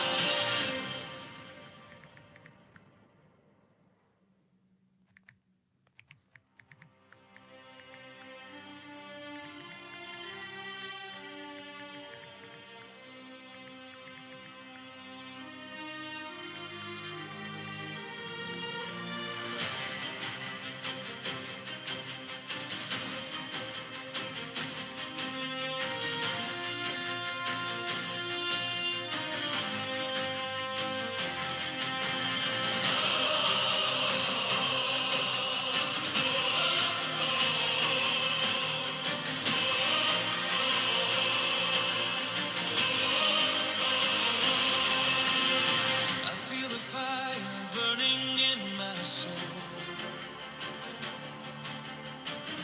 Every limit shattered, I take control. The world looks down, but I rise above, driven by battle, the thrill of the fight. Hear the echoes of my heartbeat loud. No chains can hold me. I'll break the crowd. Feel the surge, the energy flows, pushing me where no one goes.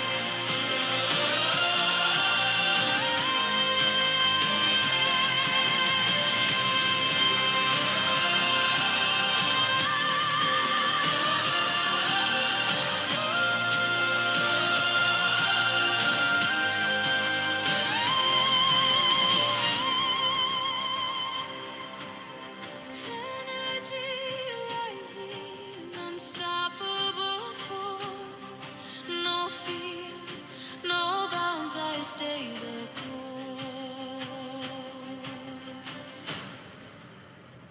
Even farther beyond.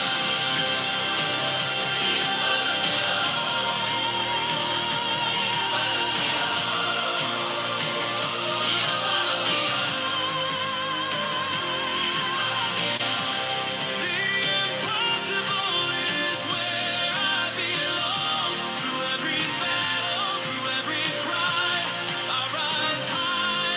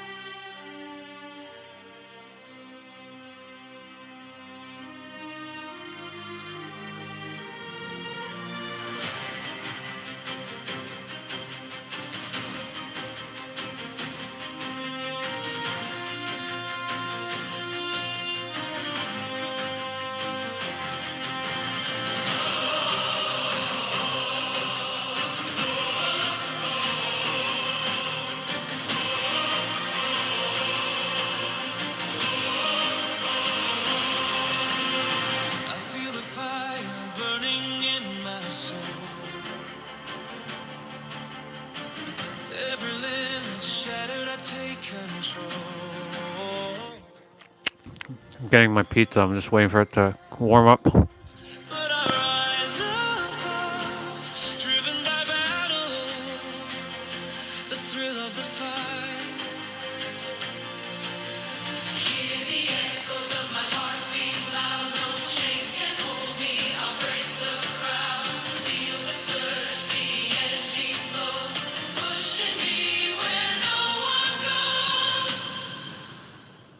Even farther beyond, reaching heights that no one's gone. Through the storm, through the sky, I'll defy the impossible tonight.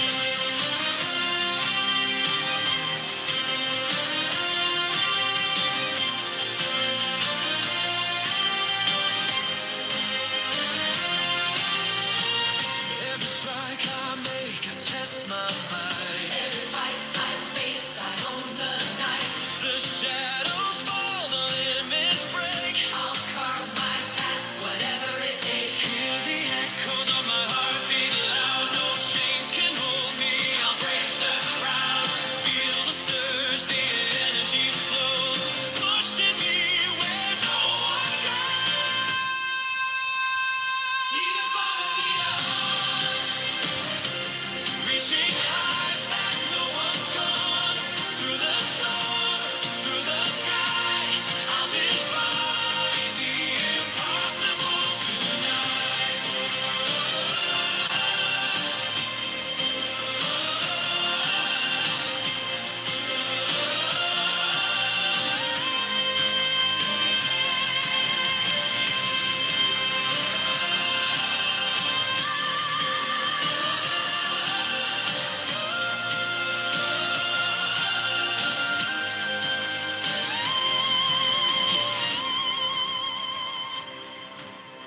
Energy rising, unstoppable force. No fear, no bounds, I stay the course. Even farther beyond.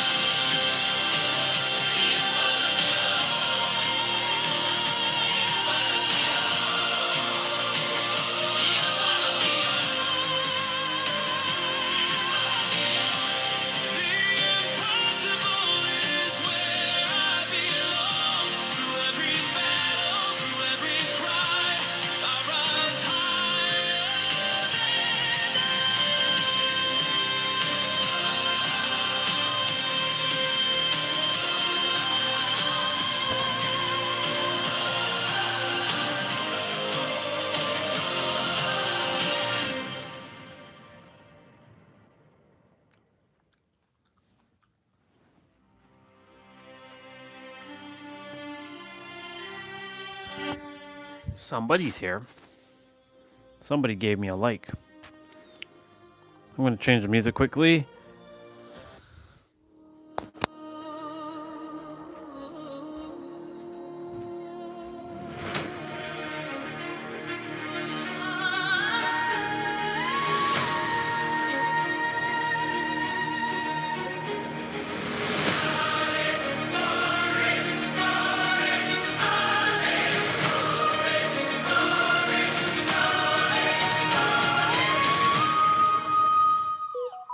Silence breaks, the storm awaits. The pain of loss now burns in flames. All my fears are torn apart. I hear the cries inside my heart. No mercy left inside my veins. Your laughter echoes through my pain. You cross the line, there's no way back. Now feel the wrath of my attack.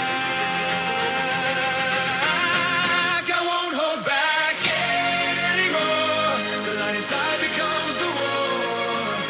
The world will tremble, skies will roar. You'll face the power, unstoppable truth. I'll end your reign, this is my proof.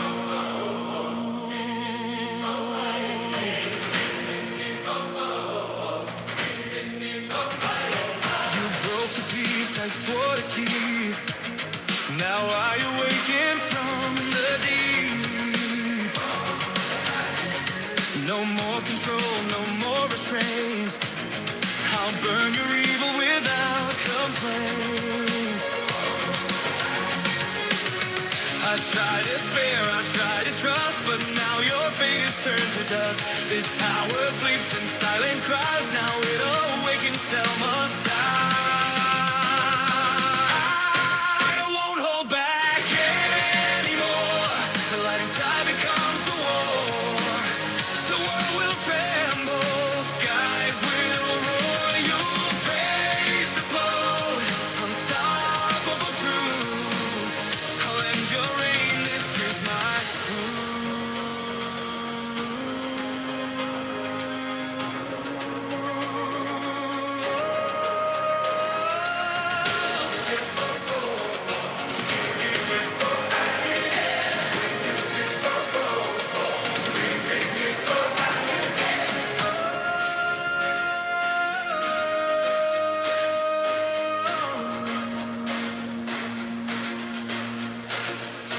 lightning falls, the heavens burn. There's no escape, it's now your turn. The child you mocked, the hope you broke has risen higher. Now feel the shock. I won't forgive, I won't forget. This is the end, you won't regret. A scream of fury shakes the land. The power you feared is in my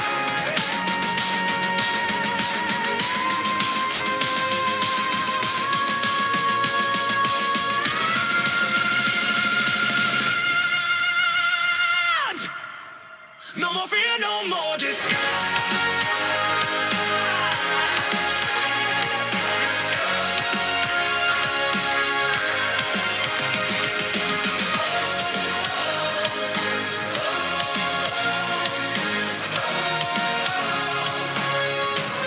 The storm of justice fills the skies. I'll make you pay for all you've done.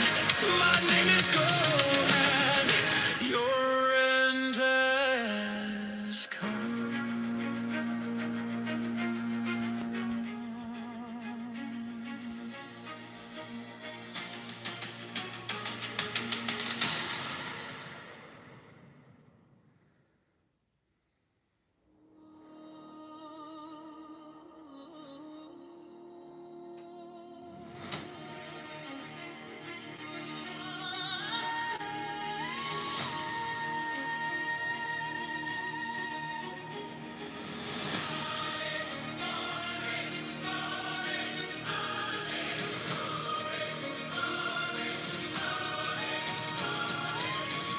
This shit is hot.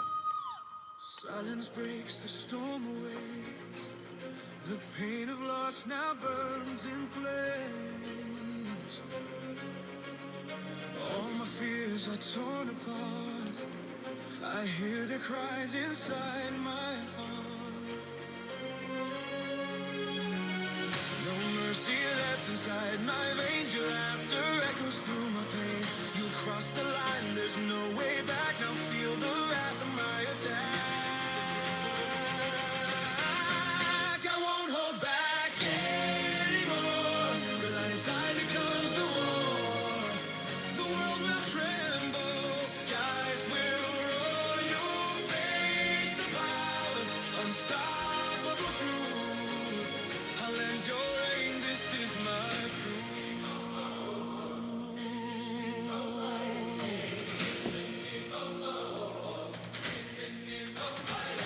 You broke the peace I swore to keep. Now I awaken from the deep. No more control, no more restraint. I'll burn your evil without complaint. I try to spare, I try to trust, but now your fate is turned to dust. This power sleeps in silent cries, now it awakens, Cell must die. I won't hold back anymore. The light inside becomes the war. The world will tremble.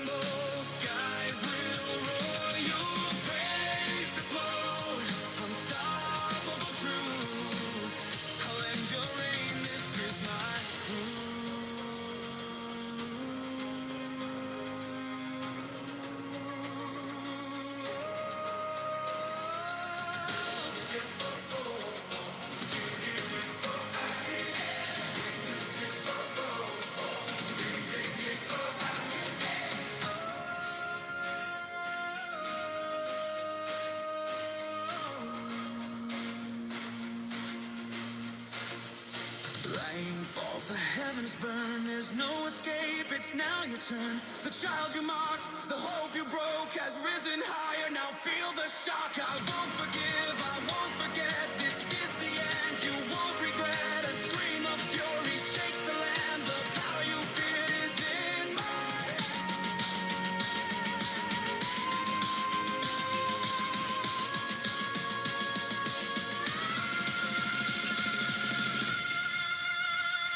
hand. No more fear, no more despair.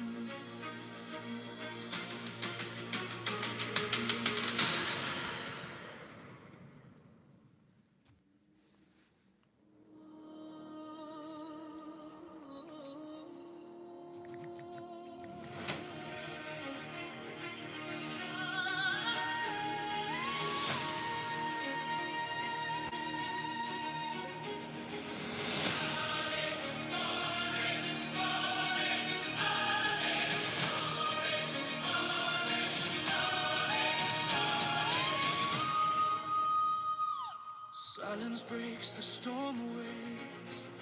The pain of loss now burns in flames. All my fears are torn apart.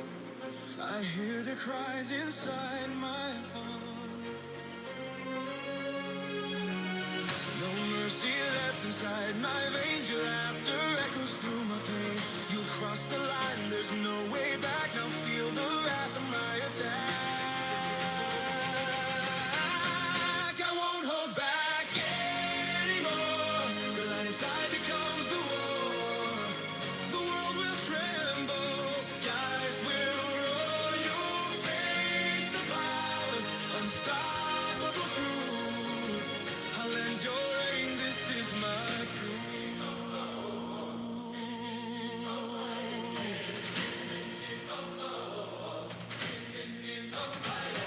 You broke the peace I swore to keep. Now I awaken from the deep. No more control, no more restraint. I'll burn your evil without complaint. I try to spare, I try to trust, but now your fate is turned to dust. This power sleeps in silent cries, now it awakens, hell must die. I won't hold back anymore. The light inside becomes the war. The world will tremble, skies will roar. You'll face the blow, unstoppable truth. I'll end your reign, this is my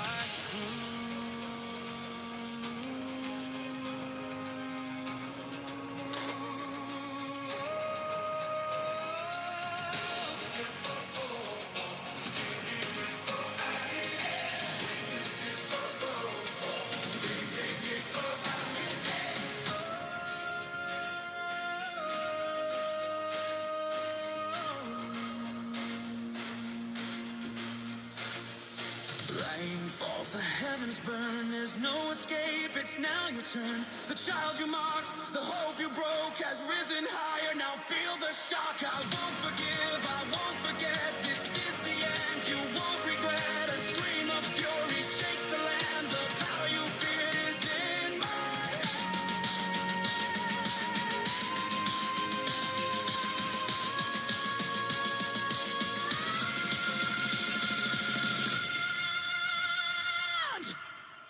No more fear, no more despair.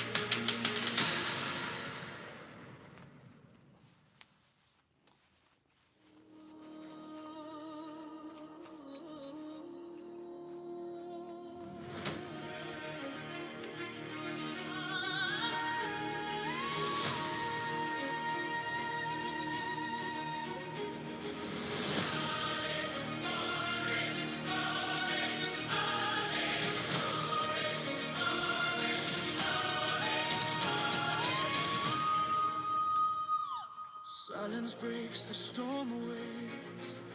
The pain of loss now burns in flames. All my fears are torn apart. I hear the cries inside my heart. No mercy left inside my veins. Your laughter echoes through my pain. You cross the line, there's no way back. Now feel the wrath of my attack. I won't hold back anymore. The light inside becomes the war. The world will tremble, skies will roar. You'll face the power, unstoppable truth. I'll end your reign. Oops.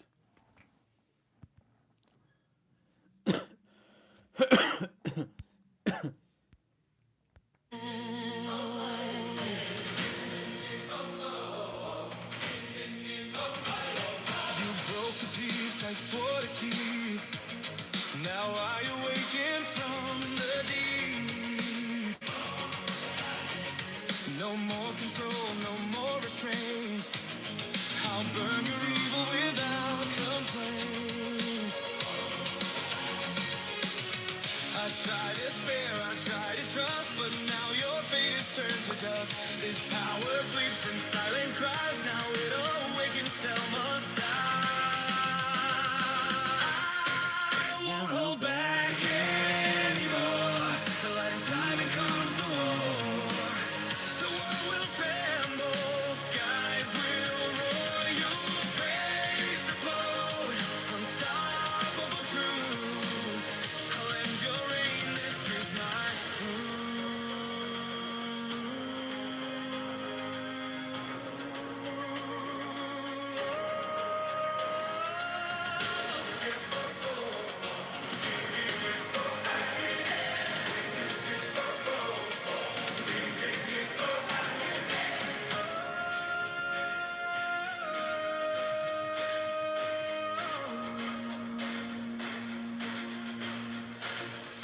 Lightning falls, the heavens burn. There's no escape, it's now your turn. The child you mocked, the hope you broke has risen higher. Now feel the shock. I won't forgive, I won't forget. This is the end, you won't regret. A scream of fury shakes the land. The power you feared is in my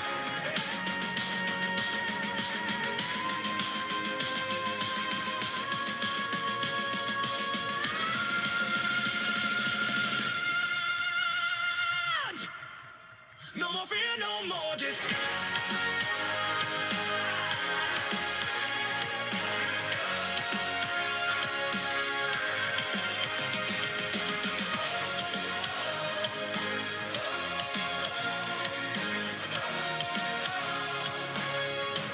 The storm of justice fills the skies. I'll make you pay for all you've done.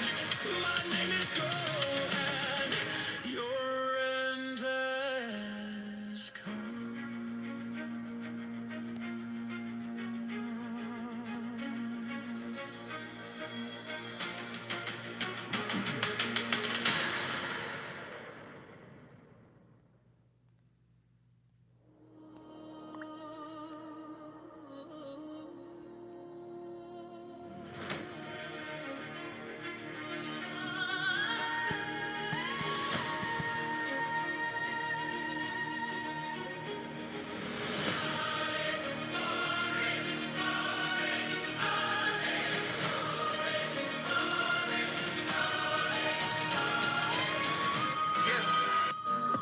Silence breaks, the storm awaits. The pain of loss now burns in flames. All my fears are torn apart. I hear the cries inside my heart. No mercy left inside my veins. Your laughter echoes through my pain. You cross the line, there's no way back. Now feel the wrath of my attack. I won't hold back anymore. The light inside becomes the war. The world will tremble, skies will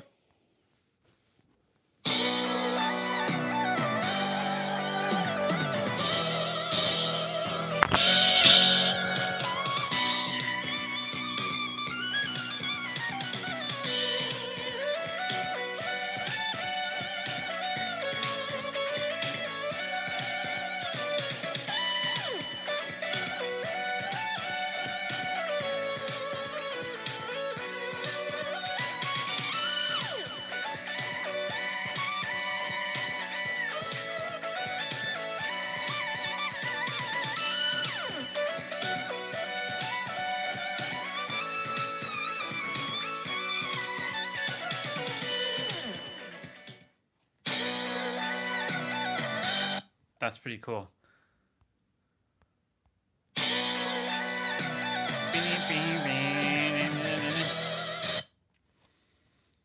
On the journey to maintaining your frequency, as the adversity and the lows strike at you, you need to learn to be grateful for the adversity, because the gratitude for the adversity would indicate to the universe that you've overcame it. And if you've overcame it within, then naturally you put yourself in a position to overcome it outside of you, and then you're no longer internally affected. Because remember, maintaining your frequency is just a matter of maintaining the state of consciousness that you're in, maintaining your emotional and mental state to not be swayed, which all comes down to how you define and how you perceive that particular situation. So you utilize negative gratitude for while shit's happening as an opportunity for you to then transcend time.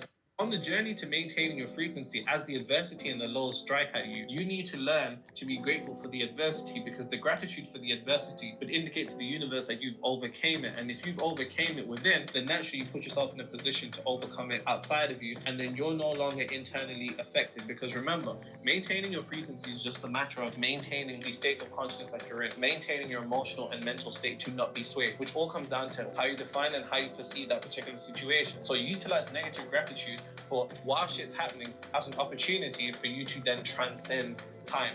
On the journey to maintaining your frequency, as the adversity and the lows strike at you, you need to learn to be grateful for the adversity, because the gratitude for the adversity would indicate to the universe that you've overcame it. And if you've overcame it within, then naturally you put yourself in a position to overcome it outside of you, and then you're no longer internally affected. Because remember, maintaining your frequency is just a matter of maintaining the state of consciousness that you're in, maintaining your emotional and mental state to not be swayed, which all comes down to how you define and how you perceive that particular situation. So you utilize negative gratitude for while shit's happening as an opportunity for you to then transcend time.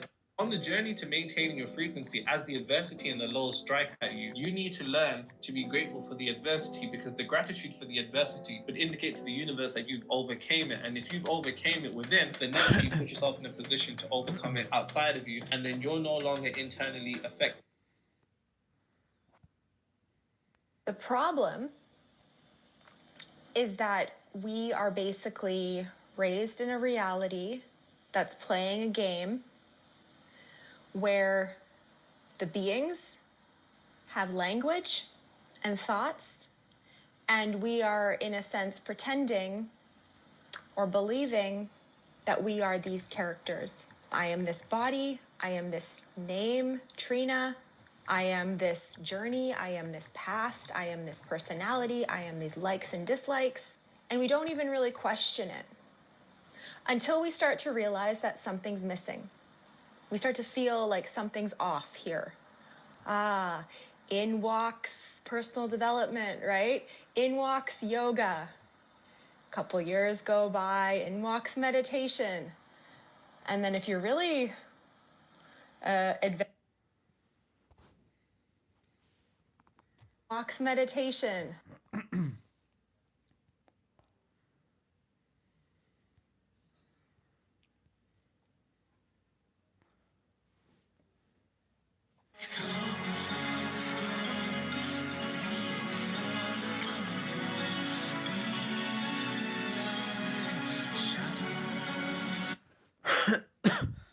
Oh, what the hell is this?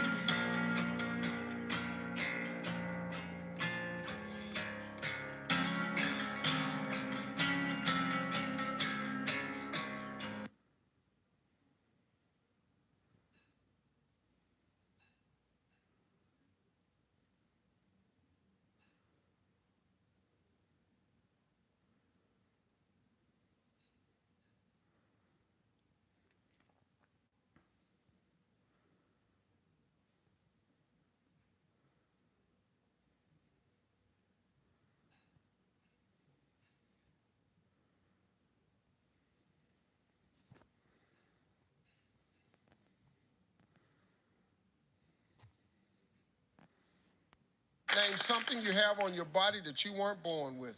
pubic hair.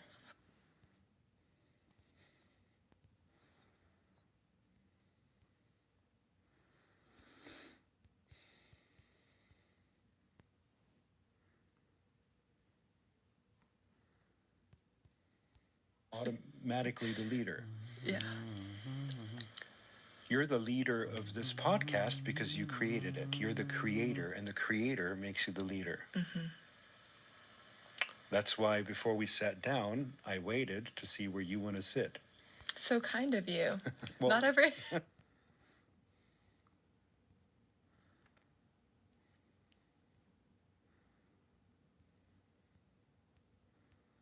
Okay, y'all, we have to get started.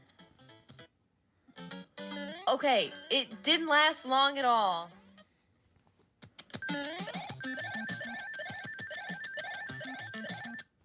Excellent work. Cannot see any. So we're figuring it out.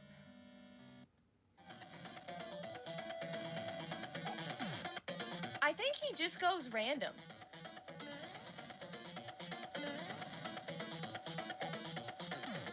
No, because he clearly followed me that time. This guy. What?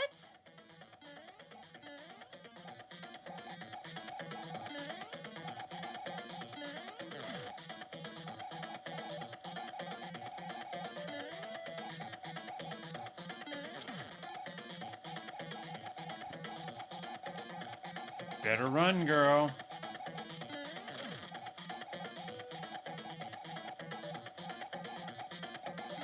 You're running out of time.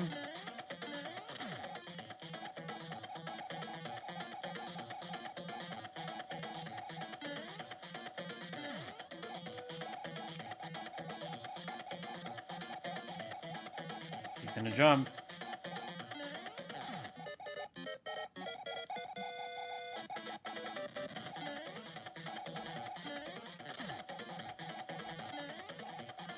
This is exciting.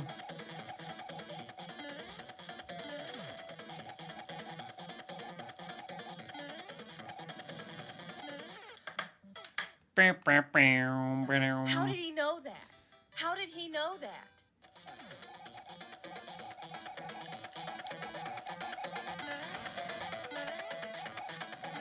Oh my god. Somehow we avoided that too. I'm not sure how. That's crazy. Oh. That was like a 300 IQ play. Come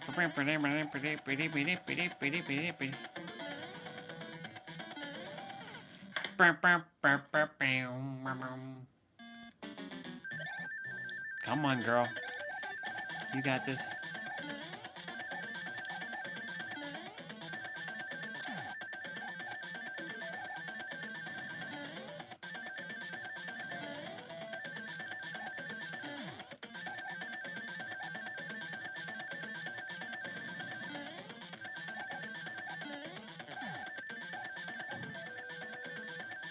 He screwed himself.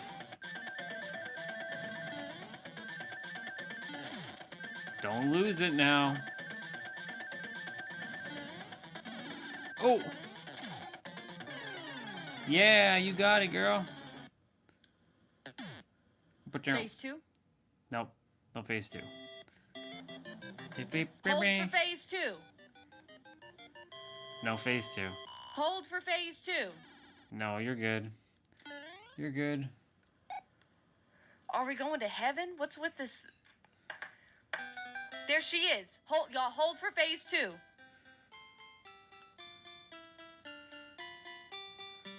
Is he gonna come get her again?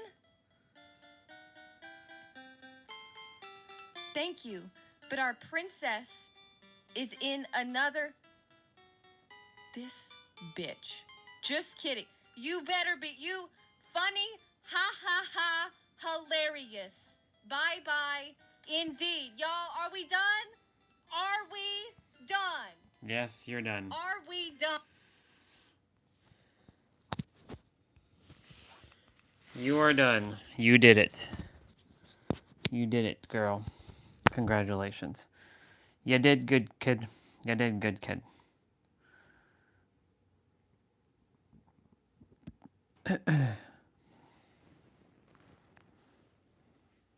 Your spine moves like a wooden plank. Okay, I'll be back. I'm gonna go and wash this out.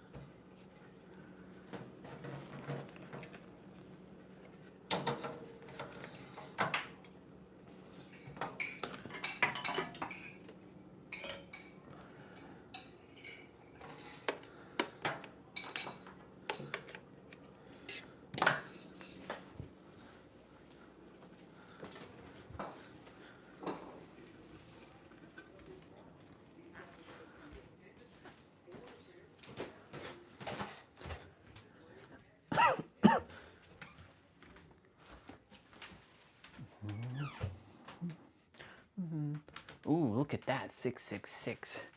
55. Yeah. Yeah.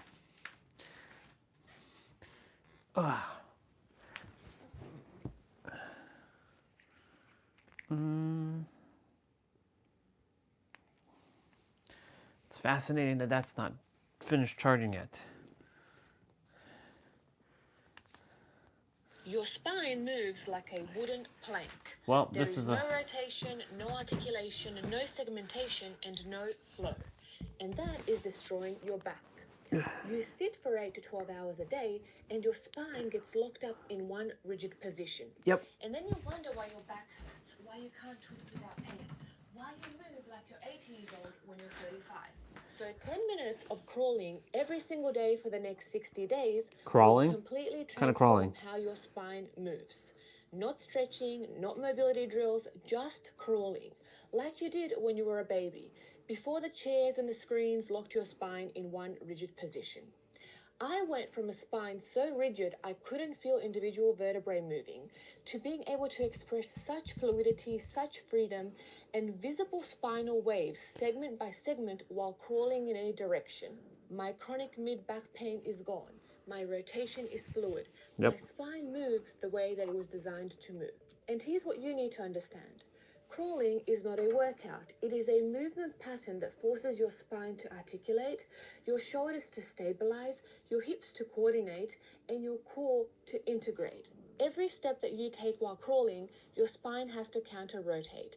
Your right shoulder has to work with your left hip. Your core has to prevent collapse. This is the ultimate example of primal movement. This is how humans are designed to move. And you've completely lost it. So day one for you is going to humble you.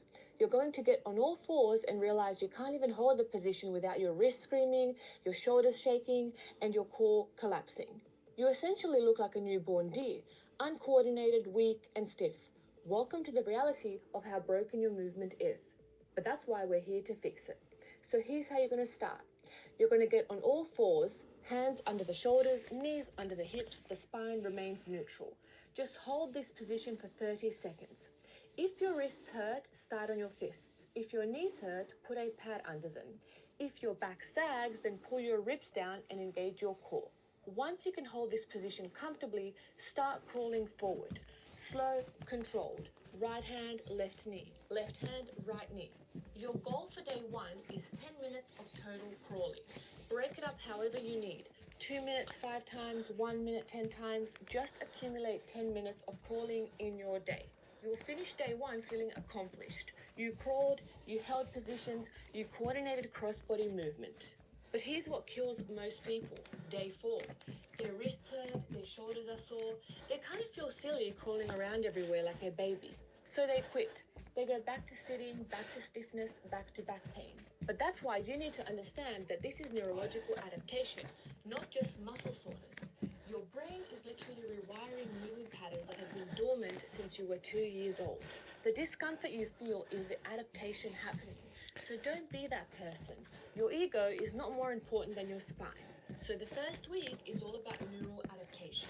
Your brain is learning to coordinate counterlateral movement.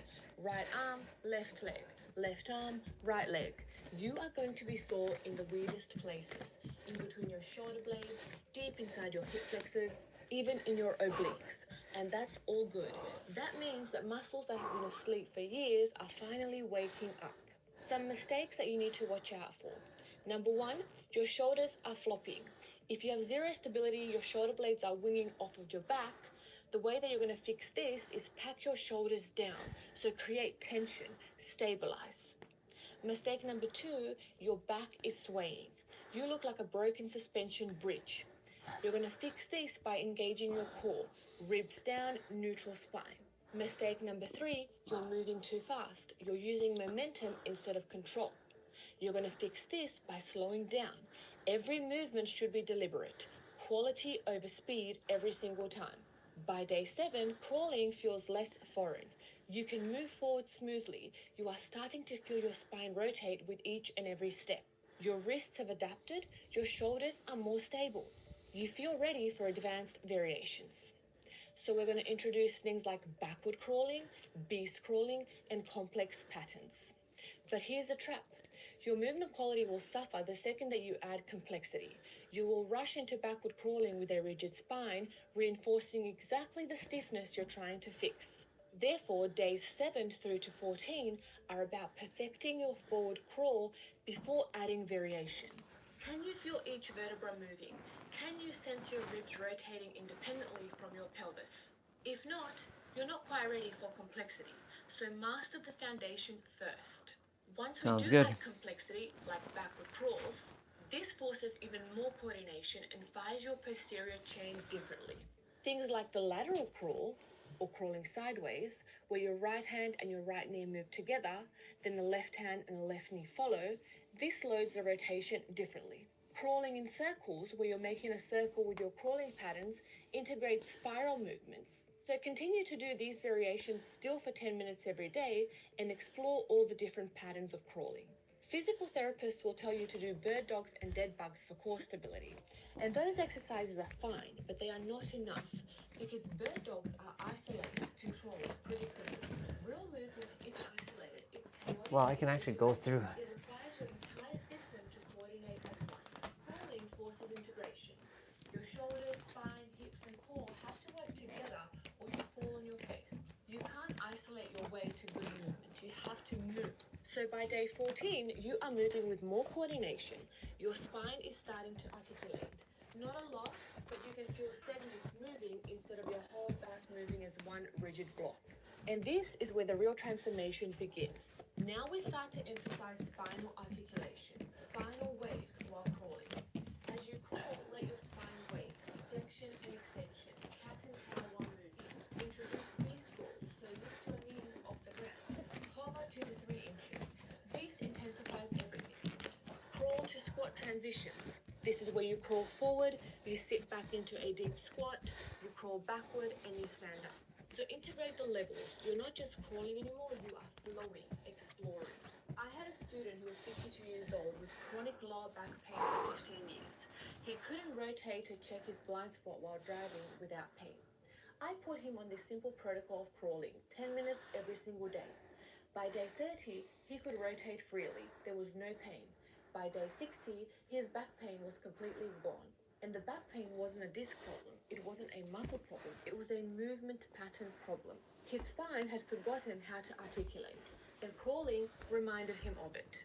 By day 30, your spine will move differently. You're not thinking about right hand, left knee anymore. It's automatic for you. Your spine just flows. Your ribs rotate. Your hips move independently from your pelvis and your shoulders. You've unlocked segmental spinal control. Days 30 to 60, we go deeper. We're going to integrate figure 8 crawling. So crawl in a figure 8 pattern. This creates constant directional changes and spinal rotation. We're going to start crawling with reaches. So every step, you reach one hand forward and you hold.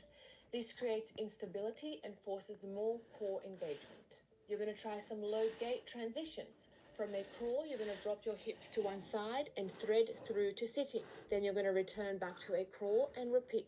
So you're not training crawling anymore, you are exploring different movements as you go. And by day 60, your spine has completely transformed. You can move in any direction you like. Your spine articulates segment by segment. Your shoulders and your hips coordinate effortlessly. You have rebuilt the movement pattern that every adult has lost. And here's what most people don't realize. This isn't just about crawling. This is about unlocking your entire movement vocabulary. Because when your spine can articulate, you can get up and down from the floor easily. You can rotate without any compensation. True. You can move in all directions without pain. You have essentially freed your spine. But let me be clear. If you can't crawl smoothly with spinal articulation, your movement is broken. I don't care how much you can deadlift. I don't care how flexible you think you are. If your spine moves like a wooden plank, you are one wrong movement away from injury. Or you can choose not to crawl and keep your spine locked, keep compensating with your hips and your shoulders, keep moving like a robot. And when you throw out your back picking up your groceries, when you can't play on the floor with your kids, when you need surgery because your discs are compressed from decades of sitting, remember this moment. You knew your spine didn't move. You chose to do nothing about it. 60 days, 10 minutes of crawling every single day. Start simple. Forward crawls. Progress to backwards to lateral and to advanced variations. Focus on spinal articulation, not speed, not distance, but quality. Your spine will transform. If you found this video helpful, like it, subscribe, share it with someone who moves like a robot or has chronic back pain. Movement is your medicine. This is your prescription for a spine that moves like it should. 60 days starts now. Get on the floor, crawl. I'll see you at day 60. I'll see you at day 60, sister. And then,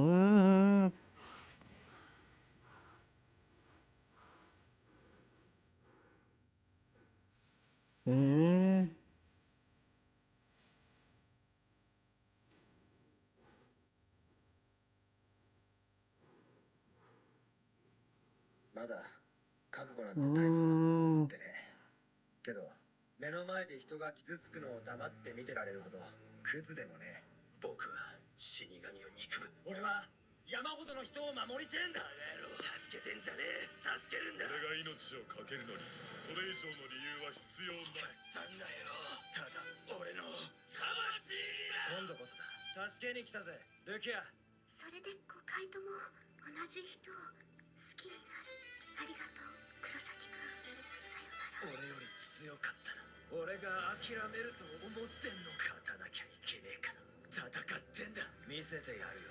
これが最後の月が天章だ。俺は自分で守る道を選んだんだ。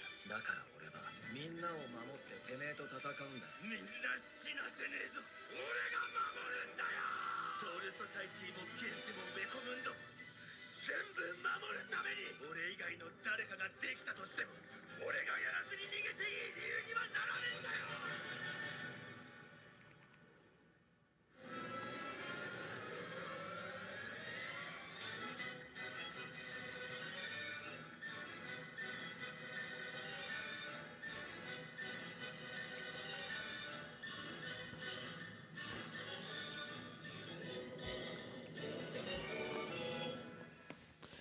Alec. 話は終わりだ。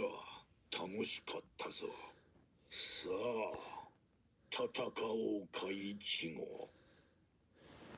日の一号黒崎。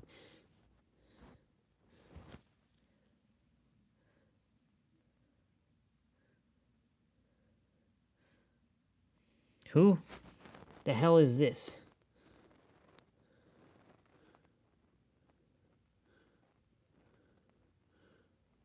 What?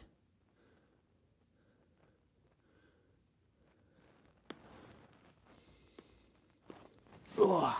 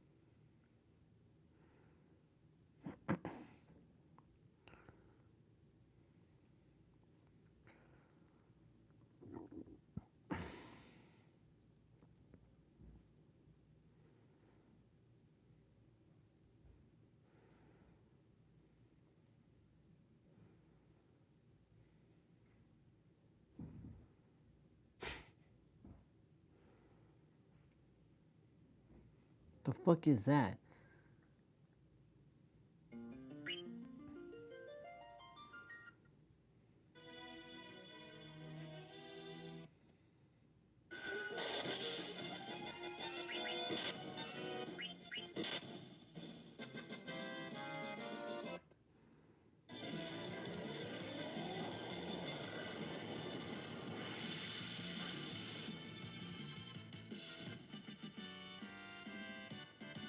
Saram or something?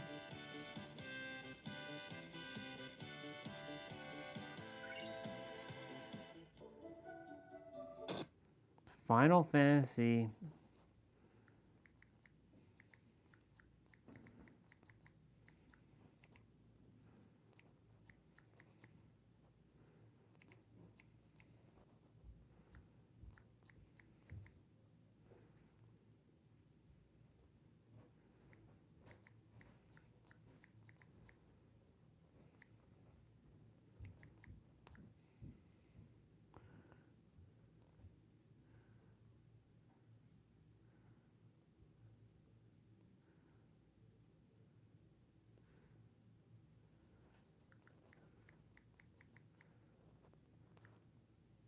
Mm-hmm. Do do do do do. Mm-hmm.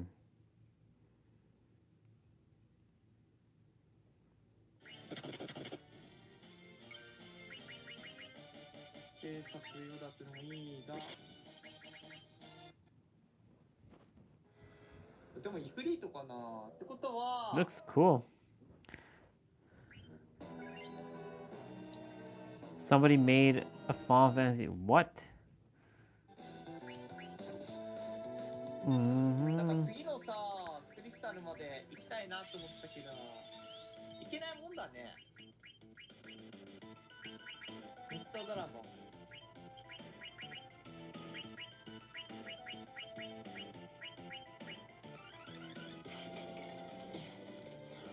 行かないか。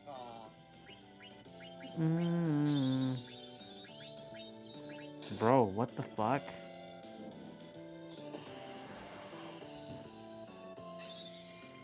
There's only 2 videos on this. Oh.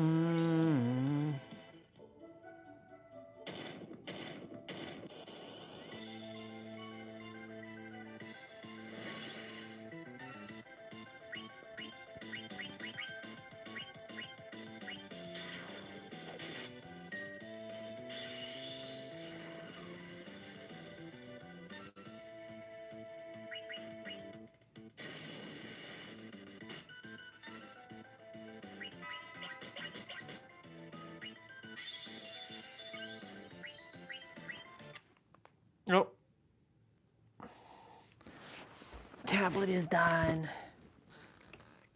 And this finally finished. And I can finally charge this.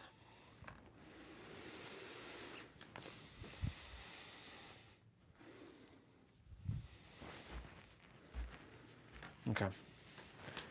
686 right now on this on the live stream. We're gonna crawl for about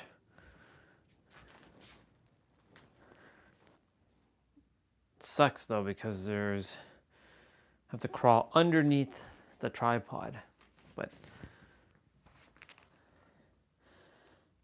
yeah, but do.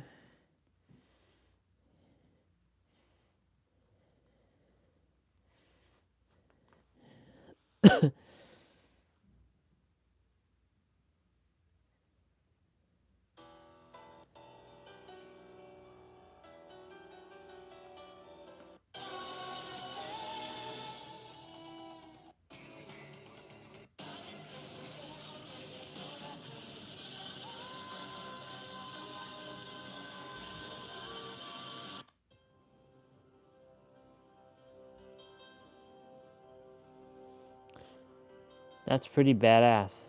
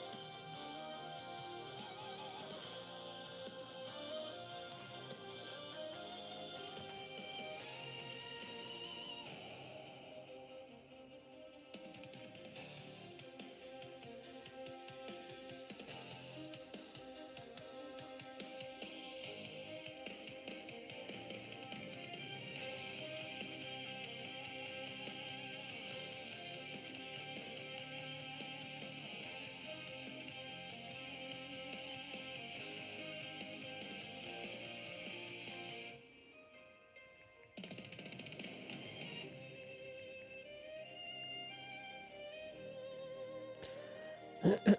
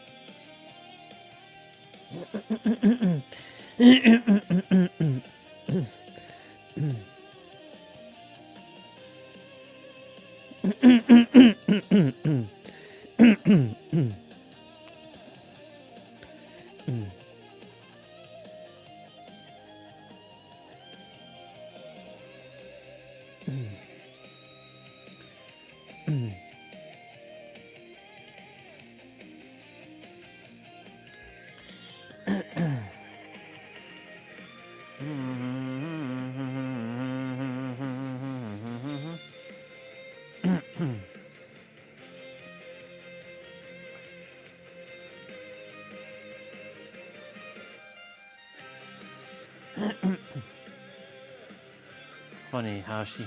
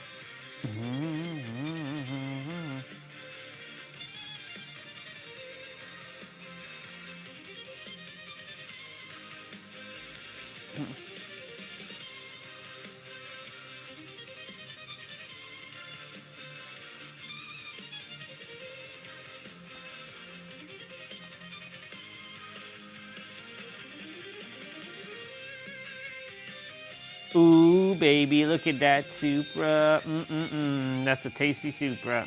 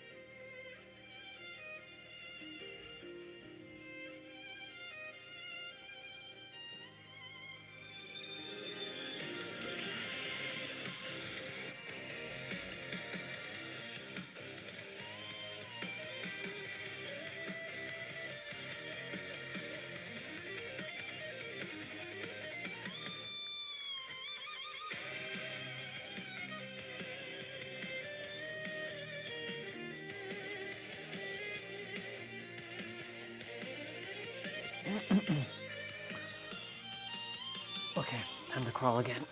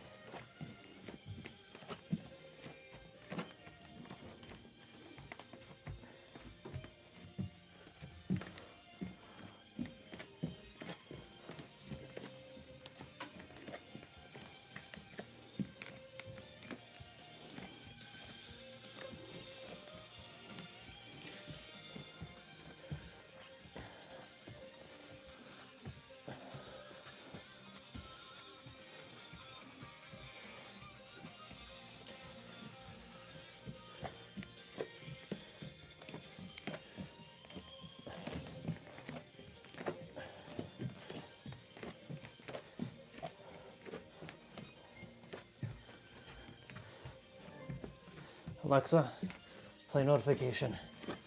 One notification from Amazon. On Friday, snow is expected mainly in West Humboldt Fairbanks, starting around 1 p.m. and stopping around 11 p.m. You can expect about 3.7 centimeters. More snow.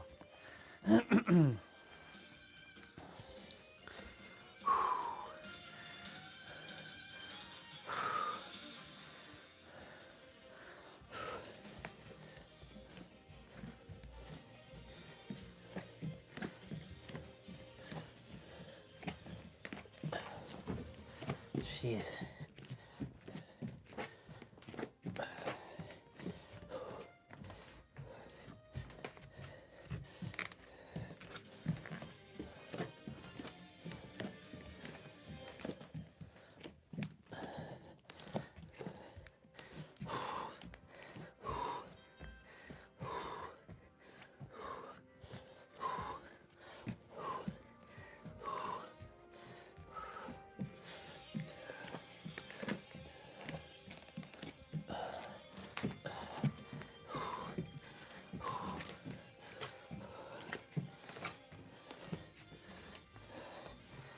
Holy moly.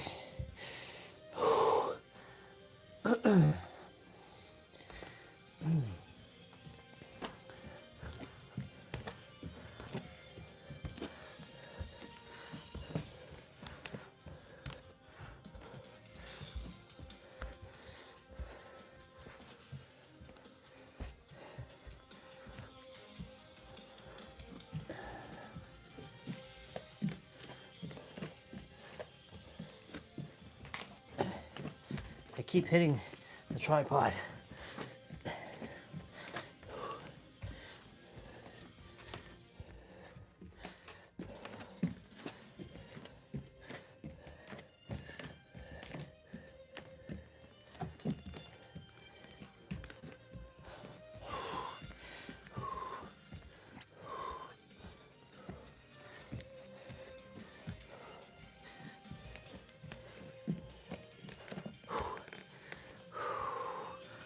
Oh, yeah.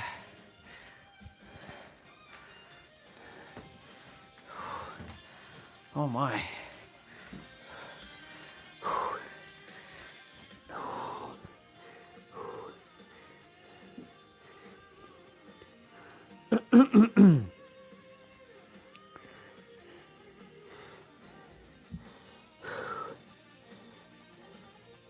Looks like we're adding more movement.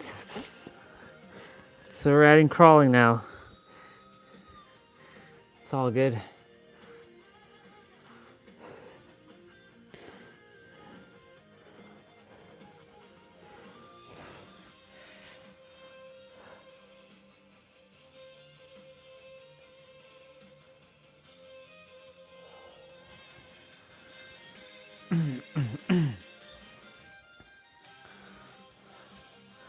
$699 minutes. Somebody gave me a like. Thank you. Doing my crawling.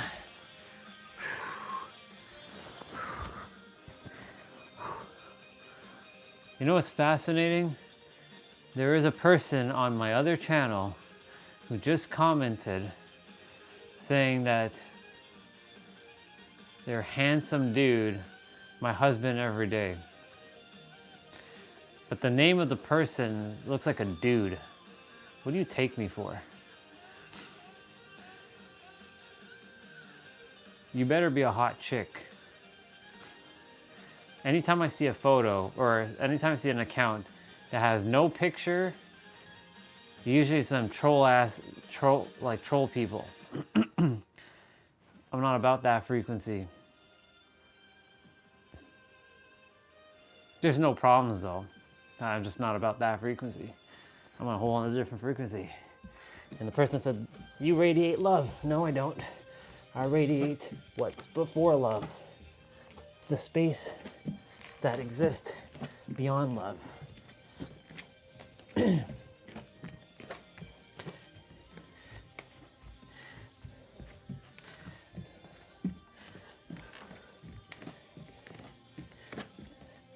You know what? I should just move this out of the way. That way I have more space to do my crawling.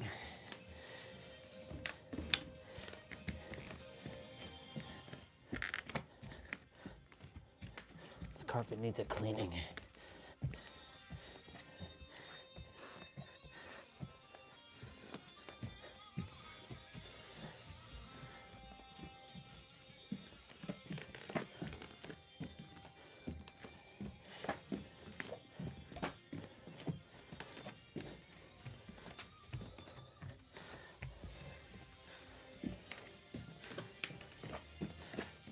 We're adding a new move.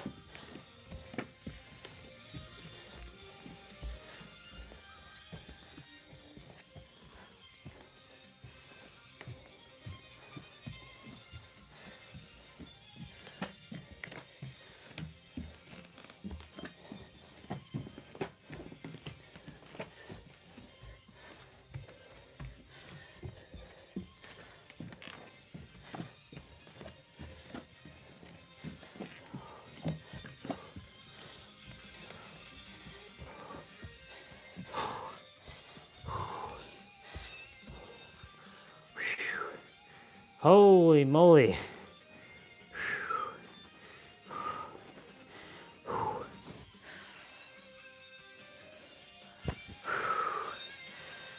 Let's go.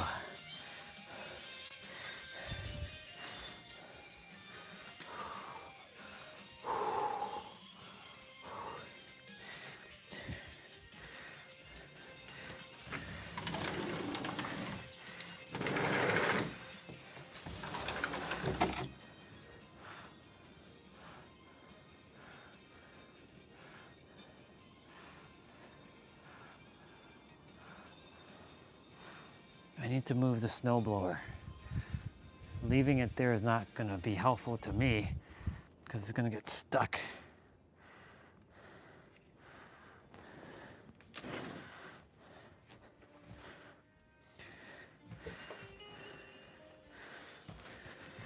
It's going to get stuck.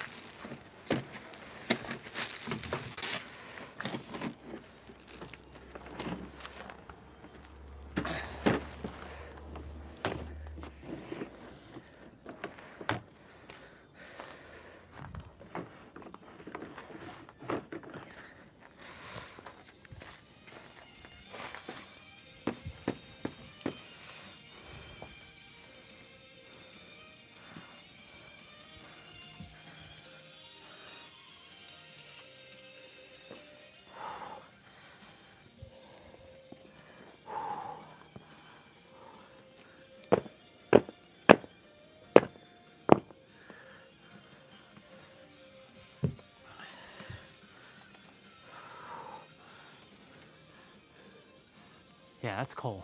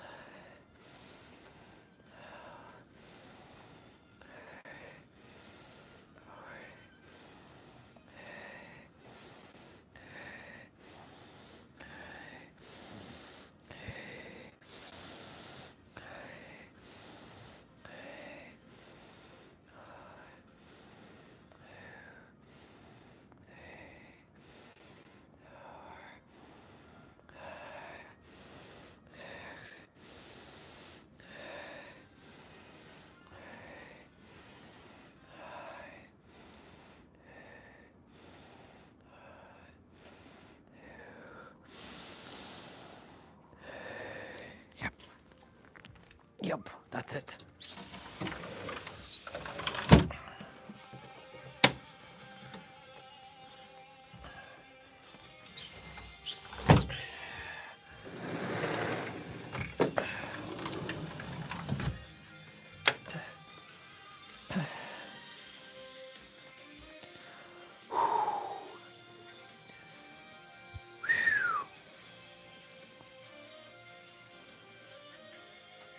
That's crazy.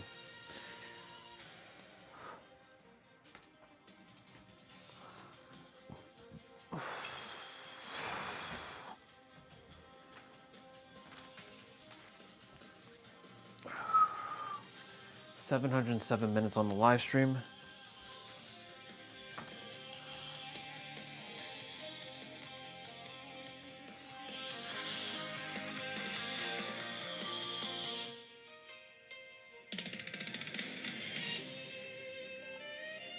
Wait, fast?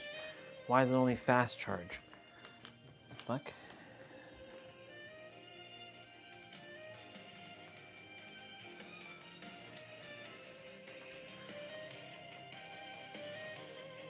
I think maybe it's because of the battery setting.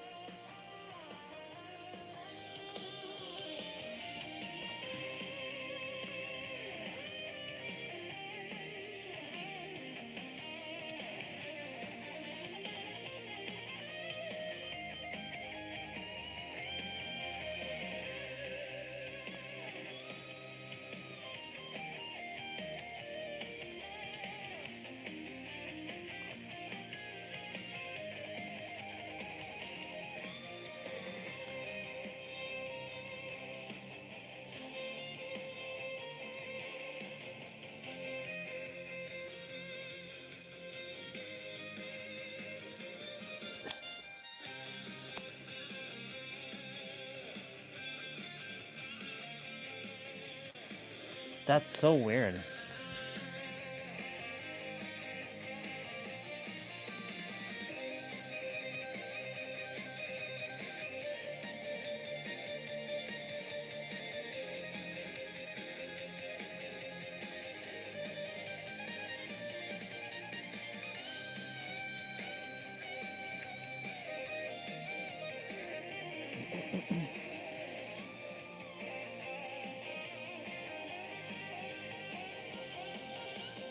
How the fuck is that even possible?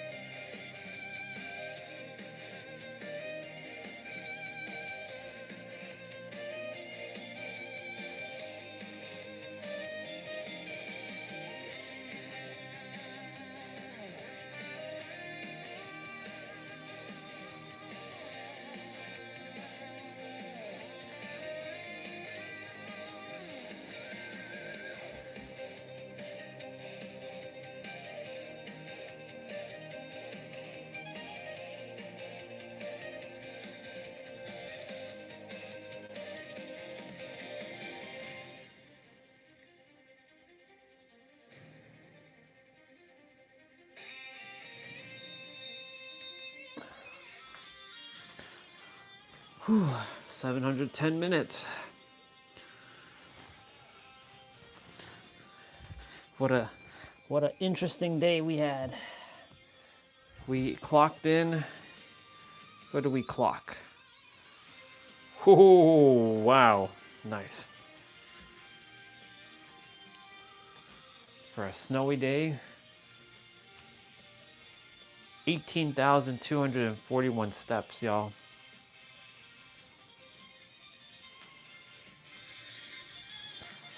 That's awesome.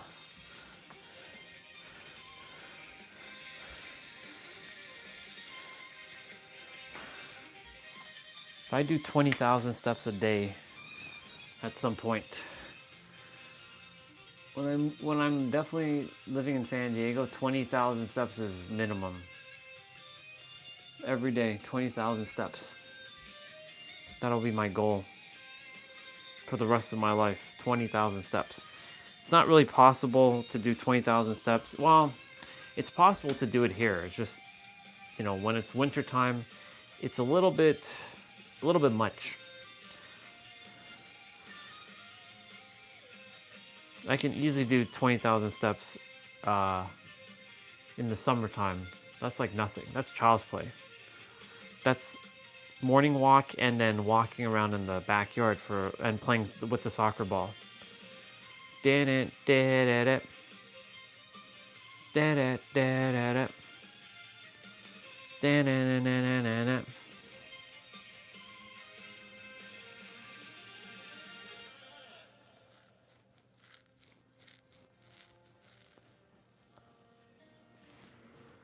Well, Alexa, what's the weather tomorrow morning at 7 a.m.? In Toronto, tomorrow at 7 a.m., it should be minus 13 degrees Celsius with a 20% chance of snow. Ooh, it's cold again.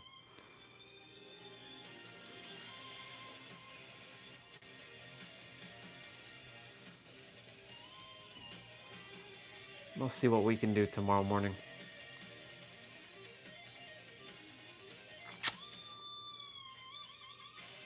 We're gonna have some cold weather in the next little while, but it's okay.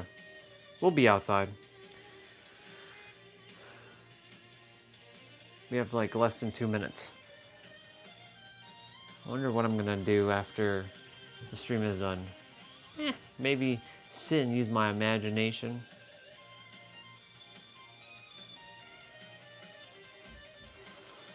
And listen to music.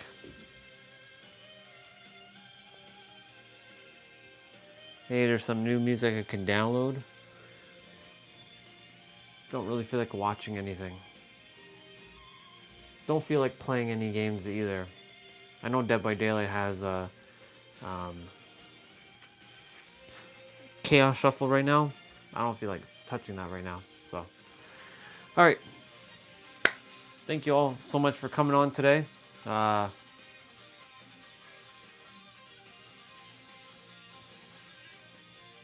There's nothing else.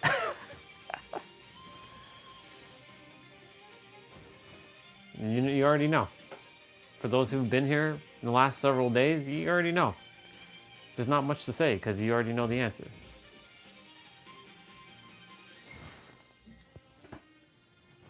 Anyways, have yourselves a good night. I'll see you tomorrow. Tomorrow's Full Body Friday, so we got lots to do. Lots and lots to do. Tons. Yeah.